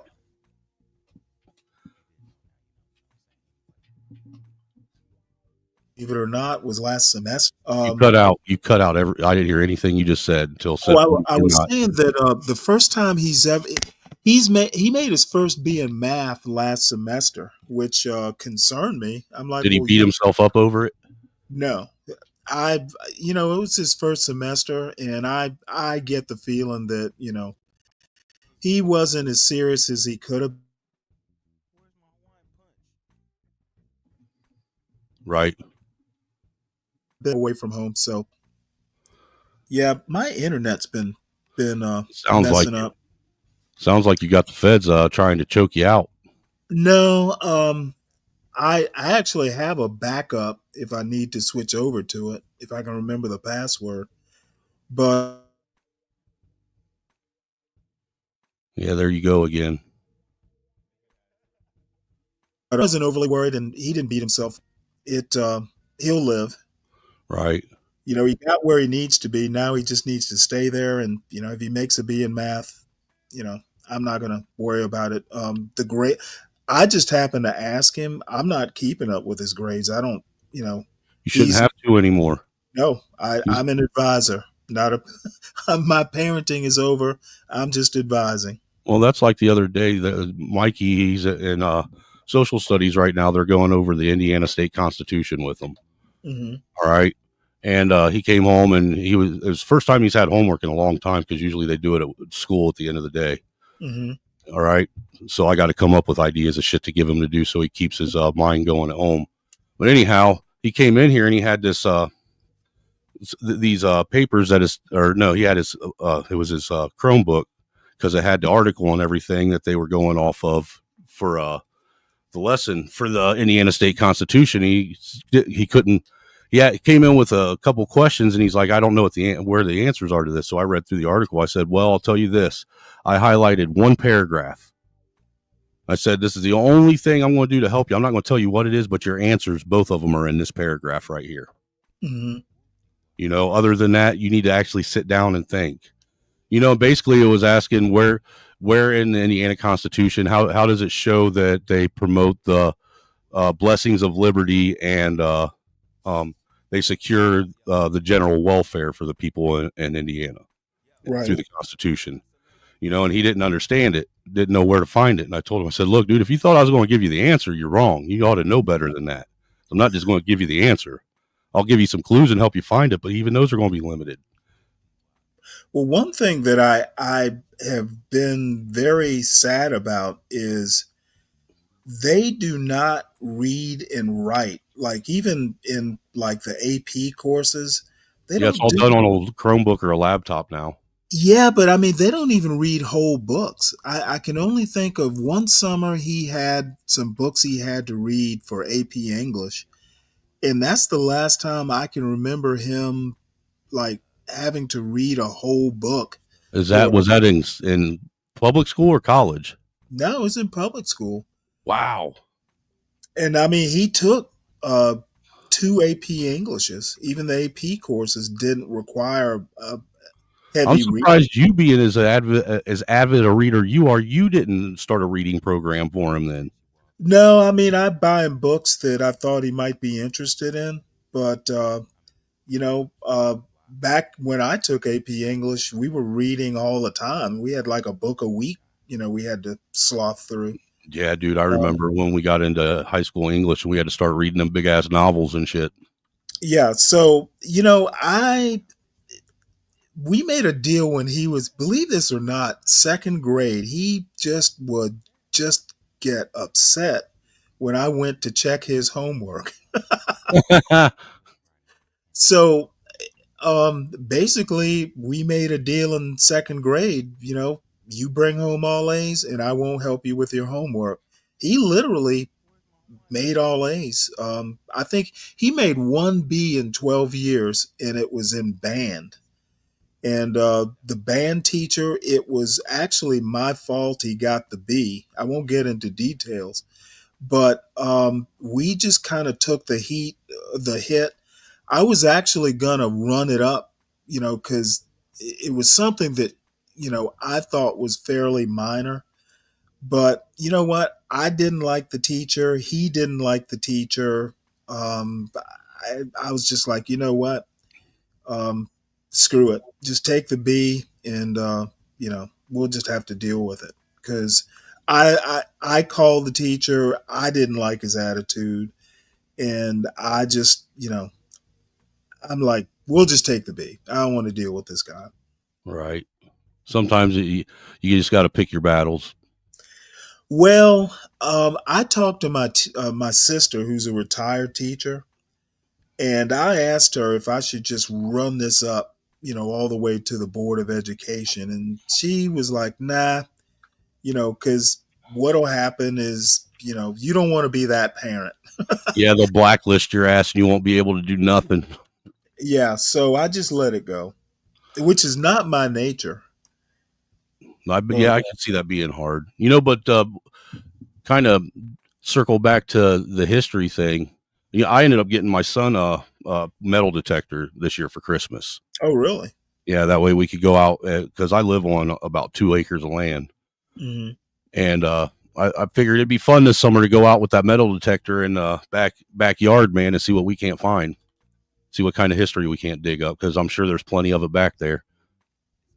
Well, that's the other thing, in the parenting category, having something that you and your kid can do that you both enjoy, so you spend time together. Mm-hmm. That's huge. Oh, yeah. With me and my son, it was fishing. So, that's something, and I don't know if parents do that or not, to be honest, but I hope they do. I haven't taken the boy out fishing just simply because I haven't been fishing in a while. Yeah, but you're metal detecting. Yeah. But look, I take him out mushroom hunting in the spring. Right. You know what I'm saying? And doing stuff like that. Me and him do a lot of things together. I want to get to fishing, but there's just more other things right now. If it's not now, see, I get what I call fishy. Like, you know what? I must go fish. Well, I used to be like that, believe it or not, Stanley. When I was a kid in the summertime, that's where you could always find me, was sitting at the lake. Yep. And I'd always bring home a whole shit ton of catfish. If I wasn't happy if I didn't bring home at least a half dozen, 12-inch long channel cats. But see, I was lucky. I grew up in Savannah, so saltwater fishing was everywhere. You didn't even need a boat. I grew up right next to a freshwater lake. Yeah. That I could get on my bike and literally ride to every day. Oh, hey, you know what? I can't imagine a better childhood. Oh, dude, I used to take shoestrings and tie my fishing pole off to the frame of the bike, and I'd have my little basket that I'd throw in the water that I put my fish in, and then a little tackle box that I'd put in my backpack. I'd take me a 6-pack of pop and get me a box of Little Debbie's, and then go to the bait shop, and I'd either pick up a thing of wax worms and some night crawlers. And if I didn't have no money, what I'd do is I'd bring a can of whole kernel corn with me, and I'd go down to the spillway and fish for bluegill. Well, you know what my grandmother used to do? She would take Tide, like back in the day, all the washing powder thing. You might remember washing powder. I think they still have it. She would take Tide and like mix Oh, you it up. talking about Like, the detergent, powder detergent? yeah, and Okay. you pour it on the ground. I guess, and it irritates the earthworms. Oh, and makes them come right up out of the ground.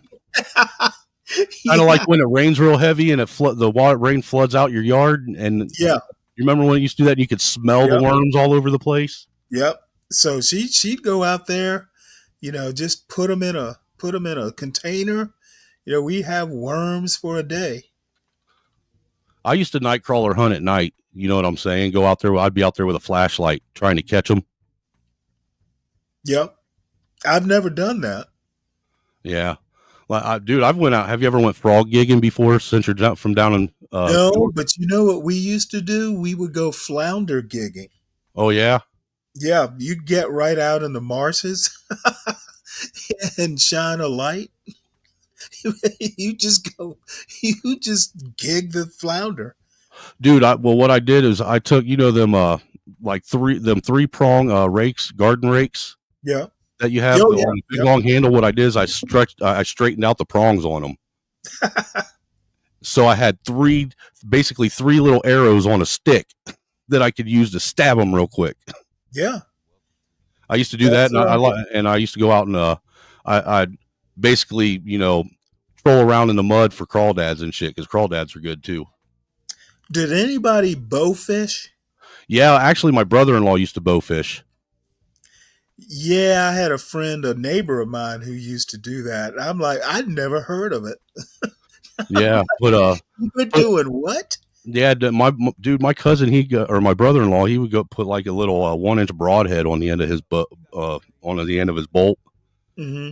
and he would use that and go out and basically bow fish for carps and freaking big ass catfish, and which nobody cares if you get the carps and clean them out, because those are basically. Right, yeah.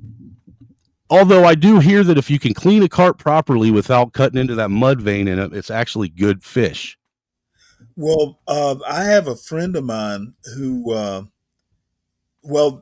in South Carolina, there are carp fishing tournaments where the fishermen make their own baits, like this weird, like stinky, like they just make these balls out of just the most disgusting stuff. Oh, like them blood balls and shit that yeah, fish and shit. Oh, it's just disgusting. But they have tournaments, dude. Where I don't know how it is down there where you're at, but I know where I grew up, carp were so freaking hungry and willing to bite on anything that you could throw an empty hook into the water.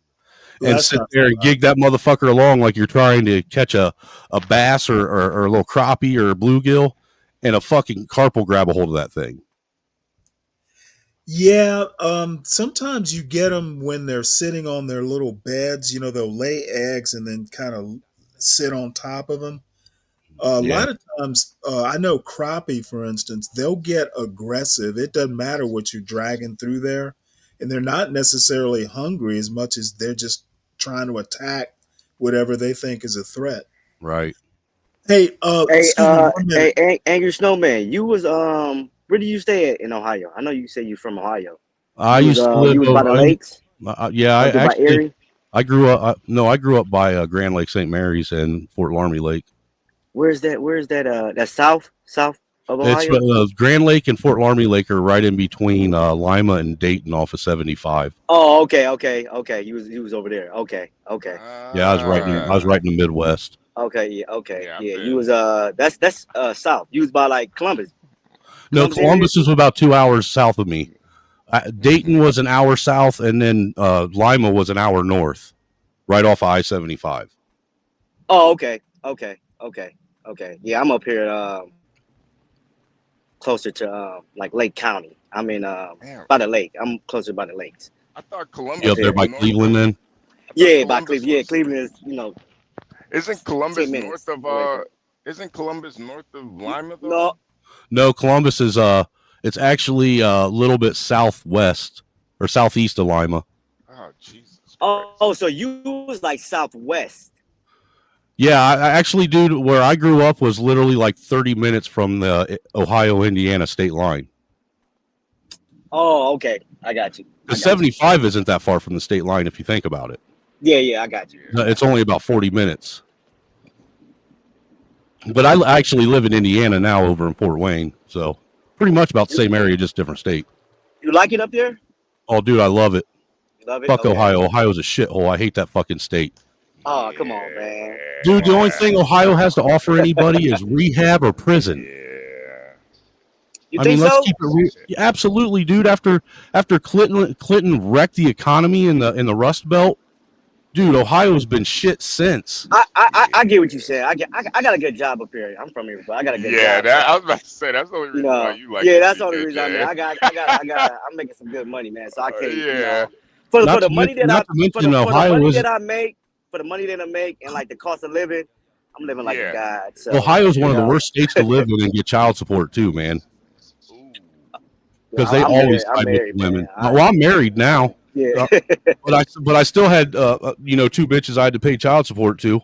Oh yeah. Okay. Okay, I understand that. Stanley, you about to ask me a question? Oh, Stanley left. Stanley's probably restarting his computer.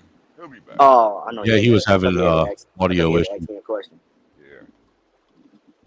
Yeah, Ohio's kind of a shithole. It really is, man. Even compared to Indiana, and that's kind of saying something. Yeah, dude, that's saying a lot because look, Indiana's like the armpit of America. Right. But honestly, Indiana, I would. And you know what, Angry Man? I just seen. I don't know how true it is, but I think we have 2 of the most safest cities up here in the country. It's Broadview Heights and I think Independence. I think are like the two safest cities in the country. Ohio also has Lima, which is a little city that has under 100,000 people living in it, and it's rated within the top, I think, top 20 of the worst and most dangerous cities in America. Lima, Ohio? Yeah, yeah, it sure the fuck is, dude. I would have never thought of. Somebody say Lima, Ohio. I would have never thought of. Yeah, dude, the bean is fucking fucked. In the past, like 20 years, it got really bad in Lima. Well, a lot of it had to do with down on the south end. That's where all the industry used to be, right there by the oil refinery and where the tank plant is, and they got rid of all that shit, man. And nobody has any work now in Lima. Yeah, okay, that's why. When I think of like bad neighborhoods, I think of East Cleveland, man. If you ever been to East Cleveland, that's what the south end of Lima is like. It looks like Iraq, man. Yeah, that's the south end of Lima, bro, for real, dude. The fucking roads look like they were carpet bombed and shit. Man, that's crazy. I would have never thought about that about Lima, Ohio. The Midwest really got kind of shitted on the past 20 years, man. Oh yeah, definitely. Probably 30. Nah, I don't think that in the 90s it was that bad. Dude, my grandfather moved up here from Mississippi in like 54, and he worked at the steel mill for like. Did you just be brave on me and kick me? For like Hey, be brave. 37 years. Brave. I'm not in B Brave's good graces either. No, dude, Be Brave hates my fucking guts, dude. He let me on. Dude, you know that's my 8th sock account that I've used just to go over and talk shit in his chat. And dude, that's the longest he's let me last. HB, Yeah. your name came up yesterday on B Brave. Stanley, was you gonna ask me a question? I got your email about the show you want me to do. I really want you and Universal to do that because Universal said that was like his that's the reason why he went into the field he went to. I think that would be a perfect show for y'all too, especially for you, Stanley. I was going to ask, did you want to be up there too? I don't care if I have the time. I just want to hear your opinion about it. Yeah, okay. You know, because I was watching it yesterday, I said, man, this would be perfect for Stanley. Well, I Perfect. listened to it yesterday Okay. and fell asleep, so I'm going to re-listen to it. Okay. Okay. Well, I was for some reason it got cold here all of a sudden, and I've been just old I was man. about to say Before. that ain't the weather. That's getting old, Stanley. Could very That's well what's be. happening. Your bones get cold a lot faster now. You don't just get cold in Yeah. your skin; it Oh goes all yeah, over your yeah. Bone bones. density. Stanley, we gotta get you a heated blanket, man. It's warm enough in here. Now, all he needs is a good Afghan, dude. He don't need a heated blanket. I just need to not get out of bed. Hey, Stanley. Also, you got to remember that that video. I think that was like in '91. 91. Yep. Yeah, but it touched so much, man. It touched, that guy he was ahead of his time, man. Hey, Stanley, He was really ahead of his time. how did my name come up in Braves card? It was Because I was something. pissing Brave It off, was so he started something. rattling off all our names. Well, yeah, it was you. Apparently, you told Be Brave that Tom Gully has free reign, Yeah, that's and right. Yeah, and just in the chat. What is? Yeah, he yeah. wants to. Well, Dude, well, look, I'll be honest with you, here's Stanley. the I think it's absurd that he was expecting people to block people in the yeah. chat while he was on the panel. Yeah, like Well, bro, here's come the on, deal, come on, HB. Stanley. What he says is when he and John do their show, he doesn't want Tom Gully in the chat, Why doesn't he and just Maybe stop he needs to learn how to have some self control Yeah, and not worry about well, the chat and focus on what he's well, doing. seriously. here's the disgusting part. He basically says he wants management over here to make that decision. Apparently, what he's thinking is that what he and John does is so valuable to the channel Oh, that we. he thinks he's famous, Stanley. He thinks he's famous. Well, he might be in his circles. You know the irony of him wanting Tom Gully to be banned out of the chat is it proves Brave's point with white people who basically don't don't want to acknowledge the problems that are happening in the black community. So he's basically blocking his own blessing by by showing that Tom. Well, he's basically saying, it's going to be him or Tom Gully. And my thing was, well, number one, it looks like John created a channel for them.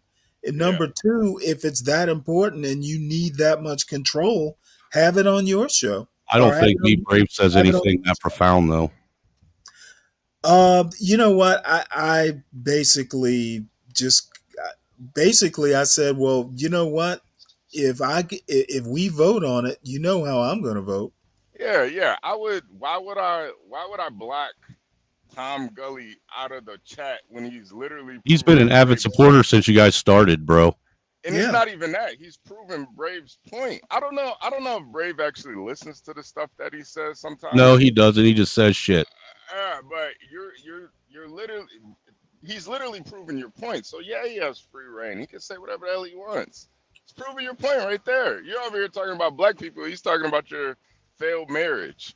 it's kind of the quid pro quo. Hey man, you know us crackers don't like it when you point out our bullshit. Yeah, well, see, Be Brave. Hell, I've known crackers, and he's not shit. My brother-in-law, I Be remember Brave one isn't day, even white enough to be considered a cracker. this was before I think it was before I even met my wife. I took a day off from work because I just didn't feel like going to work. So he was my drinking buddy. So we're up there on the mountain drinking. So we need to go down and get more beer. So I've got this brand new Honda Accord. It's like a V6. It's got all the bells and whistles. So I'm driving down the mountain with the air conditioner on, and he says, "Hey, do you mind turning the air conditioner off? Let's roll down the windows."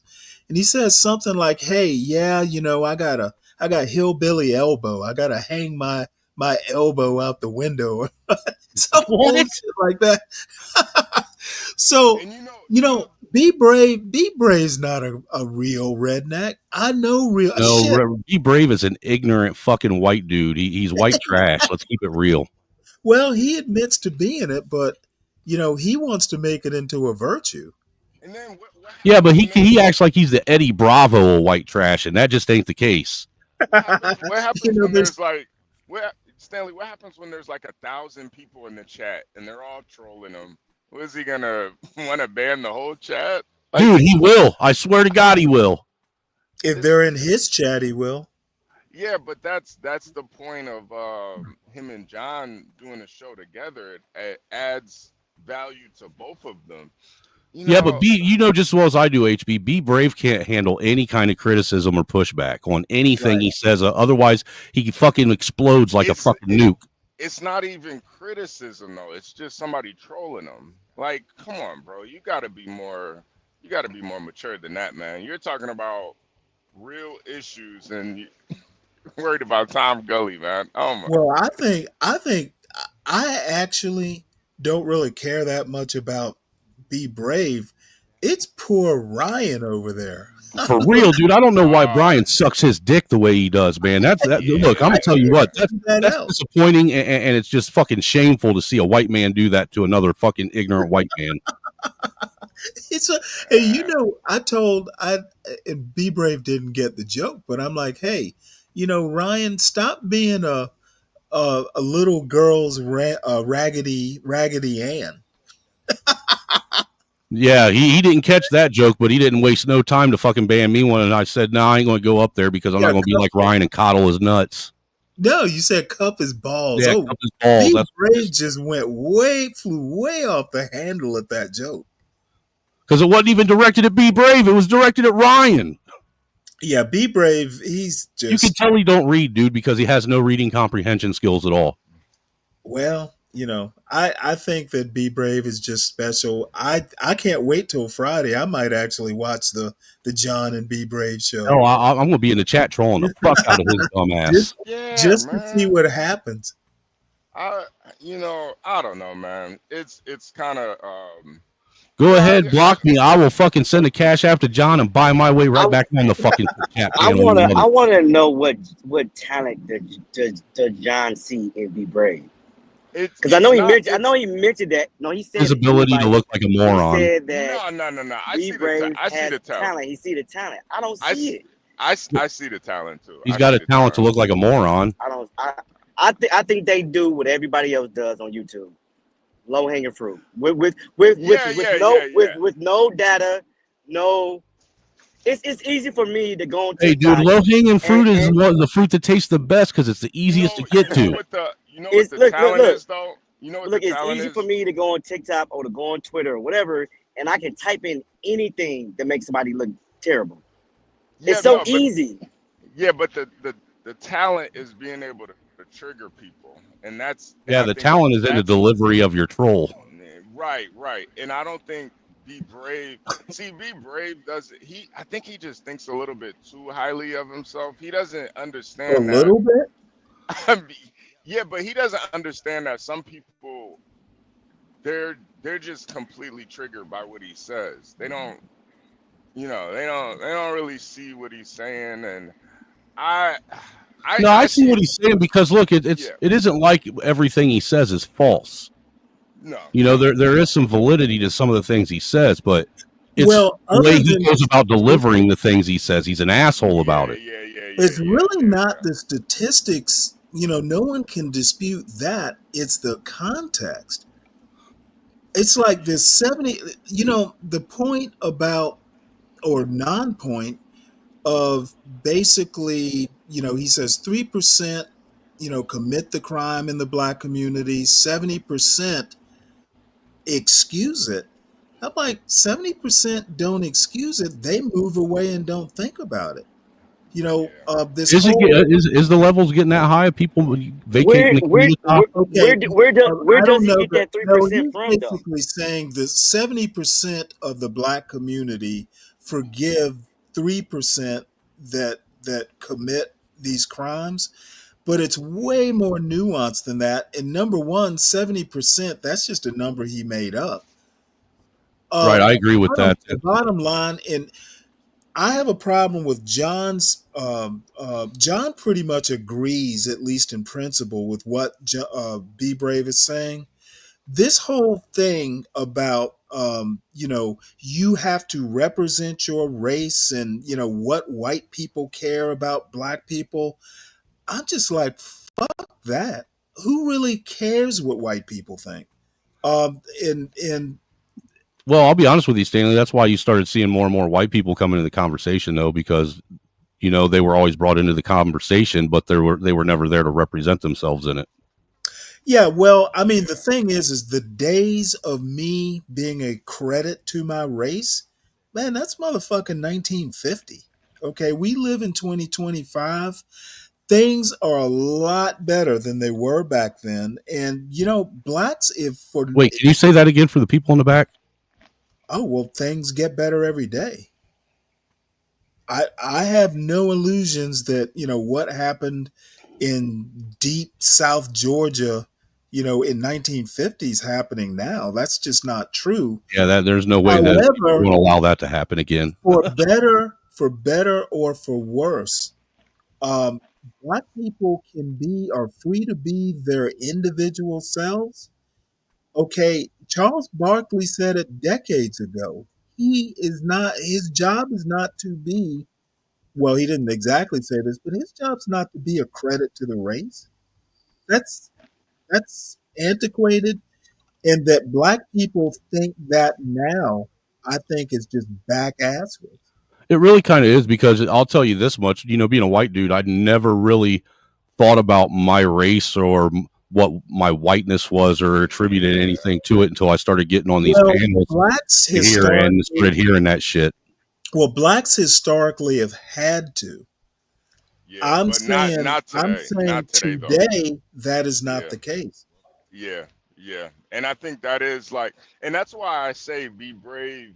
Like he's kind of like a relic Of days past. right. And that's why I do understand the talent in it. Well, he reminds me of my dad and my grandpa, because that's how they were. He's probably as old as they are. He's like those old black conservatives that say, "Oh, you got to pull your pants up and you got to present yourself a certain way." In Well, this you day and do. age. Well, you do, but not for the race, just for your So damn you do that self. for yourself, your family, Exactly. what you're creating, your circle, Right, Right. but your tribe. in reality, in 2025, like I mean, if you're gonna be successful, you're gonna be successful. Well, look, dude, right now there's never been a better time to be a black person than right now in America. There really hasn't. Well, all I have to say is I don't see anybody come. I have yet to hear somebody say like Kanye West's behavior is a reflection on all black people. Nobody thinks like No, that. that's the blackface of white supremacy. That's what that is. Yeah, well, I mean, I think And Tom. I said that facetiously. Yeah, but thinking that way, people just don't think that way anymore. Even I don't, and back in the to what 70s and 80s when I was growing up, I think part of it is I was, from about 7th grade on, I was educated, in environments where, I was generally, one of the few, if not the only black. So I'm used to dealing with white people. I know, as weird as it sounds, I know they're not perfect. No, not by any stretch of the Yeah, imagination. so I mean, I'm not going to sweat being a being the black ambassador to white America. Fuck that. Yeah, I agree. And to what you're saying, though, Stanley. There are many people, John Galt being one of them, who thinks that hey, when we watch body cam videos, well, that's how all black people think. No, that's a small representation of a small What the fuck are you talking about? Black when you say black people, by default, you mean all black people. And if you don't mean that, then you need to be more precise in your language. But in the same right, though, Stanley, a lot of black folks, when we're talking about issues, they want to try and lump all white people up into one group as well. You know what? They're just as fucked up. I think that's one of them things that we as Americans, we need to, we as adults, for one, in America, we need to start understanding that when we start having these discussions about race relations and race topics, that when you say black people or start talking about white people, and no, actually, Dan, we almost have to start talking about them as a whole. Right. Well, to a degree, even if it doesn't necessarily mean that they're talking to you. Dan is full of shit. I don't care what you say. When I say something like a European beauty standard, for instance, all Americans do that, not just white Americans. So, Dan, I don't know. I think there's more of a Brazilian beauty standard these days. Well, yeah, but Dan, you might want to start listening more carefully, or if you have questions, and let me do a quick bit of housekeeping. Everybody hit the like button, and if you're new, subscribe and share and all that stuff.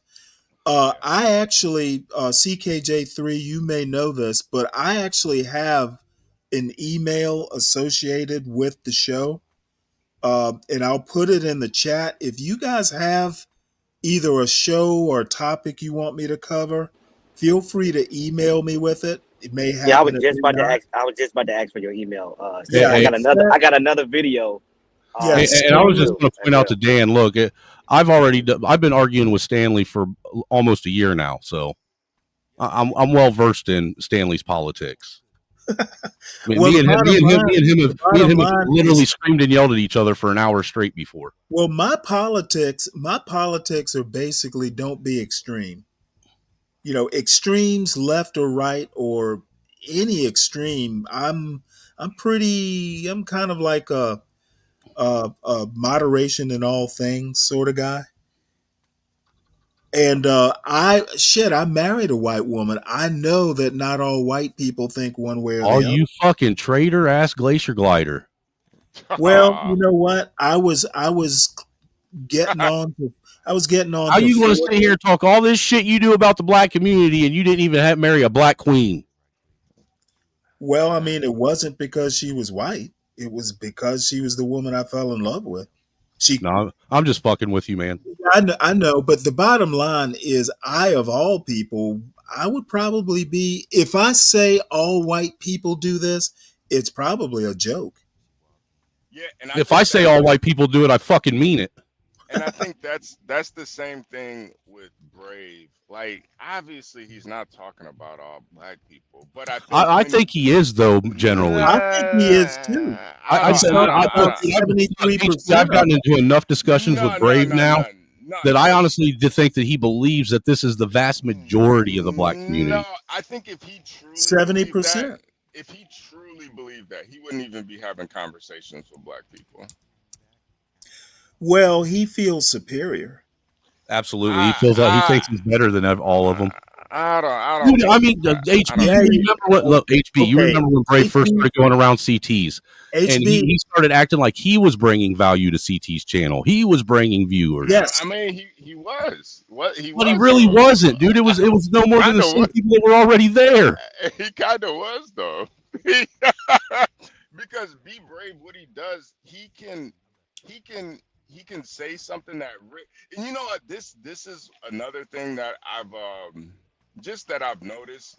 But for some reason, when it comes to like black people having conversations, we can have the conversation, but when a white guy says it, black people get so much more triggered when a white guy says it. He could literally say the same thing. What are you talking about, dude? I say a lot of the stuff Brave does, but I deliver it different. Well, no, I get upset when black people do it too. I get upset when white people act like white people don't do nothing. Because I don't know how many conversations I've had with John yelling back and forth about. No, Stanley, I'm not talking about you. You get pretty triggered.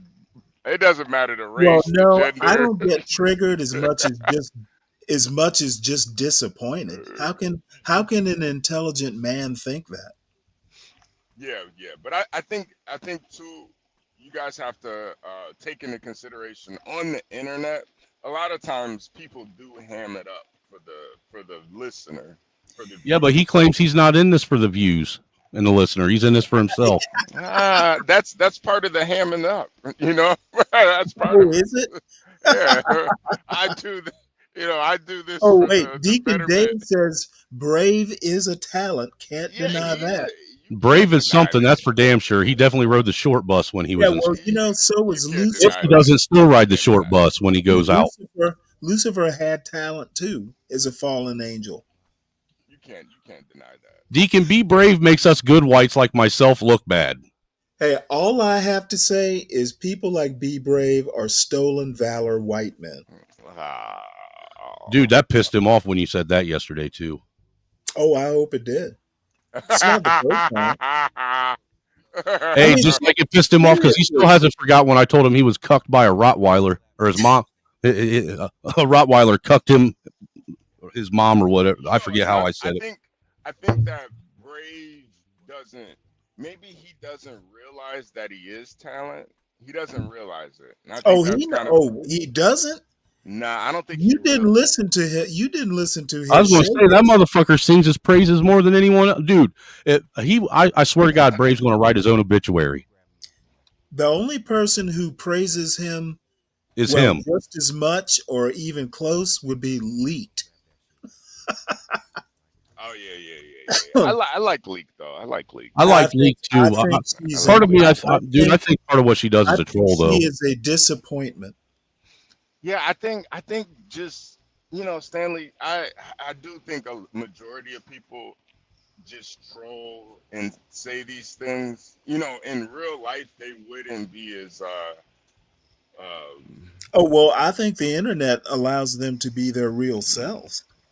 I don't think it's their real selves. I think the internet allows them to be whoever they want to be. Yeah. Deacon Dave, Leaked is not a talent. She's obtuse. Yeah, I think Leak's a talent also. I do like Leaked. Leaked is all right. But again, I think that the majority of what she says is all a troll, though. No. You know what? If it's a troll, it is a very sincere troll. I think and I don't say this about a lot of women in particular. She really is. She needs to be isolated. She needs. Somebody needs to put her in a nunnery. I didn't know she was black. Yeah, dude, I've known that forever. Oh, I knew she was black, but for some reason she takes pride in sounding white. That really surprised me. Hey, she was actually one of the few women I actually used to let on my panel. Well, she's very masculine. Oh no, she is not. Yes, she is. She is. I'd agree with you on that too, because I don't see anything masculine. You heard her stand toe to toe, and I guess maybe that's admirable. Yeah, I have. She gets up on Brave's show, and believe me, there's no submissiveness in her demeanor, and maybe she shouldn't. She's just not trying to submit to you. I guarantee you, to the right person. Stanley, I promise you, the right man comes along, and she's going to submit like right now. Well, she says she has a boyfriend. What I'm saying is that I don't care whether she submits or not. I've written her off. I don't give a fuck what she does, but I will troll her. But other than that, I have no use for her. I've written a lot of people off too, though. We all have. Yeah, you just gotta have fun, man. It's all. That's where it is, HB, man. Too many people take this shit way too serious, man. Way too serious, and allow shit to get them in their fifis. Well, there's some things, and maybe it's just being an old man or something. But her comment about not teaching her kids about American slavery because she didn't want her kids to think they were slaves. That's like the dumbest thing I've ever heard anybody say on the topic of race. Yeah. It's like I get that. I'm not going to teach my kid about birds because I don't want my kid to think he can fly. That's hilarious.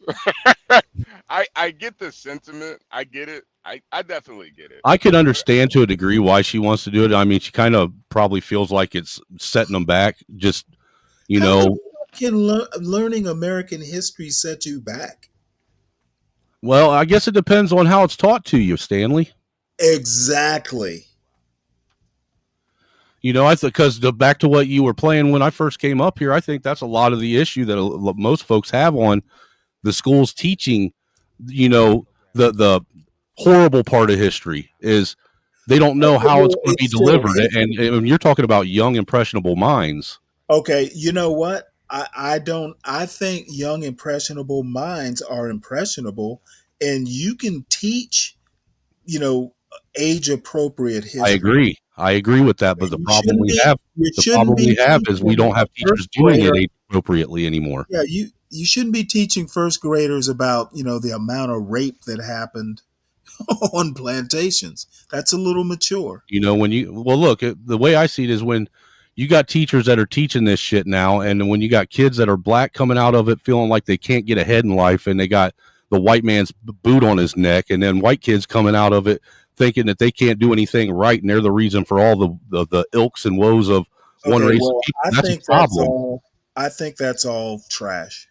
You probably realize that I was a black kid in Georgia learning about slavery. Right. I get it. It didn't affect me. Yeah. I never thought I was. You were also Snowman. I think honestly, I think that is like leftist kind of propaganda. Or not, maybe it's even right propaganda. I'm not even sure. But I don't know if it's right or left. I think it's Yeah. just fucking government propaganda trying to keep everybody separated and starting at a young age. I think learning American history in all its glory and its horror, there's absolutely nothing wrong with it as long as it's age appropriate. And I think it actually hurts kids not to know the history of it. I agree with you, but again, like I was saying earlier, it's all about how it's delivered. You know, just as well as I do, there are some very, very fucking evil people out here that want nothing more than to warp young minds. Well, my experience is that it wasn't the teachers so much as the classmates. The white kids that I went to school with, they loved to hear about slavery. You would think they were all. Well, you were living in the Jim Crow South, you big dummy. You would have thought that they were all Civil War historians. The amount of shit they knew about slavery. The South shall rise again. Who wouldn't, Stanley? Who wouldn't want to have a slave, man? Come on, Stanley. I mean, for real, dude. That's why I got kids. So I got my own personal slaves. Yeah, well, we were picking up a friend who went to this biker bar who was just too drunk to drive. So we all get in the car and go over there. So we get there, and I realized what this place was. So all my friends, I happen to be the only black person in the car. Everybody went out into the bar, to retrieve this guy, probably have a drink or two. I stayed in the car. I'm not about to fucking go into this biker bar out in Clark County, Georgia. So I'm standing next to the car. It's cold. I got my hood, my hood of my coat pulled up, just trying to be inconspicuous. Oh, looking like a thug and shit. That's right. Well, no, this was back. This was pre-thug days. But so this guy comes out and he goes, "Hey, I'm trying to avoid eye contact and all this shit. Hey, you don't have to worry, man. We don't kill niggers anymore." Damn. I was like, oh shit, it's dark and I had got this hood on. How did he know? And you got this guy glowing in the moonlight talking shit like that to you? How did he know? Oh, he thought it was a hoot. I did not. That is kind of funny though. I mean, I imagine experiencing it probably wasn't as funny as you telling it. I probably would have been all right in that bar. Yeah. That's actually pretty hilarious. As long as I didn't hit on their women. Hey, dude, I remember that when I first moved to Indianapolis when I was like 21, 22 years old, and where I moved was right in the fucking hood in Indianapolis, right by the Indiana State Fairgrounds, which is over off of 46th and Keystone, which is the fucking hood. All right. Well, I didn't know it, but I ended up one night I went out and I was by myself. The guys living with them didn't want to really take me and show me anything, so I had to explore on my own. and accidentally managed to walk into an all black bar right in the hood. The only white guy in there. That was weird. Did all the women glom onto you? No, the first one I walked in, it was like the music. It felt like the music stopped. I swear to God, dude, it felt like the music stopped. Everything went silent, and I could hear everybody's head turn and look at me. It's kind of like didn't something like that happen in Animal House? Hey, CKJ, are you still in the chat? Let me know if you're still in the chat, man. My bad. I forgot to tell you I appreciate that Cash App too, man. But me being who I am, I've always been able to converse rather well with people. So I just found a dude, sat down at the bar, ordered a beer, and said, "Hey, man, you want to smoke a doobie with me?" Matter of fact, Stanley, I meant to tell you, man. Smoke a peace pipe. Stanley, me and Portia went to the gun show this weekend, man. Mm-hmm. Oh my God, there was a whole table of Nazi paraphernalia. I couldn't even tell if it was Dude, a lot of that stuff's worth a lot of fucking money. You've never been to a gun show before? No. I've been to a gun show, but I've never You've seen never seen Nazi paraphernalia like that. Yeah, I didn't even know it was real. Yeah, dude. My buddy picked me up. I got a Nazi officer's badge that's actually sewed on, that was cut off of a British uniform that it was sewed onto. Yeah, there was so many badges, and I'm sitting there looking at this shit. And what was crazy is it was all these Nazi buttons and paraphernalia, and then there was a Kobe basketball card in there too. And I was like, "What the hell? This is kind of weird." Wow, that's kind of fucking. That's oddly out of place. Right. I didn't know Kobe was into the Third Reich. Right. I was like, that kind of makes sense. How good he is. Now I understand, man. That's why he's with a snow bunny. Yeah, these gun shows. I mean, you'll find all kinds of stuff there. Yeah, I had no clue. I honestly Did you buy any? No, I like going to gun shows to buy parts. Did she get you a badge for Valentine's? No. Yeah, she got him one of them Nazi badges to wear. No, Be my He's got the swastika sitting underneath the eagle fucking badge now. I really didn't think it was real, Stanley. It just blew my mind. I didn't think the shit was real. Like, he's like, this is counterfeit. It's got to be. Yeah, right. I didn't know you could buy. If I knew you could buy some of that stuff, I would have brought some cash, man. I don't want to put that. Oh, on my that's card. right. That's right. You can set it right next to your leather-bound copy of Mein Kampf. Right. I didn't. No. Mine is actually made out of the flesh of Jews. Yeah, there's a name for human hide-bound books. Forget the name of it. It used to be a thing. I don't know, man. It was like literally everything at this. Kevin said too far with my joke. they had everything at this gun show though, Stanley. It was insane. It was a little too soon for that. It was insane, man. Dude, gun shows are a great place to go and buy parts though, to upgrade your pistols or your rifles if you want to, change the internals in them. Yeah. I for the most part, I just bought like ammo. They had really cheap. Yeah, they usually have ammo pretty cheap too. Yeah. I bought a lot of ammo. I did end up getting like a revolver too. But, Yeah, well, boat and RV shows are more my thing. Yeah, I got you. Yeah. I like gun and stripper shows. I wouldn't not go to a gun show. I'm just not that much into guns. Yeah, no, I get you. And I'm getting to that point, Stanley, where I feel like I need to take a break. Because from guns? No, yeah, just buying them because dude, it becomes an addiction, don't it? Yeah. And it's an expensive fucking addiction. It's kind of like fishing gear or kitchen utensils. It's like how many I do think you can have too many guns. Like how many different sizes of ammo do you really need? Right.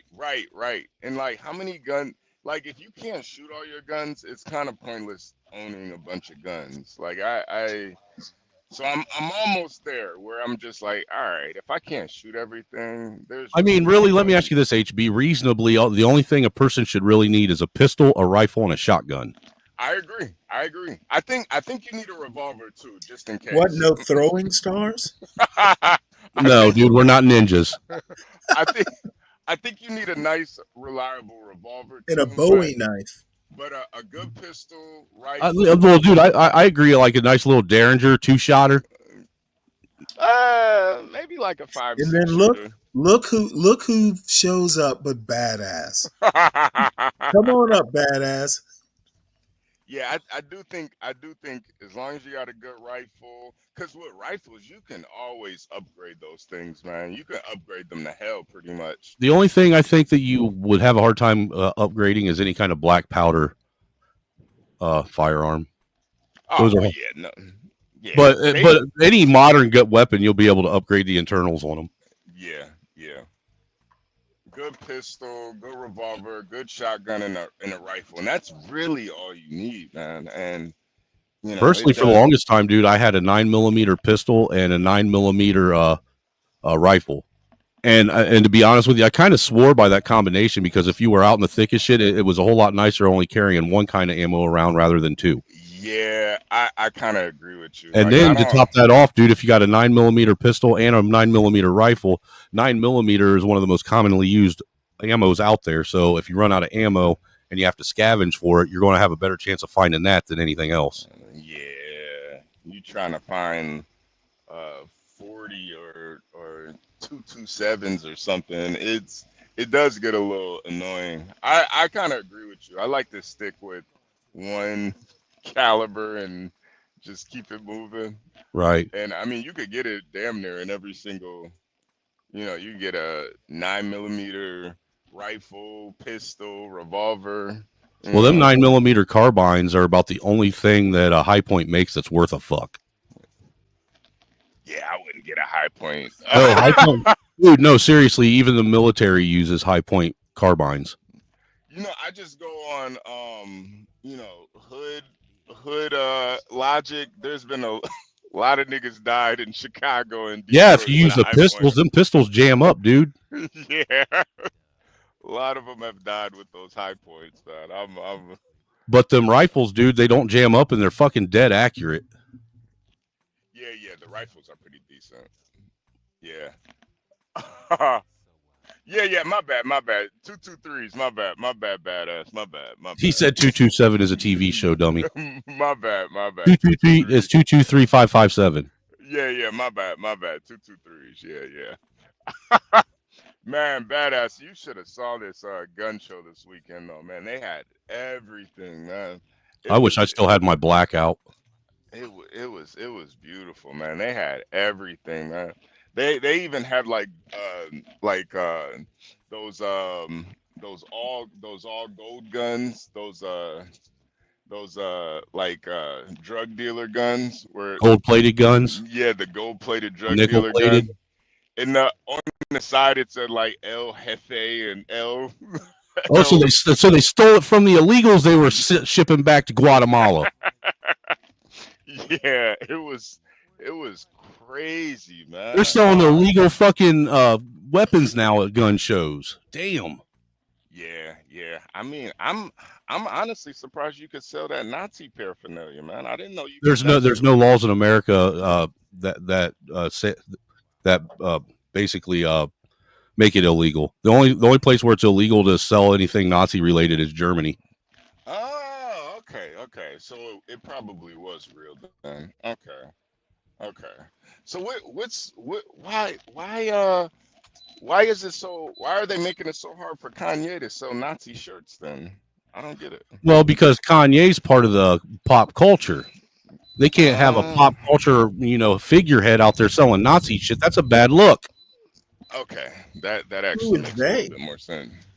I think they ought to let Kanye do whatever he wants to do. Nah, Rabbi Shmuley thinks differently. Oh, by the way, did you hear he and his wife are getting divorced? Who? Kanye? Yeah. And Well, after he That fucking just new wife paraded they've her been out in married. fucking the nude, basically at the fucking Emmys, I can't say why. Well, apparently, I Nothing like kind of saying, "Tell me your wife's a hoe" without saying she's a hoe. well, I kind of scanned the article. I think she basically is the one calling it quits. Apparently, it's I just. bet she is. I mean, I have to say she's got a good body. Yeah, everybody got to see that. Yeah, yeah. But I think we ought to just let Kanye just. I think Ye was replaced, like Dave Chappelle was replaced, like Jamie Foxx was replaced, because this ain't the same Ye. Well, I just saw Dave Chappelle. He was on Saturday Night Live the other day. A couple like the Saturday after the inauguration. Right. He's still pretty fucking funny. Yeah, he is, but that's not the same Dave Chappelle. Yeah, well, he's That older. ain't the Dave Chappelle that went to Africa. That's a totally different guy that came back. Oh yeah, he's older though. I actually think he's funnier. I mean, the way he tells stories. But that's the other thing too, Stanley. If you listen to how he delivers and tells stories, it ain't the same like he used to be. There's something weird, kind of like the whole Jamie Foxx, dude. When did Jamie Foxx become a white man? I don't think Dave Chappelle's any. I mean, he's more mature. You know, his jokes might be More, dude. longer He's and more mature. He's about 2.5 sizes bigger than what he used to be. His voice is like fucking. He used to be an alto. Now he's a baritone. he smokes cigarettes. He smokes like a chimney. So do I. Well, apparently his voice is taking more a beating than yours. Maybe his throat. I shouldn't have said that. Pause. No diddy. Yeah, don't say. No, I know what you meant. I don't ever look for people, to be the same as they were 20 or 30 years ago. No, but I don't expect with Dave Chappelle. It was like a night and day, overnight difference with him that a lot of people noticed. Yeah, I think I don't Kind of really like with M, subscribe. dude. I don't think M's the same person. I don't subscribe to the whole cloning thing only I do. because well, the thing about cloning, a clone, you would still need to Wait, you're talking about you're talking about cloning? Yeah. Yeah, he thinks he I thinks think he's they're a clone. clones. I do. Now, I do believe the technology is there. We could definitely clone a person, but if you're gonna clone a 45-year-old man, it's gonna take 45 years to be for that Not if you person. find a way to. Not if you find a Yeah, way they to can't. use some kind of special soup to put them in to speed up the process. A nutrient bath. There you go. Yeah, because my theory, And if you learn how to manipulate stem cells well enough, you should be able to manipulate growth time. yeah, but I mean, why would you want to speed up growth instead of Why slowing would you down? want to say somebody needs a replacement kidney or a replacement heart and they only got 5 months to receive it or they die? There's a reason to speed up the growth, because I think that was the main reason why cloning started, is so they could clone, human parts, organs and shit for organ failure and things like that. Yeah, I think Baron Trump. I actually think he's a clone. That's Dude, he just a looks theory. just like Trump. Yeah, I think he's a clone. Honestly. Well, he's a little tall. What if he's Trump when he was younger from the past in the future? I wouldn't be surprised. He kind of freaks me out, man. I don't know about Baron. Well, how often do y'all go and look at Baron Trump pictures? I haven't seen him in the news since the inauguration. Yeah, you look at him now, dude. He doesn't even look like the same kid anymore. Oh, whoa! I'm saying, how do y'all look up Baron Trump news weekly? I mean, he's He's been in the news quite a bit the last 3 weeks. Yeah, he's like a Yeah. he's a celebrity. He's a celebrity, dude. He's been all over the fucking, if you like on my Google homepage, dude, he's all over in the tabloid. I read the New York Times and the Washington Post, Washington Examiner, and the occasional, conservative magazine. Well, those are liberal lefty publications. Well, They ain't gonna know the about it. National Review is not liberal.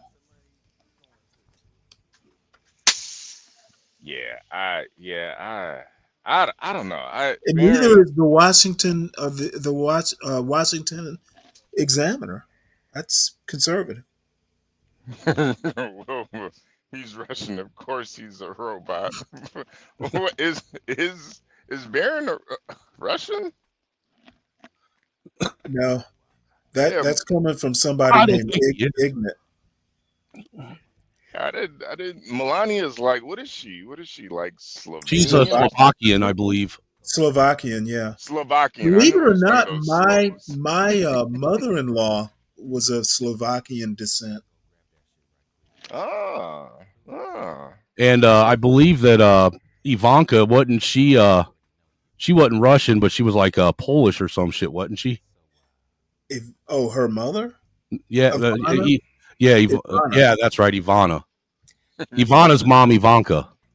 I don't know, but Trump had a thing for Eastern European women, apparently. Yeah, I mean, can you blame him, Stanley? Looks like a That is Sears not, dude. White is not white. That's like I you don't saying have. black is black. I think Melania is good looking, but I don't have anywhere near the fetish you guys do. Oh, dude, I don't think she's good looking at all. I think she's trash, personally. I don't find her attractive. In her prime, she was For her smoke age, show, now, When she was in her 20s, yeah, I will give you that. She was I smoking in think her she 20s. looks better now than she did back then. Well, that's because you're a fucking 900-year-old man, Stanley. Well, I think she just looked kind of Euro trash. Oh, all right, Stanley. She looks a lot classier now. Okay. Yeah, all right. Well, yeah, she does look classier. I give you that. I mean, she did. See, I don't get off on that Euro trash stuff. Yeah. I don't know. I just try to steer away from European porn, period, man. That's just weird. I'm not that. I'm not really that much into blonde, so you would think I would like, her darker hair, but I don't think. She's good looking, but blondes are basic Beckies, dude. There's nothing special about them. Can't stand blondes. And no, nothing personal to any of you blondes out there. Oh no, I know Uncle H thinks you're the superior race and all, but you guys are basic looking.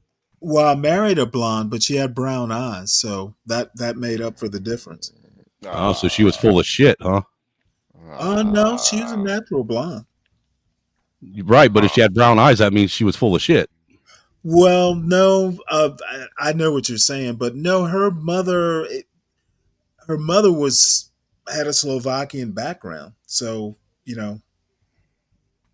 she got dark eyes. Her brother's eyes are like ocean blue. I'll trust a brown-eyed person over a green-eyed person, though. You can't trust green-eyed people. Oh man, when I was in my 20s, I was in the Navy. I met this Swedish girl who was blonde with green eyes. Dude, she was a demon. Oh, she was gorgeous, and she was a siren, a demon, a fucking evil ass being from the pit of hell. She was a succubus. Now she used to like to brag how unique she was as a Swede. Yeah, that's what they do. Trust me, I've been around them green-eyed motherfuckers my whole life. When I tell you that they're dangerous, they're dangerous. No, she was awesome. I won't even fuck with them. She was a demon in the bed. That was all I needed. I throw holy water on them motherfuckers. Stanley, jeez. Oh, Stanley is a white chaser. Yeah. You know what? All I have to say, Ignat, I'm just a woman. He's a cracker catcher. See, this is what I mean about America just being thoroughly racist. We are, dude. And to say anything otherwise is to just, being disingenuous. And I think that, you know what? I think America should actually embrace the shit. Well, it kind of has. Have you heard "Be Brave" lately? Yeah, I was just over there the other day. Hey, Ignat. Yeah, I was in the chat when you were in the chat. Hey, Ignat. You know what? Don't let an old man like me actually be a lot more evolved. You know, I just want them to be That good sounds like looking. bait, Ignat. Don't take it. Don't take it. Now, Ignat's just he's just kind of sad. Ignat, yeah, Ignat. He doesn't like the white cave beast, man. I don't, I don't Yet know. he hates he. Yet Hey, the way I look at it is he's entitled to dislike whoever he wants. Well, yeah, but don't be telling me what I am. You know, keep that shit to yourself.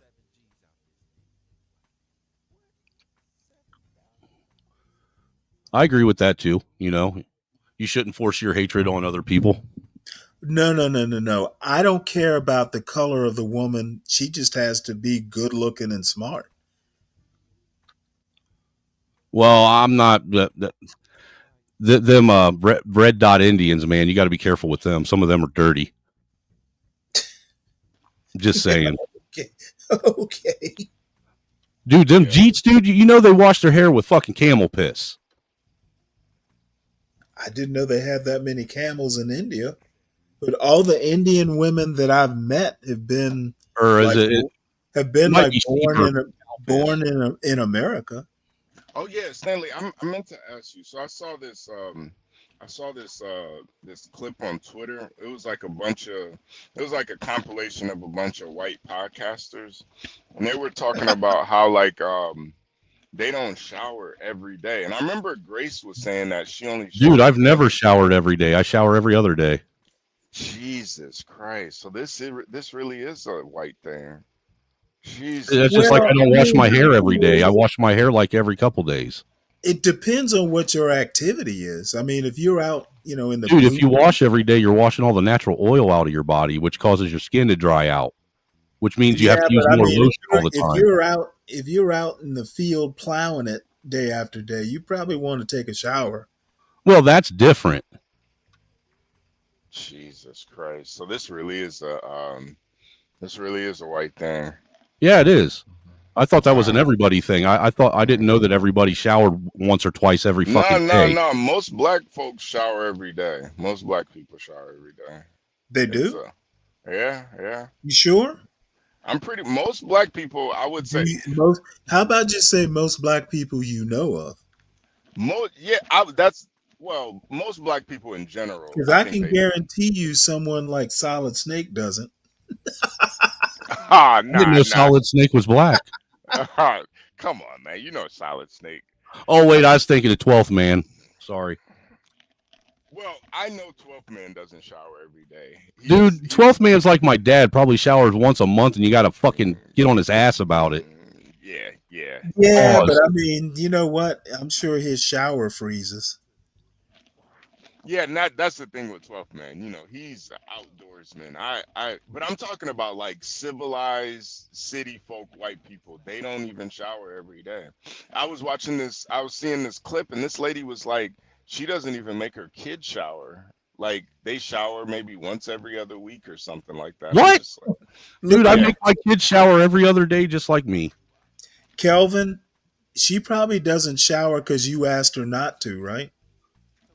Now my son would probably be happy if I didn't make him shower every other day. That fucking dirty motherfucker would go a whole fucking month without taking a shower if I'd let him. Yeah, I think it is really a white people thing. Kelvin sends self-addressed stamped envelopes so Grace can send him. He wants her dirty underwear. Her dirty underwear. Oh God! Yeah, you can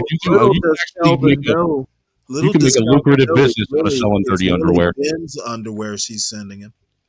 No, Stanley, that's actually a lucrative business model. I've been thinking about taking the wife's dirty underwear after she rags.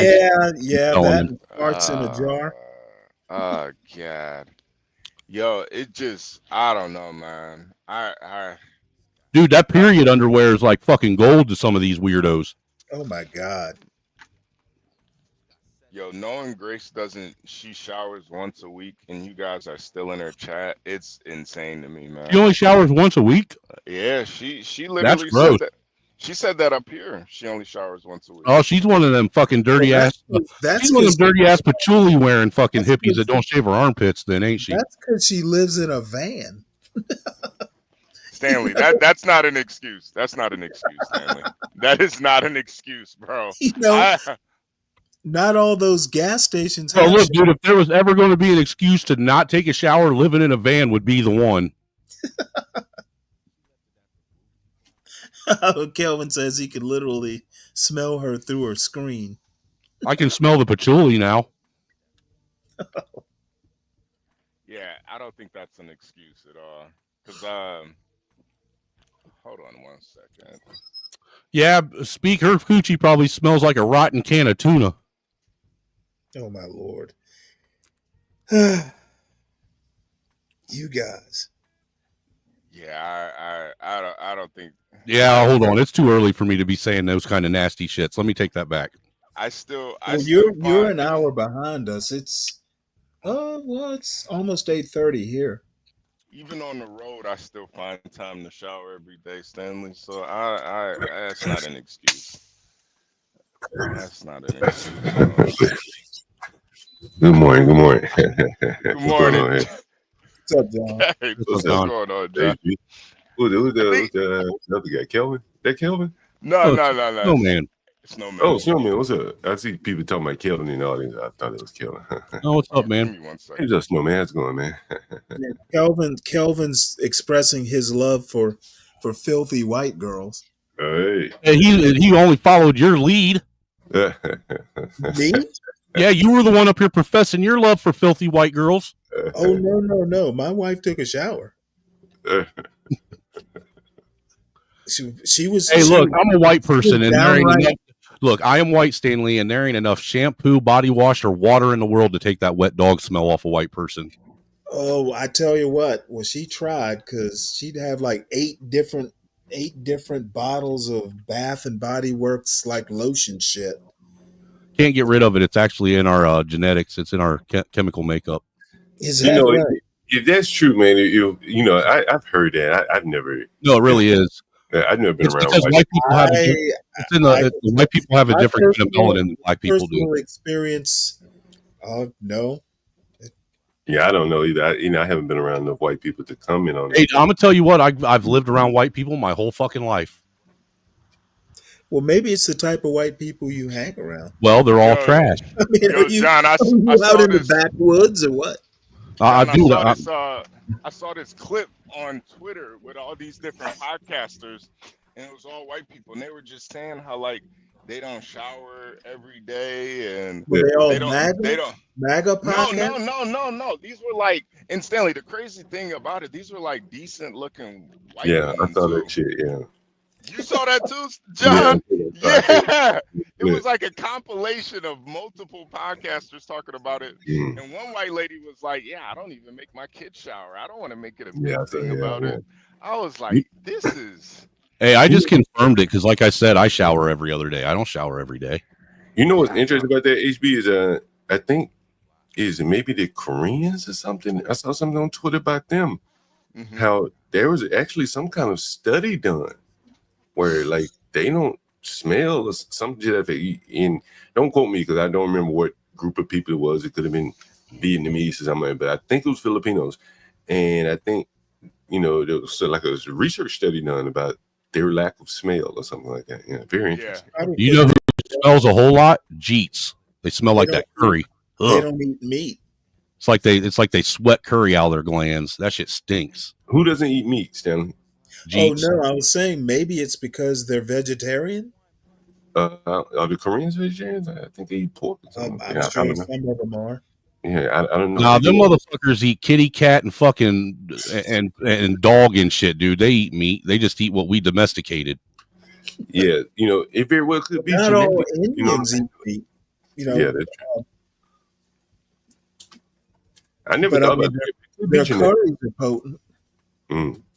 It could be genetic, and it could be, clearly it's probably diet as well. Oh, I'm sure diet has a lot to do with it. Yeah. I'll be right back. It could be. It could be. John, I know if you want to clear a room, eat some Brussels sprouts the night before you go to work the next day. I found this thing that Glenn Lowry put out that's going to interest you. Glenn Lowry. You were talking about Spellman and Morehouse the other day. What's that? Okay. I mean, I know they've been on the topic here at some point. Yeah, go ahead. Well, no, I just I did this. This was a newsletter that he put out, and I thought this would amuse you. Kind of reinforcing what you said about the value, well, the return on investment. That's pretty much his whole point here is the return on investment. Yeah. Um, they kind of compared the four colleges in Atlanta. They didn't include Georgia State, and there are more colleges than just these four. But I So guess what?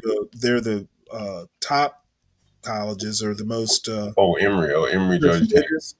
So there's like a 20-year return on investment. I didn't get much more detail, Yeah. but Emory 605,000. Dang. Georgia Tech 1,000,000 Mm. 1,091,000. Mm. They did in-state and out-of-state because Georgia Tech's a state school, believe it or Oh, not. right. And Morehouse 408,000. Wow. And Spelman 241,000. Wow. Yeah, that's So basically, Glenn talked a little bit. The topic was, are HBCUs really worth the money return on investment wise? And my comment is that you don't necessarily go to Morehouse for the academics. There's more or less a different reason to go there. But anyway, I thought you'd be interested in it. Yeah, that is interesting, man. Yesterday I think we were talking about Morgan State. Yeah. And so they were talking about how there's an issue with black male students. And the college was saying this is a dire alarm, this is an emergency. And this is an emergency they were saying, this is, we need to do something about this. The black men, the low black male enrollment at Morgan State. We talked about the Howard University woman that called in, and she said it was about 80-90% women at Howard. And so I just got to thinking, like, damn, like the emergency is from the professors and the administration, the people who need more bodies in the seats. The black men very well could be doing something better with their time than going to Morgan State. They could be going to other colleges. Well, that's what I was shocked that I forget, it's in this article it's an opinion piece, but only about 9% of black students even go to HBCUs, which shocked me. Mm-hmm. It was 18% like 20 years ago. Yeah. So I actually think at some point in time, like in the next 20 to 50 years or something, my opinion is that black people are going to have to make a choice. You may only wind up with, I would like to see Fisk stay. But these colleges like Tennessee State University almost went away. If Trump hadn't unfrozen some of the grants. It merged with the state. So it's not an HBCU anymore. My dad went to Tennessee State. Yeah, my dad went there. Okay, because Greg Carr, who teaches at Howard, he still I guess it was an HBCU when he went there. Yeah, probably. But I mean, he talks about it all the time. I mean, this is recent, probably in the last 15 years or so. I think that it merged with the state, It may still fly under the moniker of a HBCU, but I think it's a state school by and large. Yeah, anyone can go there, I see. I don't think Fisk can make it. I don't think. I think if they do make it, it'll be under kind of a model like a Tennessee State. I went to Tuskegee. I don't know if Tuskegee can make it, to be honest with you. Well, the problem is, what can you do? I mean, it was bound to happen eventually, mainly because of the income and wealth gaps. Parents can't afford, I'm trying to think. Georgia Tech is cheaper than Morehouse. Georgia Tech is probably cheaper than Tuskegee too. Yeah, I think if I recall, it's like 30,000, 36,000 to go Mm, there per year mm, hmm for in-state. And yeah, I mean, I imagine that many of these people are getting some type of grants or something, even if they're Oh, and by the way, that 36,000 mm, might, let's just say 40,000. mm, It includes room and board. yeah, It's not just tuition. yeah. I think Howard, Morehouse, maybe Hampton, maybe, and Spelman can make it. I And that's not off their, and I don't think it's off their education. I think it's just location. Yeah, it's an a yeah. You don't Maybe go to too. Morehouse. Now, I had a classmate of mine. He went to Morehouse, a high school classmate. He graduated with me. He went to Morehouse, but he was smart. He's a lawyer now. Mm, But I mean, he was going to do well no matter where he I went. know it, and I think that's really what it boils down to, because many of them have to go off to grad school, and Yeah. I think that becomes kind of the filter. You know what I'm saying? Like, okay, now what? And the ones that are really smart, they go out to grad school, become lawyers. Typically not Well, doctors, but lawyers. Glenn Lowry also says that the people. Now, when they did this, most of he made the comment, same comment you made, that most of the people that go there aren't taking, harder courses. Mm, However, the one thing they didn't do is they didn't break down these numbers to a point to where they might um, compare a Morehouse chemistry major to a Georgia Tech chemistry major. However, I know of one lady, I never met her personally, but she graduated from Spelman, but she graduated with an electrical engineering degree because she mm, took a bunch of courses at Georgia Tech. When mm, she went to grad school, she wound up going to Georgia Tech. So mm. she got that Spelman degree, but her major courses were from Georgia Tech. Again, like I have a vested interest. I went to Tuskegee. I have a little bit of sympathy for them. I wish them the best. Well, my mother went to Savannah State, but Yeah, Savannah State is a state school. yeah. See, Tuskegee's not even state; it's private, so that makes their road a little bit harder. And I just think it's outlived its usefulness, honestly. Where they went, Yeah, I like think that go ahead. no, I think there are going to be some hard choices. You know, McKinsey, um, um, Bezos isn't going to live forever. I would love to hear you. Like one day if we could ever, I think we had them up here once, Bob and my buddy Philippe. Like Morehouse, I know Philippe would not go back again. He felt like it was a little too nurturing. Like it's like the 13th grade for him. And I remember Glenn Lowry makes that point that they go out of their way to make sure their students graduate. Yeah, but it's an element of parenting as well that Philippe talks about. Like, I guess they address the lack of fathers in the Black home, or the perceived lack of fathers, by incorporating that into how they treat the male students. So Philippe used to talk about how they would segregate the men and the women, and he always felt like, what the fuck, you can't control yourself around a woman, but they had rules. I mean, it was spelled. I mean, they're two separate schools. Well, but just maybe study halls or something. They had to be, after a certain Are there hour. women? They're not women at Morehouse, are they? But the women were Spelman, so maybe they shared a study hall or something. Right. And you can't be over here with the women after 9 o'clock. And it was kind of like that. Oh, yeah. Tuskegee was very conservative in that way, to where the women lived on one side of the campus, the men lived on the other. You couldn't go in the women's dorm and shit like that. And that's kind of parenting in a way. Whereas if you're Georgia, I can tell you right now that. What you say, Sam? One regret that I do have is that I went to an all boys high school. I could not imagine, an all boys, like a segregated co-ed experience in college.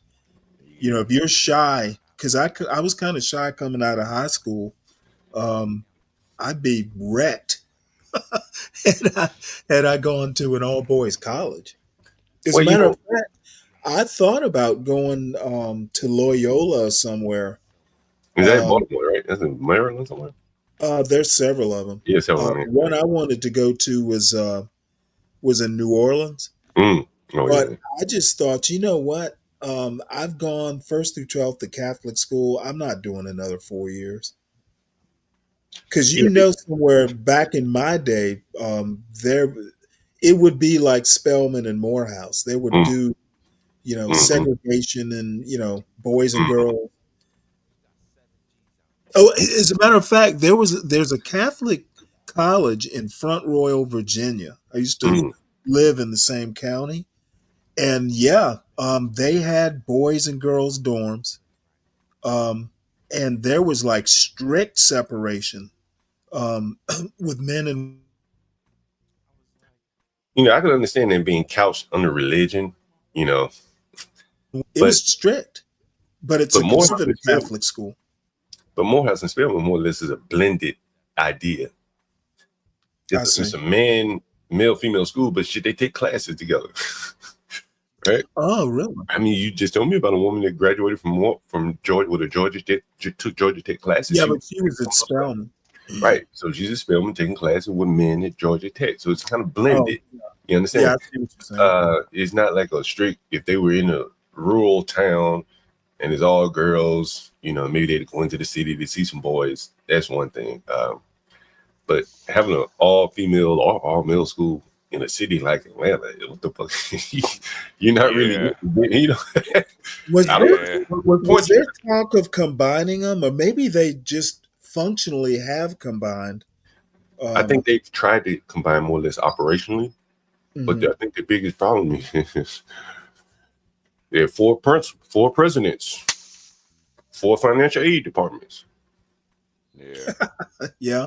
and there's a lot of jobs, right? There's a Yeah. lot of redundancy. And if you look at Morris Brown, right, they wanted to run their own financial aid department because they had some Indians over there running scams. And that's Well, what put their Morris Brown business. almost it folded for a bit, and it's Because of back now. financial I aid. hear. It's because of financial aid. Anytime you see a school fail, almost you can almost bet that it was financial aid scams going on. Yeah, almost every time. Because once they can't take that federal money anymore, the students can't afford it on their own, so they have to quit. They have to go somewhere else. Right. Do And you that guys really, think? go ahead, Adrian. Do you guys think these HBCUs will still be around in like 50 years at the Um, rate that they're going? well, I agree with John. There'll be probably 4 of them. And they will exist more or less as appendages of the government. I just saw earlier today, I think it was yesterday, Howard just now got some type of research funding approved. Yeah. Yeah. But they had lost it. What they didn't tell you is that they lost it. And now they got it back. So that'll help them keep afloat, even if their academics are not up to par. It's not, and that's not a criticism. How Harvard is Well, I know this one professor that I talked about earlier in the show. She got a PhD in it was either can't remember whether it was philosophy or literature, but she's a professor up at SUNY Buffalo or somewhere in upstate New York. So I mean, they do have a couple departments that actually, I won't say they're nationally renowned, but they're decent. yeah, man. I think what's going to be interesting is a lot of those guys. Heck, they kind of followed like the pipeline of who's it? John Lewis probably followed the pipeline of who Maynard Jackson, Andrew Young, or who the other guys came before him. Martin Luther King went there. But he wasn't very political though. Right. But I think Ralph Abernathy went there. yeah, Ralph I'm Abernathy. not sure. If you're that train, did he write the what was that book he wrote? I remember Abernathy wrote the book about Martin Luther King. Yeah, I don't remember it. I can't remember the. Yeah. But, it was like a pipeline, man, like into Congress. Warnock is on that pipeline. Did he go to Morehouse? I don't know. I have to think find out. Morehouse. And so a lot of Philippe was on that Morehouse pipeline. Morehouse, John Lewis, and if you're still interested in politics, you know, maybe you go Zell Miller. Remember Zell Miller at the time? Did Georgia. Julian Bond go there? I think Julian Bond may have went to Fisk or somewhere, if I'm not mistaken. Yeah, I think you're right. Fisk, yeah. But so there was a Morehouse political pipeline. You know what I'm saying? Morehouse, John Lewis, Zell Miller, governor. You know, remember he was in the Senate? Remember him? Zell Miller? Yeah, he was a Georgia Yeah, Democrat. he was in the Senate. As a matter of fact, my one of the Hope scholarships is named after him. Yeah. Warnock did go to Morehouse and Union Theological Seminary. Right. And so that pipeline has been broken, in my opinion. Right. The John Lewis from Morehouse to Congress, John Lewis, legislative assistant, legislative director, and then he ended up being chief of staff somewhere. It's been broken. And I think that is the biggest detriment to Morehouse. Like a lot of guys went there, they were somewhat politically motivated. And I think they're not able to reach the federal level the way they used to be able. Now they can get in city politics. Maybe the mayor of Atlanta probably went to Morehouse or something like that. But it's going to be interesting to see if they can get back up in the congressional level in the Morehouse pipeline. Yeah, I think that yeah, that salary, you know, that return on investment over 20 years, that's stunning. Mm-hmm. And you think about it, like with the Morehouse and the Spelman students, that's by and large is including graduate costs. To Georgia Tech graduate doesn't really have to go to grad school. The Morehouse student does to get somewhere, by and large. That's a good point. That's a good point. Yeah, they got to go to grad school, bro. That's why you go on their website, they talk about Spelman, talks about how many of their students go off to get PhDs and shit like that.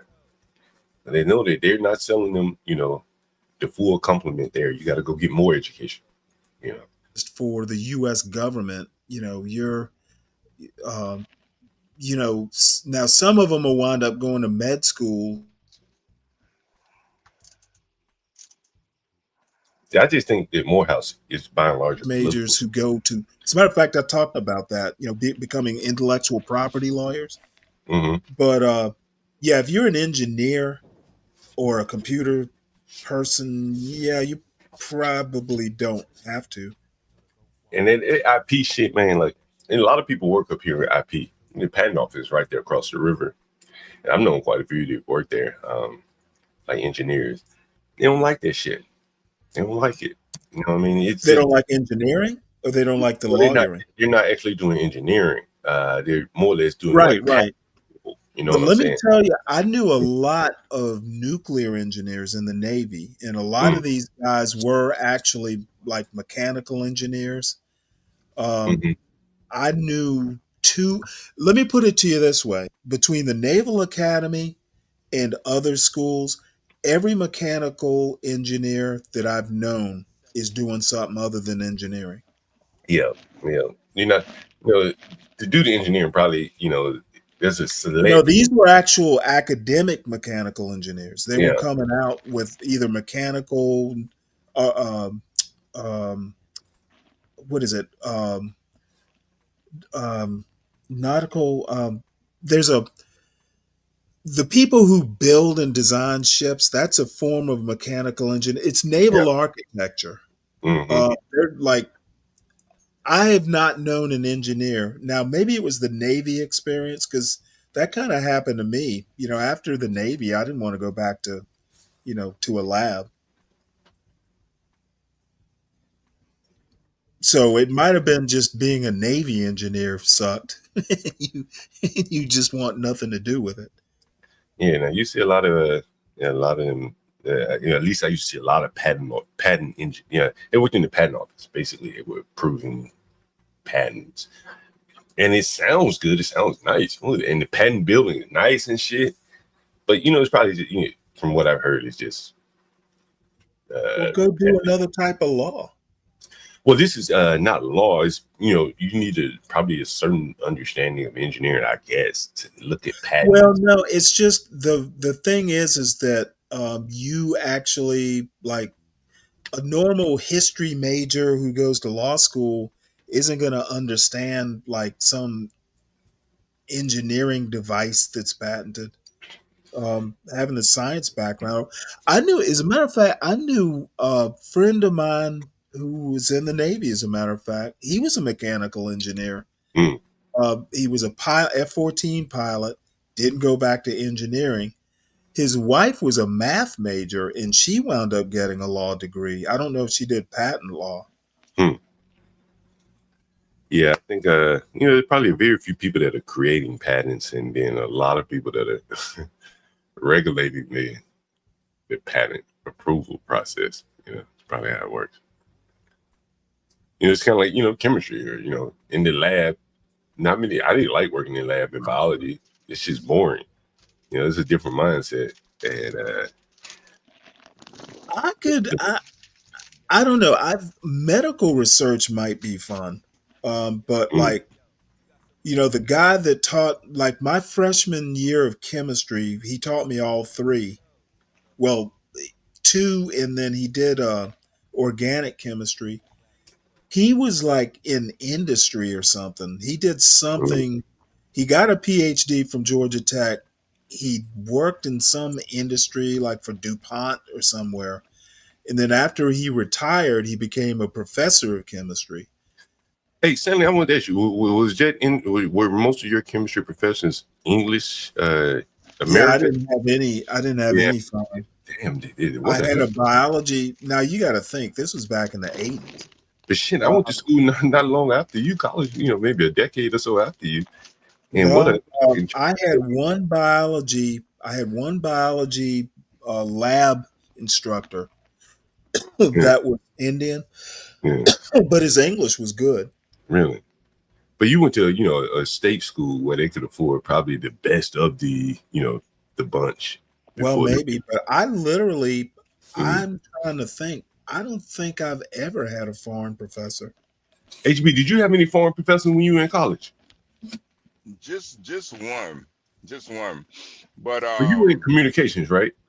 Well, it was like film school basically. So there was only one, and she was like a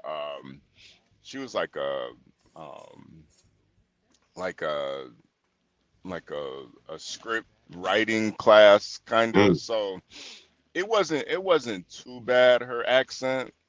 It wasn't too bad, but yeah, there would, I do remember having to ask her to repeat it a lot sometimes. So no, actually, I did have one foreign professor, but he was English. Yeah. Like when I went to college in the, I started out in engineering, and man, it was like all foreigners by and large, damn near all. And then, as I look back on it, Tuskegee probably was cost cutting, and they were finding the cheapest engineering professors they could find, and most of them were Indian. They were playing this game, probably been played a long time. And I changed my major to biology, and I remember like people were just like afraid of organic chemistry, right? And I don't think it was the subject matter. I think it was the chemistry professor that was teaching. It was just one professor, Venkat or something, Prakash. I can't remember. One professor? Wow. Well, it was one in particular that taught it, right? And, maybe they had two that taught it organic chemistry, and you're going to get one or the other. And people just so feared taking this man. And I think it was primarily because of the language. And when I saw Trump speaking to that man and saying, I can't fucking understand what you're saying, it just brought back memories, man. When I worked with them in corporate America, man, but Modi is Indian. But Modi was not the one talking. It was a reporter who was asking Trump a question. Trump was like, I can't fucking understand what you're saying. And I think back when I was in college, young man, 18, 19, or a young woman, you think about her, would she have had the balls or the gravitas to say, hey, can you repeat that? I can't understand what the fuck you're saying. Yeah. You just suffer in silence.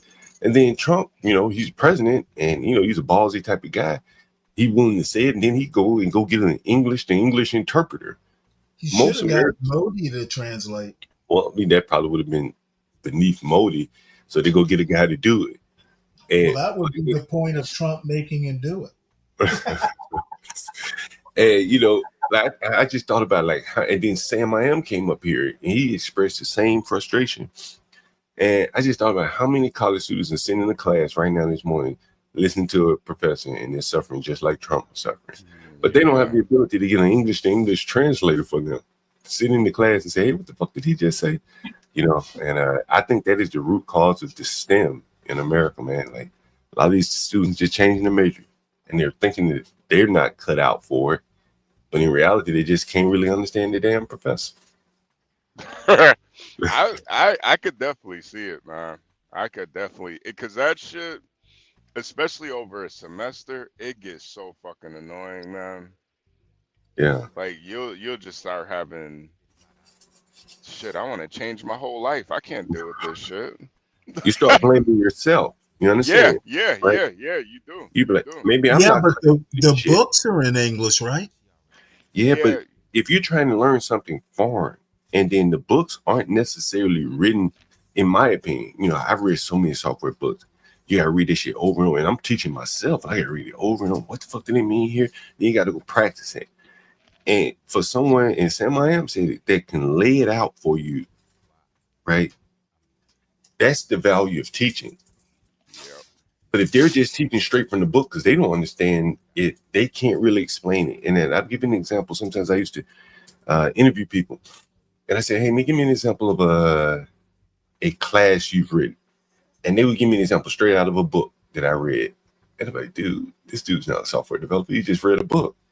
And that's probably, I would imagine, how many of these teachers are teaching, not without any knowledge of it, having done it. They're teaching straight from the book and they're being given the answers. They have a teacher's edition with the answers. So they don't really know it. And you see it every now and then where a teacher gets basically put on the spot by a student who knows more than she does because she's just teaching straight from the book, right? And so that's just my whole thought on it, you know. Yeah. And that happens a lot too with schools. The teachers really are just kind of there. They don't have any real.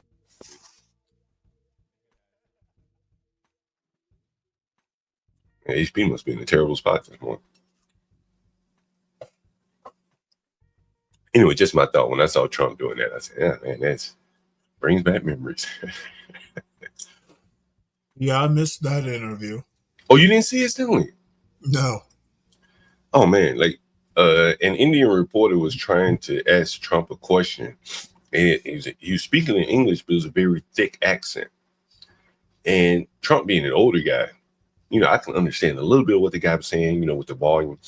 But Trump, you know, taking that question from the audience, from a guy with a thick accent, and they typically don't speak loud enough. They don't project their voice.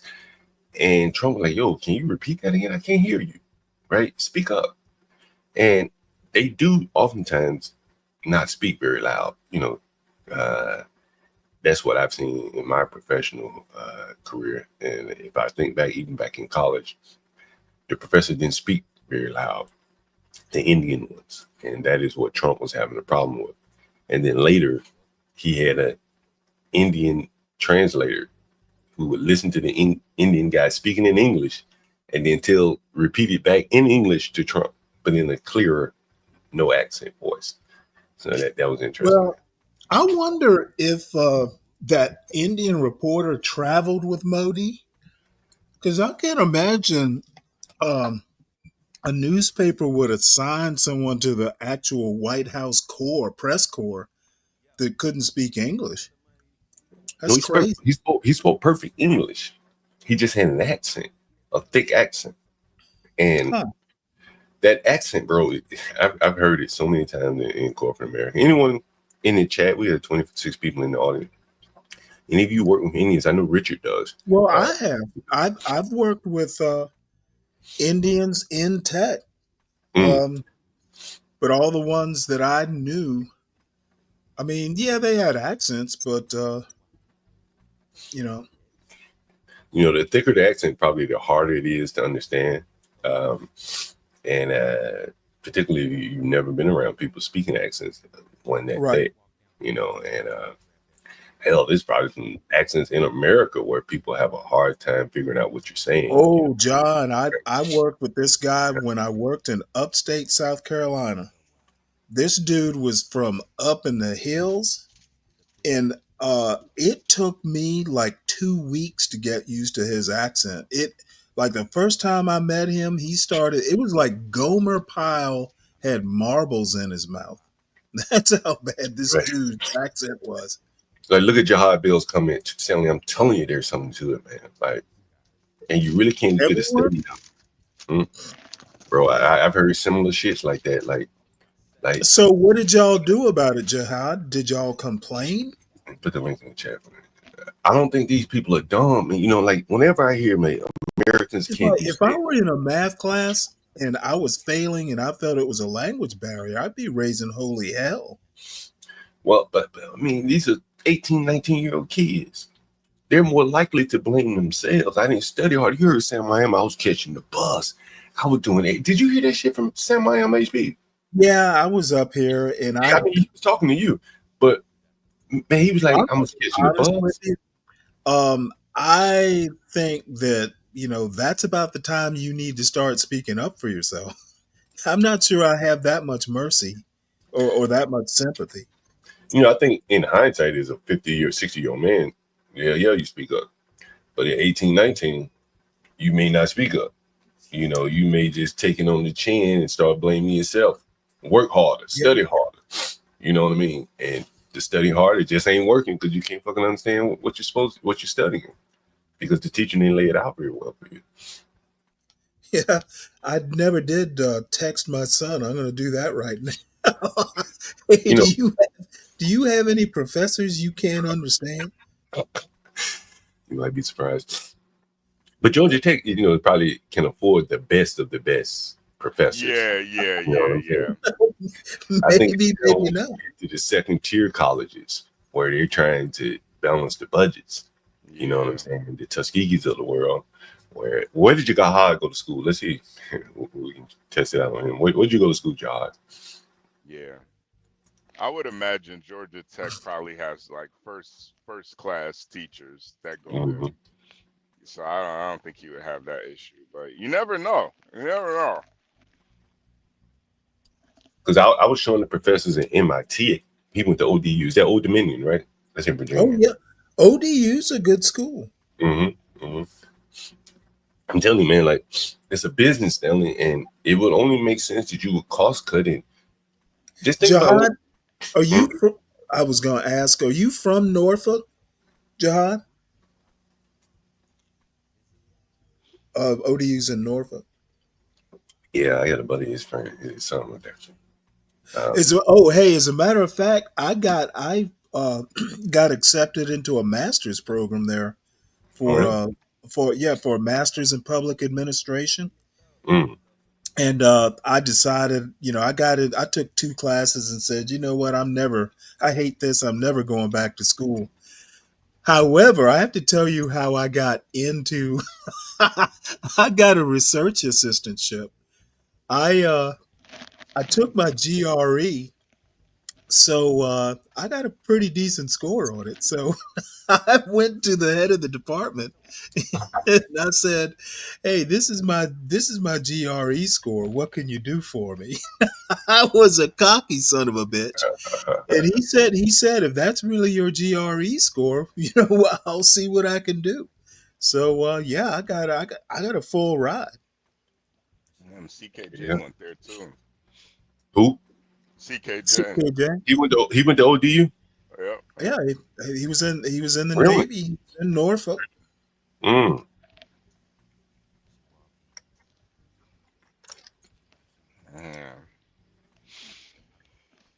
I can only imagine what that guy said. It's cocky black bastard. What guy? It's probably way worse now though, Stanley, than when you went to school, man. I did. I was telling John, I had one, well, I had two professors I can recall. One was English, so that wasn't a problem. And then the other was a lab instructor.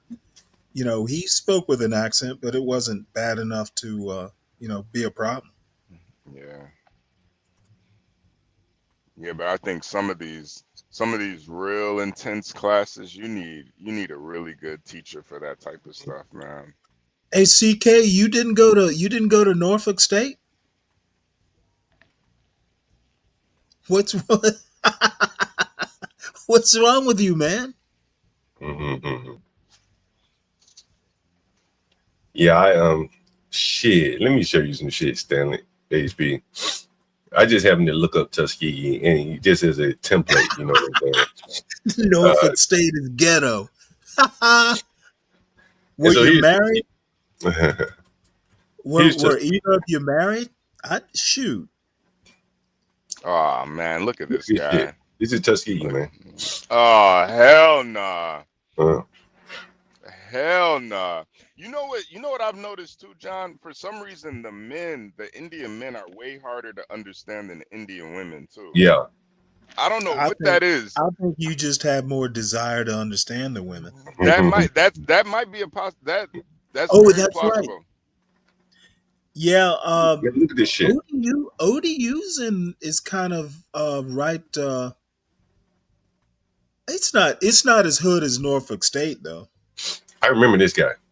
Look at this shit. This is like the head of engineering at Tuskegee. Shike money. That's right? insane. That's insane. That was the head. What kind of engineer is he? That is insane. He was there for 42 years. He probably still can't speak English. I remember English was bad when I was there. Yeah, it's probably still. Yeah, that's true, CK. I mean, look at this shit. This is Tuskegee, man. The Division of Research. 1, 2, 3, 4, and here's a black woman. It's probably still. I mean, look at this shit, man. Like, this is how I remember it, bro. Here he is with Obama, so he did good with funding. Division of Research. He's the head. I don't know who these people are. Oh, who's that lady on the right? Who her? She does compliance or something, so she's not really a scientist. She's a director. Oh, okay. He's a provost. So this is the scientist of the bunch. And you know he's gonna bring his guys in, you know. These are not the professors, these are just some of the research people on Tuskegee's campus, you know. And I mean, you know, I could go to how they can find the professors, but I imagine he teaches on campus as well. And you know, man, that's a small school where they're going to be forced to cost couldn't measure. They're trying to save money, so they're going to get the cheapest professors they can find. Just imagine if you really worth your salt as an engineering guy, you really know engineering. How much money do you think you can make out here in the private sector? Way more than you can teaching it. Right. Yeah. Right. Now, some of the go ahead. I was about to say I knew this engineer. He was a white guy, but he formed his own like company. And he did safety engineering. Made a shitload of money. Doing safety engineering for corporations, basically. And then the other thing is like the unionization in these colleges. Like these professors should be unionized and tenured. You can't fire these motherfuckers. So just like any company, you want a little bit more pliant workforce. And the Indians give you that as professors. They're not going to unionize the way that American professors would unionize and shit like that. Yeah. And I think that's kind of the lure of them.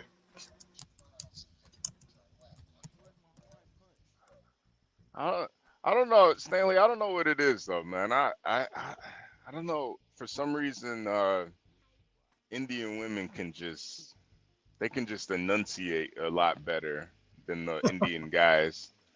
Okay. Oh, it is, man.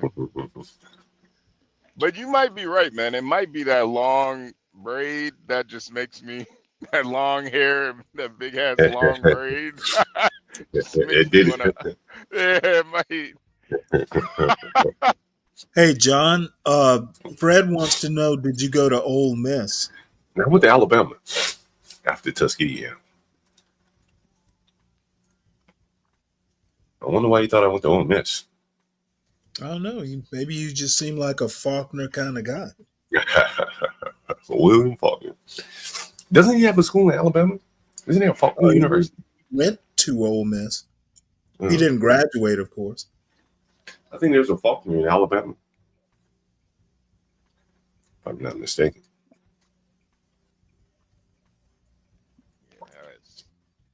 Wait, CKJ3 want to write you about the old Navy war stories?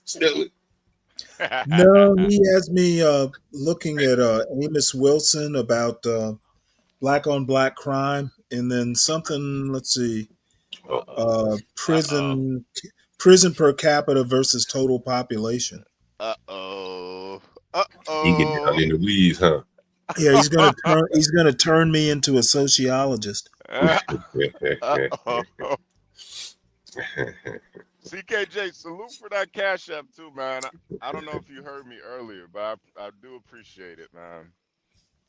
Shout out to Herman as well, man. Supporting each other. Yeah, man.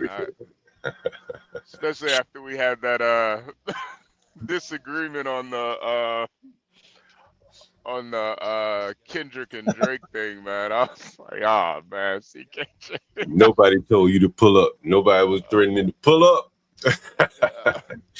We can have disagreements amongst people. Yeah. Pull up. Forrest Gump went to Alabama? I didn't know that. I think that movie was set in Alabama. I'm not sure. Gump went to Alabama. I don't know. Man, I tell you, shit, after COVID, I look at Alabama a whole lot different. You know. Why you say that? Man, you know, they was a little bit more resistant down there. Maybe because it's more spread out. It's harder to control people.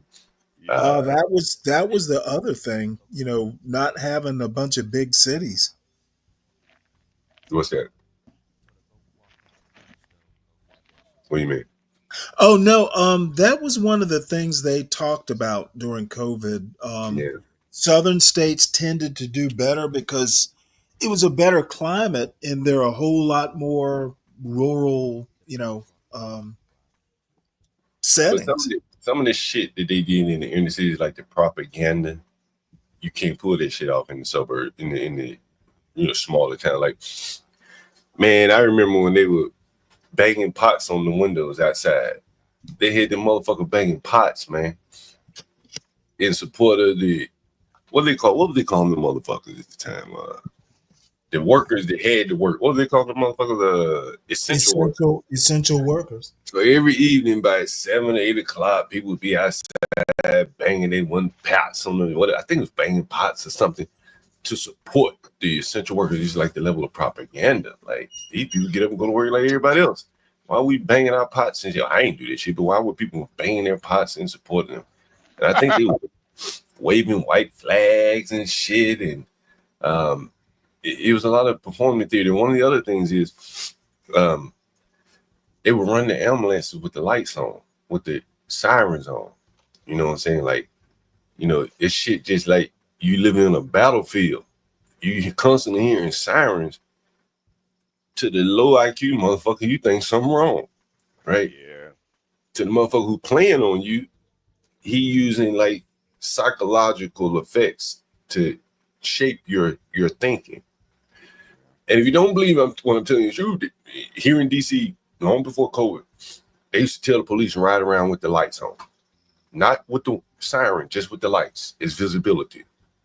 And people start complaining, say, yo, that shit is terrorizing people. You ride around just with the lights on. And, you know, DC was doing it to try to, solve, prevent crime.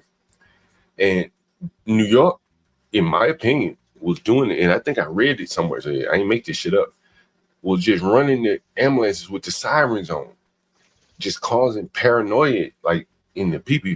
And you'll hear the people to this day, it was constant sirens, the people that lived around the hospitals. But they didn't have to pull up with a siren on. It was doing it, in my opinion, to shock you, to psychologically damage you. And you can't really do that in Alabama. Motherfucker won't hear the siren. Only people that live close enough, but in an inner city like New York, thousands of people would be impacted by hearing that siren going on all day, all night.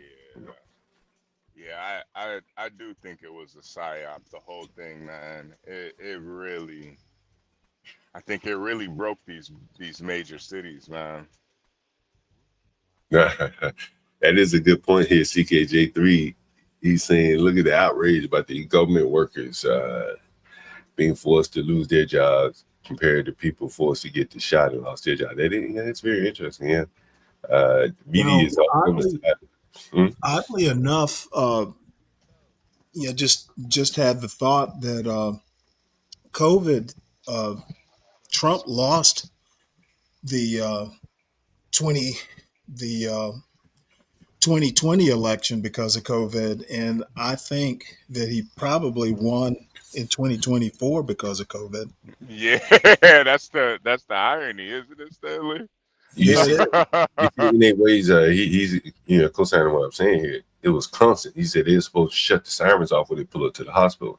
And he said constant. That shit was a psyop, man. Seriously, man, like, that shit is psychologically damaging to hear. For people who are already down the rabbit hole. Now you blaring sirens at them motherfuckers all day. Like, it just further reinforces that something is really wrong. They turn the news on. It's like another 1,000 people died today. The world's coming to an end. Yeah, no, that's one of the things that what made me just kind of stay busy during COVID, because I legit saw people going crazy during that whole time, man. Like I had friends that were too scared to leave the house, one. And then I have friends that, they were out there looting and stuff. They were out there doing shit that they would never do. And I'm just like, yo, what the hell is going on right now, man? People are losing their minds. And then too, the whole if you got vaxxed or not, like people were really fucking losing their minds during that shit. And I think it was kind of orchestrated. Yeah, it is very interesting, man. Like I talked about, maybe I talked about it on the stream.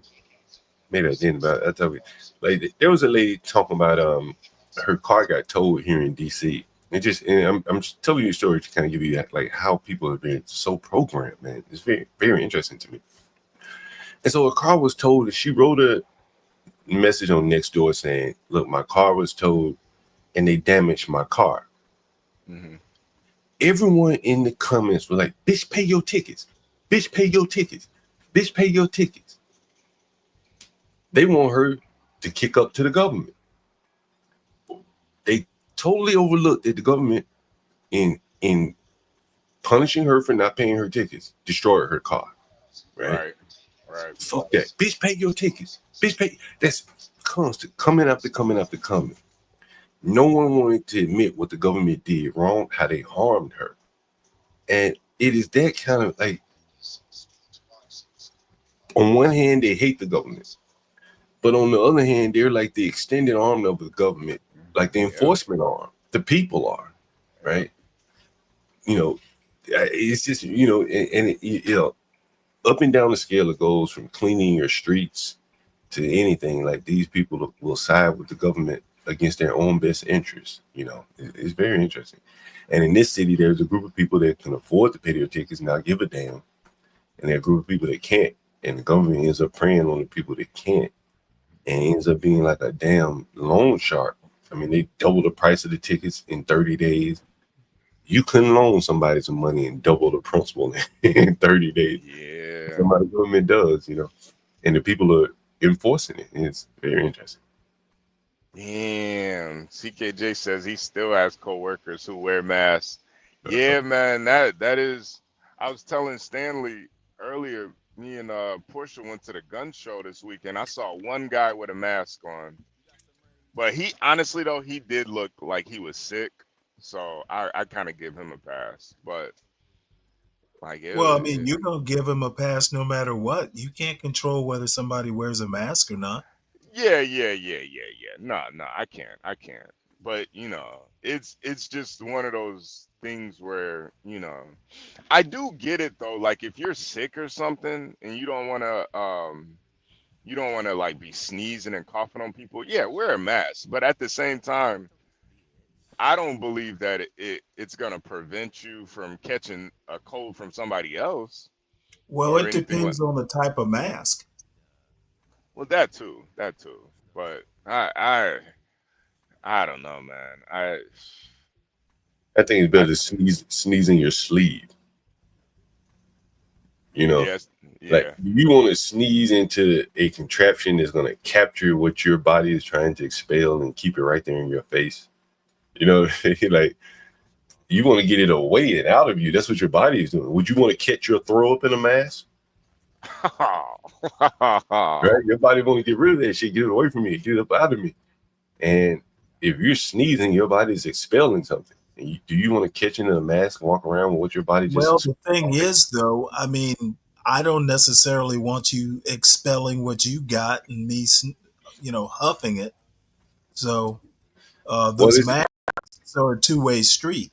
Well, it's like if you're outside, it's like if I piss in the ocean, right? You're Well, gonna be mad at me for pissing in the ocean, outside is different than inside. right? Obviously. That's what I'm saying. Like the people wearing masks outside. I mean, that's just totally fucking ridiculous. It's like being concerned about somebody pissing in the ocean. Hey, we pay for people not being educated enough to know that being outside is different than being inside. Well, I think that's true, but you looked at there are many, many pictures of people outside, government officials telling people to wear the mask outside or wear the mask and not differentiating. And if you consider that we have a population probably not that intelligent enough to figure it out, inside versus outside, and you just leave it hanging in the air, wear a mask, there are going to be a lot of other intelligent people that are going to wear them all the time. And then there was no voice. They didn't come out and clarify, hey, guys, we didn't mean to tell you to wear it in the mask or in the car by yourself. Here's what, and so now you got stupid people wearing masks in the car by themselves, which looks just totally ridiculous, and it's probably anti-health. It's probably not healthy to be doing that. Yeah. People did definitely take that shit too far, man. It's weird. Especially with like dating and stuff too, man. Man, it was a weird time during them, man. Girls were asking to wear tell you to wear a mask. They didn't even ask you to wear a condom. I'm like, what the fuck? Do you remember when the government put out guidelines on how to have sex with COVID? You heard that? Do you remember that shit? No. They were like, how to safely have sex with COVID. They didn't encourage abstinence. They may have told you how to jerk off or something. Something. It was something. I'm like, man, this is crazy. But I swear they were telling you how to have sex during COVID or something like that. Is that why girls were trying to wear masks during having sex? Is that why? Doggy style. 6 feet away. Is that what that was? Because I didn't read that, man. Oh man.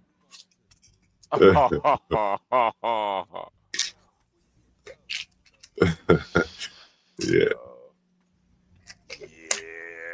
I was reading a tweet, man, about it was a guy who worked in a nursing home, not during COVID. He was just talking. He was saying, man, like, people like doctors are only trained really to give out medicine, right? And so are they really, and they have time limits on how long an appointment is, and are they really trained to analyze you taking 15 different medicines, which is not uncommon. You see an old person get out a big old Ziploc bag of medicine. And like, all that shit gotta be conflicting with each other. And I know the pharmacist, he's supposed to do a double check, but there's just no way, as complex as the human body is, that you injecting 15 different medicines, or 5 or 7 every day, different times of the day, on an empty stomach, with food. Man, like, I just don't see how there can't be some problems there that I mean, the thing is I'm sure they have apps that, that basically tell you about drug interactions. I'm But I pretty mean, sure like, the VA tracks that. but I'm saying, like, if you're taking 5, you know how you say, okay, we're gonna hold one thing constant and introduce something new. So you say, okay, you're taking prednisone or whatever the fuck that shit is. Now we're gonna add in insulin for your diabetes. Okay, maybe this shit they coexist pretty well. Then you add in a third chemical while holding the first 2 constant. Then how does that shit work? And another one and then another one. Them shit have you going left and right, hot and cold at the same damn time. There has to be. There's no way that they've been able, because humans are different. Everybody's going to react to different things. Some people are allergic to some things, and I just don't see how you can take more than 1 or 2 medicines without a high risk of some type of complication with them interacting with each other. I don't know how you could test that. I don't think you can until they're dead. I don't think you Yeah. really can. You start layering on medicine on top of medicine, you won't know which one you can quit, right? Which one ain't really doing anything? Could I get off of this one? I don't know. Shit, I'm taking 15 of these motherfuckers, right? One for this, one for that. I don't Well, know. yeah, but I mean, I know with the VA, when you take medicines, they'll send you like paperwork, like if you're taking this, don't take that. You get an idea. Yeah, I mean, 1 for 1, 1 to 1. But if you're taking 10 medicines, which probably ain't out of the realm of, it's not like an exception to the rule for an older person. How do you know which one is doing something? How do you know which one is? How do you know which one making you feel bad? You just don't know. Like, there's no way to cycle you off of them, right? Once you get on there, you got 6 medicines going. And I used to talk to my mom, like, how do you know which one you need still? I don't know. I just take all of them. Well, what? How do you know? Right? You can't say, well, I'm going to stop taking this one for 5 days and see how I feel. No one's going to do that. Which one would you pick? So you're just constantly taking them all every day. I just don't think that that's a good way of going about it. They're not isolating, trying to solve any issue. They're just layering medicine on to the problem there.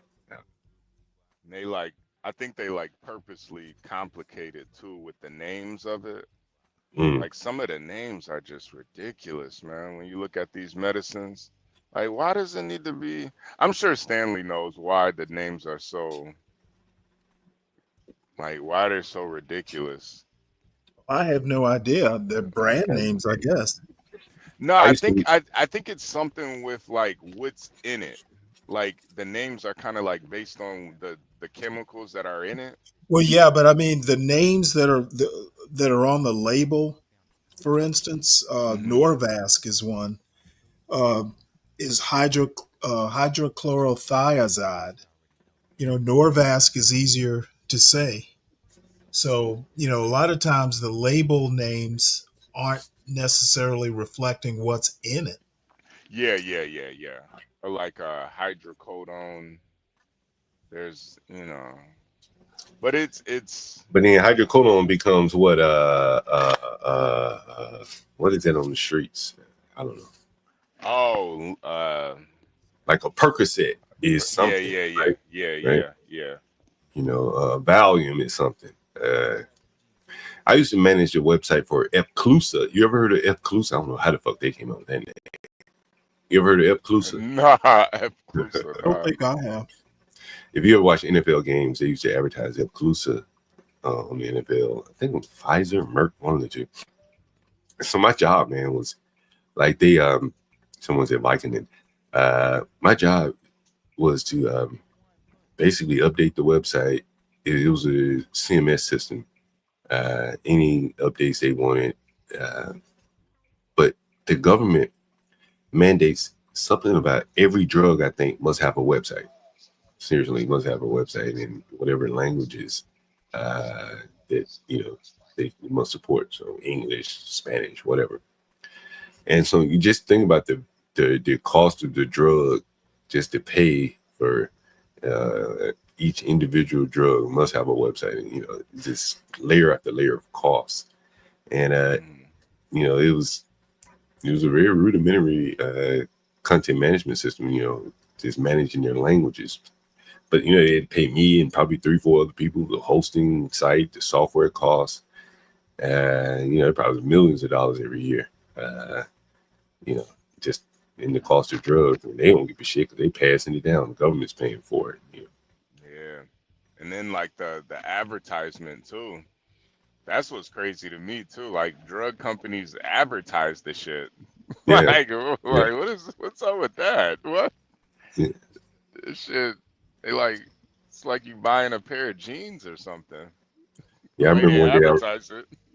I remember one day I was at work, bro, and I'm sitting at my desk, and the fucking Burger King man comes in.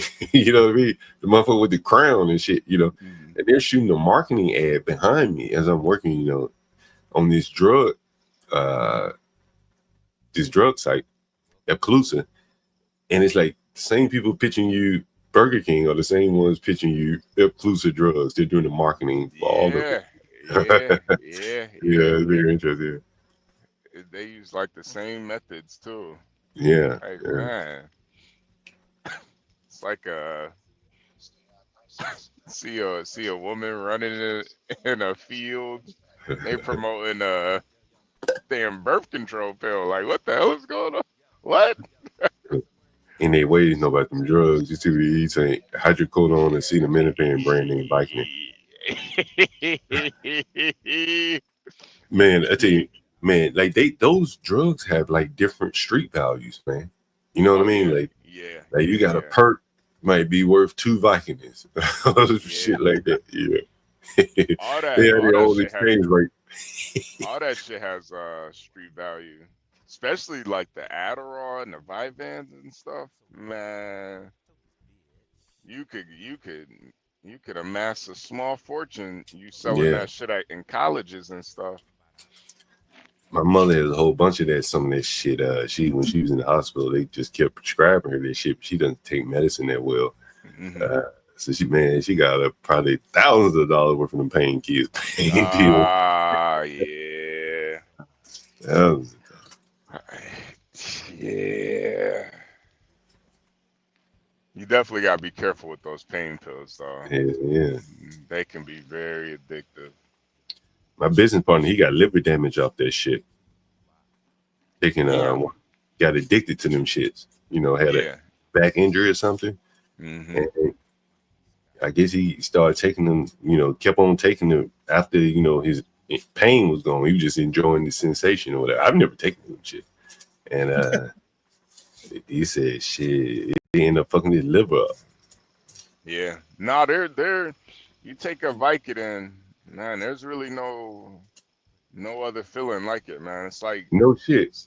Yeah, no, it's like slipping into a warm bath, John. That shit is that shit is beautiful, man. That's why it's not, to me, it's not hard to understand why people become addicted to that shit, because it is, I mean, they like perfected that shit. It's a weird Does drug. it make you fall asleep or what? It's not like you can fall asleep, but it's more of like your body falls asleep, like everything just shit. It's not necessarily numbing everything, but it's just kind of this warm, fuzzy feeling where all the pain goes away. You just don't feel anything. It's kind of, I don't know, man. You get positive vibrations. Yeah. It's just like shit. And they wait with the glider. Yeah. But that's usually how it happens. That name glider probably came from a drug interaction. That's usually how it happens, though. Is somebody gets an injury, back injury or something. It's usually the back injuries that really get people hooked on that stuff. You throw your back out, it's pretty much over. But no, I've definitely, I've had teeth pulled, and they prescribed that shit to me, and it is something else, man.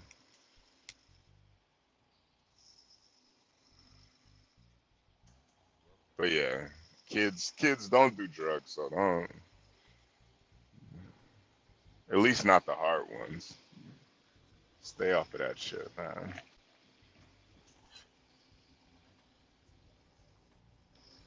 Yeah. Stanley, what you I saw you earlier. I had to take a nap though before I started working. You were watching the Pop the Balloon. Did you cover anything else today? Oh yeah, I covered a bunch of news stories. Okay, okay.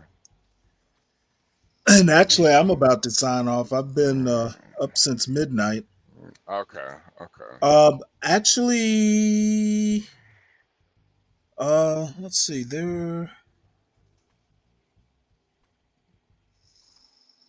I s- Oddly enough, that story that well, it wasn't really a story. The Glenn Lowry's thing about HBCUs was actually probably the more interesting. what was he saying? You didn't read the article. Well, yeah, I've read it earlier. Oh, okay, okay, Let me okay. put it in the back. Basically, the whole premise is, are HBCUs actually, worth it? And black people are basically going to have to, this might be one thing where, HBCUs wind up hurting new or college kids because somewhere like a Morehouse isn't giving you the return on investment that, say, a Georgia Tech would. Yeah, However, um, places like Georgia Tech, Emory, they're harder to get into. yeah, So I don't know. I mean, I really think that parents and kids need to be making these hard decisions. Um, you know, if you're going to major in like STEM, why would you go to Morehouse? yeah. Do you think it's anti-black? To do what? Well, to be kind of even posing that question. No. Okay. All I right. mean, how is it anti-black to do the best thing for yourself or your kid? Well, just because it's a HBCU, you know, I, Okay, I was just well, wondering. again, the HB, if I go and say, hey, these HBCUs are monkey cages, that that's different. That's different than saying, hey, if you want to major in chemistry, go to Georgia Tech. Don't go to Morehouse. Morehouse is not famous for its science program Yeah. or its STEM fields. Well, what are these HBCUs famous for other than being Well, culture. HBCUs? It's really Yeah. just culture. And I think that's kind of the issue, especially with with black I mean, I men. guess if you want to be a Morehouse man, you go to Morehouse. Yeah. Yeah, I just think the value of a Morehouse man is is diminishing. The John Lewis thing as I mentioned earlier. You know, Well, it depends. I mean, Raphael Warnock, Morehouse and Union Theological, he's a senator. yeah, no, I don't disagree So I with mean, that. it depends. But I guess maybe he had politics in mind. Um, so he took that Martin Luther King Jr. career track. yeah, I just think in a very diverse country, even Georgia, um, it just doesn't have the sway that it used to. That's all. Well, What no, it doesn't. what But I still think there's value to it. It's just if I wanted to be, I don't know, um, a Baptist preacher, Yeah, yeah, if you want would to do I that, go to Morehouse? yeah, Because it probably I think it is fairly famous for its theological. Yeah. The problem is that the Baptist, and this is one of the reasons why I point out, like, because I know a few guys, through my buddy Philippe, that went there and that was their intent. The thing is that there isn't as much money in it as it used to be. Hence, you see someone like Warnock, he move up. He's a minister, but he want to get up to where he can, get the salary up a little bit more. He started out. I looked him up. As a matter of fact, I still have it here. He went. Oh, by the way, he was born in Savannah.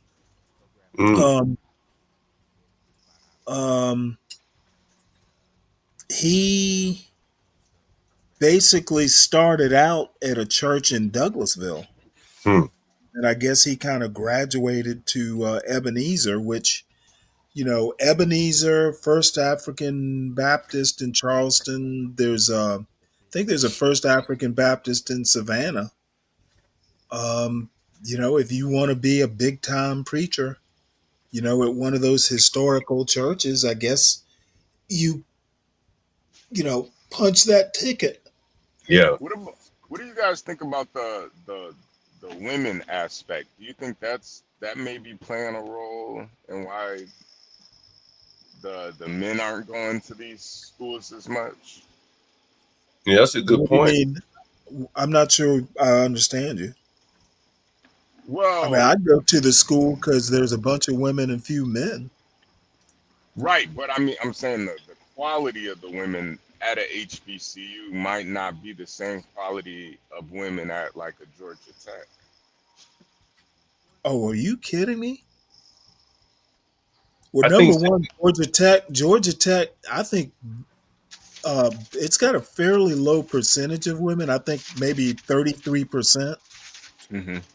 And I have seen some of the girls in my son's dorm. I mean, they look like engineers. They're not ugly, but I mean, you're not gonna. You go to the University of Georgia, which happens to be slightly majority women. You're not gonna get like these cheerleader types going to Georgia Tech. I think it becomes like the social circle. If you go to Morehouse, you hang out with Spelman people, Clark. But see, the weird thing about Atlanta, though, there's Atlanta University. So if I remember correctly, I could be wrong, but say you go to Georgia Tech, you could take a class at Morehouse. I mean, there's a lot of there. You can date a Spelman woman if you go to, Georgia State. More than likely, you're gonna if you think about where young kids interact on a college campus and how they interact, they're going to be football games, where the Georgia Tech go to play Georgia, right? It's a big game. A lot of people come in town, girls from Georgia Tech, they got their little skimpy outfits on. Yeah, but Georgia Tech, I've seen the women hanging around. Number one, there's so few of them. And number two, they're all fairly serious students. You're not going to get a whole bunch of. You don't go to Georgia Tech to get an MRS degree. You go to Georgia. Hey, that bitch that was working with what did this swindler SPF? That bitch went to a high level school. She was a freak, man. Like, I mean, shit, But I was gonna say though, Georgia Tech being an elite school as it is, they're not gonna be slumming with Morehouse students. They motherfucker want to hang out with Emory students. Oh, you'd be surprised. There's gonna be an Emory lawyer and a Georgetown engineer, right? That's more than likely the combination, or at least that's what I would hope for, honestly. I'll put it to you this way: I've seen one black female student. Now, I don't spend a whole lot of time on the campus. I've only been there 3 or 4 times, but I've only seen one black female student there. I know there are more. But again, he'll be hanging out at Emory. I'm hung out at Emory. Yeah, he Stanley, what about black male students? Did you see a lot of them there? At Georgia Tech? Yeah. No. But I wasn't really looking. I just this one girl just happened to pass by as I was coming out of the dorm. Mm-hmm. There are black male students there. Yeah, I'm sure. As a matter of fact, I had a guy that went to my high school that was a year ahead of me. He went to Georgia Tech. So they're there. I would imagine it's probably more men than Oh, women. as a matter of fact, there's a black student union. I Yeah, just They have would black think that I would just think that in today's time, it would be a lot harder to get a black man to go to a HBCU. Yeah. You see, he says 3% right here. He says 3%. Tom Gully said 3%. Damn, Hispanic or Latino, damn, 5%. Where is this? Georgia Tech. Georgia Tech, yeah. Oh, especially if he can yeah. get to any Well, other school. the numbers I saw were slightly different because I Googled it. I thought it was like 30-some% Asian. I didn't realize it was that high. 3%? No, there's more. 3%. Holy shit. Tom, where'd you get these numbers from? So I'm surprised the Latinos are that high. He probably went on Georgia Tech's on the Surprised website. the Latinos are that high. That's pretty high. Oh, 32. Yeah, okay, yeah, that makes sense. 32% white. There's more. There's more Asians than the number I saw was more like the opposite. It was like 30-some% Asian, fewer whites than Asians. Maybe some of the Asians are characterized as white. Yeah, they might be half and half. Because the reason I know this is because I went and looked it up, and I was talking about the Asian standard. Like my son tested with the Asians to get in. The joke. Yeah, that's your running joke, Stanley. Yeah. Whoa! Glenn Lowry made the point in this article. He literally said that blacks need to start looking at what Asians are doing. Let me put this in the back chat because it's a decent. You know what's interesting?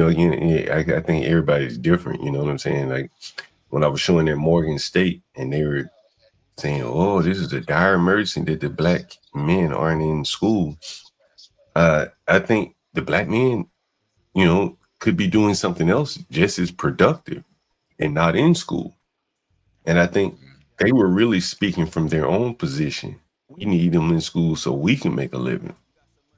Damn, if they're doing something better with themselves in trade school or just working, you can see kind of where the schools, where their loyalty is. They want the kids in school so they can get a job, to keep their job, Yeah. But I think it's I looked it up a different way. I went and looked at Georgia Tech demographics. That might be a freshman class, maybe. What I did is I went Georgia Tech racial demographics or something like that. And that might include grad students and everything. Might include the staff. Yeah, student demographics. Wait, hold it. We're doing a deep dive on fucking Georgia Tech today. I'm just looking it up because the numbers are slightly different than. Look at this shit, HB. Stanley. I just looked up the College of Computing professors at Georgia Tech. It's kind of interesting. Hold on, let me see. That's a pretty Americanized, like. Yeah. That kind of Georgia, right? Stanley. John, that kind of proves your point. That's my saying. That's what I'm saying, right? Yeah, with Georgia Tech, they don't have the Indian issues. It doesn't look like they got some real teachers. And they probably Georgia Tech. Probably gonna Indians too. You understand? They get the right. They got some actual. You're not gonna hear the dirt. Well, I went. Now these probably aren't going to be as good. I got 35% white, 34% Asian, Latino and blacks, right about 8%. And this is the most white engineering department I've ever seen. Yeah, yeah, no, that's Really? honestly, it's kind of a beautiful thing to see, John, and not I just mean, look because at that shit. not because they're white, but just because they're American, you know, Yeah, that's like I shouldn't say white. You know what I'm saying? I yeah, shouldn't. yeah, I mean, yeah, American. That's the best American engineering department. and and even with the ones that aren't American, like this person is probably not American, right? Annie Anton, probably not Hard to American. find a good Vindaloo on that campus. I mean, this guy, look at him. Even though his name is Mustafa Amar, he looks like he probably speaks pretty good English without the accent. Now these two, you might got an accent with it, but maybe they're good at what they do, right? Let's see what this guy does. Let's see. He's a professor. He's associate dean. Okay.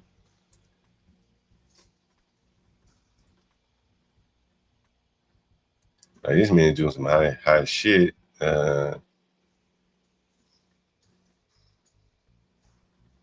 IBM faculty award, fellowship from India, blah blah blah. He's doing I don't even know what the fuck all this shit is, but whatever. Well, apparently he is spent a good amount of his education in India. Yeah, that would concern me, but now this guy got his education in New York, Stony Brook. That's not a bullshit university. He got his undergrad. Yeah, he did something in India. Yeah. John CKJ said the Porsche send you the video on the YN. Nah, I don't know. I don't know what he's talking Let about. me look and see. I like look at it. This is interesting. Yeah.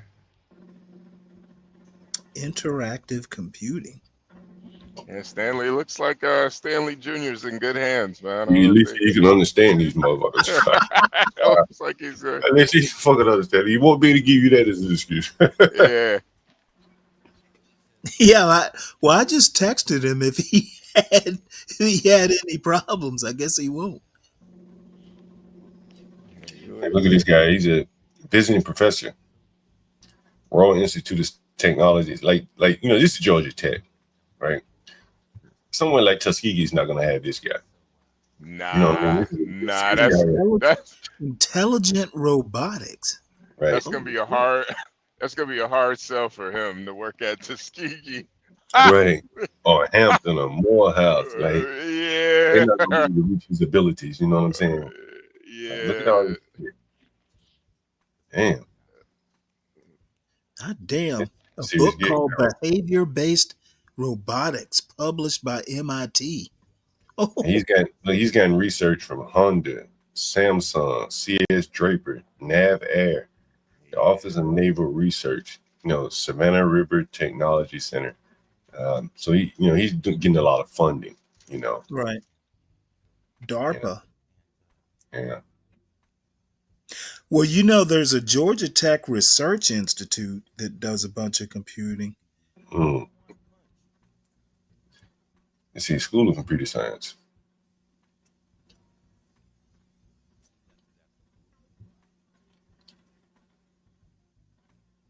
You get a lot more Indians over here. Chinese. Yeah, I would imagine most of these people could probably work in the private sector if they really wanted to. Data management. Honestly, these are like a fluff job to me. He hasn't worked anywhere. He obtained his PhD, and then he just went straight to teaching, I would imagine. Yeah. He ain't really done anything. Chinese man. Probably the same for him. This guy looks young. And they have a bio. It's a professor here. Let's see, Zhongcheng. Randomized algorithm with discrete probability. And look, he graduated from Georgia Tech in 2021. And that was already teaching, right? So again, there's no experience really. Did a postdoc at MIT. God damn. But think about like a software developer. It's gonna make 125 minimum. What is Georgia Tech paying? What do you think they're paying this guy? I don't know. I'd say about 90. 90. You think 90? Who, the Antoine? Yeah. Who you think Yeah, 90? 90 to 100. If he just started, about 100 to 90. Yeah. And who's that? Go up a click. Let's have a look at that Indian lady who's professing. This guy's an adjunct, so he's not even on staff. So he can pay a few $1,000s. Wait a minute, this is very interesting. Let's look at the faculty versus adjuncts.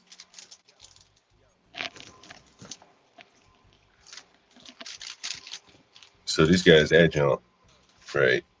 This is a research scientist, so he's not a professor. Assistant, research. The ones you want to see like are the professors. Let's see what he's an adjunct. Let's see. So he probably works. Yeah, he's the editor for IE transactions, blah, blah, blah.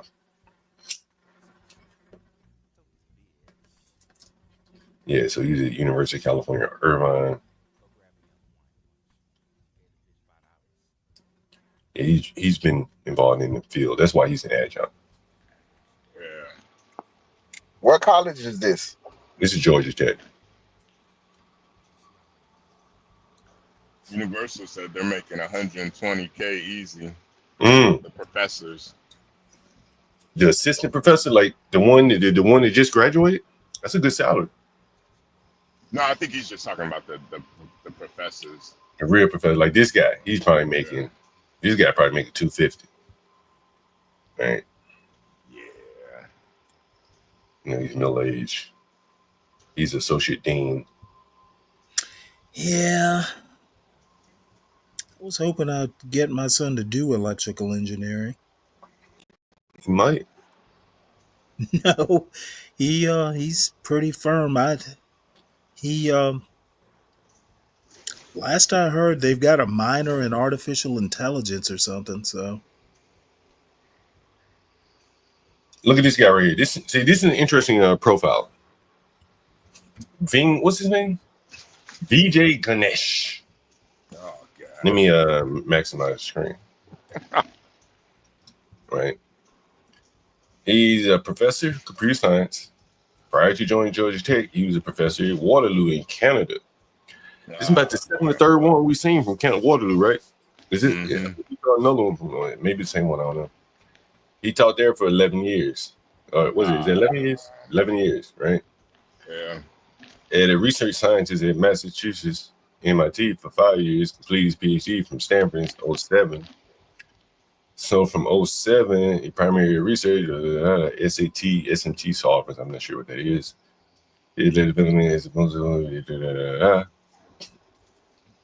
Complex results in complex. He's won 30 awards. I mean, he's strictly been in education. Yeah. And that's not nothing. I'm not putting it down. But, to spend that much time from 2007, pretty much when he graduated, well, that's his PhD, so he had more time in college. And there just hasn't been much time in the private sector applying what he knows. You understand? And I think, this is my opinion, if you haven't applied what you know. Holy shit, an associate professor makes 150. Yeah. If you haven't applied what you know, I think unless you're a very good teacher, it's going to be very difficult to teach very complex things. Yeah. You know what I'm saying? Yeah, it's just very, very difficult, No, I 100% agree with that. And then too, if he's just been teaching, that accent is probably terrible. All he's been doing is teaching. The average salary at Georgia Tech is $182. Holy fuck. Right, Yeah, I think Stanley, we've seen. Stanley, you might need to put your applications, teach some Black history. Yeah, Oh, Black history dude, teacher. I doubt they even have a history major there. I'm sure they do. Yeah, I'm sure they. I'm sure. You know, when I was a kid, Georgia Tech didn't even offer English degrees. It was you could get a certificate. It was all math and science, and then they've got a business school, they've got a architecture design. They didn't do liberal arts other than to meet the requirements for Georgia. You got to take so many history classes, your core curriculum, basically. See, I think that is kind of like the way that colleges are able to expand beyond really their need is because they're going to demand that to graduate you need 2 English courses. I'm an engineering major. What the fuck I know how to speak English. So now we need an English. Yeah, I don't agree with that. You should be able to write, and the thing is, I'm a big believer in being well rounded. And a guy who can do mechanical engineer but can't write, yeah, he might do great, but he's not well rounded. I'm a believer that even if you're like some super mechanical engineer, you should be well rounded enough to do other things. And you may not be expert, but competent. Um, all engineering. I've known guys like that, and I had a roommate when I was at OCS who I think he was an electrical engineer. This motherfucker couldn't even shine his own shoes. I had to teach him how to shine shoes. I So think there's J Dub right in what I was about to say. They're like business analysts in the corporate world today, and they kind of sit between the developer and the title changes. Business analysts. What are they? They're project managers. Yeah. Well, even before the project manager, there's someone that's kind of like mediates between the client requirements and how the developer is going to get it done. And that's someone typically like they call it business analyst or technical analyst or whatever the fuck you want to call it. And that person is typically pretty skilled in technical writing, right? And partly that's due to like corporate America days. This shit is siloed. You write the code, someone else, does this, someone else does that, and Well, you know, when I worked for Ticketmaster, I did IT for 10 years. One day we had like some huge database crash for like the New York Yankees, and it was just bloody. So my boss's boss came to me and said, "Yeah, Stanley, I need you to write a post mortem for this disaster." And you know what? Who knew that writing skills would be something that I would need? And it wasn't technical writing; it was basically a narrative.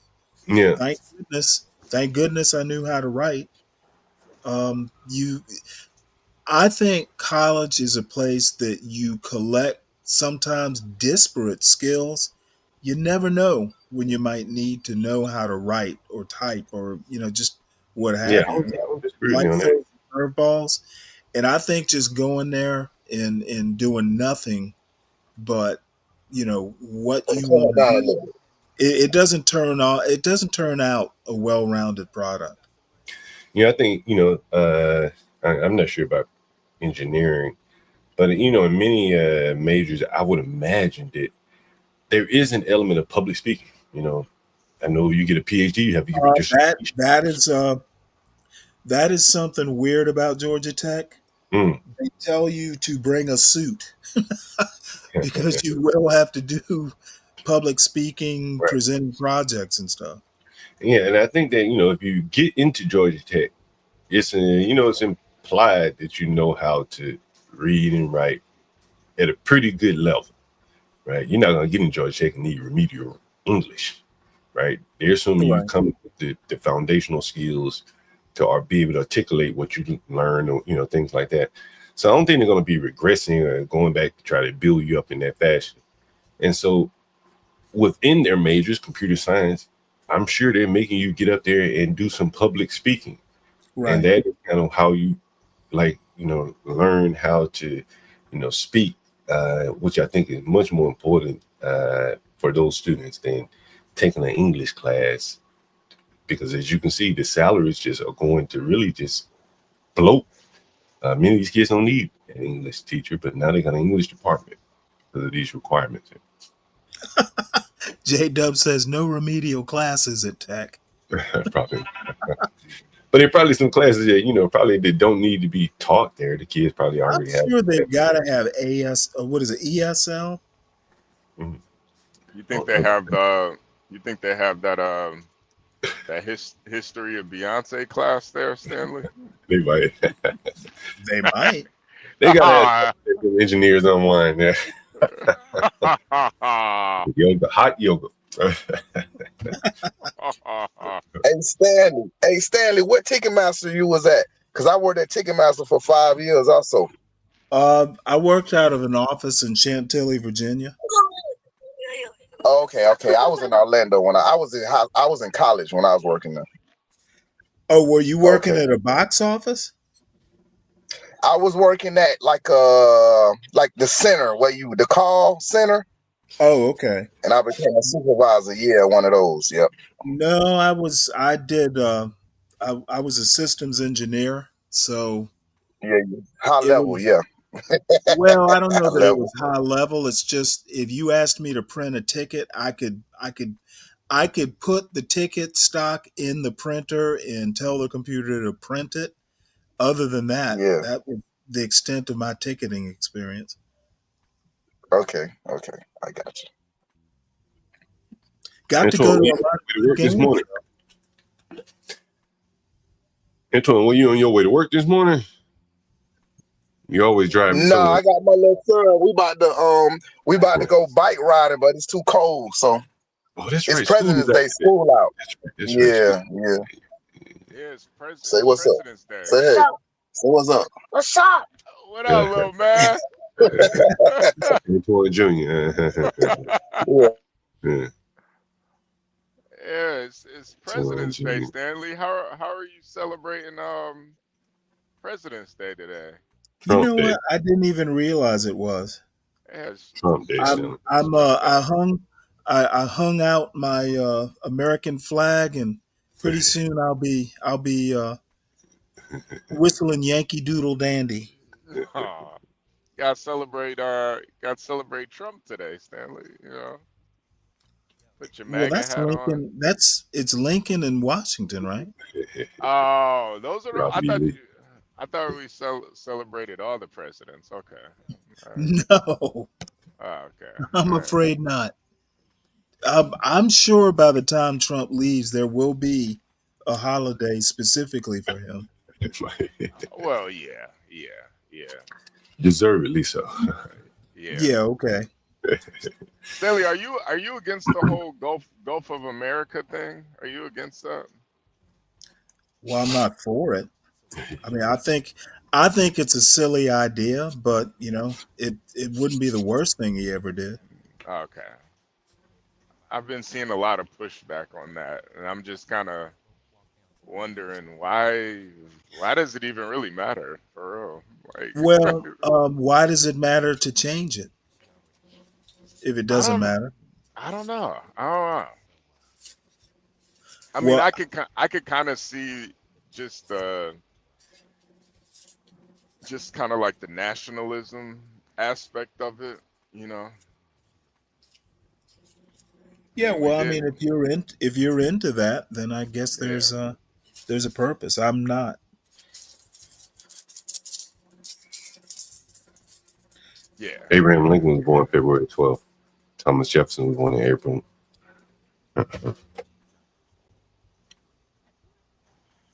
I don't know. So we're celebrating. It celebrates the good presidents.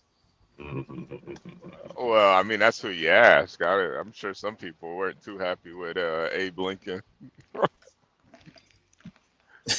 Well, they're apparently they're happy for him now.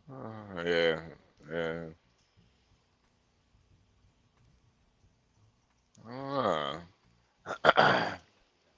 Uh, See, Chris says by Trump renaming Gulf of Mexico, would he would he On the rights to whatever um comes. I mean, we pretty much already drill stuff. I mean, we got oil wells. I mean, it's just writing on a map. And if he thinks that, it needs to be Gulf of America, that's fine. But, I'm waiting for him to roll back the use of exchanging Asian for Oriental again. Since he wants to, make America great again, this is part of that project, I guess. I think I don't know. I don't know if Asians want to be referred to as Orientals again. I don't know. Well, We gotta ask Mexicans Crack probably about. don't want their Gulf renamed. We gotta ask Crack about that. He wants to go back to Oriental. Well, you know what? You know what? On this channel, he may not have a choice.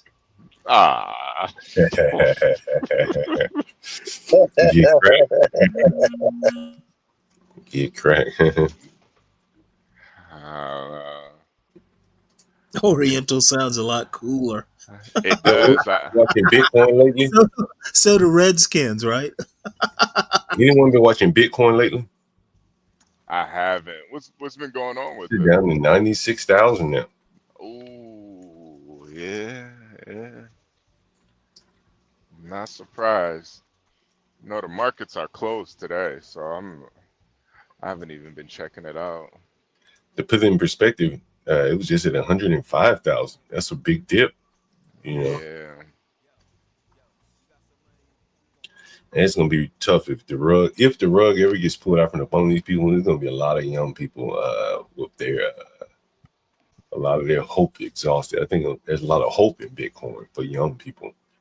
Yeah, Think that they're gonna get around some government intervention, and the government could just take Bitcoin, or ban it. They could do anything. They're not gonna lose control, in my opinion. I think a lot of people think that this is gonna be some alternative currency. I don't think so. Yeah. That's why I don't believe in it. That's why I don't believe in it. I trade stuff like tangible stuff like Tesla and like stuff that like not that Bitcoin and all those. I don't trust it. I don't trust that stuff. Cyber. I don't believe in it. Yeah, I'm not too bullish on it either. I think it's too much hope involved with it, man. I don't believe in hope like that. Yes, I mean, right. Tom Gullis says the government owns 207,000 Bitcoins. Yeah, they could take all that and use it for something else. I don't know. Cash out. A MicroStrategy, they own more than that. Yep. So I don't know how this is all going to work out. My I thoughts think is the government should just go ahead and buy TikTok. I mean, in a way, they forced it. Didn't they force it to be bought? Well, sold, I should say. They forced. Did they force I it? heard Microsoft might buy it. Right, that's what I'm saying. So Microsoft will get it, and the government has so much business with Microsoft, they have a little bit more control over it, I would imagine. There's I don't see a difference between TikTok and Twitter. What's the difference between two or Instagram? Well, nah, John. I don't know. Nah, John. It's a difference. Yeah, it's a difference. Yeah, TikTok for the kids. Yeah. But I'm saying, like, in terms of functionality, right? You can post a video or a text, correct? Yeah. Is there anything you can do on Twitter or TikTok that you can't do on the other? Not really. I Yeah, think cooking with Kaya. Yeah. I just think it's the kind of like the culture of these different Mm. apps. They're all different. Mm-hmm. You know, Instagram is more for like Instagram is pictures. more for looking up pop the balloon contestants. Yeah. It's more for like pictures and stuff. TikTok is more for like people actually doing things and watching people do things. And then Twitter is more, news and people just commenting on things. Trolling. Yeah, a lot of Yeah. trolling, HB on TikTok, can you, like, if you haven't seen like a friend from high school, can you find on TikTok? Or that's just more like Instagram or Facebook? I don't think you That's can do more that on TikTok, right? that's more Facebook. Yeah, that's more Facebook and Instagram. See, that's the difference right there. But Yeah. people, I heard people with the whole DIE thing, or the banning of TikTok. There were black women that talk about how they do business. Yeah, I saw a couple of videos. I'm sure other people as well. But I saw a couple of videos about black women who run their business or part of their business off of TikTok. Yeah. It's TikTok. I forgot who they integrated with, but they have a whole commerce part of it too. So like if you're on TikTok and you see a product being promoted, you can literally click a buy button on the TikTok and it'll take you to a whole commerce. So people are like selling stuff on there too. It's kind of like QVC to a certain extent. So that's kind of what separates them. Yeah, nowadays, if you're selling anything, you gotta be able to use all of those apps, because you're leaving a lot of money on the table if you're not. HB, you heard about the NFL and Kendrick Lamar? No, what? NFL is facing backlash over his decision to select Kendrick Lamar for this year's Super Bowl halftime show, with reports indicating that the league now regrets not choosing Lil Wayne instead. Some people say the worst Super Bowl halftime show ever, wrote reports to Daily Mail. Yeah. According to sports commentator Skip Bayless, the NFL issued a formal apology to Lil Wayne. Lil Wayne does some NFL show. Oh, fuck that. And I think there's other reporting that the NFL is kind of going to go a different direction in the future Super Bowl. They're gonna get Kid Rock next year. No, I think matter of fact, speaking of Kid Rock, did you hear what Kid Rock said about the Super Bowl, John? Oh man, he said on Bill Maher's show. Nah. Oh, do you know what he said, Stanley? I watched part of it. I mean, Kid Rock. Who cares what he says? Yeah, but it's what he said though. Likely resonates with a lot of people. Yeah, a lot of anti-blacks. Yeah, I don't think so. I think a lot of black people probably. Well, no, I think so. I understand you would not be inclined to. Well, just for the audience, Kid Rock said that the halftime show was a DEI halftime show. Just in case the audience doesn't know. And he said it was in the form of an a lot of people watch that DEI though. And I think that is kind of what he's saying. You got to see DEI on a national stage, and it didn't sell well. Right? That's what he's saying. I'm not agreeing to disagree because I don't follow music like that. But I did see that the crowd was kind of know, is he actually a fair judge of art? Well, I think he's a fair judge of putting on a show. He puts on shows, and he conceded that there was a low energy show. Yeah. People saying he's a racist. Maybe he is, maybe he isn't. But you can't deny it was kind of a low energy show. And the audience, there wasn't much pushback in the audience as well when he was saying these things. And that's what I think it really is the tale, in that it wasn't as good of a show for many people. It was targeted to one group of people. It was all black performance for the most part. And it's not a national, you can't do that. And it's mainly what Kid Rock was saying. Yeah, well, Kid Rock's a fucking wastoid. Mm. And Fred makes a good point. You know, it would have been DEI if Kid Rock performed.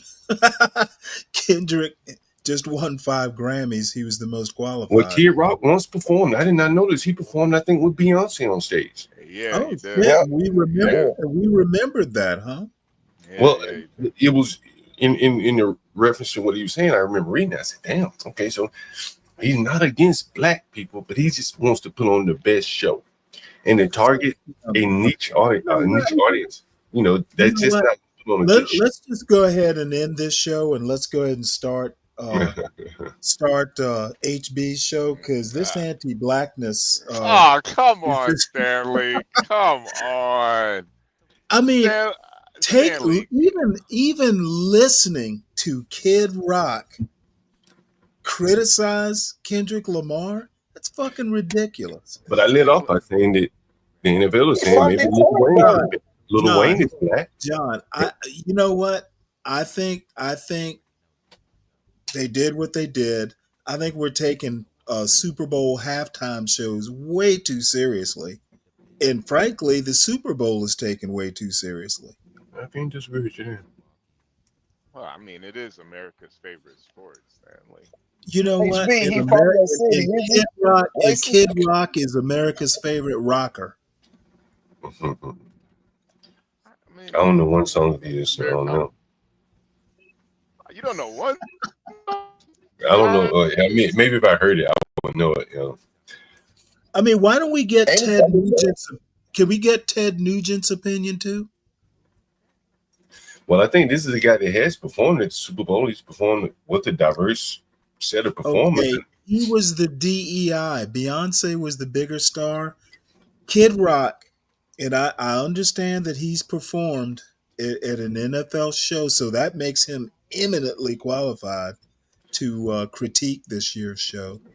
Well, I think in the case of him being DEI, then with Beyonce, it kind of proves the point that DEI on his own can't stand alone, and he needs a bigger star like a Beyonce.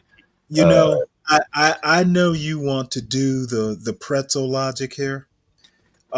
Kid Rock is a piece of shit, and that you listen to him is concerning. I never heard one of his songs. I don't, you know, maybe you have. You just didn't know it. Yeah, that probably is. You were probably tapping your toe to it. He's got some good songs. I know you know him, HB. I'm not saying he doesn't. I just don't know him. Carol chanting and up with people. Why don't we just do Jesus Christ Superstar next year? I can, you know. So Stanley, you did like the halftime show? I didn't watch it. Oh, okay. Dude, I did. I was asleep during the Super Bowl. I don't get a. I haven't watched a football game all year. I don't think the Super Bowl show. I know it's something to do in February, but in the scheme of things, I just don't. I think football is a dying sport. No, I think basketball. I think basketball is a dying sport. Well, men's basketball anyway. Man, I was John and I were talking the other day. Kids aren't playing football. Parents aren't letting kids play.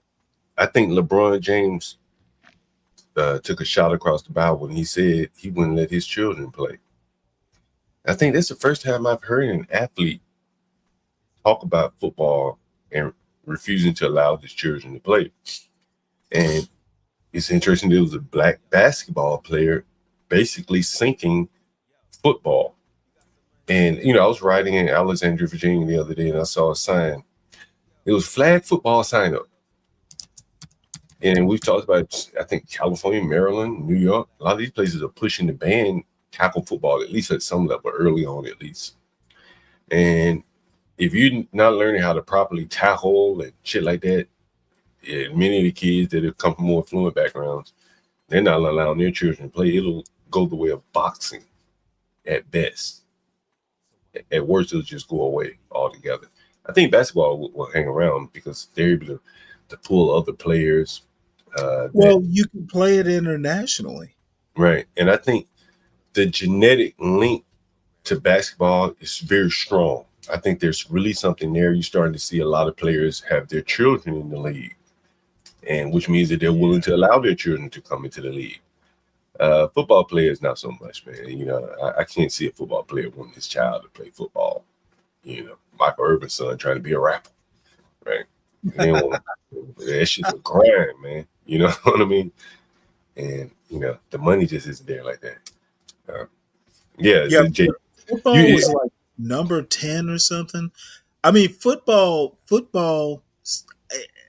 I think basketball being an international sport, American football, not so much. I think basketball has a chance of surviving. More chance of surviving. HB, you think there's a genetic link to basketball? Oh yeah, big More time. so than any other sport. Yeah. Basketball.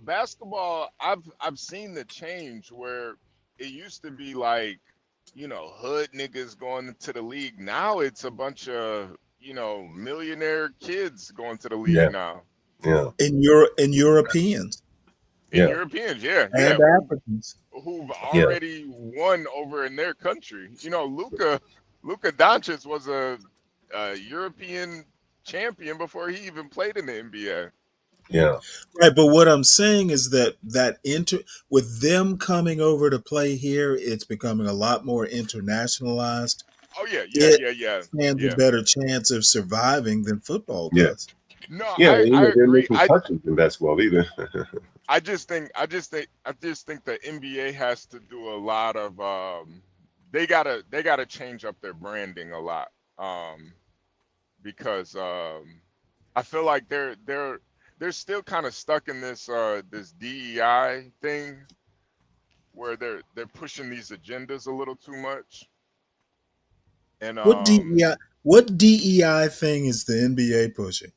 Well, you know, like you know, the black. Well, it's very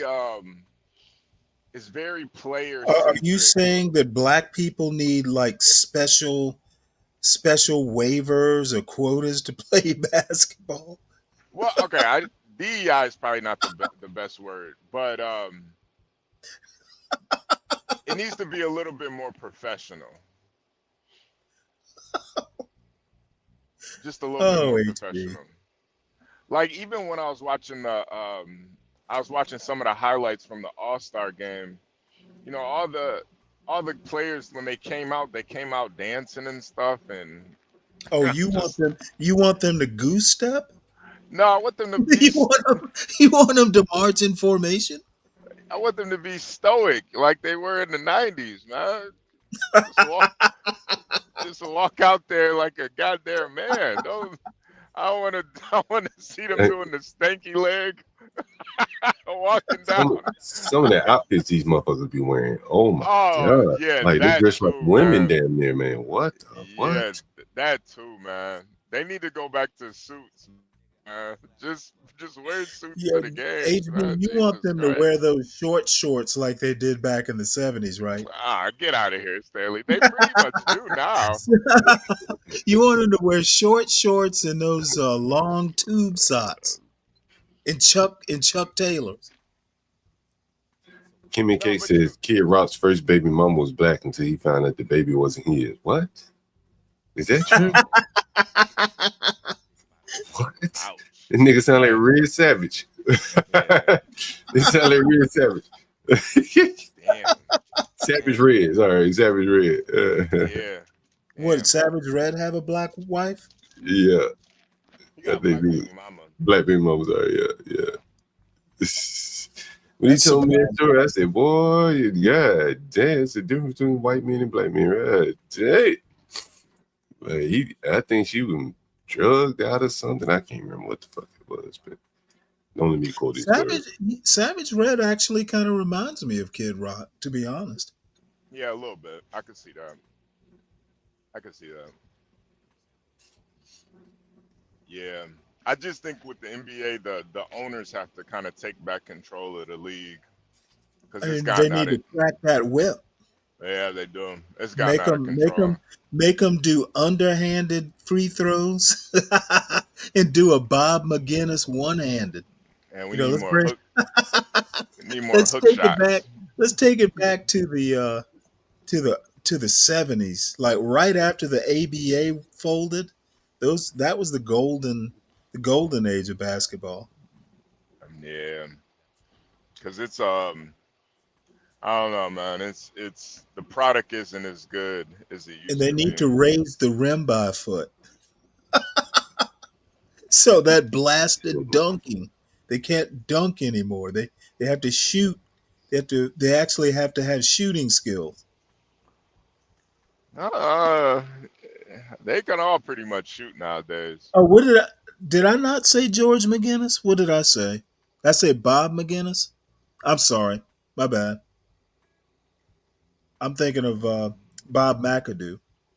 Yeah, Freddie, now they have control, but I feel like in the last couple of years they kind of lost control.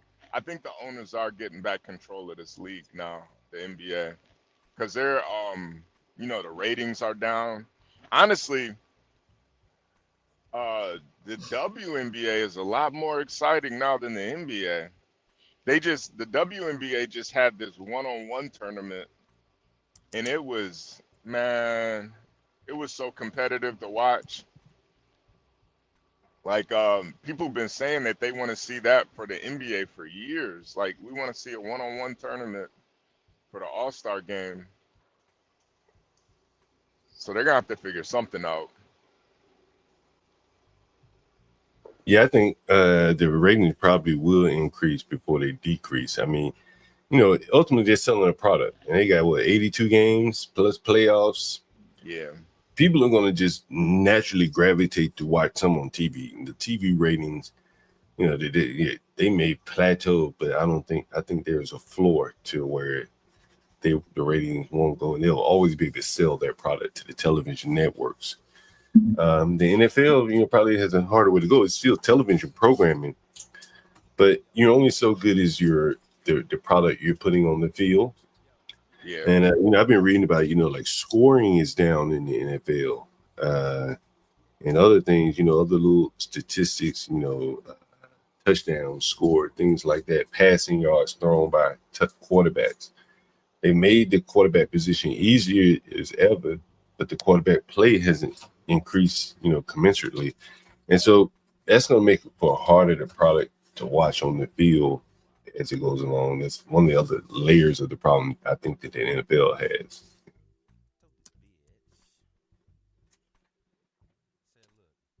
I don't know. Fred says that I'm assuming he's talking NBA ratings have been increasing. Yeah, I can see that. I mean, they have more to build with. Future to me, just from the outside looking in, I don't really watch basketball at all. I probably couldn't name many players, but you got 80, like I said, you got a lot of product to sell. It's a time filler. You still have China to conquer. I don't think. I know at one point China bounced or nixed the idea of something. I can't remember the details. Or what, basketball? Yeah. Mm-hmm. There was something. Maybe I'm off base here. But yeah, some of the players, I think they'll be more mass appeal. I think the basketball players are much more appealing to the masses than the football players. That's just my thought. Well, I guess they wear skimpier clothes. Yeah, it could be. Yeah, Latino. Yeah, they made the game easy as possible. But yeah, the scoring is down. Yeah. What's up, Latino? Nah, not much on to Stanley's point. He's right. At the beginning of the season, they will have at least 1 or 2, 3 games, but they wanted to have at least 15 to 20 games a year in China. But it's just difficult for the players to have to travel over there 20 Right. times a year. Mm. They wanted to have the games in China or to play against Chinese teams? No. To have games in China. Oh, okay, but not play against Chinese teams. Okay. Nah, yeah. I think just the novelty of NFL, NBA players going to China. I think Chinese people aren't that tall. Am I right? Yeah, I mean, Kobe see that shit. Mm-hmm. Kobe Bryant sneaker is still the number one selling sneaker out there, man. Yeah, I think the basketball. If I'm looking at it, their future is bright. Yeah, they love basketball in China, bro. Ever since Linsanity, right? Nah. Yao Ming, man. Yao Ming. Oh, that's right. Yep. Yeah, Yao. Yeah. Kelvin says he wanted the Saudis to pick up the NFL. He was really good too. Yeah. Mm-hmm. He went to both Hall of Fames. I wonder if Kelvin is talking about kind of like the Saudi, was it that golfing, the new golfing thing? Anyone heard about it? Yeah, they have a thing over there in golf, and they sign players and contracts of like 5 to 10 years and shit for like $200 million. They actually pay those golfers way more than the Americans would. Yeah, they challenging the PGA, and I think Trump is kind of trying to smooth it over. I just got the idea of just turning Gaza into a big golf course. A big Trump golf course. You stupid, Hey, bro. I would love that. I guarantee you there will be golf courses. Oh, yeah, of course. It's going to be palatial, bro. Guarantee you. Trump ain't about to build no damn court. One big sand trap. over the graves of many childs. Yeah, I guarantee you, he's gonna build something nice. He's not gonna allow his niggas to put up with some slums, ghetto shit. So it's gonna be luxury. I guarantee you that. He's already kind of hinting at that. It's gonna be. I think it's gonna create a lot of problems, though, man. If you bulldoze those people, push them out of land that they whatever have all the, I don't even know the history to it. But I can't see how those people are just gonna go away happy. No, they're not, dude. This is big. Like, oh god, they want to make another. Believe it or not, dude. Like, they don't mention this at all because that's part of the plan. But they want to make another. What is this? Another canal. The Gaza tour does sound pretty interesting, though. They want to make another canal that they can control because I believe the Saudis control the canal. So that will bring up at least what was it that I was reading? Wait, hold it. The Saudis, the Suez Canal? Yeah, or is it them? No, I don't know who owns it. No, Egypt does. Oh, okay, Egypt, right? So they want to build another canal that basically connects, and it's going to be like a V type of thing. You know what I mean? And in order to do that, it has to be through so one would head over to Gaza. Yeah, basically. Oh, interesting. Yeah, and they were talking in this article. They were saying that's going to make at least $400 to $600 billion a year. Yeah, because yeah, that's an interesting idea. And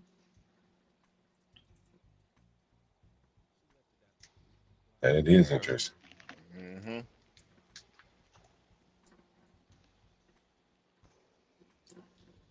Yeah, I think they're gonna make it nice, though. That's for sure. Stanley, what do you think about those prosecutors quitting or walking out? They probably didn't quit.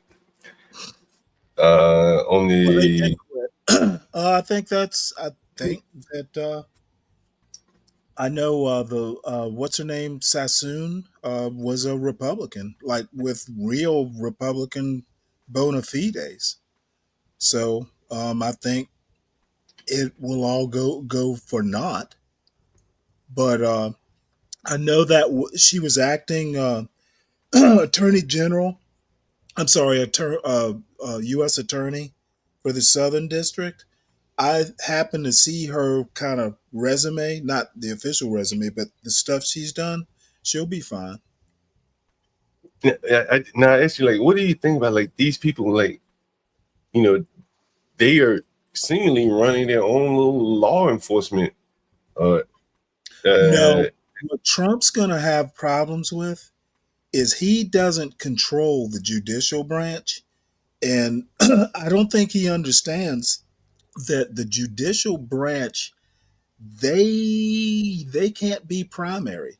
Okay, he can't hold them, to their feet to the fire like he would do, threatening the primary Congress people.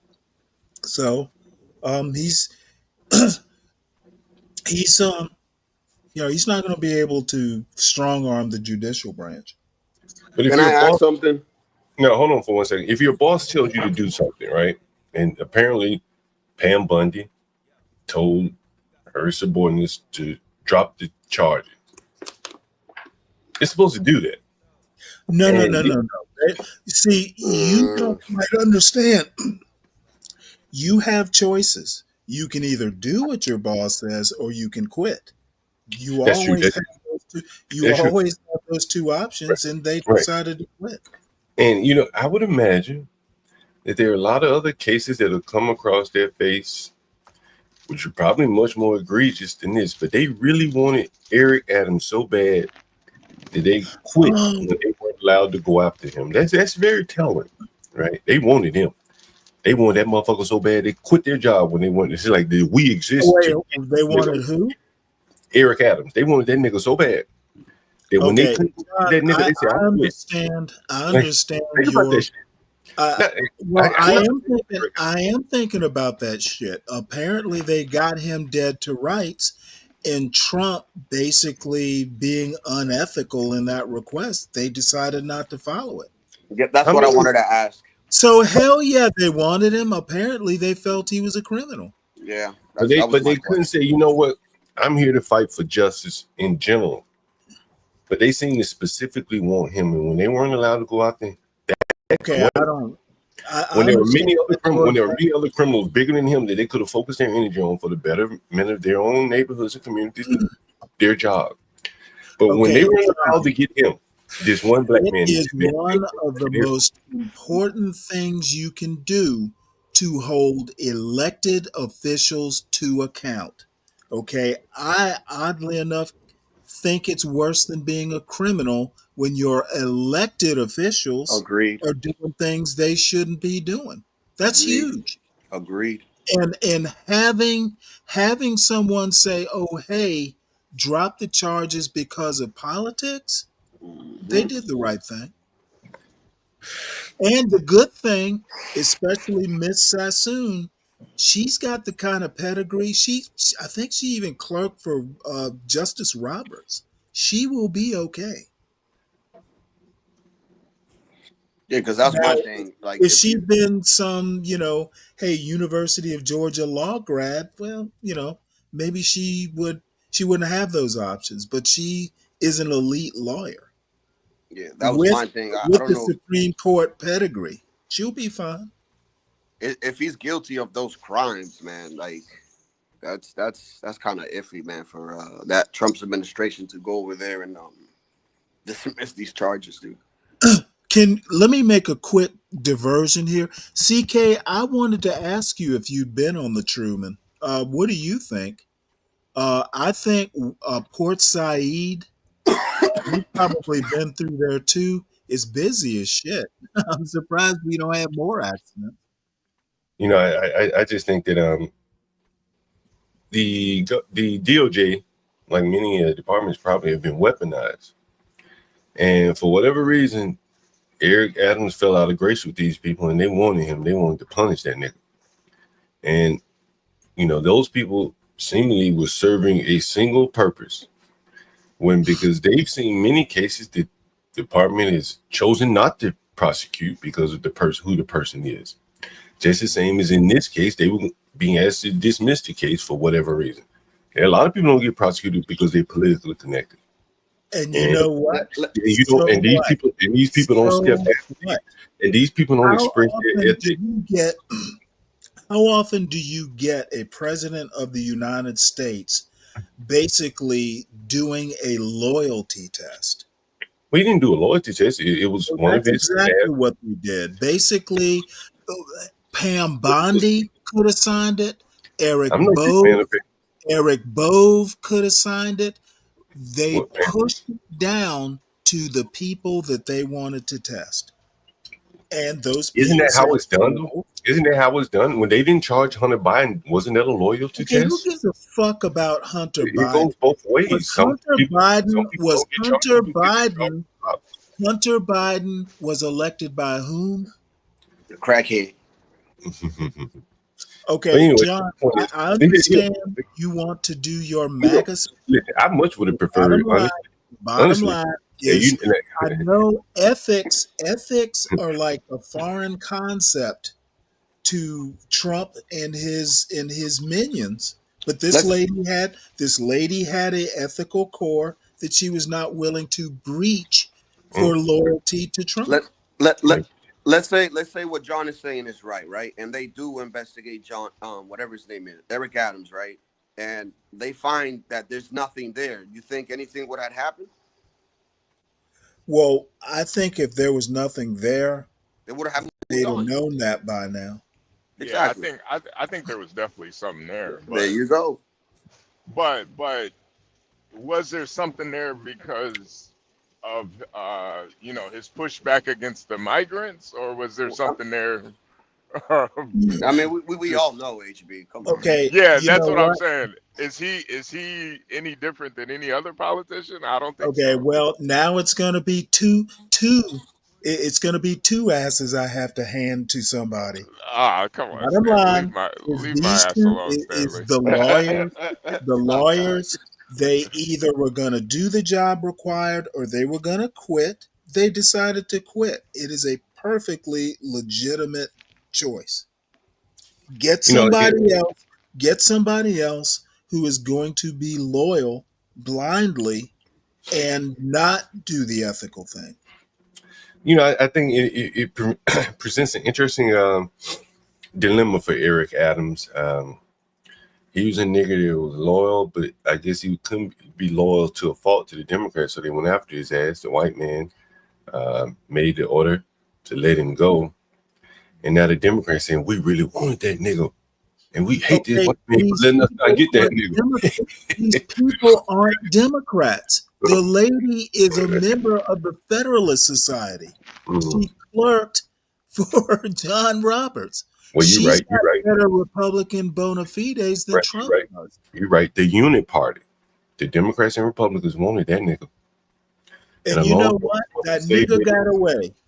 This Trump saved his ass. You know what's not gonna actually a better example of the Democrats want him is they're trying to get Mario Cuomo to run against him.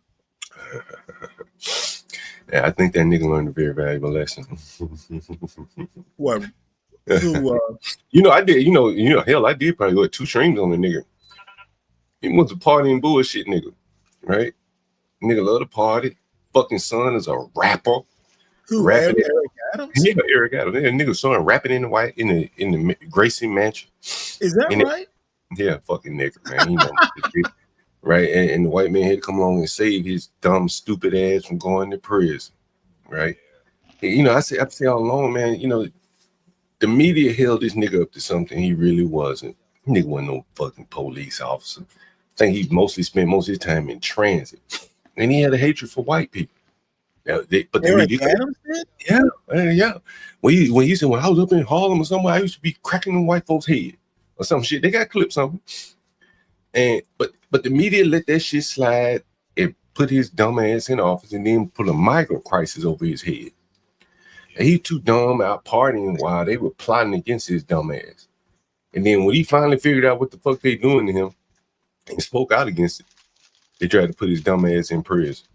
Like, he was a fucking transit cop. Nigga, you should have stayed in your lane. Well, the deal is what he was dealing with a foreign power, Turkey. I don't know. I just think that all of them Tory Stanley. That's just fucking normal. That every fucking mayor does it. Like not anymore. If you went in through a fine tooth comb through every fucking big city mayor, you put all their ass in prison, right? But prosecutors exercise discretion and don't do that shit as long as they don't go too far out of their lane. Eric Adams should count his lucky stars. Yeah, he should. Yeah, he very well should have. Because they were going to put his ass in prison for the rest of his life. He lucked out. He lucked out. He's pretty much beholden to Trump for the rest of his life, honestly. Mm-hmm. Yep, the new White House butler. And I think, and that's the position that he got himself in by getting out of over his skis. Yeah. He wasn't that intelligent. He'd tell you that, man. He fucking got a learning disability or something. He had all kind of vulnerabilities with his son, his relationship, where he even lived. The media covered all that shit up, bro, and let this nigga win the mayor. They knew he was corrupt, he was stupid, liked the party, probably had financial problems, all kind of shit. They covered for him.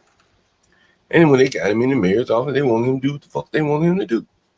And when he didn't do it, they brought the hammer down. His own fucking party. I know you saying it ain't his party, but that shit couldn't have happened without Biden's express approval. You're going to take down the mayor of the biggest city in America? I mean, had to go Biden, bro. Right in mid-flight. Right? Yeah, that's right. He was coming down here one time and Biden canceled a meeting on his ass. Remember that? Yeah, right. That's when it happened, man. He was on his way there. That's when they turned on his way to Washington and they raided his shit at the same time. It's like, back around. Mm-hmm. They raided that nigga, humiliated that fool, right? They didn't even give him full warning, just raided him, Yeah. They treated that nigga like Trump. They were raiding him shit, taking his phones and shit. And you know what? He did get Trump treatment. He got pardoned. He got lucky. Yeah. But I think he knows how it feels. And yeah, he's lucky. He's lucky. Yeah, Trump knows what it's like to be oppressed.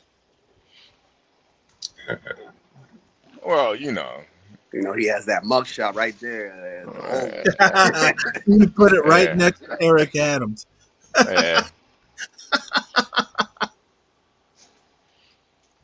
Hey, Sally, what do you think about that technique of Trump using an Obama's formed organization to implement Doge? Have you heard about this? Yeah, I was there when you talked about it. It's pretty slick. No, actually, it's not as slick as you might think. The Office of Digital something or another. Their mission wasn't government efficiency. They had a totally different mission. But their mission came about because of Obamacare's website failure, right? Right. Yep. And so they created this agency to, and they gave them the powers to order the access to all the IT across the government. That was the USDS, Digital Services. And so Trump just repurposed an existing lawfully ordered organization and changed the D from digital to Doge and used its capacity or its ability to access all the technical infrastructure across government to his advantage. And that is really what they're fighting hard about, that they don't want Doge. No, I don't think, I don't know that your assessment of what their mission or their charge was from Obama is quite correct. Well, it definitely gives him access, because if you listen to what they're arguing about, they don't want him to have access to Treasury. Okay, you're not getting my point. Let me put this up. But my point is, they don't want him to have access to some of these IT services. We're going to be showing payments and all this. Here, let's look at what their mission was. A bigger point before you play this, you know what's interesting is none of this agency would have worked if would have even existed had Obama been able to get the Obamacare website up and running. He wouldn't have had to create. How long ago was that, John? When they created it in 2014. Is this old homecoming day? No, I'm just saying, it just kind of the irony there that this agency wouldn't have even existed had it not been for Obama not being able to create what, in many cases, really somewhat of a rudimentary website, to be quite honest. You want to talk about slavery now? Since you want to talk about the distant, you want to talk about the distant. We're only going back 10 years. We're only talking about 10 years to the genesis of this organization and how Trump, seemingly has found a carve out that has allowed him to accomplish his some of his goals. That's very interesting. I didn't know that the connection with Obamacare here. You put How it many in of the you seat for him. did you guys know this? That Nah. those connected with Obamacare, and I thought primarily history because of matters, Stanley. It just Okay, basically, this was the mission of the digital service. Yeah, tell us about it. Nothing to do with audits. But it gave them access to. Apparently, your misinformation is not Well, jiving up with the okay, reality. fair enough. Take out the word audit and use access.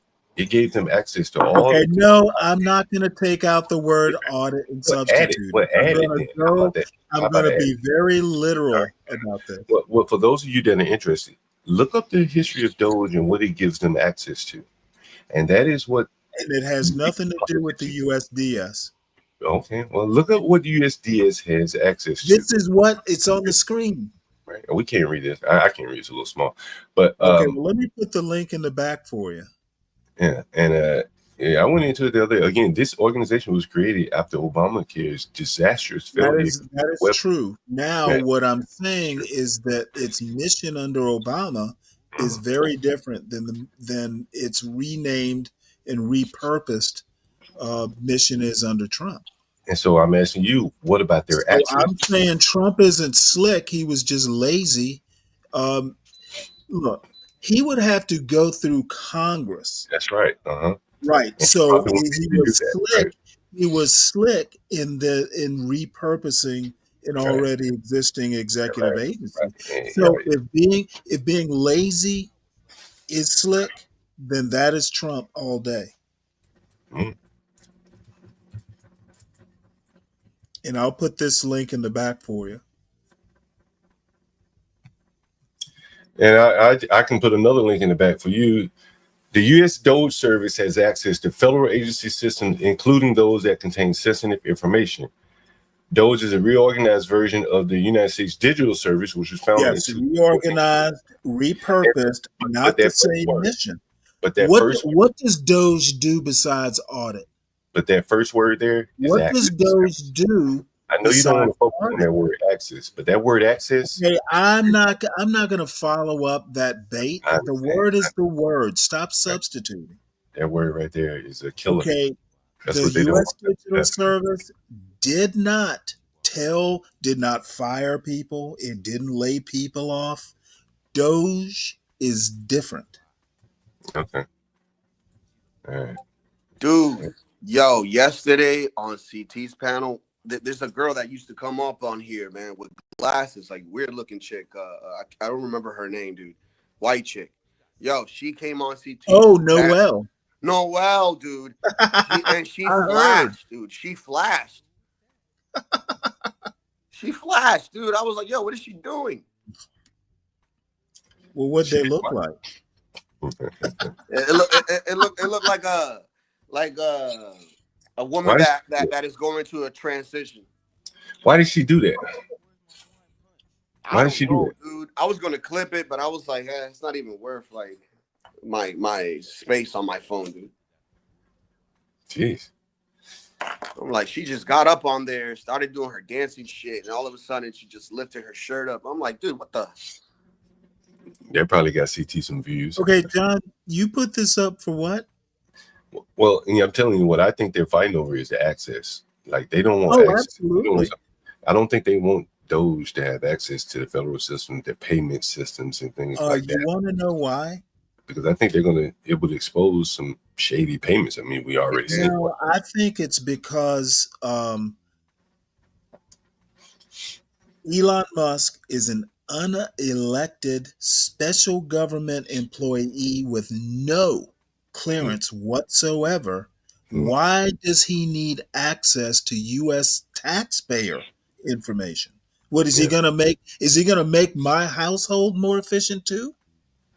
Don't the government, aside from having their own auditors, don't they hire private auditors sometimes to run through some numbers, or they don't do that? Man, I'm just thinking about like the level of fraud that these people must be hiding because of the, like what they call a hit dog holiday. They don't want Elon to find it. And, like you see these people protest, Congress members protesting outside of government buildings. I don't see them protesting in neighborhoods this hard for the crime and violence. There's something there they really don't want him to, probably don't want us to see. And they probably paying money. And Elon has mentioned is that they've been making unauthorized payments, probably payments to politicians, sons and daughters who own Probably making payments to Elon Musk. Probably making payments to him, probably making payments to a lot of people. So he wants access. He wants access to cover his tracks. Well, maybe, but I think a lot of other people don't want him to expose their tracks, and that's really the way fraud goes. One guy exposes another man fraud, and if he gets in there long enough, he starts committing the same damn fraud. And the person that is committing fraud wants to keep everybody else out, and I think that's what they're doing, and why they're putting up such a hard fight. You see them outside of these government organizations, and they know that those records, I wouldn't be surprised if they start setting those damn buildings on fire. Well, I think they ought to give him full access and let him wreck the government, and then I want to hear what your excuse is for that. I don't think the government. It's a bad look. What MAGA actually did is they rode the back of the common man. The oligarchs did all the way to the White House, and now the richest man in the world is in control. And quite frankly, when they were in the Oval Office, it looked like Grandpa Trump babysitting his grandson while the president gave information to the press. Trump looked like an old, washed up grandpa. All he needed to do was put Elon's son on his knee and bounce him up and down. I mean, the reason why he was in that Oval Office is because the reporters kept asking, like, "Hey, when can we ask Elon questions?" And okay, the reason Elon was in that Oval Office is he was measuring for drapes. Okay. Anyway, wait, is that true, Stanley? Yes. Oh, okay. All right. All right. Anyway, he read it somewhere in the New York Times, and he wore a hat in the Oval Office. Well, it was a MAGA hat. You can't blame him for that. How gauche. Stanley, now I got pictures of people smoking weed on the White House grounds at Obama's house when he was at the White House. Well, hopefully it's a picture of you. Jesus Christ. I know he'd allow it. I'll be impressed if you were doing it. Right, but you understand, like we complain about bald cap here. I could be showing pictures of people smoking weed on White House grounds. I ain't criticizing that. You know what? Show me pictures of them growing weed in the rose garden, and I'll be impressed. And that's the thing; they ain't too damn lazy to grow it. They just smoke it. And there would be something about you if they had a weed on their lawn showing people how to grow weed, but they were smoking this shit on. I since it's legal here, I do it every year. Like I start doing it next month. Yeah, Stanley, why not, dude? The sun is free. You don't remember those pictures of Michelle in the bonnet in the White House? No. No, dude, get out. At least with the bonnet on, I know she was taking a shower every day.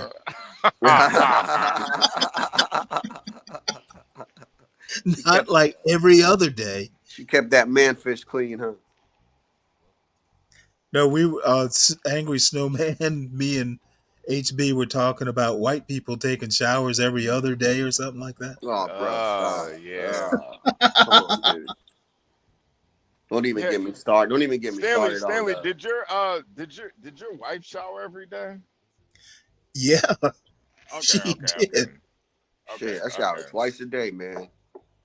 As a matter of fact, I know she did because, well, number one, we lived in the like Right, we right, right, slept right. in the That's what I'm same asking. bedroom. I could hear the shower. Now, if the shower was running, maybe she wasn't. Yeah, you stupid, dude. Ah, you're an idiot, dude. You're an idiot, But Stanley. she was, Damn what you do. maybe she was just in there with the shower running, putting on Steaming, bath and getting body that works steam, lotion. making a sauna. Nah, man. That shit. I don't know, man. It just. I'm telling you, Stanley. If you saw the video I saw, it really Oh, just dude. grossed me out, man. Let me guess. Gangrene and shit. Hey Tom, No, no, it's no, kind no. of like my son used to do. He would just kind of run the tub water. Oh, dude. My Oh yeah, dad. no, Virgo. Did you That take a and that bath? and Yo, Virgo. my I'm dad, glad you brought that 15 up. second showers. Virgo, I'm glad you brought It's that up ridiculous. because that's what they were talking about too. They said that they don't use washcloths at all. Like they Yeah, think straight soap. washcloths are like disgusting. This I white They lady mean, was think like, the they have wash. a point Well, though. they are kind of. They are disgusting, dude. yeah, if you reuse it, but if you wash it afterwards, it's not disgusting. I mean, it's as disgusting as using a Like, towel. Okay, let's be well, honest. Let's be honest, HB. How loofahs many are times you actually superior to washcloths. Well, let's yeah. let's be honest. How many times? That's because they're like. My That's because bad. loofahs don't they don't Oh, Tom says we need to get better white people intel. Well, it was a white okay. guy. It was a white guy who confirmed it, Tom. Nah, but I'm No, Tom, saying, Tom. loofahs Hey, are hold on one sec. Tom, this white guy's name was Angry Snowman. How can you get whiter? yeah, yeah. And also Grace and Ben too. They also confirmed it too. They said they Well, shower they're once not a week. white. Ah, no, that they're as white as They're it gets, Stanley. they're They're as white as it they're gets. come on, stolen man. They live valor. in a trailer, basically, dude. They're stolen valor, That's just not like white Be for you, Brave. dude. Yeah, no, they Oh, look at Nate. Nate says we don't use washcloths because we evolved. To be honest, everybody here in my house does, but except me, dude. I just I'm stay not even straight. sure how to respond to that. Evolved It's into crazy, what? dude. It is nasty, dude. Like having one of those Did things, you man. move on to better things like that? Just using the bar of dial soap? Yeah, man. how is a washcloth nasty though, Latino? Because, dude, you every time you use it, you're like your dead skin follicles stay on there. Dude. Not if So you like, wash it though. there's been videos of like checking like dirty stuff on in the bathroom and stuff, and that came up, dude. But Like you know, the dirtiest thing is the toilet, though, of course. You wash the face cloths though. Like you don't just reuse Nah, it. I just wash my face with my hands, dude. No. I'm saying like you don't just reuse a face cloth though. You No, I mean we wash them like every week, but yeah. it's like you gotta like. Let's be honest, man. If you in and out like busy week or something, like that's not gonna be on your mind to wash that little cloth, dude. What the hell are you talking about? What the hell are you talking about? Yes, you don't ever reuse a washcloth if it's not clean. You know, or what is it? They call them the little Helen loofahs, says you little have to spongy wash thing. the towels in hot water. Your Well, bed sheets too, Helen. Yeah, your bed sheets too. Yeah. That's what I'm saying. I don't understand unless you're reusing a washcloth that you just used on your body. Yeah, that's gross, but who does that? No, nobody does that. A loofah is far superior to your hands, to your washcloth. Yeah. Well, loofahs aren't loofahs like they don't what is that called where you don't get germs on it? What is that called? Isn't that shit made out of? It's sterile. Yeah. Coral. Isn't that made out of coral? That's what it's called. Well, they make those it's like a plant. nylon poofy looking things. Not those ones. I'm talking about like the real loofahs, the ones that are made out of like the ones it's like a plant not like a sponge. It's actual sponge. It's like a plant, like a scrapey, spongy thing. Yeah, that's what I use. There we go.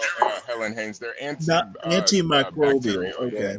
Yeah. That's what it is. Yeah. So those do work pretty good too. Yeah, see that. I don't mind that. I don't know, man. I just couldn't imagine like dating a white woman and she doesn't shower every day. I just couldn't imagine that, man. And when she does shower, she smells like dog. Ah, God. Just any woman in general, but apparently it's more of a white people thing. I don't. Hey, at least I could say every time a white chick showers, she always has to wash her head. Oh, HB, man, I was out yesterday, riding around in the hood and shit. Nigga flagged me down. He like, yo, John Galt, I got them stamps. I said, what? Oh, God, shit. damn, and he like, it's like the middle of the month. He still got stamps. Man, you know, like, I don't know if you motherfuckers know, like, if the goddamn power go out, goddamn 15 minutes, these motherfuckers get power back up. Did you know that? If they put a pin in? Like power up like in a goddamn game or something, power back up, And so I don't know where this lady got him with, but I guess they don't all get them on the first of the month. And yeah, I said, God damn, it's usually the first through the 15th they get them. So okay, she I must guess have just got hers reloaded. Yeah. Yeah. I was like, God damn. And man, I tell you what, I guess if the first of the month, when people don't have that much money, shit go on sale for real. I got fucking groceries all over this motherfucker. I was stepping over shit. What you drinking over there, John? Just a little coffee, man, with a little spice. Yeah, something nice. It's Trump Day, President's Day. It is. Whose birthday is it? George Washington? I know Sally drank it today too. President Trump Day. Actually, I'm not. I guess I should, but I do have a couple things to do, I guess. President Trump Day, Sally. We all know better. What you say, HB? So I saw this video about Beyonce and all of her failed businesses. Beyonce. Because she's getting like a lot of scrutiny for her next tour. Apparently, it's like a smaller tour, so she's getting a lot of basically the tickets are really, really high on this next tour that she's doing, because she's not doing like usually Beyonce does like a goddamn world tour. Yeah, world tour. But she's doing like a smaller tour, and the tickets are really expensive. So people have been pointing out how, maybe this is some money issues, possibly. Yeah. Oh, for God's sake! I don't think that. But then they're kind of going down like all of her businesses that failed. She's all right. I'm sure she's fine. I'm sure. Bro, but this is what it is. They do this time and time again. They'll do that, right? And then they'll get certain people to buy those tickets, and it'll be like, oh, I went to that special tour. And then sooner or later, maybe 5 or 6 months later, she'll have a normal tour, and she'll still. I'm figuring she's doing rack it up. to be. You know what I mean? She's doing it for motherhood's sake. Is she touring outside or inside? Inside. Oh, really? So you're doing like basketball arenas, as opposed to like NFL stadium. Yeah. Okay. Yeah, so that would be smaller. Yeah. She needs to be there for Blue Ivy. Blue Ivy might come along and be singing with her. Doesn't she sing? Oh, does she? She definitely dances with her. She gonna be twerking. Let me ask you this: is Adele still performing? Like I compare Beyonce to, I guess her closest kind of counterpart would be like Adele. Is that fair? Yeah. No. Taylor Swift. I'm not no I comment. mean, in terms of age and fan base. Again, I don't know much about music, so you guys correct me if I'm wrong. But isn't she Last about on time the level? Adele released an album. It's been a while. Well, but aren't they about the same? Are they both on the same level? Women. Uh, I don't know. So I think Adele is more. Beyonce's more of a performer. Adele's more of a singer. right, man. I mean, on the level that they are, right? Are they about, in terms of Beyonce's here and Adele's about right? They're about right. I would say they're about neck and neck. Like Yeah. ticket prices. I don't know, dude. I don't know. Beyonce's been around longer, but Adele is an anticipated artist, bro. They wait for her shit. You know what I mean? Beyonce is just like a name at this point. Like Adele, dude. She's a Like brand. I wanted to take my wife to go see Adele, and I was just like, nah, dude. I owe it to you.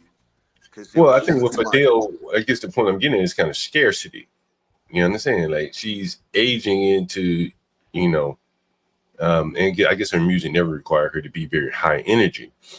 But she probably has a longer career at performing and kind of artificially creating some scarcity just by not performing. She doesn't have to. I think she's been after that guy she's trying to marry. Adele was charging, I believe it was like what, $350, bro. A ticket. Yeah, John, I posted a link in the back chat with it's actually from LinkedIn. I guess this has been a topic of discussion for a while. Let's take a look at Mr. Gully's information. Estimated worth 2023, Adele 220 million, Beyonce 800 million. But Adele doesn't have any like high profile businesses, right? Like she doesn't have a spandex. And not only that, Adele is noticeably poorer. I believe Adele only has 3 albums. I could be wrong. Straight off singing, you know what I mean? Like she's not trying to be a mogul. She's just singing for what it's worth. Anyway, interesting. I don't know. Well, mogul or not, money talks, right? Yeah, I ain't taking anything away from it. I just think they're two different people. But on the singing level, Adele is poor white trash compared to. on the singing level, I think Adele has created, some scarcity, and Beyonce is singing, performing more and more. Scarcity. And I think part of it, and I think part of that is because she has to get it all out while she's young, while she can do these routines. Like she's not going to sit there and play the piano and sing to you. It kind of makes sense that you perform as much as possible now. Yeah, John, check out the back chat, the link back there, because I don't know why this is I never really thought about it, but you got people like Rihanna who's made a lot more money, like makeup selling stuff. Mm-hmm. And for some reason, Beyonce has always struggled when it comes to maybe products. she doesn't hire the right people. And to Freddie the third, she goes out with LeBron's best friend. I forgot his name. Rich Paul. Rich something or another. Yeah. Here's the article here. The House of Darion, a fashion misfire. That was her first major business endeavor outside of music. House of Derriere? Darion.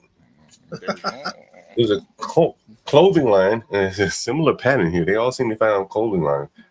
Yeah. I wonder if she even put a button on the shirt. You think she could stitch a button on the shirt? Anyway, she found this with her mother. The brand name is Celebrate Women Through Fashion, taking inspiration from her grandmother.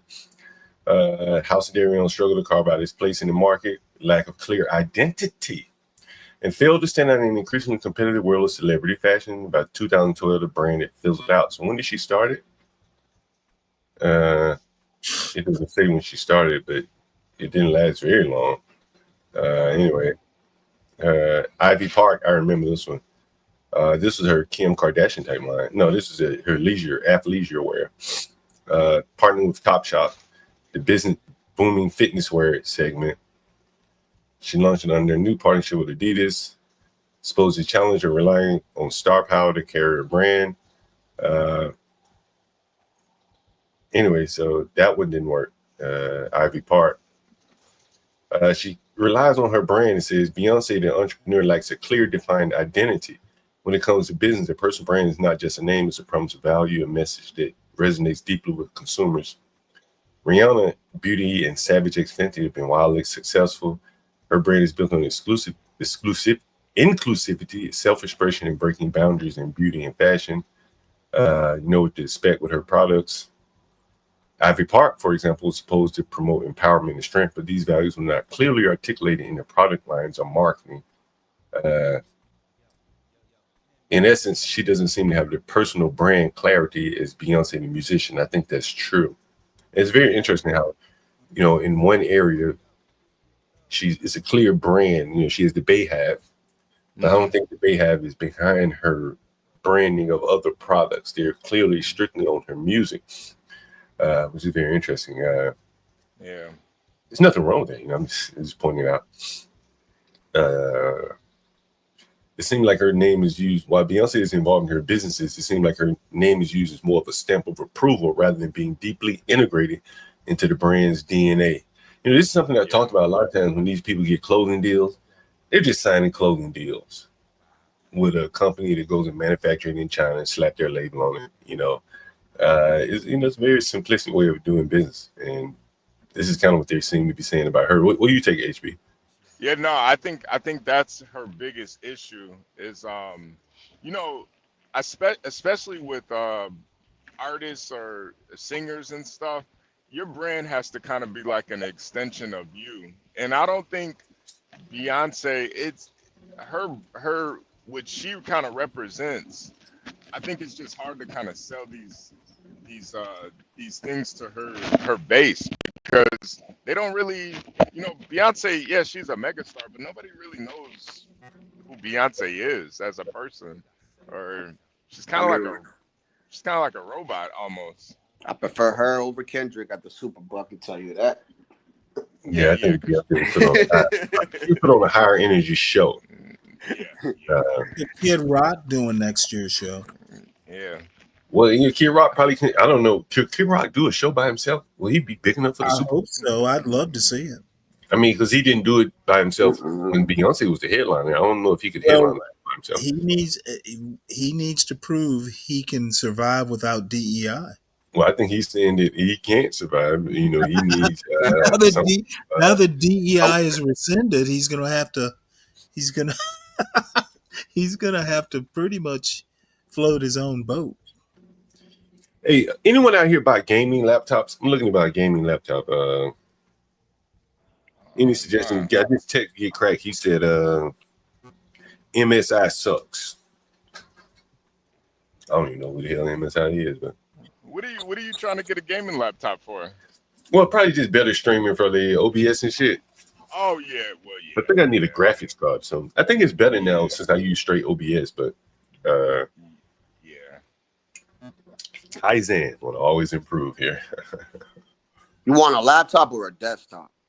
I prefer a laptop. Well, the laptop's mobile. Yeah. Even though I would, if you did need mobility, the desktop is better because you can switch out components. Yeah. Easy. Mm-hmm. Yeah. But probably with your lifestyle though, John, it'd probably be better with a laptop. Yeah. Right. You move around. Yeah. I don't see you getting like a gaming chair and a bunch of Hey, what is the gaming chair though? What is that? Sometimes they'll have speakers and stuff. Really? Yeah. Motherfucker has speakers in them? Yeah, man. Yeah. Cameras, all that. When you see these bloggers and they're like always sitting in that specific room, they're usually sitting in gaming chairs. Mm. They are comfortable. Don't get me wrong. They are So really what, the gaming chair has comfortable. Bluetooth speakers in it? Yeah. It's just kind of designed for you to like, sit in it for long hours at a time. Yeah. Because or you got a become butt a hunchback. You become a hunchback. Yeah. Really? So I wouldn't have to wear baby headphones. stroller. That's pretty funny. Good one, Samuel. So I wouldn't have to wear headphones. I could just let's see, gaming chair. Yeah. Well, Go I ahead. would still wear the headphones just because of the feedback and stuff. But Oh, there's there's gaming chairs are, for people that like are actual gamers and stuff. Yeah. But you just see a lot of bloggers use them just Yeah. because they are comfortable. Yeah, they are, dude. Damn. They're like, I think even Ricardo that makes like car seats for like Porsche and Audi and stuff like that. The Italian manufacturer, they also make these type of seats. Yeah. Yeah. Yo, did you guys hear about I know you guys don't watch hockey or anything, but did you guys hear how the hockey team with Canada got into like Yeah. I saw the highlights from it, man. The first 9 seconds of the game, they Boom. just threw the gloves off and started scrapping. Yeah. I was like, damn. And the game is today here in Boston, so. But I had to buy you a fucking gaming chair. I hope that we don't boo the Canadian. Yeah, I hope that we don't show that. Well, the Bruins tried to take over the the other team's club.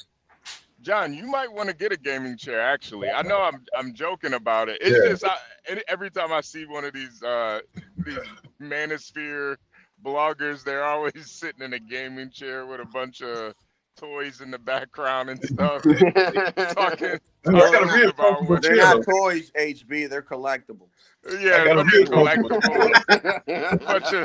bunch of Star Wars collectibles talking shit about women. I got a real comfortable chair though, man. But damn, if the gaming chairs are more comfortable, I might have to check that shit out. Like this one, I just bought this one. If your chair is comfortable, stick with that. But they the gaming chairs they are kind of the way to go for live streaming and stuff.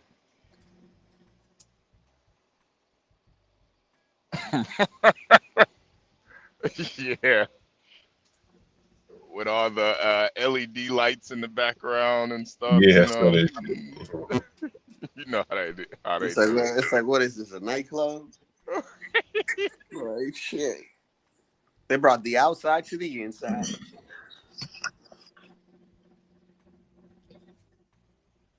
We gotta get Stanley set up.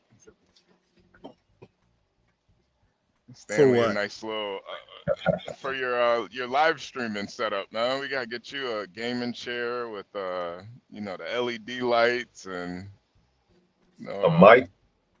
Yeah, get me a judge's gavel. That would.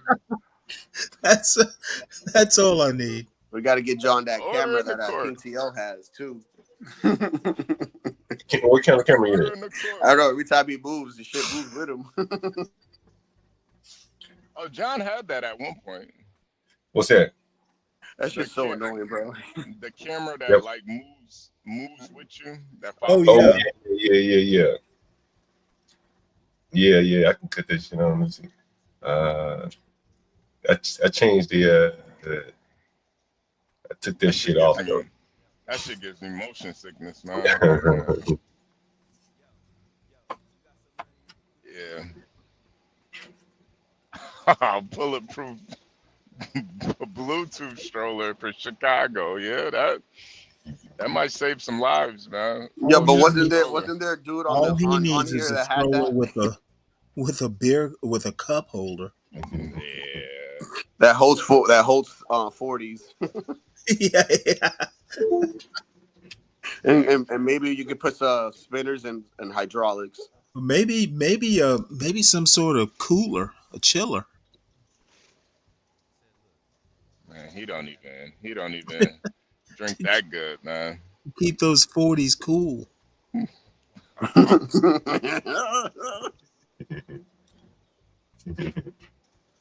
I don't know, John. I don't. It's interesting though. When somebody is a megastar as big as Beyonce, none of her businesses outside of singing really worked out. But I Do think you it think is. she just doesn't have the time to tend them? I think that's part of it, and I think sometimes when you reach too far outside of your skill set, it doesn't really connect with the fans. Like when I think of Beyonce, I Right. don't think of leggings or I think of That's a good point. world class performers. she should have she should have sold them in Walmart right next to Martha Stewart. Yeah, see that's the thing. Martha Stewart can brand stuff. She has. If Martha Stewart comes out with a bunch of pans and pots and pans, people are gonna buy that. You know. It's connected to what you know her for. Oh, Yep. they dropped the Fred says they dropped the charges against Oh Jay wow. Z. There you go. There's some good news for JC then. That is I guess it really was the good Tony news. Busby, the civil lawsuit. I told you, Jay. I told you. I never touched no little girl. Yeah, that's. I guess he gave up some information on Diddy. Well, I guess those attorneys, He's stupid, AB. those attorneys followed That's what you really think, Trump's bro? orders. Diddy stands alone. I guess they, it's kind of, if you Diddy, you be like, well, it looks like I'm going to be standing this shit alone.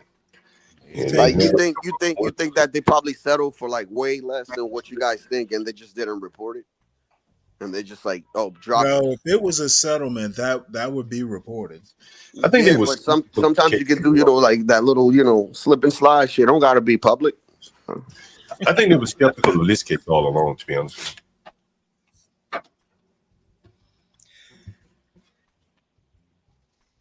Yeah. Oh, okay. The charge against Puff from the same person was dropped, so they dropped a charge against Sean Combs. Take that. I told you that we won't stop. Yeah, I think Trump had something to do with that. You think so, Stanley? Really? Yeah, the U.S. attorneys out there followed his orders and were loyal.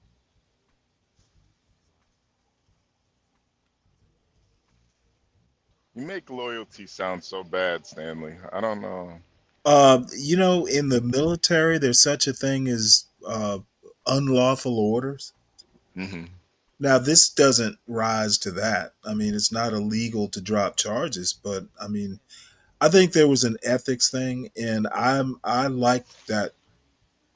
The U.S. attorney, acting U.S. attorney, she and several of the lawyers that walked were also Republicans.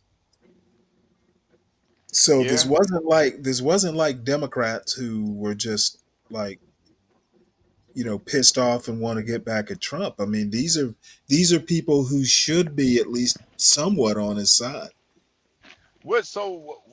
Like, do you think it was really just they think there was some corruption involved while they dropped the charges? No, Trump is doing a loyalty test.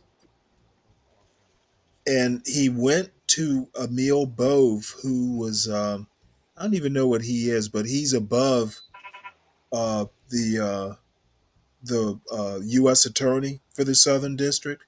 Basically, it went from probably from Trump, but Pam Bondi to Emil Bove to the U.S. attorney.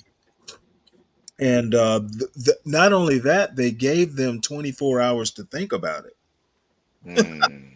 Let me find that story because I did this story last night.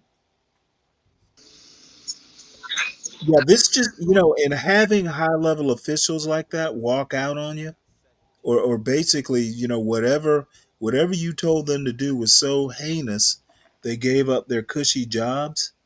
I mean, it's kind of a Pyrrhic thing. It's not I going mean, to all make they, it's not going to make a difference in the end. yeah, I mean, all they did was quit. It's just It Yeah, but is. they're It not is. going to have to do it. Oh, I see what you're saying. Yeah, yeah, I see what you're saying. Yeah, yeah. And for Trump, who's supposed to be such a great leader, there was another opinion piece that I read, basically saying that if Trump winds up driving away all the skilled people, people who have Harvard degrees and clerked for Supreme Court justices, he's basically going to have a clown car full of like second best, people for these jobs. It Mm. kind of undermines his whole point that, he wants the best people. I think there are a lot of people. They go to some of these second best schools that compete just as well with these Harvard people. I would Okay, almost. that's actually not my point. My point is that the people who, I mean, you get these people because they're kind of like crowns in your, I'm sorry, jewels in your crown. When I years ago, I worked at this big.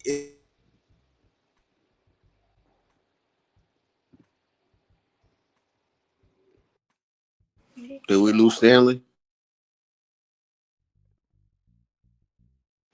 Yeah, Stanley, you I cut think out. so. Was a brand new distribution center. It was 1.5 million square feet. It was a big deal for a major company. It was Home Depot, as a matter of fact.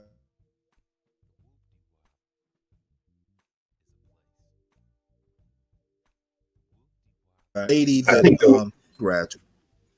I think no. And all he could talk about was how he had Ivy League graduates working for him.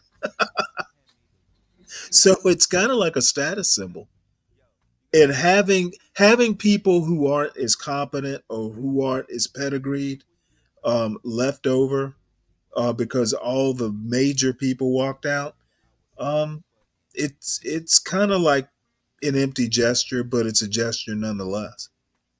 I think that's kind of like an outcome of the last 20, 30 years where we've elevated people solely because they went to where they went to school.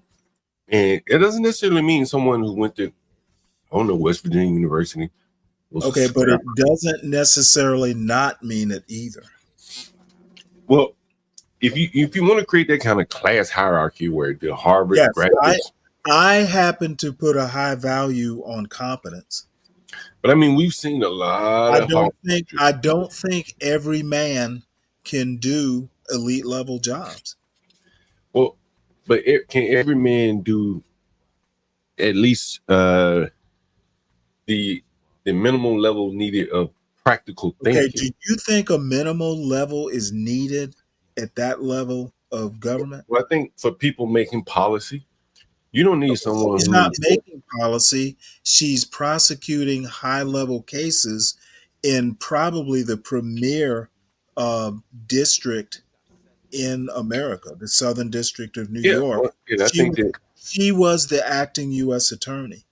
I think a lawyer from That's a that's not a low level job. It's a high level job. I think a lawyer from I don't know University of Texas could do just as well as a lawyer from Harvard. Texas is a good law school, and you're right. They could do as well as Harvard, but maybe they can't. I mean, some of the I want where did Johnny Cochran go to school? I don't know. It wasn't Okay, well, Harvard. Johnny Cochran was not a high level lawyer. He was like some sort of criminal defense slash. Well, I think he was criminal defense, and he wasn't that famous before the OJ case. He got famous afterwards. But he had fought some pretty interesting cases before the OJ case. If you remember, I can't remember, was it Reginald Denny or maybe he fought for somebody? Well, he was kind of like, what's his name today? The guy. I don't think he was being Crump though. I don't think he was being Crump. Like honestly, You don't think so? I seem to remember him being on that order. well, the times have progressed so much that the shyster And like Ben Crump's probably a great lawyer. I don't think Ben Crump honestly practiced law at all. You know, if you were to look through any legal filings, he probably doesn't have many legal filings. I think Ben Crump more or less operates pre-law, you know, like pre-sales. Didn't Go ahead. Obama go to Harvard? Yeah, Obama went to Yeah, Harvard. he did. Yeah, well, I Obama mean, did too, yeah. well, I mean, that kind of, I don't Well, know, Stanley. I think basically I disagree with the both of you. I don't think every man can do every job. And I think her particular job, the thing is these high level schools like that, they also have networks. Okay. And when someone who had better Republican bona fides than Donald Trump and Pam Bondi, by the way, um, basically once she gets out and says, hey, you want to cool it out, go work for another Republican administration, who knows who he's losing? Who knows? We will see. I mean, I don't think Trump is going to lose a step, and Trump probably won't even notice. He's that Yeah. obtuse. I mean, she's probably He's not so that obtuse. He's important. so obtuse. He really doesn't. I doubt that he'll even notice. You know, I think, you know, the elite educated people have kind of embedded themselves in government in a way. And then, you know, I've read so many articles how Do these you people, not want the best people running the well, government? assuming they are the best people, but then they interwear themselves, say, Yes, with sir. the media, right? Then so now you got the Department of Justice head married to the person who's reporting the news on ABC. You be like, damn. Pam Bondi's married to someone? No, I'm saying typically, what we've seen, if you were to go back through the names of some of the people you typically see on ABC, Okay, so you're going back to the past again. no, well, just going back to the previous administration and on and on. I don't know what's so funny, but anyway, so I think it's hilarious. and I think the difference here is that a lot of these people don't have as much, you know, the swamp on them. They're not. You know, again, go back and look at some of the people who are married, what's her name, Andrea Kramer, right? We I all have know no who. idea who that is. Anyone know who Andrea Kramer is? Was he married to the guy on Squawk Box or whatever? No. Her name is Kramer. I think it's spelled another way. But and one of the things you'll find interesting is, and I don't know if it's like this all over the country, but oftentimes these people will not take their husband's last name. Have you ever noticed that here? Yeah. Oh, yeah. It's for reason. Right. You know, I don't know what Yeah, their reason yeah. are. Well, I actually don't blame her for not taking her husband's last name. You know who Angela Kramer is in, huh? HB? Yeah. Yeah, who is her husband for the people in the audience that don't know? He's The guy a from Berg. Seinfeld? He's a Berg. So I think But go ahead. yeah, it's just with It was certain- Greenspan, right? Her husband was Greenspan, right? Alan Greenspan, right? Oh, Andrea Mitchell? Yeah, Andrea Mitchell. Sorry, that's not Andrea Andrea. Mitchell was married to Greenspan. Greenspan, right? Yeah. Right. I'm sorry about that, HB. Yeah, Okay, Andrea my Mitchell. I had a Kramer. Yeah, that's damn near the same. But Andrea Mitchell. That's the Andrea Kramer's the journalist lady. Oh yeah, okay. See, there you go again. Well, Andrea Mitchell was a journalist. Yeah, they're both journalists. Yeah. and you'll see that oftentimes they won't have their husband's last name, so you can't make the connection. But here she is, a big time journalist in NBC, and her husband, well, he's the one pulling the levers at the Federal Reserve, or whatever his position is. If you want to quibble with what I just said, and you don't even know it unless you look into it. Like, damn, it's just like an incestuous relationship. Well, yeah, that's on purpose. Yeah, I think they want to be connected. Oh That's yeah, on- I think that is the point. That most people aren't looking past this to see all of these incestuous connections. That Chuck Todd is married to someone else. I can't remember who he's married to. I have to look it up. But you've heard Chuck Todd meet the press, and on it goes there. Yeah. Right. Well, getting back to what I was saying, I don't have a problem with elite college grads doing whatever it is they do. And I don't have a problem with whoever comes up through the ranks improving themselves to be elite doing the job. Pam Bondi. I mean, she's attorney general. She forget the name of the college in Florida that she went to.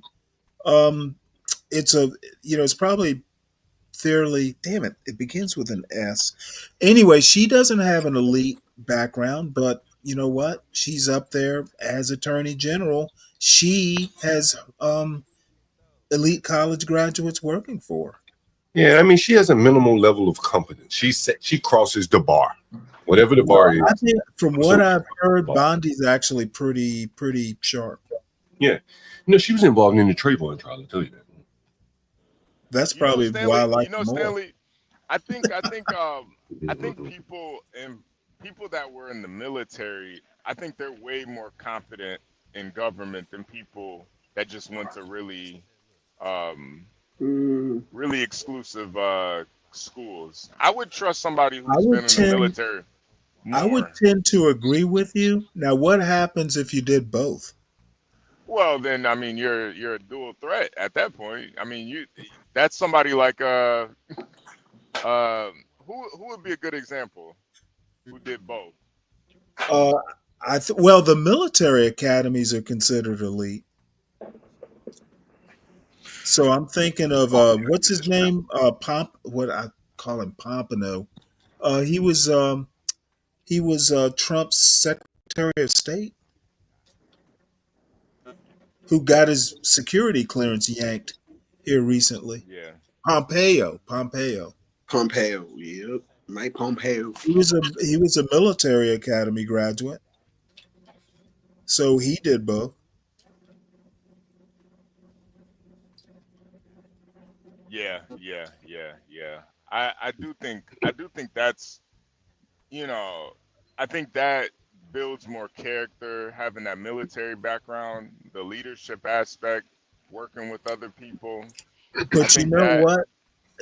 Actually, I was going to say, and I'm going to take that back because Colin Powell went to Brooklyn College or somewhere, but I was going to say a military person might be more likely to quit, but that's probably not true. They will remain loyal till the end, except for Millie. Anyone had Beyonce's whiskey here? You know what? I might try it. That's see, John. That's another example of like why you Beyonce, selling whiskey? Yeah, Beyonce ain't drinking no goddamn whiskey, man. Like, are you serious? Like you were better off selling a wine or something, dude. Does it have her lipstick marks on the bottles? It would have to. I'd need her to well, it was made by Hennessy. Well, let me ask you guys this question: is there a successful woman whiskey brand? Can you think of one? No. I didn't know whiskey brands had a sex. Jim Beam, right? Yeah, whiskey is not a women's. I've never. Well, no, actually, I do know of one. It's a spin-off of Jim Beam. I think it's Jim Beam. Or no, it's Jack Daniels. Did you hear the story? One of the Jack Daniels original, I don't know what they call him. I want to call him a brewmaster. It was a black guy who I can't remember. He was a slave or whatever. Yeah, we talked about him a while back. But that's right. So there's a young black woman who is part of that startup. It was Uncle Something's Recipe or something like that. The brand is called. But I'd be like, ain't no nigga about to be like, man, I'm about to go smoke on me some Keisha and drink that Beyonce. Yo, for real. Over here. Like, shit, nigga, I ain't about to drink woman whiskey. I'm gonna go get down and give me some of that Beyonce, nigga. That's what I drink. It is some of that Jack. Distiller, master distiller. Right. Some of that you drink that shit. Beyonce, to the left. Beyonce would be good at selling like a champagne or something, man. Right. How about Alizé? She could do buy Beyonce champagne, like a rosé or something, dog. Something like Alizé. Or how about a low calorie type vodka drink? So you know how they had those low calorie the seltzers. Something like that. They have vodkas mixes or whatever the fuck. But and a man going out buying some Beyonce whiskey. It I just buy it it. just don't hit You the gonna same. It's HB called Sir Davis. HB gonna look at that dude. It's gonna be like, you gay. But Yeah, nah, seriously. again, she got to name it opposite of her sex, so she can't sell her sex with it. And the name of the whiskey is Davis, like a man. Yeah, no, we don't care about no sex when it Cowboy comes to Carter. whiskey. It's not an effective use of her Nah, it ain't. femininity, right? I've You trying to never, say I've never, right? I've never even. This weekend, I will go out and see can I locate it at the And local store. Yeah, you probably that have a would be hard time finding it. That's probably going to Yeah. be the bigger deal because you have to get this shit placed in storage, I'll right? call ahead. Mhm. Yeah, no, I think Stanley can find it. I think he'll be able to That find it. that's a tough game to be in too, bro. The alcohol business. Doesn't Puffy have a whiskey brand? Yeah, They all have one. I think that's probably the main reason why he's locked up right now, man. But I think it just shows the lack of Bootleg. creativity. Like you think about all these entertainment, they've all done pretty much the same path, follow the same path. No one's thinking differently. It's like t-shirt business, clothing, liquor, club, and maybe They're in the entertainment business. Well, I guess what I'm saying is like, you would think that at least they would blaze a different path. Look at Tyler Perry, for instance. He wasn't content with making no fucking Medea movie, right? You like, I ain't content with just making Medea movies. I want to own the whole food chain. Yep, the production. Kudos to you. He's a billionaire for it. Hey, Black. Hmm? I want some Kamala Harris margarita mix. Mm-hmm. Nah, Kamala John. Harris. I'd do a better Beyonce brand, a Beyonce margarita. Yeah, that's actually a really good idea, John. Yeah, see, that's not bad. We'll call it Wild Harris Margarita. Bill. Girl, drink some of this margarita when you going out to the club to party at, like Beyonce. Like that's good, you probably can sell that. John, too. I think too, even with Puffy's liquor, Ciroc, man, that shit, it just kind of went with the party vibe, like Ciroc. Right. It was a good. It matched his brand. You knew he was throwing these parties. You want to be a Ciroc boy, like, hey, I'm a Ciroc. Got the, had the different flavors. It went with his brand, so I think that's why it actually worked. But I cannot imagine Beyonce, raising kids sipping whiskey right before she's about to go on stage. Like, it just don't go with her brand at all. What like, Boosie Badass could have a better. I heard that when you drink that shit got you tilted to the left, to the left, to the left. Yeah, I just think a woman's whiskey. That's just you're not really. That is insane. Yeah, man. Like imagine somebody like Be Brave, who probably Be Brave. I can see Be Brave being a whiskey drinker, and he sees a Beyonce whiskey on the show. You see Be Brave drinking whiskey? Yeah, I can see Be Brave drinking let me get that Jack Daniels. I can see Be Brave being a whiskey drinker. But if he sees a real whiskey, drinking what's on the real. I see him drinking ham whiskey. Yeah, I can see him drinking whiskey, man. But I couldn't see him drinking a Beyonce endorsed whiskey. I couldn't even see myself drinking moonshine type whiskey, right? I couldn't even see myself drinking I couldn't even see myself drinking no alcohol called Shay Shay. I see him making the recipe his grandpappy handed down to him. Yeah, he probably has some shit that'll make you go blind over there. I want to drink some Shay Shay. He's like, what time you on? Be Brave got some. Him and 12th Man got some shit brewing for years, man. They got some. Nah, Be Brave look like the moonshine type. Yeah. Yeah, I got an aunt that makes that shit, man. She gave me a bottle one time. Yeah, that shit was crazy. I had a buddy of mine who used to make it. Oh, that stuff was so smooth.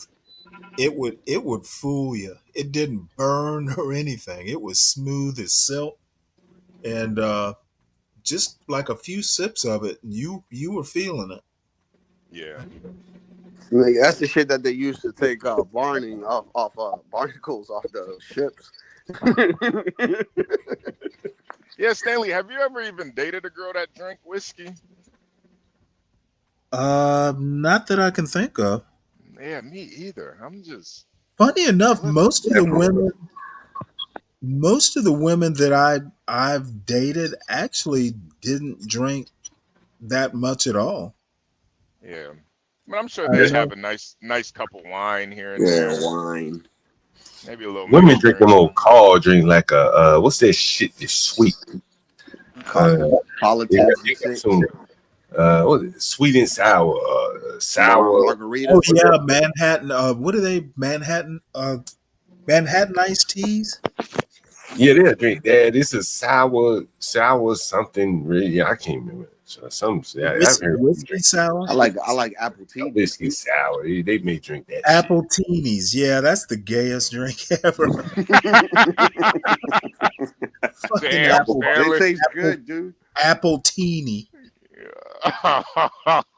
Damn, Stanley. Apple bottoms. Yeah, I hate those things. First time I heard of it, I'm like, oh, what? Jesus Christ. Yeah.